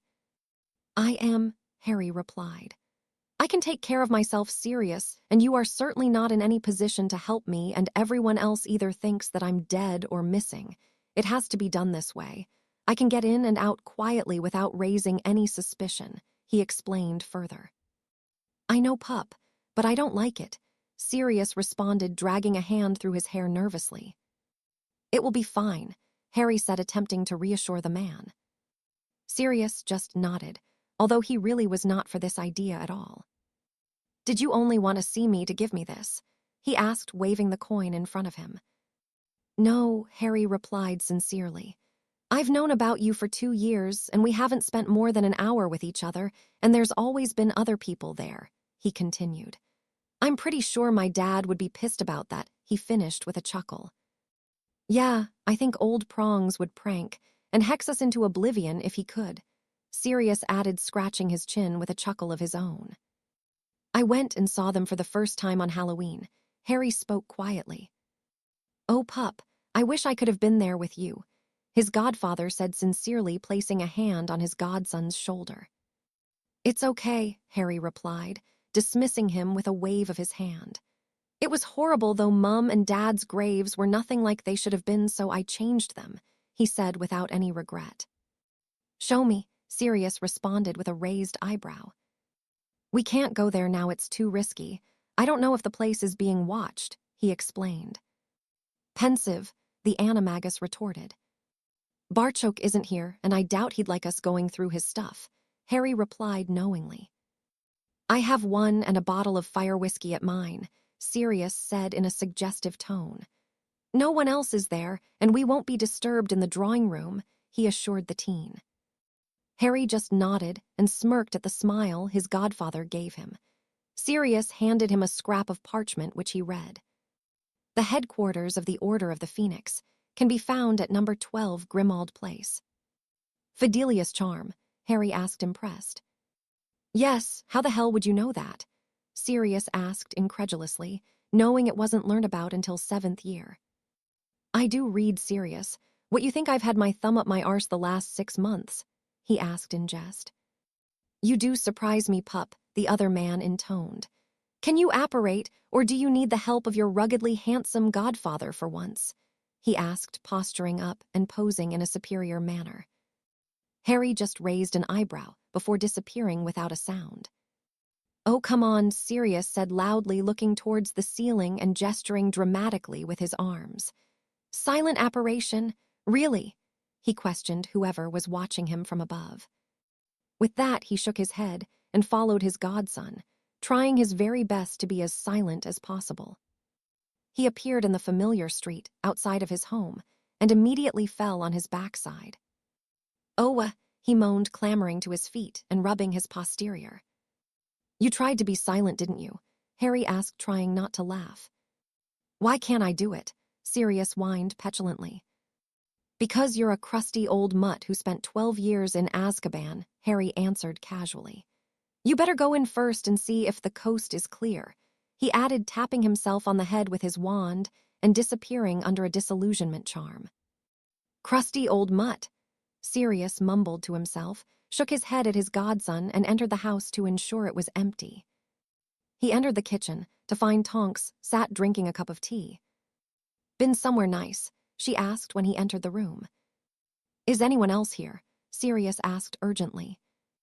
"No, it's just me, and I was just about to leave," she answered. "Why?" she inquired. Sirius ignored her and gestured to the front door to indicate it was safe for Harry to come in. He did so and dropped his charm when he saw it was only the two of them inside. "Miss Tonks," he said to the now pink-haired Auror. "It is nice to see you again," he added, giving her a grin which made the metamorph flush. "Potter," she acknowledged, simply attempting to compose herself, and averted her gaze towards the table. Harry Mock sighed and looked at the young woman appraisingly. "I do wish you would call me Harry. We have been intimate after all, in battle, of course," he added, seeing the woman flush further. Sirius was shaking with the effort to keep himself from bursting with laughter. He had never seen his cousin like this, and he knew she would not appreciate him laughing at her expense. "Yes, well, I have to go," she replied, and stood suddenly unable to control her hair changing to a deep crimson to match her face. She left the room in a hurry, and the sound of the front door opening and closing was heard very soon after, at which point Sirius lost complete control and roared with laughter, banging his fist on the table. "When did you become so smooth with the ladies?" he asked, wiping tears from his eyes after he had managed to compose himself. "I don't know," Harry replied sincerely. "I guess when you are Voldemort's #1 target, women really aren't so scary," he added with a shrug. "Come on, Casanova," Sirius said, shaking his head and leading them out of the room. "The pensive is up here," he nodded towards the stairs. They entered a nicely furnished drawing room, and each stood at the circular oak table in the center where the pensive sat. "I never got the chance to visit them either," Sirius began sadly. "Let's see how much they messed it up," he requested, gesturing to the pensive. Harry complied and removed the memory of him and Arcturus visiting the graveyard in Godric's Hollow and placed it in the stone bowl. Sirius entered the pensive, and Harry waited for him to return, not wanting to revisit the memory just yet. It was around 10 minutes later that his godfather emerged with puffy eyes and tears streaming down his face. He immediately grabbed Harry and simply cried into his should for a few moments before he pulled himself together enough to speak. "They would have loved what you did," he said confidently. "Thank you for doing that for them," he added sincerely. "It just felt right," Harry replied solemnly. Sirius nodded and summoned a bottle of fire whiskey and 2 glasses from a cabinet on the other side of the room. He poured them both a drink and passed one to Harry before taking a seat. Harry followed his lead, and the two sat in silence for some time, sipping from their glasses.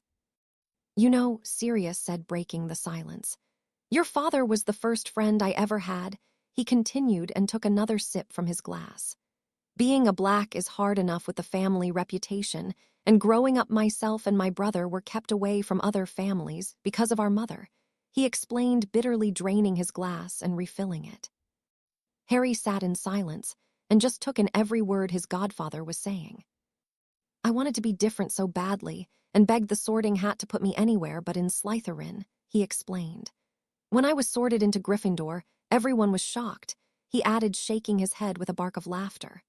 I sat at the table, and everyone moved away from me thinking I had tricked the hat, but James came over and introduced himself. He didn't care about my family reputation, probably because of Aunt Doria being his mother. He sat down and ate with me and didn't care what anyone else thought. That was the type of man your father was, Harry, he said, looking his godson in the eye. Harry nodded gratefully at the other man for the information he was sharing. Don't get me wrong, he was an arse mostly. He began again laughing. But he was my best friend and we were both arses together. We didn't take much seriously, but we always made sure our work was done and we were the best in our year, along with your mother, of course. But we spent our school years playing jokes and pranks and saw everything as a laugh. It wasn't until our 5th year, when you know, who became a real problem, that we started to change. And even then it wasn't until we graduated that we saw how bad things were getting for ourselves. He finished draining his glass again and pouring another helping for himself and Harry. What happened? Harry asked eagerly. We joined the Auror Academy, Sirius answered simply. Me, your father, Frank Longbottom, Alice, who would become his wife, and the Pruett twins. They were Molly's younger brothers. They wouldn't let Remus join, and Peter was nowhere good enough. Your mother stayed on at Hogwarts and completed a charms mastery with Flitwick, he added. If my dad was such an arse, how did he end up with my mum? Harry asked, trying to get his godfather to backtrack a little. Well, your mother really did not like your father much until our 7th year. He was far too immature for her, he began. Your mother was a lot like Hermione at first, a real know-it-all, and wasn't very popular because of it. But that changed as she got older, and she curbed her attitude quite a bit, and she became really good friends with Alice and a few others, he explained further. Your father hounded her for a date from 3rd year, and she agreed to go out with him in 7th, I think to just get him off her case, he said, chuckling. Whatever he did on that date must have impressed the hell out of her, because after that they were inseparable and she fell for him hard. Everyone could see it, he finished knowingly. And they left school and got married, Harry stated. That's pretty much it, Sirius replied, scratching his chin. I know it's not much, but that's how it was. You have to remember, Harry, they were only 21 when they were killed. They barely made it into adulthood, he concluded sadly. I know, Harry replied just as sadly. What was it like when they found out Mum was pregnant? Harry asked, wanting to change the subject to something less upsetting. Sirius grinned at the question. It was very amusing, he replied. I was at home, and Prongs suddenly appeared in my front room looking very pale and struggling to breathe. He was a real mess, stuttering and jabbering like an idiot, he added, shaking his head. I thought there had been an attack until he came out with the classic line, he said with his eyes full of mirth. What did he say? Harry asked impatiently. Now don't hold this against me, pup. Remember, I was young and thought it was funny. He half pleaded, half chuckled. Well, Harry demanded irritably. Sirius sighed. He told me that the contraceptive charm I had given him didn't work, he yielded. What he actually said was, I should have known a contraceptive charm wouldn't turn my semen orange, he finished, laughing. How the hell did that come about? Harry asked, astounded at his father's foolishness. Well, I was drunk, and your father appeared pretty much the same as he did that night, and asked me for a powerful contraceptive charm. You see, powerful wizards sometimes need something a little stronger. I gave him a color-changing charm me and Remus had worked out that would change your bodily fluids a different color. It's quite clever, really, he explained with a pleased expression. Anyway, the result of that little mishap was your mother's pregnancy, he concluded. So I was a mistake? Harry asked incredulously. Not at all, pup, Sirius replied. Your mother was delighted it was James that wanted to wait at first, but when he got over the shock, he wanted nothing more than to have you. Even though he was terrified and your mother was a hormonal mess, it was the thing he wanted the most. Your grandparents were just as delighted, he added, trying to placate his irate godson. Yeah, I have the pictures, Harry replied, shaking his head and draining his glass. Both were beginning to feel the effects of the whiskey, but were enjoying the long overdue time they were having together. It was Harry that broke the silence next. What about you? Didn't you meet someone worth holding on to? He asked sarcastically, completely aware of his godfather's reputation. He was surprised to see a pained expression appear on the man's face. "I did," he replied, swallowing deeply, the pained look remaining. "I'm sorry, Sirius," Harry cut in sincerely. "I didn't realize," he finished lamely. "You didn't know," Sirius replied, shaking his head. "It's okay, pup," he said, trying to assure the young man. "Wait here a moment," he added, and left the room. He returned a few minutes later and handed Harry a photograph. The photo was of a younger Sirius and a very beautiful dark-haired woman who was wrapped in his arms. Harry could clearly see how happy they both were, and could only compare it to pictures he had seen of his parents and grandparents. The young woman had hazel eyes, and her features were very delicate. She looked almost frail, but was stood as tall as his godfather, and her eyes brimmed with an air of confidence. "Her name was Marlene McKinnon, and we were engaged to be married," Sirius began emotionally. "I loved her just as much as your father loved your mother, and she was the only woman who ever tamed me and could keep me in line," he added with a forced laugh. "Not a day goes by that I don't think about her, Harry," he said sincerely. "I couldn't ever love someone the same way I loved her, still love her," he corrected. "It was just everything about her. The fact that she was beautiful meant nothing to me compared to just who she was. She was beautiful inside and out. She just had this way about her that I couldn't resist, and I know she felt the same about me. She accepted me for who I was, and I changed, not because she made me, but because of her. She made me a better man, the best man I could be," he finished with a tear escaping from his eye. "What happened to her?" Harry asked, handing the picture back to Sirius, who clung to it as if it were a lifeline. "I'm not completely sure," he replied. "Her family home was razed to the ground by Death Eaters, and they were all killed," he explained. "I'm really sorry, Sirius. I didn't mean to drag that up," Harry apologized again sincerely. "It's okay, pup. Honestly, it has taken me a long time to learn to live with it, but I have it as just one of the pieces of guilt I have to carry with me, just like your parents," he added sadly. "That wasn't your fault, though," Harry pointed out. "I didn't personally sell them out, but I may as well have," Sirius replied, clearly angry at himself. "It was me that convinced them to use the rat, and even after he handed them over, I went after him instead of being there for you," he added ruefully. "I should have taken you and raised you as your parents wanted. Instead, I was reckless and went after Wormtail and ended up in Azkaban," he said angrily. "You didn't know that would happen," Harry interjected. "No, but you should have been my first priority," he replied, taking a long pull straight from the bottle. "Because of me, you were raised by those bastards who did God knows what to you, and that is my fault, Harry. That blame lies only with me," he finished, taking another long drink. "If that is how you really feel, then redeem yourself," Harry stated simply. "And how can I do that, pup? Look at me," he said, gesturing to himself. "I am an on-the-run prisoner that can't even leave my own house because everyone thinks I am a murderer and would flay me alive in the streets given half the chance," he finished heatedly. "We can change that when I get the rat," Harry responded. "And I survived the Dursleys, Sirius. Yes, it was unpleasant, and I hate the bastards for what they put me through, but I'm still here," he declared. He took a moment to compose himself and breathed deeply before he continued. "The truth is I need you now more than I ever did before," he began sincerely. "Your grandfather was right. I can't fight this war alone, and I need people by my side that I can trust with my life, and who trust me the same way," he continued. "After speaking to you tonight, I know more than ever that you are that person, Sirius, and I would gladly have you watching my back when I need it most, and I would gladly cover yours," he finished passionately. Sirius was dumbfounded at his godson's declaration and couldn't find the words to reply. Harry saw that his godfather was unable to answer, so instead, he removed a leather book from his pocket that he resized to the original large leather tome it was. "This is a book with both the Potter and Black family magic in," he explained to his godfather. "I heard Aunt Cassie speak about them once. She said that Charles and my grandfather both had one, but I didn't believe it.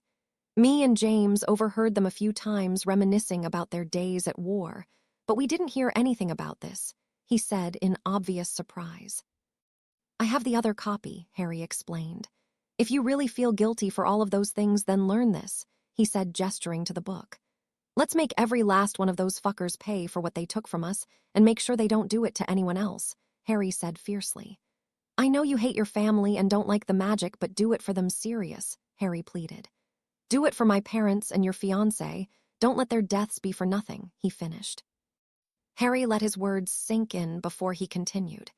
He knew he was close to convincing his godfather and knew he only needed to push a little more. I think this war needs a Potter-Black alliance, just like Grindelwald faced, don't you? He questioned Sirius. The emotion Sirius was feeling was very obvious. The man was overwhelmed at the chance at redemption he had been given, and he vowed to himself that he wouldn't squander it. He had failed James and Lily, and in a way he had failed Marlene too, but he would not fail Harry. He would die before that happened again. He took the book from his godson and nodded resolutely. There is no one else I would rather stand with and fall with if necessary, pup, he slurred sincerely. With that proclamation, he succumbed to the large amount of alcohol he had consumed and passed out, hitting his head heavily on the table. Sleep well, Padfoot. I will be back before you know it, Harry said quietly and placed a kiss on the head of his godfather before he left the house and apparated back home. He appeared in the drawing room where Arcturus was sat reading a very old-looking book. When the older man realized Harry had returned, he raised an eyebrow at the drunken teen. Good night, he asked. Harry just nodded and took a seat opposite the man. I can trust him, like you said, he informed Arcturus. The older man was relieved to hear it and felt a little easier at the prospect of the coming war. He knew the boy had someone he could rely on and trusted both his and Harry's judgment of his grandson. What do you know of the McKinnons? Harry asked. Arcturus pondered the question. They had been a prominent family before they were eliminated in the last war. They were one of the few families he genuinely respected, and their loss was felt throughout the entire wizarding community. They were an old family like his own, and were a part of the neutral faction when it came to the political arena. It was surprising when they were targeted by Riddle. It made no sense to anyone. They didn't have much influence, and they were not as affluent as some of the other families. Fenton McKinnon, the head of the family, was a very outspoken man and quite the proficient fighter, but he refused to choose sides. Perhaps it was this that made him a target. Whatever the reasoning, it was something Arcturus could never be sure of. They were an old family and well-respected, he began. They were killed in the last war for some reason. Why do you ask? He questioned the young man. Sirius was engaged to one of the daughters. I was just curious, Harry responded. Was he? Arcturus asked with raised eyebrows. That would have been a match I approved of, he added thoughtfully. Harry remained silent and waited for the older man to continue. When he did speak, it was not about Sirius or the McKinnons, however. You are ready for tomorrow? He asked the teen. Yes, Harry replied. I have my portkeys and cloak ready and everything else I will need, he added, seeing that a simple yes was not sufficient. Good, the older man answered. Remember, do not take stupid risks, he said, pointing at the teen. If it gets fucked up, then you use that portkey, understand? He asked the teen sternly. I understand, sir, Harry replied genuinely, knowing the older man was demonstrating a lot of trust in him. Arcturus nodded, pointed his wand at Harry, and muttered a sobering charm. You will need a clear head. Drinking the night before is not wise, he lectured firmly. Now get some sleep. Tomorrow is your first real test in this war. Show them what it is they are up against, Potter. He finished, dismissing the young man. Harry stood. All signs of the drunken weariness he felt were now absent. He nodded at the older man. I will, sir, he said confidently. With that, he left the room and made his way to his bed. Tomorrow was going to be a long day for Harry Potter. Break. Sirius Black awoke with a pounding headache and feeling confused as to why he was asleep at the drawing room table. It was then that he saw the book left behind by Godson, and the memories of the previous night came flooding back. He remembered the promise he had given Harry and the vow that he had made to himself. He would not let him down. He removed his wand and summoned a hangover cure from the alcohol cabinet and the vial in one long gulp. Harry was going after the rat today, and Sirius knew he had work to do. Today was going to be nerve-wracking for the marauder, and he planned on passing it productively. He made to leave the room to begin his day when he was cut short by a tapping on the window. Outside was a very bedraggled-looking owl that he allowed entry and removed the roll of parchment attached to its leg. The owl then flew and perched on the back of one of the chairs, clearly keen to rest itself. Sirius unrolled the parchment and began to read. Padfoot. I am sorry it has taken me so long to reply. Things on the continent are much worse than I thought they would be. It seems the friends of our dark friend are much busier here than they are at home. I had a run-in with Greyback and a few others, but I managed to give them the slip, and I am currently making my way home. Please pass on my condolences in regards to our large friend, and I will see you soon. Mooney.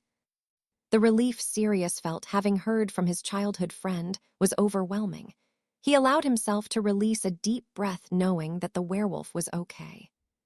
He left the room to begin his day, his thoughts with both his godson and the task he was attempting, and the werewolf he regarded as his own brother. Break. Harry found himself at the port of Dover waiting to board the ferry that would take him to Calais. He and Arcturus had decided that it would be best to travel using Muggle transportation, as to not raise any suspicions by using a portkey or unwarranted apparition. The December air on the coast of England was cold, yet refreshing, and the steady, warm breath of the young man could clearly be seen leaving his body as he exhaled. Harry was grateful for the fact that he had learned warming charms and was using them liberally to maintain his body temperature. He had foregone wearing a heavy coat or any other thick clothing that would weigh him down or encumber his movement, knowing he needed to be as light and loose as possible. Not having a passport, Harry boarded the boat under his cloak and stood at the rear of the deck in a secluded corner. As the ferry left the port, he watched as the coast drifted further away from him, particularly focusing on the white cliffs that reminded him of a song he had heard his Aunt Petunia listen to sung by a woman. He was a young boy at the time, but he still remembered the beauty of the song and the voice of the lady that was singing it. His entire world was on that small island he was now leaving, and it really hit him how small his home was. The world is a huge place, and he had spent his entire on only a tiny fraction of it.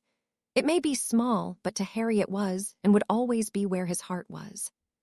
He knew if he truly wanted to, he could flee the coming war and see the rest of the world, spend the rest of his life drifting from place to place. But he knew he would not be happy, and the thought of the guilt of leaving his home in the hands of Riddle sickened him and made him feel ashamed. He scowled at the thought and found himself distracted by the appearance of a man carrying a little girl who could not be any more than 5 years old. "What are they, Daddy?" the little girl asked, pointing to the cliffs in the distance. "They are the white cliffs of Dover, Ella," he replied. "When you see them coming closer, that's when you know you are going home," he added knowingly. The little girl stared at the cliffs in awe. "They are really pretty, Daddy," she said in an innocent voice. "They are," her father agreed. "Just like you," he said, playfully swatting her on the nose with his finger, eliciting a giggle from the small child. "Now I think we should go back in, don't you?" he asked. "We don't want you catching a cold, do we?" he continued, raising an eyebrow at his daughter, who giggled again. "Yes, Daddy, because Mummy would be mad at you again, like when turned all our clothes pink," she said sternly. "One time you put a red sock in the wash, and you pay for that mistake for the rest of your life," he grumbled to himself as he walked away to take his daughter back inside. Harry smiled at the interaction between the two and was hit with a sudden realization, an epiphany, if you will. Yes, he was fighting to avenge himself and the wrongs his family had suffered at the hands of Riddle and his followers, but he was fighting for something else. He was fighting for those that couldn't. He was fighting for the moments of innocence like the one he had just witnessed. He was fighting for the right for everyone to have children and bring them into a world that was safe, a luxury he had not been given. He was fighting for those everyday rights that most took for granted, and he was fighting for a future that he wanted for himself. A future that was not plagued by dark lords, and a future where he could finally have the family he had always craved. A family he would do what was necessary to protect and ensure they were happy. Harry Potter was not only fighting for his family past, but the family he was hopping was to come, and all the other families who had the right to a life without a conflict and constant peril hanging over them. He had feared that he would lose himself in the pursuit of vengeance the way his grandfather had, and would lose his way if that vengeance was not attained. Harry realized that, yes, he was very similar to his grandfather, but he was his own man and had his own agenda, an agenda that was worth his life if he was to fail, something he refused to even consider. He was dragged from his musings as the ferry arrived in Calais, and he quickly exited the boat and headed towards the town to get some food. He had heard great things about the French pastries and was particularly keen to try them while he was here. He made his way into town and quickly found a small patisserie, which he entered having smelled the inviting aroma coming from within. At the tinkle of the bell, a young woman appeared from the back, where she had clearly been baking, as she was wiping flour from her hands with a small white towel. "Bonjour, madame," Harry greeted her. "Du croissant, s'il vous plaît," he continued. The woman looked him over critically before shaking her head and placing 2 of the pastries into a paper bag. "You're French. Eat ease terrible," she declared, handing the bag to Harry. "Then it is just as well that I have other talents that more than make up for it," Harry replied, not missing a beat, and shot the woman a winning smile. "Merci," he added, handing over some francs to the woman who was blushing at the implied innuendo. "Oui, eat ease just as well," she managed to stammer. Harry left the shop shaking his head in amusement. He checked the time and saw that he had around half an hour before he needed to catch his train, so decided he would take a leisurely walk to the station. His journey through the town was uneventful, but he enjoyed it nonetheless. He took in what seemed to be the usual hustle and bustle of the daily life here, and found that it was tranquil in its own way. He enjoyed the architecture of the buildings, never having seen workmanship such as this in person. Before he knew it, he had arrived at the station still clutching the empty bag that his pastries had come in. He deposited it into a bin as he passed and made his way to the train he knew he had to catch. He removed his cloak that he had placed in his satchel and draped it over himself to hide him from view. It was now time for him to be focused on the task at hand. He entered the train and found an empty compartment that he locked with a simple locking charm and placed a simple muggle repelling on the door to ensure his privacy. After some time, the train pulled away from the station, and Harry settled down for the journey ahead, enjoying the passing scenery. He had been traveling for around 7 hours, and it was no longer possible to see the passing landscapes properly, as darkness had begun to fall. He resigned himself to reading the book he had brought on potions with him to pass the remainder of the time. He had barely begun reading the page on Felix Felicis when he was distracted by bright jets of light of various colors that suddenly began in the distance outside the train. It was unmistakably spellfire, and Harry could not help but marvel at the recklessness displayed by the French wizards using magic where muggles would pass through, even though there were no buildings in sight.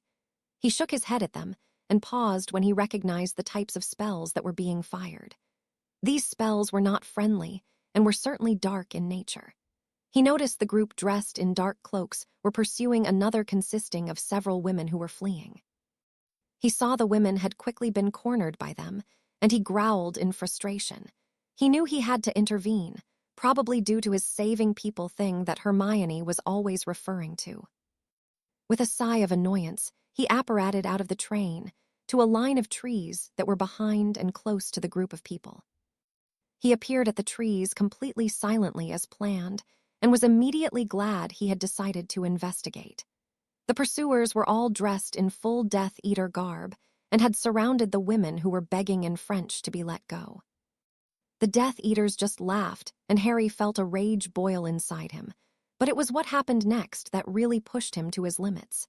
He flicked his wand into his hand and took aim at the man, and with another flick, he sent 3 black arrows towards the Death Eaters. Crucio, the Death Eater, roared, hitting one of the women with curse, much to the amusement of his 7 companions who laughed at his antics. The woman screamed in agony and could do nothing but twitch under the onslaught of the spell. Every fiber of her body felt as though it was on fire, and she immediately wished the man would just kill her and end the torture. "That's it, scream you whore," the man shouted at the quivering heap of flesh beneath his curse. "My master." He was cut short, was suddenly gurgling and wearing an expression of pure shock as a black arrow had entered his neck from the back and was protruding from the front through his throat, causing blood to leak profusely from the wound. His companion to the right of him had fallen also, instantly silent, as an arrow had found itself embedded in his skull, and one sticking out of his chest that had gone straight through his heart via his back. Both groups turned towards the direction that the arrows had come from in shock, the women feeling hope and the Death Eaters furious that someone would have the gall to interrupt their activities. What they saw had them all shuddering as a shiver ran down their spines. A tall, young and muscular man was stalking towards them with purpose. He was dressed in a dark gray hooded sweater with jeans and white trainers. It was not the obvious athleticism of the young man that had the Death Eaters shuddering, but the brightly glowing green eyes that could be seen clearly even in fast approaching darkness. They could see he was a wizard by the unusual white and black wand that he held loosely in his right hand. The women shuddered at the power that the young man was radiating. They could feel the magic and the fury rolling off of him in waves and found themselves worried for him. It was 6 against 1, not the most favorable odds. One of the braver Death Eaters stepped forward to intercept the newcomer. "You should not have gotten involved, Sonny," he shouted at the man who just kept walking towards them without hesitation. "Avada Kedavra," he roared, aiming the killing curse at him. The women screamed as the curse hurtled towards the young man, who simply turned his head slightly to avoid the jet of green light that missed him by inches. He then flicked his wand towards his would-be killer, and the man was instantly hovering 6 feet in the air, his arms outstretched as though he had been crucified. A further flick of his wand, and the Death Eater was screaming in agony as each of his limbs were ripped from the sockets with loud teeth gritting, pops one after the other. The rest of the Death Eaters were shocked at the use of magic the young wizard was demonstrating, and knew he was no slouch with that unusual wand he had. They all began firing curses simultaneously at the man, knowing that it was their best chance to take him out quickly and not get hurt themselves. The ambushed women watched in a mixture of horror and awe as the young wizard moved with a speed and grace that none of them had ever witnessed, dodging the lethal curses and batting some aside as if they were nothing more than an inconvenience to him. It wasn't until another killing curse was fired at him that he retaliated with a spell of his own. He conjured a large, thick slab of granite in front of him that exploded as the curse impacted. In the blink of an eye, he had transfigured the airborne debris into a long javelin-type projectile and banished it towards one of the men who quickly produced a shield. The rod of granite whistled through the air, passed straight through the barrier, and struck the man through the chest with a sickening crunch, the end impaling into the ground. They watched in morbid fascination as the body slid down the shaft under the weight of itself, the man screaming the full descent. The young man then hissed something incoherent that had them shivering again and feeling uneasy. At his hiss, the ground beneath one of the men transformed into the head of a serpent, which instantly grabbed the man in its maw up to the neck and simply held him there as the man panicked and tried to escape. The wizard then sent a long stream of boiling water at one of the cloaked men who screamed in agony as his skin was burnt red raw as it struck him. The young man then had a look of deep concentration on his face, and his eyes appeared to glow even brighter. With a sharp jab, a thick bolt of lightning careened from his wand and hit the man, silencing him permanently and filling the air with the nauseating smell of burnt flesh that had the women retching. He then turned to the last 2 capable of fighting back, who now seemed reluctant to engage him further. He fired a pink, jagged spell that caught one of them on the side of his torso, almost cleaving the man in 2, and he joined his comrades as nothing more than a bested heap on the floor. He finally fired a bone breaker with incredible speed that plowed into the man's neck, killing him instantly. He then approached the last man that he had captured in the Earth Serpent and addressed him in a casual yet dangerous tone. "Where is the rat?" he asked in a low voice. "Please," the captured man begged. "He was with us when we found them. he said, shakily gesturing to the group of women. The young man then turned and scanned the area with his still fury-filled and glowing eyes. He muttered a spell under his breath and growled in frustration when it did not yield the results he expected. The coward obviously ran. He spat, turning back to his prisoner. He then flicked his wand and hissed again, releasing the man from his bind. "Wand," he commanded, holding out his hand. The other man reluctantly complied and handed it over and thought better than to protest as the younger man snapped it. "Go," he instructed, gesturing to the large wooded area behind them. The Death Eater did not need telling twice. He left quickly and made his way to the indicated area. "You are letting I am go?" one of the women asked incredulously. The young man did not even turn to look at them when he replied. "He won't even make it to the trees," he explained knowingly. With his proclamation, the women turned to watch the fleeing man, only to see him clutch his chest and fall to the ground just shy of the first line of trees. The woman that had been under the Crucit house turned to look at the young man who was now walking towards them. She steeled herself and allowed her eyes to meet his. They were still glowing, but much more gently now, and the look of fury had now been replaced by one of concern. "Are you okay, madame?" he asked softly. "I know from experience that that is awful. Can you stand?" he inquired, offering her a hand to help her to her feet, which she took. She managed to get to her feet, but collapsed into the man's arms instantly, and he simply scooped her up and carried her in them as though she was a child. She felt safe there, and the pain seemed to ease now that she was off of the ground. She couldn't move even if she wanted to, and found that she in fact didn't. She lost all control as the horror of the evening settled in, and she sobbed into the young wizard's chest, and he pulled her closer to himself in a gentle embrace in what she knew was an attempt to comfort her. The rest of the women watched how the young man who had just decimated 8 other men without remorse had transformed into the gentle man they were now seeing. He no longer looked the terrifying killer he had only moments ago. He instead looked every bit the savior he was. They were all shaken from their individual thoughts by the man addressing them. "We need to get her somewhere out of the cold," he said gently.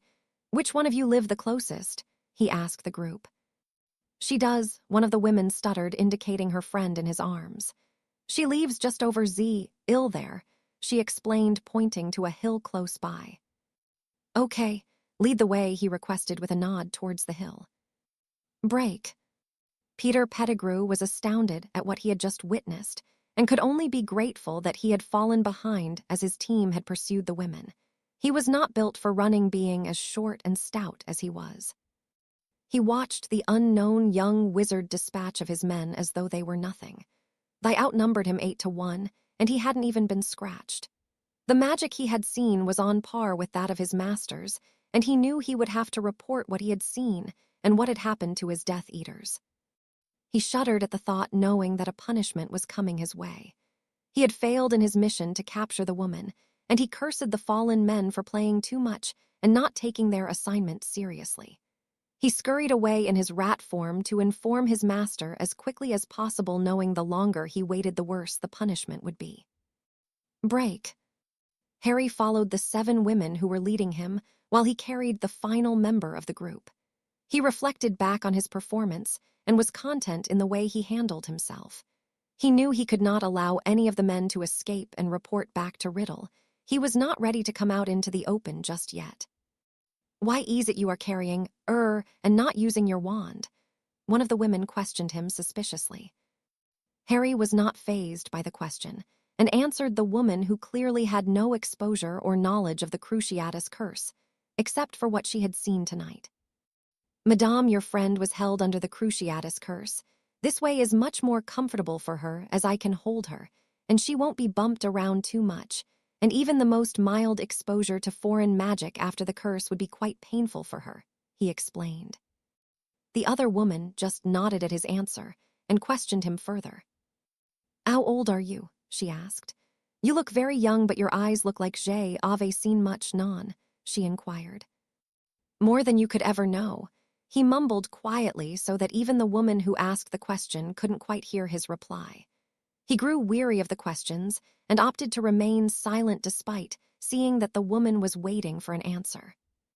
The woman persisted in trying to gain information. "You are English, non?"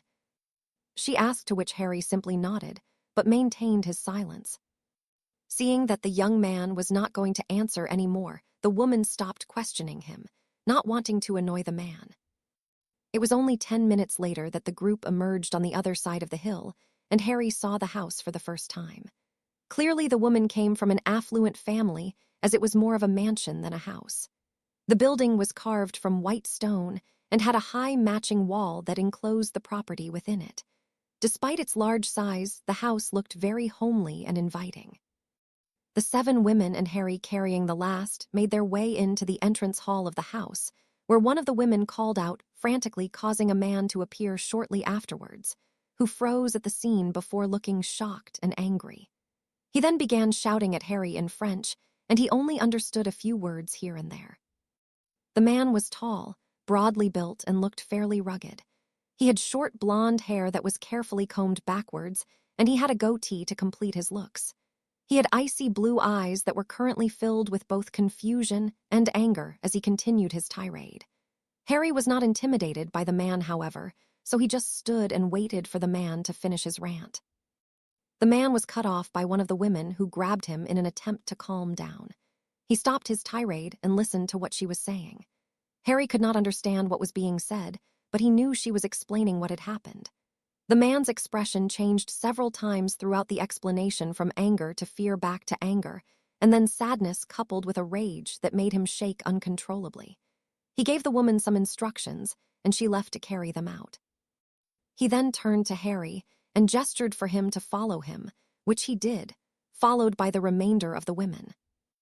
They entered a lavishly decorated parlor, and the man gestured for Harry to place the woman he was carrying on a comfortable-looking couch.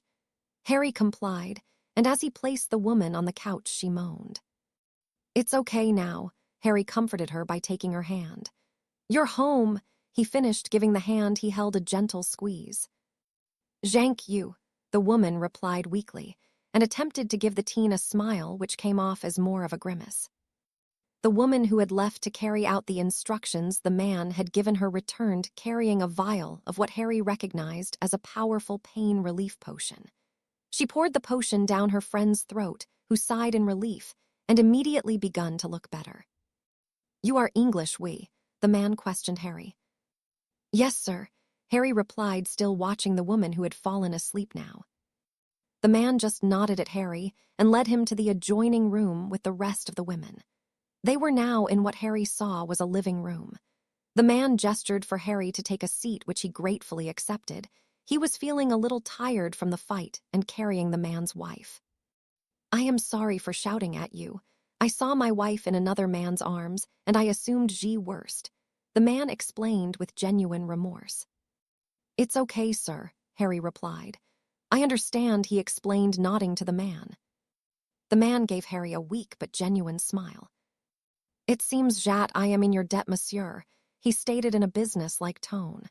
"Name what eat ease you want, and if I can do eat, then eat will be done," he added firmly. Harry just shook his head at the man before he replied. "You owe me nothing, sir," he began.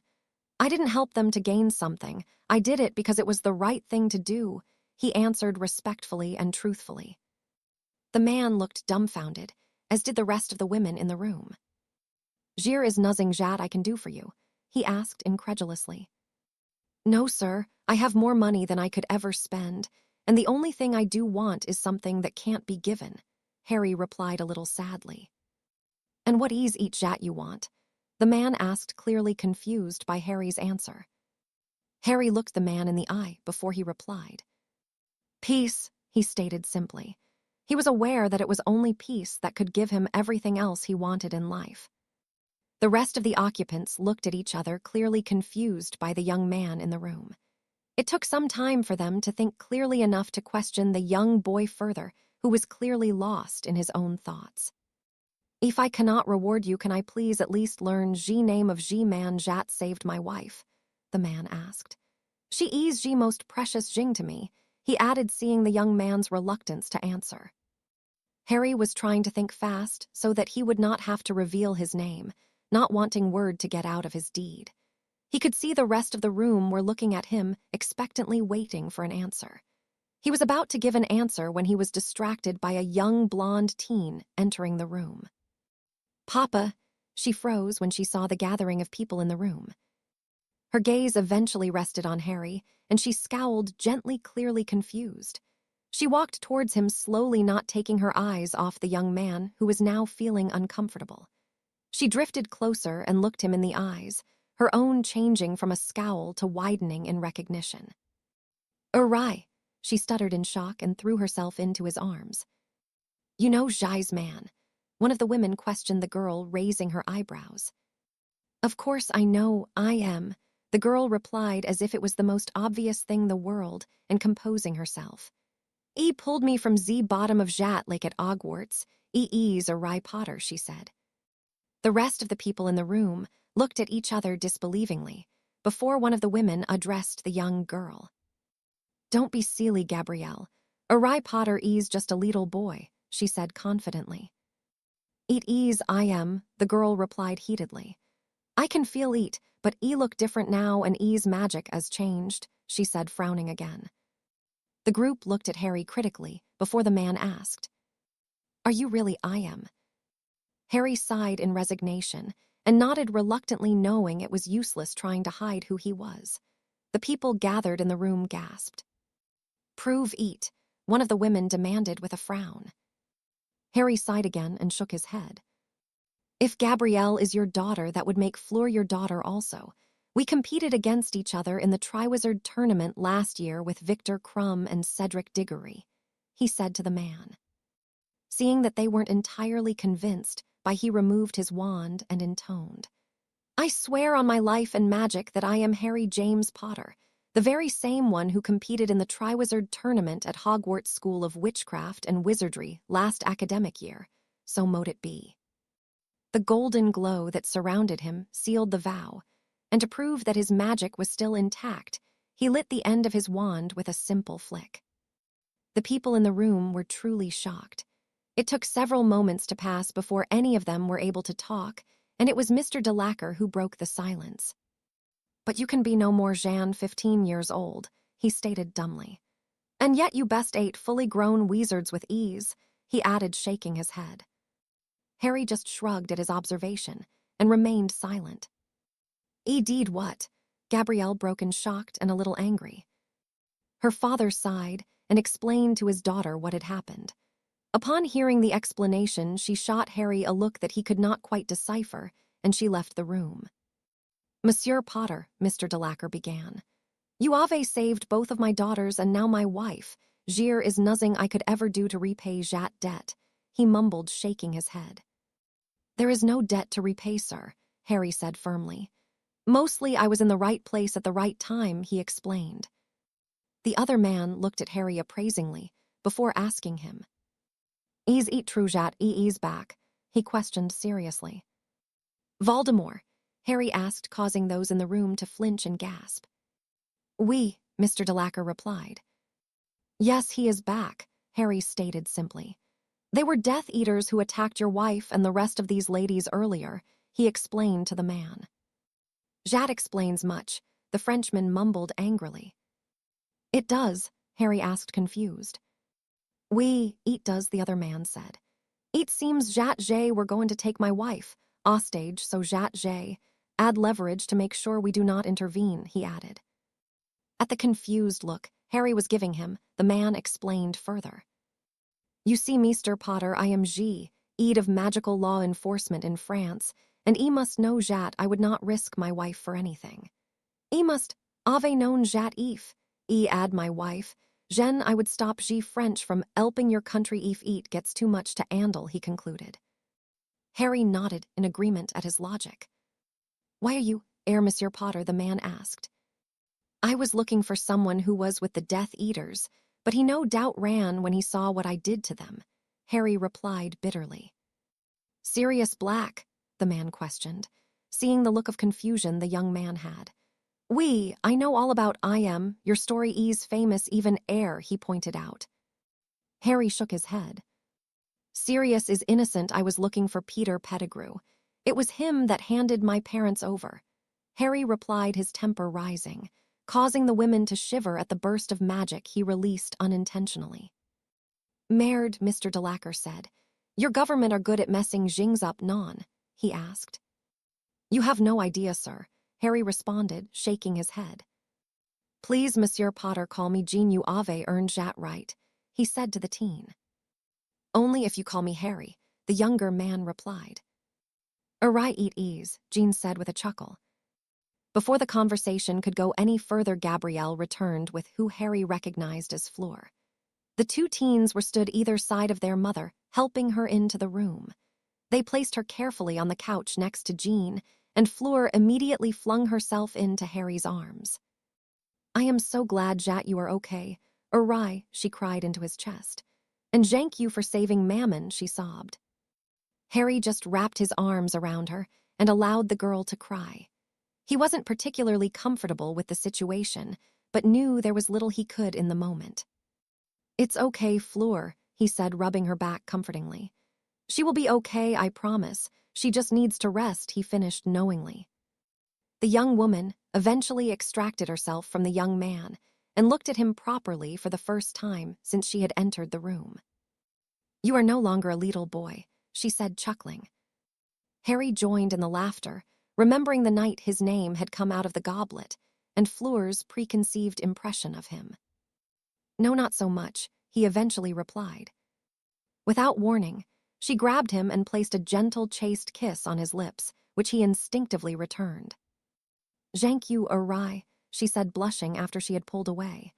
Really, thank you, she added again, stood up. You're welcome, Fleur, Harry replied, giving her a smile. The people gathered in the room were shocked at what the young woman had done, and Jean, who had been conversing with his wife, was the first to compose himself. You are a very curious young man. Arai, he said, shaking his head. Curious? Harry asked with a frown, knowing that curious was not usually a good thing. Yes, very, Jean replied. You are in a room with 11 vila, and yet you are not affected, non? He asked the teen. To the surprise of those in the room, Harry suddenly burst out laughing, and it took him quite some time to pull himself together. I'm sorry, he said to everyone.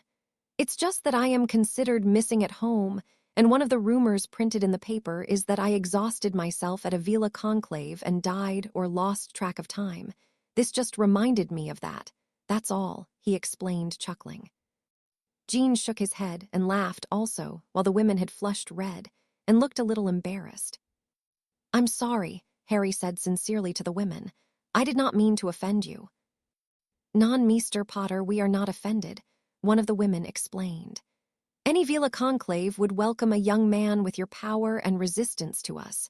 She elaborated in quite a seductive tone, biting her lower lip at the thoughts she was having. Harry raised an eyebrow at her, but kept silent on the matter and turned to address Jean instead. In answer to your question, yes, I am immune to the allure, he said to the man who nodded appreciatively. Jean, you are a very strong-willed man, he replied simply.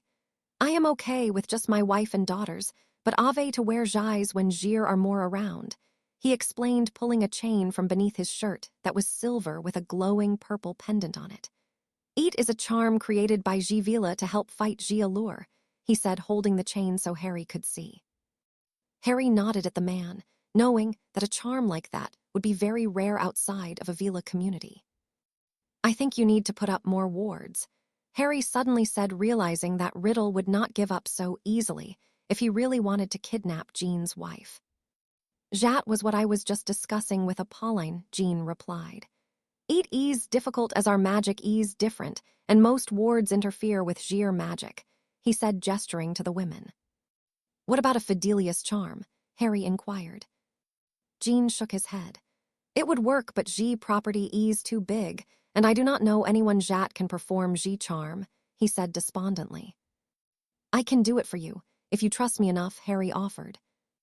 Thank you, Uri, but you have already done much for my family, Jean replied, shaking his head. I couldn't ask that of you. If it will keep you all safe, then I honestly don't mind, and it will save me worrying about you all when I leave, he said sincerely. Jean shared a look with his wife and 2 daughters and nodded in resignation. "Are you powerful enough?" he asked the young man. Harry shrugged in reply. "I guess so," he answered. "What is your most powerful spell you can control?" he asked further.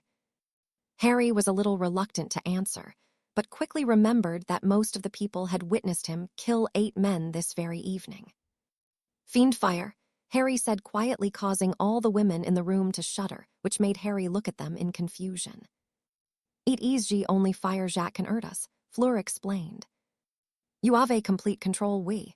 Jean asked. Harry nodded in reply. "I would show you, but your house would no longer be here in less than a few minutes."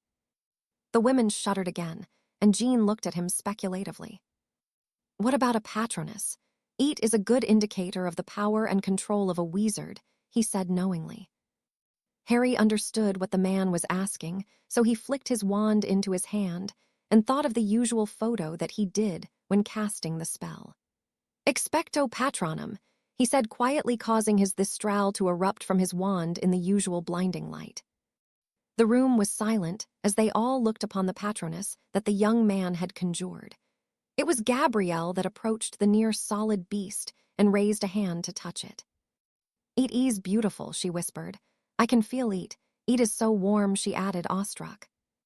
Harry flicked his wand, and the creature disappeared, causing the rest of them to snap out of the respective reveries.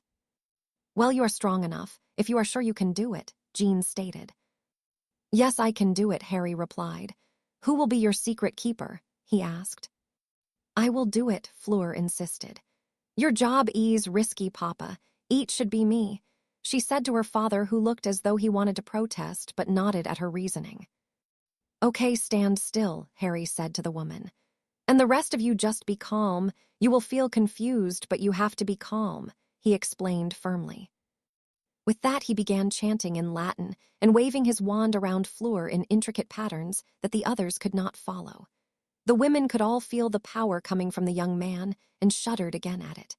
After a short amount of time, Fleur was enveloped in a bright blue glow, and Harry could feel the drain on his magic. The occupants of the room stared around dumbly, looking very lost. "You have to write down the location of your house and show it to them," Harry instructed Fleur, who complied by conjuring a quill, some ink, and parchment. She wrote down the address of the house and passed it to her father, who then read it and passed it around the room to the rest of the occupants. When it came to Harry, he passed it to Jean without reading it. "I know where the house is because I performed the charm, but I will forget it when I leave," he reassured the man. "Non awry," Jean replied. "You are always welcome, heir," he said firmly, handing the parchment back to Harry, who read it and handed it back with a nod. The group sat in silence for a while, until Harry broke it. "Okay, I have to leave and go and break the bad news to a few people," he announced. Jean stood and offered the young man his hand, which Harry accepted and shook. "Thank you awry for everything," he said sincerely. "I cannot promise that my government will help your country, but I will come if you send me word, and I will bring as much help as I can when you need it, oui." "Thank you, Jean," Harry replied. "I may take you up on that offer. Help is something I am short on at the moment, and by the time the ministry pulls its head out of its arse it might be too late," he said with a sigh. "You are a good man, awry Potter, and don't worry, I will have the mess you left out here cleaned up," he chuckled, gesturing to the hill they had come down. Apolline stood and took Harry's face in her hands and gave him a kiss on the cheek that warmed it slightly. "Thank you, Monsieur Potter." "For everything," she said simply and sat back down, clearly still feeling the effects of the curse. Gabrielle hugged him and placed a kiss on his other cheek and expressed the same sentiments as her mother. "I will walk you out," Fleur said a little sadly and started to lead him to the door. Harry turned to the group before leaving and addressed the rest of the women. "It was nice meeting you ladies, and I may just seek out your conclave one day," he said with a grin and a dramatic wink, causing the women to turn red and blush uncontrollably. Jean roared with laughter, and Harry found himself being dragged from the room by the back of his sweater by an annoyed Fleur. "Did you ave to say that?" she asked heatedly. "You will get Jem all excited," she moaned, scowling at him.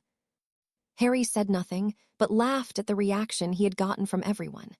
He was glad they were parting on better terms than discussing the approaching war. They soon reached the front door, and Harry made to pass through, but was stopped by Fleur, who had grabbed him in a tight hug. "Please be careful, awry," she pleaded with him, and Harry could see she was close to crying again. "I will try," he replied, gently holding her by her shoulders and looking her in the eye. She swallowed deeply, nodded at him, and placed another gentle kiss on his lips. "Write to me when you can," she said, making it sound more of a question than a request. "I promise," Harry replied, and he returned her kiss before turning and walking away. He had a surly old git and a reprobate godfather to give some bad news to, something he was not looking forward to doing. Chapter 8. The Proving Ground. Lord Voldemort was not a happy man at all. It had been a month since Peter had returned with the news of his failure, and the fury within the Dark Lord had barely begun to subside. Of course, he had asked the rat to recount his tale several times, and had even viewed the memory of the encounter with the mysterious French wizard, but no positive result of his investigation into the man had yet been yielded. Peter had been punished most harshly by the Dark Lord, and it still brought the man much joy to see the limp the portly man now had in his step. The urge to curse him further still plagued him, but he controlled himself, knowing that the fool still had his uses. He had sent Lucius to carry out the mission that Peter had failed at, and was currently awaiting his return.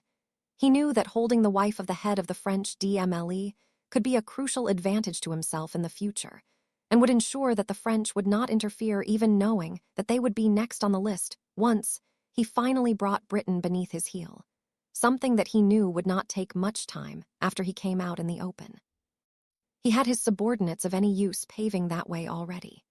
He had Lucius working behind the scenes on the political field, bribing and blackmailing where necessary to fulfill his needs there, and several others working on various aspects of the magical world that could offer him difficulties if they were to remain unchecked and negated accordingly. He had sent emissaries to the werewolves on the continent in the form of Fenrir Greyback and a few lower followers, knowing that the beasts would be very useful in a fight.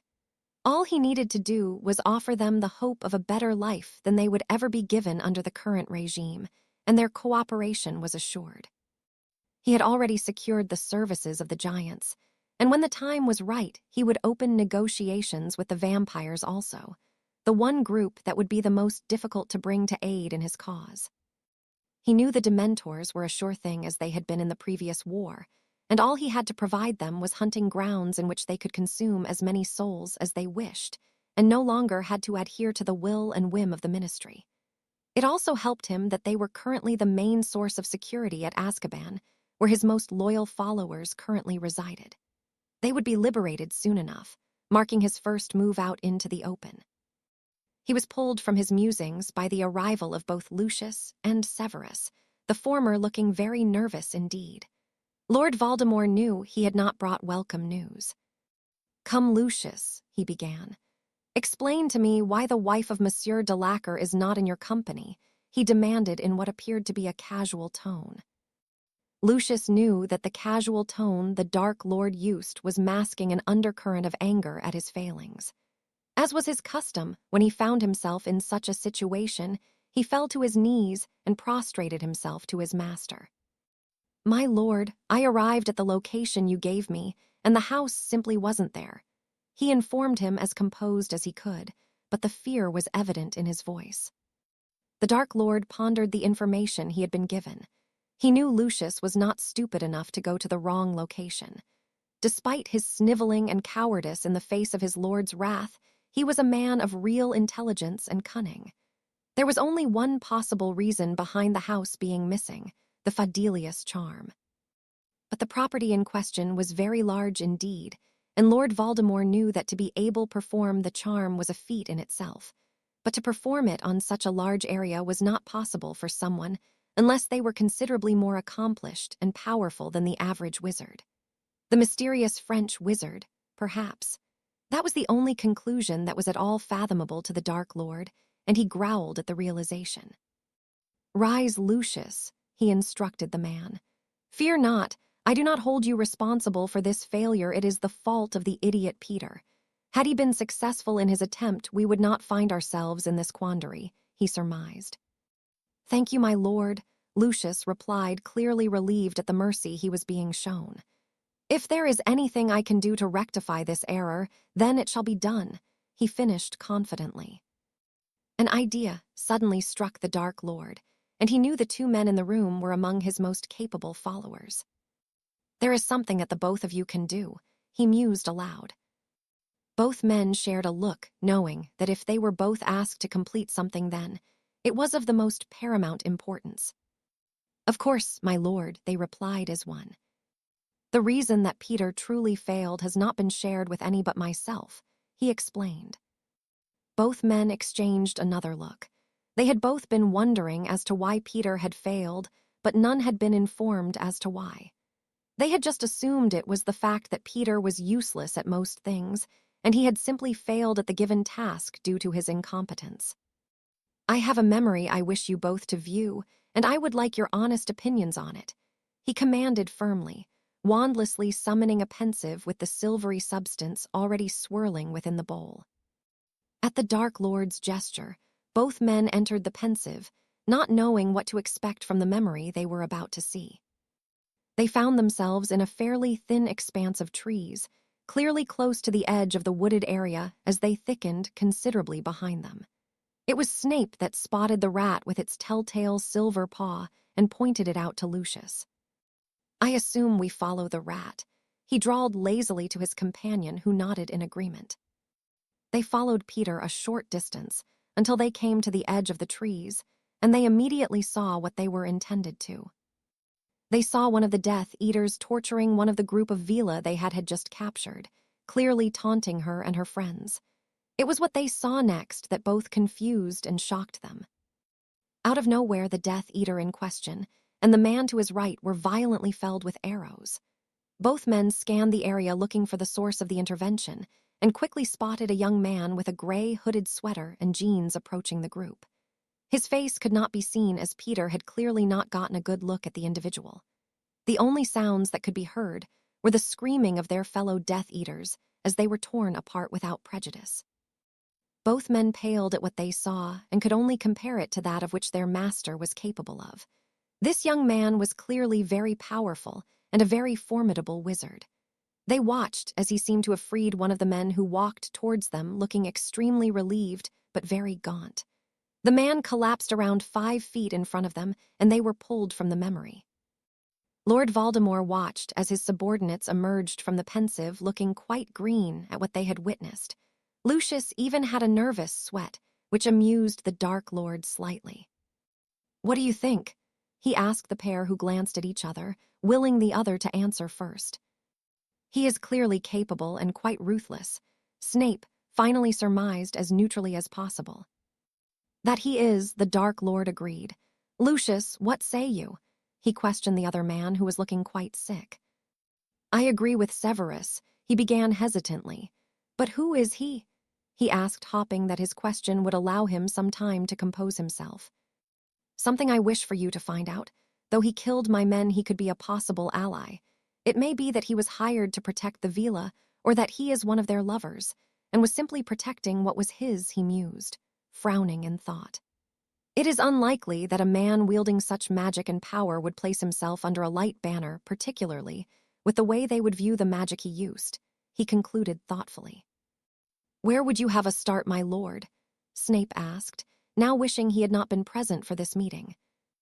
A man of such power is very much a rarity and should not be difficult to locate, the Dark Lord explained. Lucius, I want you to make discreet inquiries with the French ministry and try to discover who, if anyone wields that kind of power under their employ, he instructed the blonde. And Severus, he began, turning to the potions master. I want you to use the connection Hogwarts has with Beauxbatons to see if any student has graduated from there in the last 10 years that could have been capable of what we have seen. You know what to look for, he finished. Yes, my lord, both men replied in unison and left to begin their tasks. The Dark Lord turned to his ever-present familiar and stroked her head fondly after they had departed. A wizard of such talent could be a very powerful ally indeed, Nagini, he hissed.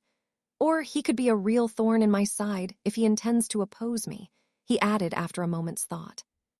Break. Things had been relatively quiet for Harry since he returned from France. Both Arcturus and Sirius had taken the news of his failure well, after he had explained exactly what had happened, and agreed that he had done the right thing by intervening when he did. Arcturus was content with the way he had dispatched of the Death Eaters, and Sirius had largely been left out of the loop in that regard, with Harry not wanting to have his godfather worry any more than he already did about the teen. The older Black had commended Harry on gaining such an important ally, and deemed the mission to be not a total loss. Christmas had been a quiet affair for both of the occupants of the house. They had exchanged gifts, both equally happy with what the other had given them. Harry had given Arcturus an enlarged photo of his grandparents' wedding day, in which the happy couple and Arcturus, along with his wife, were clearly happy. The older man had even managed a rare smile at the gift he had received from the younger man. Harry was very grateful for the gift Arcturus had given him. He had given him several memories of both of his grandparents, including their wedding day, something that was priceless to the last Potter. From Sirius, Harry had received various photos of his parents' school days, and beyond, including more wedding photos, and one of a very happy Sirius holding baby Harry that he placed with the one of his grandparents on the bedside table. He had given the Marauder a couple of wand holsters that were similar to his own, and a duplicate of the book of his grandfather's training regime. He had not bought gifts for any others just in case any owls he sent had been intercepted, but he did get a surprise from his friends in the post. A large package of sweets delivered by none other than Hedwig herself, who was clearly elated to see her owner again, and had refused to leave his shoulder for several hours after chiding him for his negligence towards her. The downside to his return was the news that Arthur Weasley had been attacked guarding whatever it was the Order was keeping watch over in the Department of Mysteries. Fortunately for the redhead, one of the portraits in the corridor was a former headmaster at Hogwarts, and had witnessed the attack and was able to inform Dumbledore in the nick of time, saving the life of the man. It was then that Harry knew he would have to meet with the headmaster to instruct him to call off the guard. Whatever was in there could not be important enough to risk lives over. A conversation with the man was inevitable, and although the time had come sooner than Harry would have liked, he knew he had to bring Dumbledore into the fold in some way, knowing it was better they worked together cohesively than have any recurring unpleasant happenings. This was what Harry was now preparing for. He had purposely waited until term had started as not to put his friends in a precarious position, knowing that the new defense professor was a ministry worker and had been making not-so-discreet inquiries about him. Arcturus would not be attending the meeting. He had stated that it was not prudent for him to come out in the open yet, and had instructed Harry to keep his involvement to himself, and had even had him swear a vow to ensure the information was safe. Harry agreed with the older man and was grateful that he was being trusted to handle the headmaster on his own. He knew Arcturus was less than fond of Dumbledore, and any meeting they would have in the future was likely to be very unpleasant. He in fact knew it would be, as it seemed to be one of Arcturus' favorite pastimes, to often criticize the old coot and insult him in any way he could vocalize. Harry knew a meeting of the Order of the Phoenix was taking place this evening, and was waiting for Sirius to send Dobby when it would be a good time for Harry to go. Both he and Arcturus had convinced him that he should meet with the rest of the Order, also so they could at least be assured that he was in fact alive. Sirius wanted him to attend to get to know the people he may come across to some extent, more so that he did not curse them inadvertently when he did by accident. Arcturus wanted him to go so he could gauge possible allies and how useful they may or may not be. He wanted to know if any of them were reliable or were, as he suspected and described, a bunch of blithering piss ants like the so-called leader of the light. It was then that a small pop was heard and a house elf appeared in the room, but it was not Dobby as Harry had been expecting, but Elgar. The elf bowed to Harry, as he always did before speaking. "The Lord Black wishes to see young master before he leaves," the elf declared before popping away. Harry made his way to the drawing room, where he knew Arcturus would be. Upon entering, he could see that the older man was waiting for him, and he indicated the teen to take the seat opposite. "We need to discuss tonight," he said simply. Harry was unsure on what needed to be discussed in particular, but nodded anyway, knowing the older man would have his reasons. "This is the first time you will be meeting these people," Arcturus continued after he had gotten the nod from Harry. "It is imperative that you conduct yourself accordingly. They must respect you if you do not want them to try and treat you as a child the way that I expect they will. You must take control of the situation and give no quarter. Do not allow any of them to talk out of turn, nor attempt to control you in any way. You must not show them any weakness, Potter. Do you understand?" He asked quietly but firmly, giving the teen a critical stare. "Yes, sir," Harry replied resolutely. "Good," the older man intoned. "Remember why you are doing this, and remember that you are more able than all of them. Do not hesitate to make sure they know it too if the need arises," he finished. "Yes, sir," Harry responded once again, knowing the older man was not looking for anything further. It was just as Harry had intended to do by all means. He knew that Molly Weasley in particular would try to mother him, and if Snape was present, he would try to belittle him. He had already surmised that he would have to be firm and not allow any form of liberty to be taken with him tonight. "Is that all, sir?" Harry asked respectfully. "Not quite," Arcturus responded. "We will be going to the ministry tomorrow to begin your owl examinations. It seems the time is as good as any now, as the rat is clearly in hiding. I have already contacted the appropriate parties, but have not revealed who either of us are. I will of course be in disguise and will pose as your tutor. Madame Marchbanks has already consented to an oath of silence, and she will be the only one aware of your identity throughout the process. We will simply change the color of your hair and eyes. That should be sufficient to ensure that you are not recognized," he explained. "Yes, sir," Harry replied, suddenly feeling nervous. Arcturus saw this and shook his head. "You are far beyond both owl and newt level work, Potter, so it will be a breeze for you," he pointed out knowingly. "However, if you do not perform sufficiently, I will be most displeased with you," he added with a hint of a threatening tone. "I won't let you down, sir," Harry vowed, not liking the look he was receiving from the older man. "It won't be me you let down, Potter, only yourself," Arcturus replied with a shrug. "It won't be my future you're pissing away," he added. "Use it as an opportunity to really show what you can do and leave the examiners with no doubts to your abilities, yes?" he asked. Harry had already planned on it. He saw no reason to hold back whatsoever in the exams, and truly wanted his achievements to reflect those of his family before him. Harry was about to respond, but before he could, a quiet pop announced the arrival of Dobby, who was wearing a white shirt and tight leather trousers. "Harry Potter's Patty says that Professor Whiskers and his band of merry men has arrived, Harry Potter, sir," the elf informed him before disappearing with a pop. Arcturus shook his head at the elf. "Where the hell does that elf get its clothes from?" he asked exasperatedly. "I daren't ask," Harry answered, shaking his head amusedly.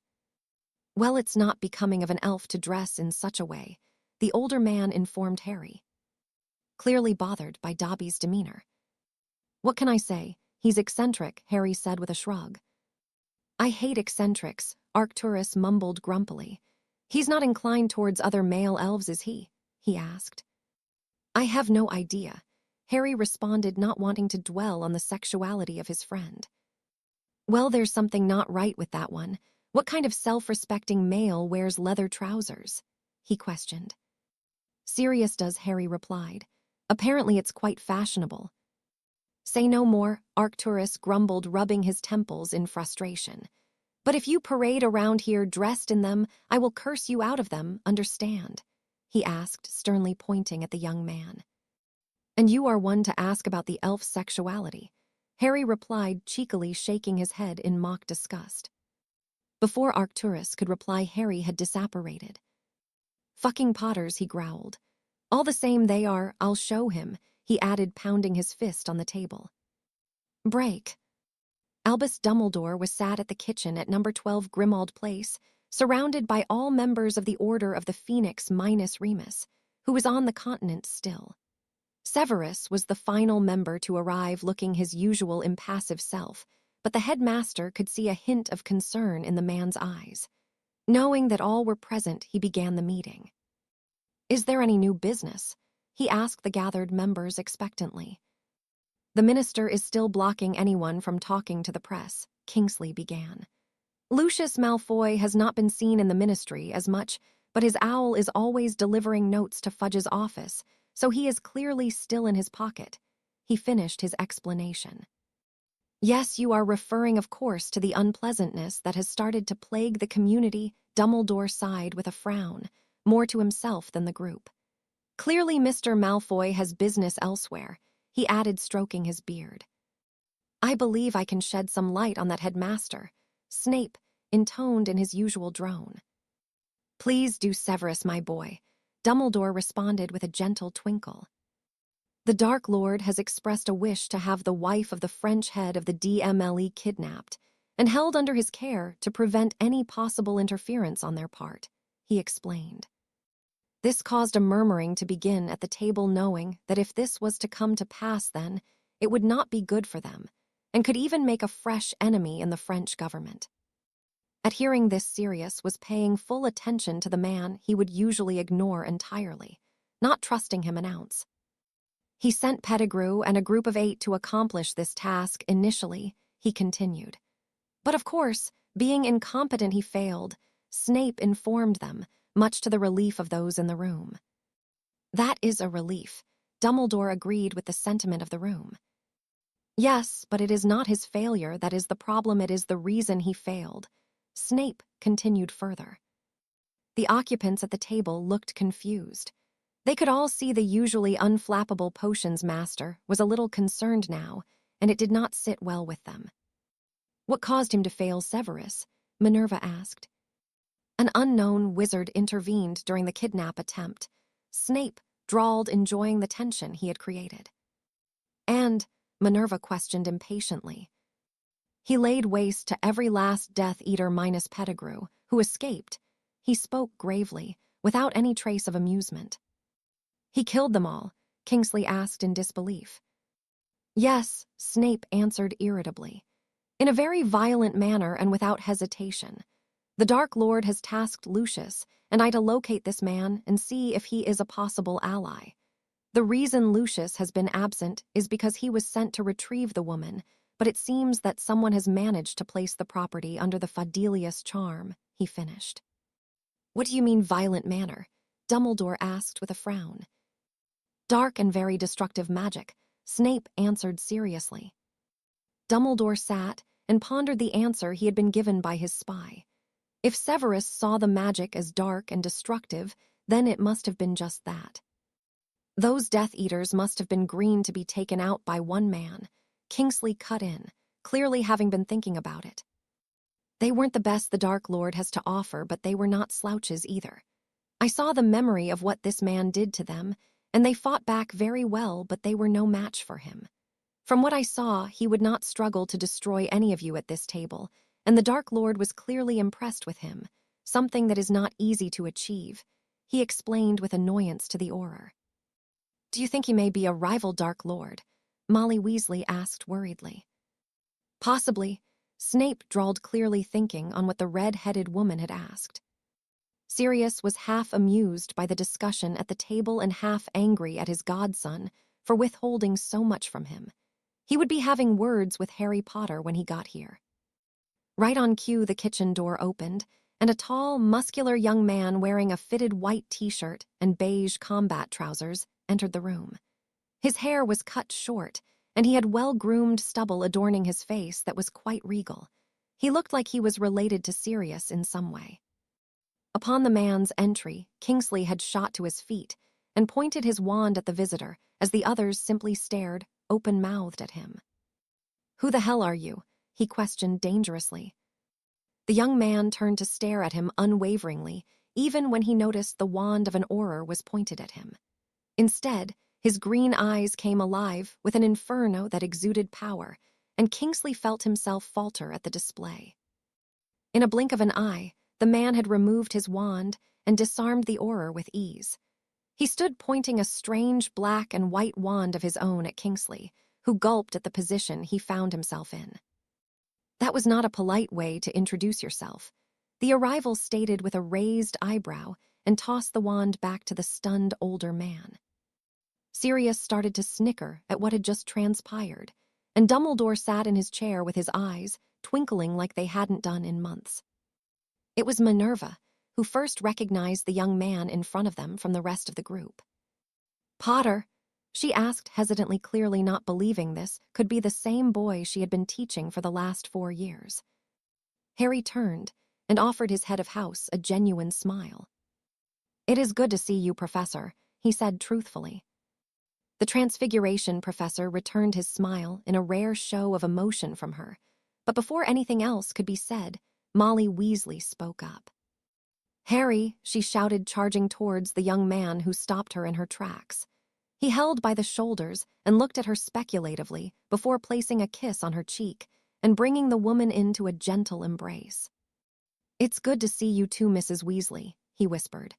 "I'm sorry what happened to Arthur. I hope he is okay," he added in a questioning tone. "Arthur will be fine, Harry. He is at home resting right now," she replied, clearly happy to see the young man looking so well. "You have grown," she added, looking at the teen, critically trying to find something in which she could chide him about. "That does usually happen at my age, Mrs. Weasley," Harry pointed out with a smirk, to which the woman playfully hit him on the shoulder. Harry scanned the room to look at the rest of the occupants.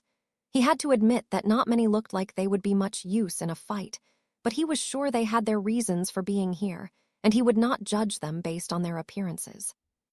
He paused when he spotted Tonks with her pink hair and could not resist the temptation to embarrass the young Auror. "Ah, Miss Tonks," he began with a bow. "I'm glad to see you are wearing your hair my favorite way to see it. Did Sirius tell you I was coming so you could go to the effort for me?" he asked with a wink. Sirius began snickering again, and Tonks turned her usual shade of red when Harry spoke to her like that. She scowled at her cousin before answering the question. "No, Potter, Sirius did not tell me you would be here," she replied, still scowling at the marauder. "And there was me thinking you wanted to share another intimate moment with me," Harry responded, shaking his head in mock disappointment, causing the young woman to redden even more and Sirius to roar in laughter. "And I do believe I told you I wish to be addressed by my first name at our last encounter. I thought we had gotten over this," he added. "And what is this?" Mrs. Weasley cut in with her hands on her hips. "You are much too old and experienced for Harry," she said flatly to the metamorph, who began stuttering incoherently at the woman. "It is okay, Mrs. Weasley," Harry placated, coming to Tonks' rescue. "I was talking about us dueling, that is all," he explained to the irate redhead. However, he added, looking quite mischievous, "If you knew what I had been up to, I'm sure you would believe that I was too experienced for Miss Tonks here," he concluded with mirth evident in his eyes. "And what have you been up to, young man?" she asked, turning her ire on to Harry. "Well," he mused, "most recently I spent time with a group of 11 Vila on the continent. It does appear there is some truth to the rumors of my whereabouts," he added, scratching his chin. "You did what?" the redhead screeched, flushing in both anger and embarrassment. Snape suddenly stood in realization. "It was you," he said disbelievingly, pointing a slightly shaking hand at Harry. "You killed those men," he elaborated in an accusing tone. Harry turned to look at the potions master. Every indication of joviality was now absent from his expression, which was now entirely impassive, with a slight coldness that was immediately reflected in the temperature of the room. "And what if I did Snape?" Harry questioned dangerously. "Some of your friends, were they?" he asked neutrally. Snape was taken aback at the confidence and lack of remorse Potter was displaying. He was used to the young man being compliant and a tad rebellious at best. "Killed?" Molly questioned, looking at Harry with concern. "Harry is not a killer," she denied, firmly shaking her head. "This is a war, Mrs. Weasley," Harry retorted. "Sacrifices have to be made," he said sternly. "You are a 15-year-old boy," she responded heatedly. "You are a child. It is not your responsibility," she finished. "My childhood never began," Harry hissed angrily in response. his magic starting to leak from him in his rage. Molly shuddered at the anger she could feel from the young man and turned to Albus, who was looking quite upset. "Surely you don't agree with him, Albus," she stated. "On the contrary, Molly, I agree with him entirely," the headmaster sighed sadly. The occupants of the room all shared looks of shock at the headmaster's proclamation. "Now, if you will excuse us, I believe myself and Harry have much to discuss," he explained, standing. "I am sure if you wait for us, then Harry will be happy to introduce himself properly when our business is concluded," he added, giving Harry a look, who nodded in response. Harry made to leave, but turned back to the occupants of the room, who were all lost in their own thoughts. "Or Moody?" he questioned the grizzled man. "I will have a vow of silence from Snape before I leave. Can I trust you to ensure he remains here?" he asked. "Aye, lad," Moody replied with a nod. "He won't be going anywhere," he promised, giving Snape a glare. Harry nodded and followed Dumbledore from the kitchen up to the drawing room. Both men entered and took a seat. It was Dumbledore that broke the silence that had befallen between them. "It is good to see you in such good health, my boy," he began. "My apologies, Harry," he added. "I refer to you as a boy, and yet you sit before me nothing short of being a man, something I fear I have helped very little in," he sighed apologetically. "It is good to see you too, Professor," Harry replied. "And I am very sorry about Hagrid. I know you were very close and he always spoke highly of you," he said genuinely. "Yes, it is most unfortunate that he met his end in such a way," the old man responded sadly, looking every year of his ample age. "You have no reason to apologize to me, Professor," Harry spoke after a moment. "More than ever, I understand the need to make difficult choices," he added knowingly. "I am glad you see it that way, Harry, but I must explain my reasoning so you can understand my decisions fully," the old man requested. Harry nodded at the headmaster, allowing him to continue. "The night in which Tom came to Godric's Hollow was one of the most difficult of my life," he began with a sigh. "Thinking that Sirius was the secret keeper left me in a very delicate situation," he continued. "I simply did not know who I could trust, and after considering my options, it seemed that your mother's sister was the best option, something I can see I was severely mistaken about," he said sorrowfully, looking Harry in the eye. "Sir, who performed the Fidelius charm on my parents' home?" Harry asked curiously. "I believe that it was your grandfather. There are very few capable of casting the charm, and he was the only other besides me and Tom, of course, who would have been capable. I did offer, but your father ensured me it was taken care of," he explained. Harry nodded and accepted what he had been told without question, knowing that it was likely to be the truth. "I know now that your childhood was most unpleasant, Harry, and for that I can only apologize for my part in it," Dumbledore continued, hanging his head in shame. "You weren't to know it would be that bad," Harry understood. "And as you said yourself, you couldn't be sure who you could trust," he added with a shrug.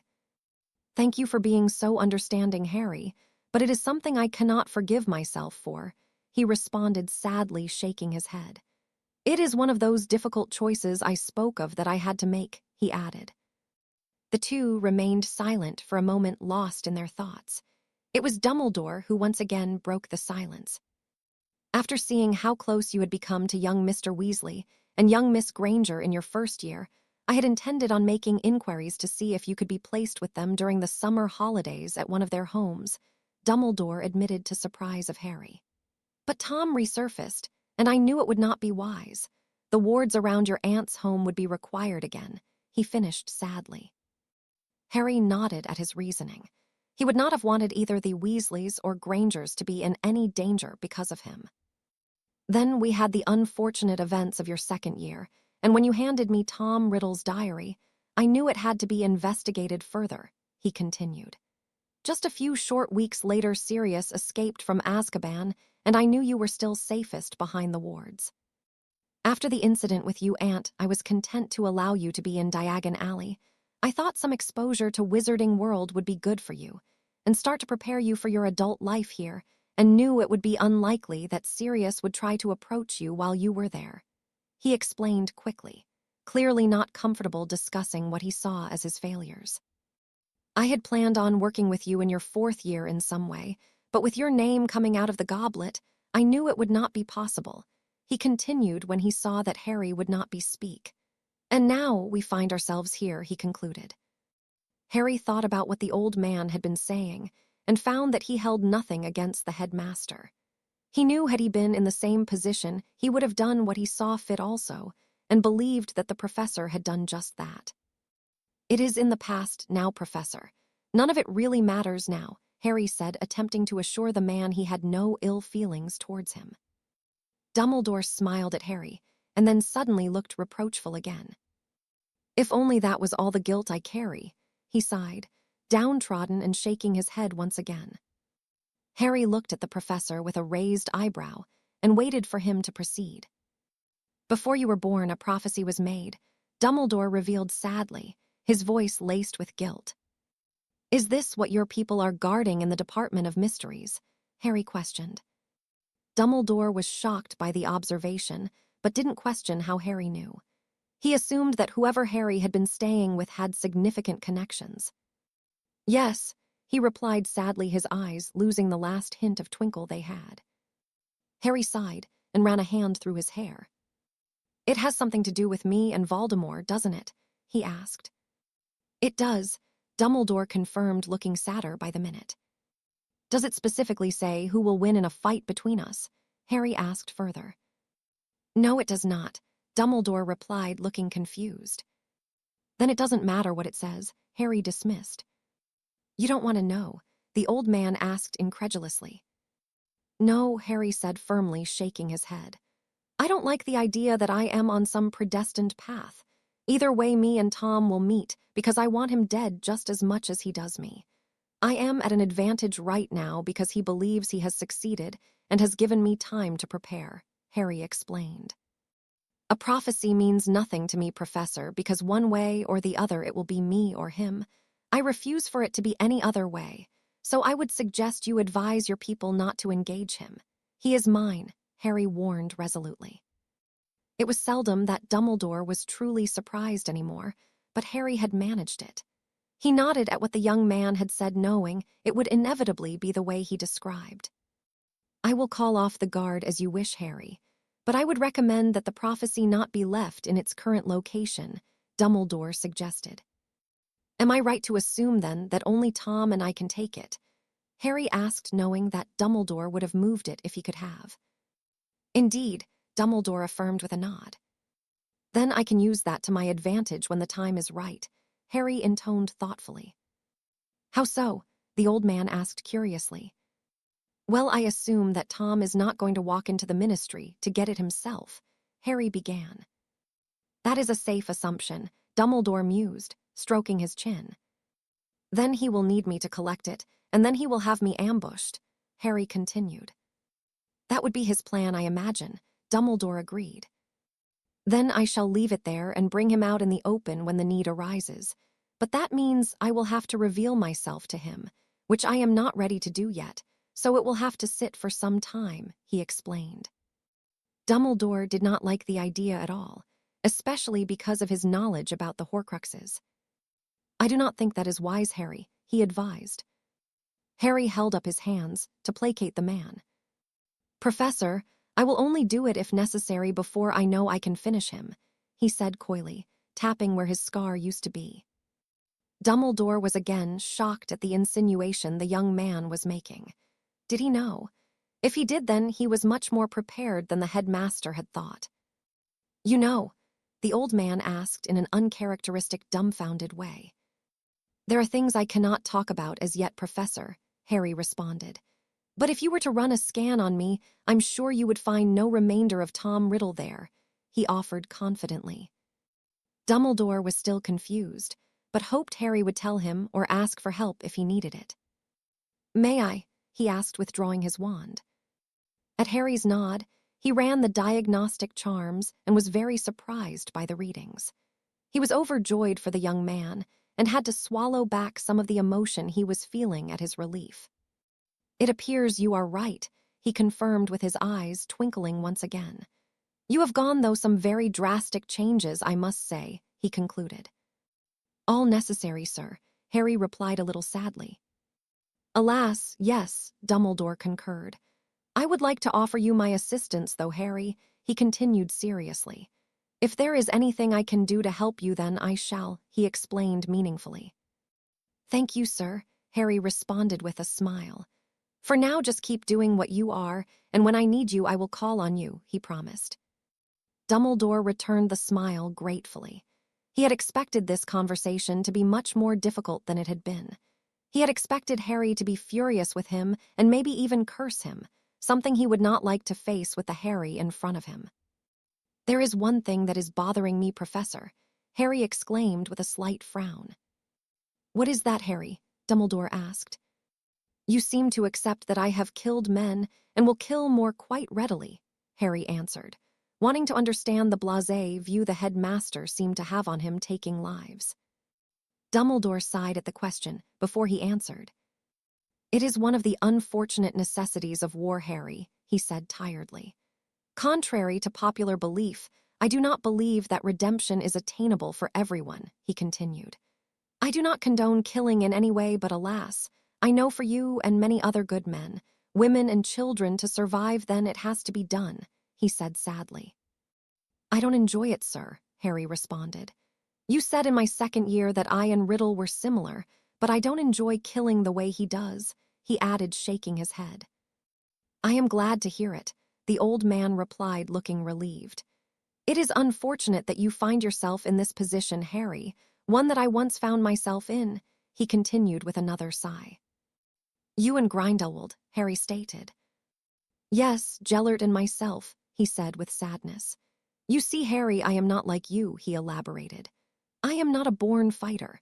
My talents lie within transfiguration and alchemy. Yes, I excelled in all my subjects, but I am not a warrior. I do not have the mentality for it, he added. When Gellert became the treat that he did, the wizarding world looked to me to solve the problem because I was well known for my power and prowess with a wand, but I was not known for my fighting ability. It was with deep reluctance that I confronted Gellert that day, and not a day goes by that I do not regret it, he admitted. You see, Harry, there was a time that Gellert and I were friends. We were young and foolishly idealistic, something I grew out of, and something he did not, he continued. Harry was surprised by the admission, but did not interrupt the man, keen to hear what he was saying. I never intended to kill him, and it was an unfortunate accident on my part that caused his death. In the heat of the moment, I raised a deflection shield, and the curse struck and killed him. He continued again, shaking his head and looking sad. I had hoped that I could negotiate with him and, at worst, apprehend him and bring an end to his tyranny that way. Again, a mistake on my part. Gellert had no intention of listening to me or being stopped, and events unfolded the way they did, he finished with clear remorse. But it all worked out for the best in the end, Harry pointed out. For the wizarding world, yes, but for me it did not, Dumbledore retorted with a hint of bitterness in his voice.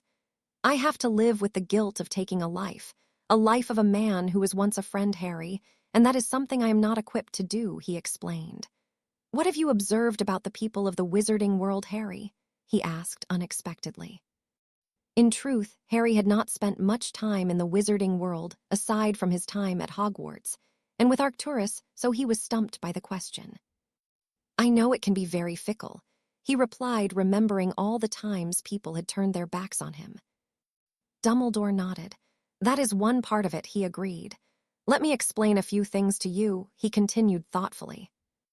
Harry watched as Dumbledore was clearly thinking of the best way to explain his thoughts.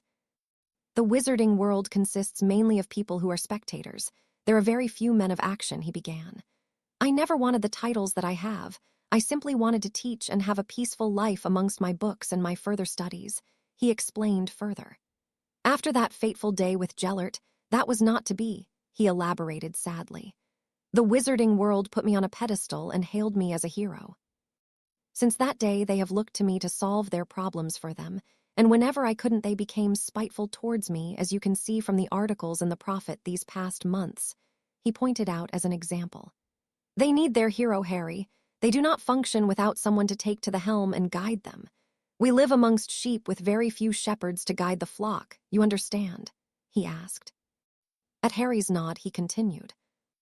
That has been my life, Harry, guiding them and allowing them to watch me carry the burdens on their behalf, and I fear that it will be you in that position once you have dealt with Tom," he said, shaking his head. I deluded myself into believing that if I turned down the position of minister, then I was only offering my aid, but as you can see, the type of people who become minister are not fit for the position, and I have always been sought out by whoever was in office to help them far beyond that of an advisory role," he said, sounding a little bitter again. "You've seen for yourself that I am not infallible, Harry, and the mistakes I make may be far fewer than the average person, but they are undoubtedly much more severe. I am telling you this so you can be prepared for what is waiting for you," he concluded. Harry listened to what the old man said and had no reason to doubt him at all. He was at first by the bitter tone of the headmaster's voice, but found he felt quite sorry for the man. Harry had always wondered how he had ended up in the position he was, and always assumed he had sought out the power and chided himself for how wrong he had been in his assumptions. My entire point was, Dumbledore cut into Harry's thoughts, that I was pressured to act, and the pressure led to the position I find myself in now. And if that is not what you want, then you need to not allow yourself to be pressured and be stronger than I ever have been," he explained to the young man. Harry stood and put a reassuring hand on the old man's shoulder. "I think the fact that you have continued despite the way you feel makes you much stronger than you give yourself credit for, Professor," Harry said. "You are only human after all, and I myself am guilty of putting you on that pedestal," he admitted. "Thank you, Harry," Dumbledore replied with genuine gratitude. "Seeing the man you have become really makes it feel worth it," he replied tiredly, but with a smile. Harry nodded at the headmaster. "You do leave behind quite the legacy, though, sir, and you should be very proud of your achievements," he suggested. "There are not many wizards like yourself, and I respect you now more than I ever have for your honesty and continual perseverance," he continued, bowing his head in respect. The headmaster was back to full twinkle again, and Harry suspected that some of the twinkle he was seeing was in fact emotion the older man could not conceal. "That means more to me than any award I have been given," he replied genuinely. "I had planned on inquiring where it was you had been staying, but seeing the man you are becoming has made me reconsider that knowing it is clearly the best place for you. But please remember there is always a place here for you, especially after you place those wards around your relatives," he said amusedly. "Thank you, sir," Harry replied. "It is the best place for me, and I am as safe as I ever have been," he explained, putting the headmaster at ease. "I do believe there are a few people waiting to talk to me, though," Harry added. "You are right, Harry," Dumbledore replied. "We should not keep them waiting any longer," he concluded. Harry turned to leave them, but felt a hand on his shoulder, and turned to see the headmaster looking at him appraisingly. "Thank you, Harry, for bringing a much-needed smile to an old man," he said gratefully. "I only gave you the truth, sir. The smile is because you allowed it," Harry replied with a grin which caused the old man to chuckle. "Then never stop pointing out the truth, Harry," he advised happily with another chuckle. The duo made their way back to the kitchen, which was still full of people clearly waiting for the conclusion of their discussion. Harry took a seat next to Sirius, who gave him a nod, and Dumbledore resumed his place at the head of the table. "Did you discuss what you needed to?" Minerva asked Dumbledore after he was seated. "We did indeed, and now we have a few things to discuss," he replied seriously. "Firstly, there will be no more need for guard duty," he began, to the confusion of those assembled. "But you said it was the most important thing we could do," Kingsley cut in. "I did," Dumbledore agreed, raising his hands to placate the group. "But after discussing it with Harry, that is no longer the case, as he is taking responsibility for the item in question," he explained. "And we can trust him to take care of it?" Snape asked disbelievingly. "Harry has a plan, and though I am not a fan of it, I trust him implicitly," he answered the potion's master, who simply sneered. "Are you going to tell us what the item is now?" Tonks asked the headmaster, shooting a glance at Harry, who looked at Dumbledore and nodded his approval. "I will explain what it is, as Harry has given me permission, but there is something I must ask of all of you first," he spoke firmly. "And that would be, Minerva asked with a raised eyebrow. Dumbledore sighed. On behalf of Harry, I must ask that none of you attempt to engage the Dark Lord. He instructed the group, to which some looked relieved and others mutinous. So Potter wants all the glory, Snape sneered. No, Snape, it is not about glory, Harry replied before Dumbledore could. It is about vengeance, he added coldly. That bastard will fall to my wand, he finished in a no-nonsense tone. You can't be serious, Minerva cut in. Albus, you can't allow him to face that monster, she pleaded. I'm afraid it is out of my hands, Dumbledore replied sadly. And I'm sure Snape here has told you exactly about the monster I have become, haven't you, Snape? Harry asked the man scathingly. Severus has not said a word since you left, Molly explained. Ah, well, that makes a change. It's not like Snape to miss an opportunity to belittle me. What's wrong, Snape? Left your balls in your master's handbag, Harry asked sarcastically, causing Sirius to laugh with glee. Harry, Dumbledore warned firmly. It is out of my hands because of the item in question that we have been guarding, he continued. It is a prophecy pertaining to Harry and the Dark Lord, he explained ruefully. And it says that only Harry can kill him, Sirius asked with concern in his voice. I will not divulge the content of it, as even Harry does not wish to know the specifics, Dumbledore answered. But I have every confidence that he will be successful, he finished, firmly raising his hand to silence any protest. So we have to rely on a boy to finish this war, Elphia's Doge asked in bewilderment. My godson is more of a man than any of you at this table, and has dealt with more than any of us, Sirius retorted angrily. If there is anyone who disagrees with that, then take it up with him yourself. He is sat right there, he challenged, pointing to Harry. No one at the table said a word, but a few murmurs could be heard. Are you going to at least train him? Doge asked Dumbledore, but it was Snape who replied. Training? He asked sarcastically. He should be locked up for what he did to those men, he answered heatedly, to which Harry laughed. Yes, Snape, because you are the moral compass I should look to. Clearly you saw the rat's memory, Harry spat. So you saw what they were doing to those women. I would do the same again in a heartbeat without hesitating, he finished dangerously. What the hell did the lad do to them? Moody growled, clearly curious as to what Potter was capable of. Ask him, Snape spat angrily, pointing to Harry, who just shrugged. Can I see? Moody asked Harry, who just shrugged again. Sirius retrieved the pensive, and Harry placed the memory in it. I warn you, it's not pretty, he said to the gathered group, who all, minus Snape and Dumbledore, had gathered around. They emerged from the pensive 10 minutes later with mixed reactions. Well done, Potter, Moody praised. They got what they deserved, he said proudly. Harry, how could you do that? Mrs. Weasley asked, clearly in shock. Where did you learn such dark magic? She questioned further. That is my family magic, Harry responded a little coldly, causing the redhead to pale. Although I don't agree with your methods, you fought well, Potter, McGonagall added her thoughts. Where did you learn parcel magic? She asked. I picked up a few books, Harry answered nonchalantly.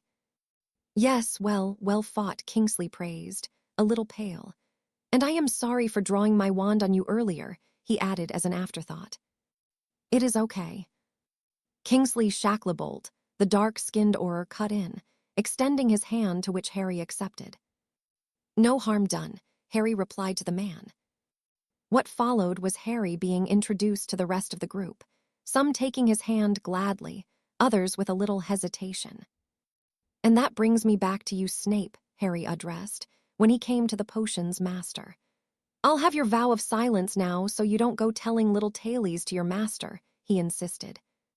And if I refuse, Snape sneered in response. Then I will have to silence you where you stand, Harry replied coldly, leaving no doubt that he would do as he just said. The entire room watched with bated breath at the standoff between the two, waiting for either one to make a move. It was Dumbledore that ended the tense situation. Severus, please give your vow, he instructed the clearly reluctant man. Snape looked as though he wanted to argue, but eventually complied without resistance. Harry nodded at the vow he received, satisfied that Snape could not say a word.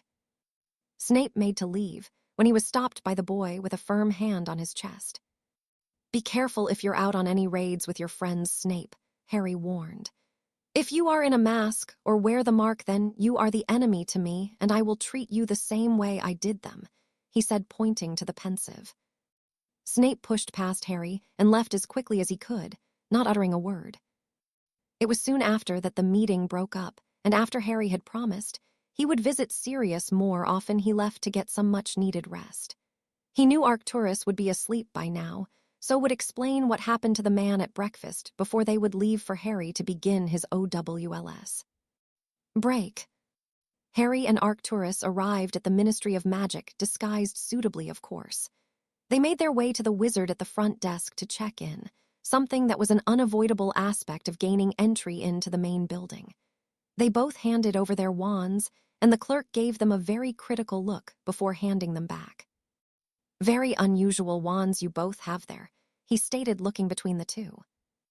Arcturus simply scowled at the man and walked past, ushering for Harry to follow. It was Harry's first trip to the ministry, and he was very disappointed in what he saw. The first thing that bothered him was the golden statue in the atrium that depicted a wizard and witch being looked upon in adoration by various creatures, something Harry knew to be a complete fabrication. The other thing was how easy it seemed to breach the security here. It was almost non-existent save for the desk clerk they had just left behind. The building itself looked very boring, and Harry had at least expected some kind of magnificent display of magic, or something akin to it, but found it was mainly a collection of offices filled with paper pusher completing very menial tasks. Instead of focusing on the elevator he was currently in, that seemed to move in all possible directions, he began mentally preparing himself for the day. His discussion with Arcturus this morning at breakfast had gone as he had expected it would, with the older man simply advising that he take a wait-and-see approach when it came to the order. The man was clearly not impressed with what he had heard. He had the same stance as Harry when it came to divination and prophecies, and agreed with Harry that if the one pertaining to him and Voldemort did not allude to a definite victor, then it was next to useless for the boy to know and may steer him in a way that would make him less flexible in his approach to dealing with the idiot Dark Lord. Other than discussing those two things mainly, Arcturus spent much of the morning cursing and insulting Dumbledore, something that Harry largely ignored. They arrived at the Department of Education and Examinations, and Arcturus stopped Harry when they got to the door belonged to Madame Marchbanks. "Now remember what I said, Potter," he spoke just above a whisper. "Hold nothing back and show them what you are made of," he instructed firmly. At Harry's nod, the two entered what Harry thought would be an office, but found it to be a reasonably large hall with a single desk placed in the center. At the front of the room were two people. One Harry assumed was Madame Marchbanks herself, and the other was a short and very ancient-looking wizard who looked as though he was about to keel over from his clearly advanced years. The duo approached the front of the room where the two elder people were, and waited to be acknowledged. "I am glad to see that you made it on time," Marchbanks said approvingly. "I am Madame Marchbanks, and I will be conducting the theory side to your examinations, and this," she said, gesturing to her colleague, "is Professor Tofty, who will administer the practicals," she explained. "May I have a word with you, sir?" She questioned Arcturus, who agreed, and led her some distance away from the other two individuals. "This is most unusual, Arcturus," the woman said in a heated whisper. "Can we at least be open about this with Edward?" she asked, indicating the ancient wizard. "I have worked with the man for over 90 years, and I trust him completely," she explained. "Will he give a vow?" Arcturus asked neutrally. "Yes, I'm sure he will," the lady replied confidently. "Very well, if he gives the vow, then I do not see an issue if it is just the two of you carrying out the exams," he answered a little irritably. "Thank you, it will save the problems that this cloak and dagger approach will cause," she sighed gratefully. The two then returned to the front of the room, where Harry and Professor Tofty were waiting for them. "Edward, there is something you should be aware of," Madame Marchbanks began. "But it will require a vow of silence on your part, and I promise it will in no way put you in any kind of predicament," she added, seeing the confusion on her colleague's face. That is certainly intriguing, Gryselda, he said, looking amused. Do you feel the information is worth the vow? He asked with a raised eyebrow. I do, she answered immediately. The shorter and older-looking wizard seemed to ponder it a moment before he removed his wand. I, Edward Octavius Tofty, give a vow of silence on my life and magic to not reveal anything discussed in the room with the current people in attendance without express permission. So mote it be, he finished, looking at the 3 other people in the room. Thank you, Edward, Marchbanks sighed in relief. May I introduce you to Baron Arcturus Black and Harry Potter, she said, gesturing to the men. Professor Tofty's eyebrows rose in surprise, but the look of amusement never left him. Definitely worth it, he mumbled to himself quietly. It has been some years since I have been surprised in such a way, he added, chuckling. By now Harry had removed the glamours he had worn, and Professor Tofty looked at him speculatively. This should be a very interesting few days indeed, he surmised, looking 20 years younger at least. I assume because you are here and not at school, then there is some truth in the rumors about a certain returning Dark Lord, he stated to Harry. He is back, Harry replied honestly. Say no more, Tofty intoned, clearly not surprised. I have seen many strange and wondrous things in this world, Mr. Potter, and also some truly awful things. A man returning seemingly from the dead offers little surprise in comparison, he explained to the younger man. Now, Gryselda, if you will, he gestured for his companion to continue her explanation of the exams. As I was saying, Madame Marchbanks began, I will be in charge of the theory portion of the exams and Professor Tofty will take over and you will complete the practical with him, she explained. What subjects are you planning on taking? She questioned. Harry removed a piece of parchment from within the robes he was wearing today and handed it to the woman, who began to read. Examination choices. Defense against the dark arts. Charms. Transfiguration. Potions. Care of magical creatures. Ancient runes. Arithmancy. History of magic. Herbology. Astronomy. Muggle studies. Everything except for divination, she said in surprise. That is a very demanding schedule, she explained. You can also gain an extra owl in dueling if you so wish, she asked, to which Harry immediately agreed to.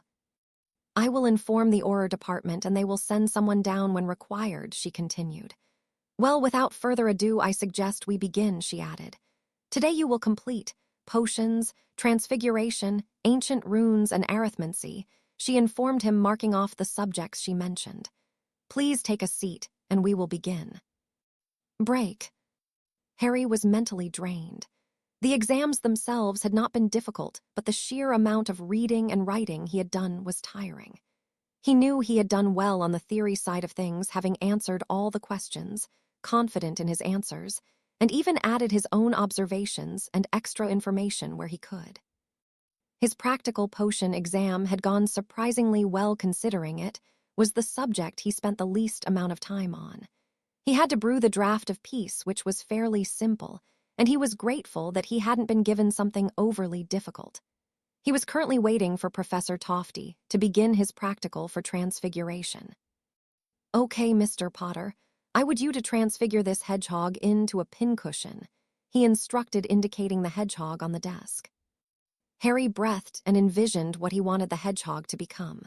With a flick of his wand, the animal turned into a deep crimson pincushion with an intricate gold pattern. Professor Tofty raised his eyebrows, clearly impressed. Nonverbal magic already, Mr. Potter. That is impressive, he praised. Now I would like you turn this water into vinegar, he instructed, to which Harry complied immediately. Very good, Tofty responded with a frown. Now finally, I would like to demonstrate the most advanced form of transfiguration you can complete, he explained, looking amused and curious at the same time. Harry thought for a moment and was suddenly struck with an idea. He concentrated on what he wanted and began channeling his power delicately as not to overdo it on this intricate piece of magic. On the desk now sat a perfectly conjured, but scaled-down replica of Hogwarts made entirely of marble. "That is very impressive indeed, Mr. Potter," Tofty praised in awe. "You seem to have inherited your father's talent for transfiguration," he added approvingly. "That completes your examinations for today. I will see you tomorrow," he said, dismissing the young man. Harry breathed a sigh of relief and made his way to the exit to head home for the day. He was tired, but he still had training to complete, something he certainly would not be neglecting despite the high demand of the exams. Break. The rest of the week continued in a similar fashion for Harry. He would arrive at the ministry early and first complete the theoretical portion of the exams in the morning, and then the practical in the afternoon if it was required. He found the theory work very easy and answered all the questions without difficulty, but it seemed that Professor Tofty, upon seeing how advanced he was with the practical aspect of magic, took it upon himself to put the teen through his paces. In his defense, practical, the elder professor had Harry performing counter curses that he knew was beyond ordinary wizard level and silent when possible.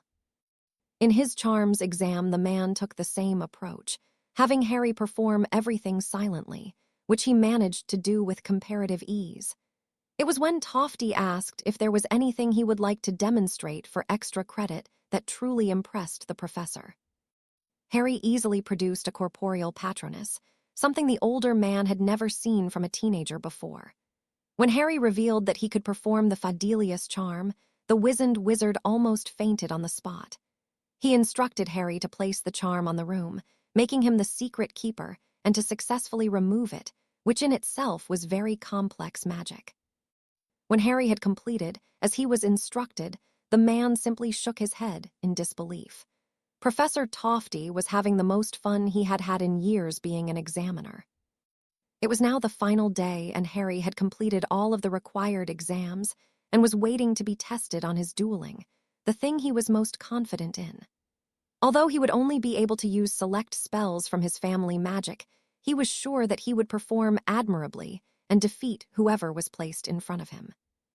"Well, Mr. Potter," Tofty said with excitement, "considering your performance, this week Madame Marchbanks has insisted that we bring in a specialist for your dueling examination," he explained with glee. Harry just nodded and readied himself for what was to come. He was not nervous, knowing that it was very unlikely that Voldemort was going to walk through the door and help him with his academics. He smiled at the amusing thought, applied his glamours, and waited. A few minutes passed before the door opened, revealing a very curious-looking Mad-Eye Moody, who completely ignored Harry and approached the two examiners. "This better be worth my time," he growled at them, clearly annoyed. "Believe me, Alistair, it will be," Tofty replied, shaking in his excitement. Moody grunted in reply. "Where is my victim?" he asked with a cruel smile that truly completed his sinister look, as it manipulated the scars on his face to become more jagged and pronounced. Tofty simply smiled and pointed behind Moody, who allowed his magical eye to turn and view the young man through the back of his head. Moody followed his eye soon after and looked at the young man critically. When he spotted the wand in the young man's hand, he smirked in recognition and barked out a gravelly laugh. "Oh, I was hoping I would get to duel you, Potter," he growled, clearly looking forward to the fight. "It has been a very long time since I have had a good battle," he explained.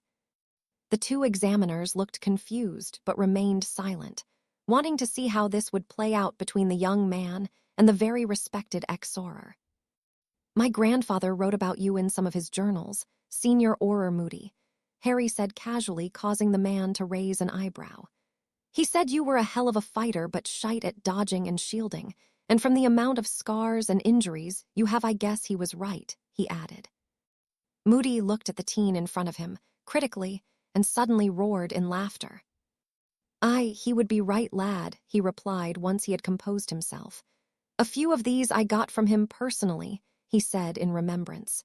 "He was a great man and a hard bastard, your grandfather," he finished knowingly. "When you are ready, gentlemen," Madame Marchbanks cut in impatiently. "Aye, we best get started then," Moody agreed, immediately launching a bludgeoning hex at Harry, who dodged it with ease. The two examiners watched in complete awe as the former Auror, and the young man competed in a duel that neither had ever seen the likes of. It was immediately clear that Potter was both faster and considerably more powerful than Moody, but the Auror's experience certainly made up for it. They watched as the two combatants traded all manner of spells and used various types of magic in attempt to get the upper hand, and saw things that neither had ever seen. It was Potter that eventually seized the advantage of his youth and caught the ex-Auror with a perfectly timed and placed bone breaker to the hand that caused the Auror to drop his wand, which the younger man immediately summoned. Both men were sweating profusely, and their breathing was very labored. They had both performed to the best of their ability, and both examiners knew they had just witnessed something very special. Harry approached Moody and bowed respectfully to the man before handing back his wand. "Thank you, sir," he said with genuine gratitude, and offered the grizzled man his hand, who accepted. "That was a hell of a fight," Moody declared breathlessly. "I don't feel any shame losing to you, Potter. You beat me fair, lad," he admitted. "Well, any time you want to do it again, I'd be happy to," Harry responded with a smile. "Aye, lad, so would I," he replied with a grin. "I'd be happy to fight side by side with you when the time comes. Albus was right about you. This is your fight. Just let me a part of it," he requested of the younger man, who nodded in response. "That was certainly spectacular," Tofty broke in. He shook his head and continued. "Well, that concludes your final exam, Mr. Potter. You are free to go. You will receive your results in due course," he explained. Harry shook hands with the three people in the room. He was grateful that the exams were over, and even more grateful for the experience of dueling a man the caliber of Moody. Harry was exhausted, and he wasn't ashamed to admit it. Moody was a very powerful wizard and was a very cunning and creative fighter. Harry realized although he won, he still had quite a distance to go before he would be ready. He had picked up many tips from the older man and knew it would be beneficial to him to include them in his own fighting style. He still had work to do and lots of new things to work on. For now, though, he was glad the exams were over and felt that he deserved a treat. He decided that he was going to get some ice cream before heading home, remembering how fond he was of Mr. Fortescue and his wonderful deserts. Harry exited the ministry and apparated to Diagon Alley to satisfy his craving for something sweet and to catch his breath. Harry appeared in the alley and immediately went to the ice cream parlor, where he ordered a combination of raspberry and chocolate topped with nuts. He sat outside the shop for around an hour, slowly eating his treat, and simply watched the hustle and bustle of the alley as the people went about their business. He looked on a little enviously at the apparent normality of their lives, and couldn't help but wish he was one of those people, where the only worry he had was going to work or school and providing and shopping for a family. He paid for his ice cream and left feeling somewhat dejected at the difficulties he faced in his life and the unfairness of it. He was walking past a small apothecary when he heard a loud crash coming from within. He glanced in the window and saw that a rather large man was holding the female worker by the front of her robes and had his wand pointed at her throat. The woman was clearly terrified. Harry immediately felt his anger boil, but composed himself and entered the shop casually. "Get lost, kid," the man growled. "We are discussing business," he added in a threatening tone. Harry looked at the woman, who seemed to be begging him to leave with her eyes. She was a very beautiful woman indeed. She had long blonde hair and blue eyes with a petite figure that was curvy in all the right places. Harry ignored the pleading look and turned his gaze towards the man. It was then he noticed a not-so-subtle section of a black tattoo protruding from his left sleeve, which had ridden up his arm. "I have my own business to discuss," he replied calmly. "So if you wouldn't mind releasing this lady and leaving, it would be much appreciated," he suggested. The man turned and looked at the clearly teenage boy and shook his head. "You have no idea who you are messing with, kid," he warned dangerously. "Oh, I know exactly who I am messing with," Harry replied, coldly nodding towards the exposed black ink on the man's arm. At Harry's observation, the man turned his wand towards him, but before he could even aim the wand, Harry, as fast as lightning, had released his and launched a bludgeoning hex at the man, hitting him in the face and sending him flying into a display of potions' ingredients. The woman screamed and threw herself to the floor in an attempt to avoid any curses exchanged between the two. She needn't have bothered. The man was clearly unconscious and would not be fighting back. "Are you okay, ma'am?" Harry asked, helping the woman to her feet. I think so," she replied, checking herself over. "Thank you," she said gratefully. Harry acknowledged her gratitude and approached the man who was heaped on the floor. He raised his left sleeve to confirm his suspicions, causing the woman to let out a stifled scream. "Oh no, this can't be happening," she sighed, beginning to breathe heavily. "Ma'am, it's okay, I can fix it," Harry explained, attempting to calm the woman, and began going to work on the man. In less than 2 minutes, Harry had finished and placed a conjured ice cube on the body that caused the man to disappear. "What did you do?" the woman asked suspiciously. "I modified his memory so he will think he had gotten drunk and can't remember anything," Harry explained. "He won't remember you, me, or even the shop," he explained further. The woman was clearly taken aback at the high-level magic the young man had just performed. "I am sorry about the mess," Harry said sheepishly, breaking her from her thoughts. "Here," he added, handing over a bag of galleons. "This should more than cover the cost." The woman at first refused to take the gold until Harry insisted that she did. She was confused by the young man in front of her. Not only had he saved her, but he had dealt with any problem that could come from the situation. "Thank you, young man," she spoke again gratefully. "This is my husband's shop and he's away buying more ingredients. I work at the ministry usually," she explained.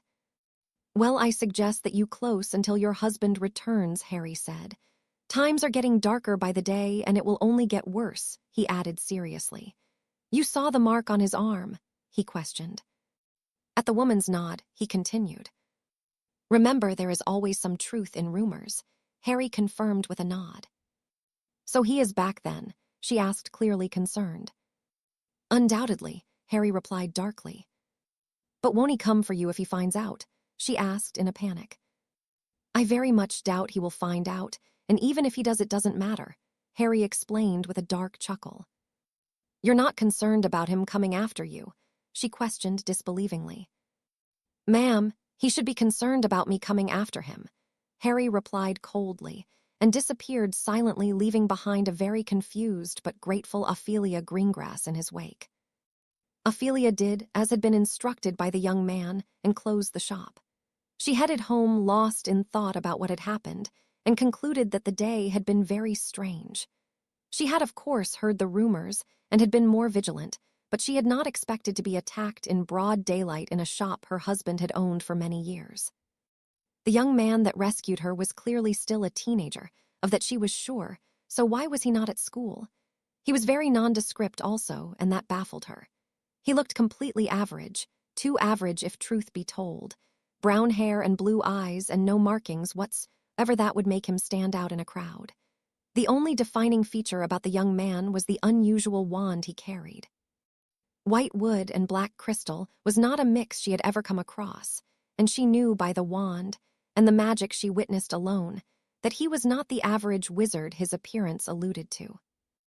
Ophelia Greengrass could not be sure, but she was under the impression that she had just met someone very significant, particularly the way he showed no fear in regards to you-know-who. He was either very stupid and deluded, or he was very brave and very capable. This was something she needed to discuss with her husband when he returned, and he would not be a happy man learning about the events of the day.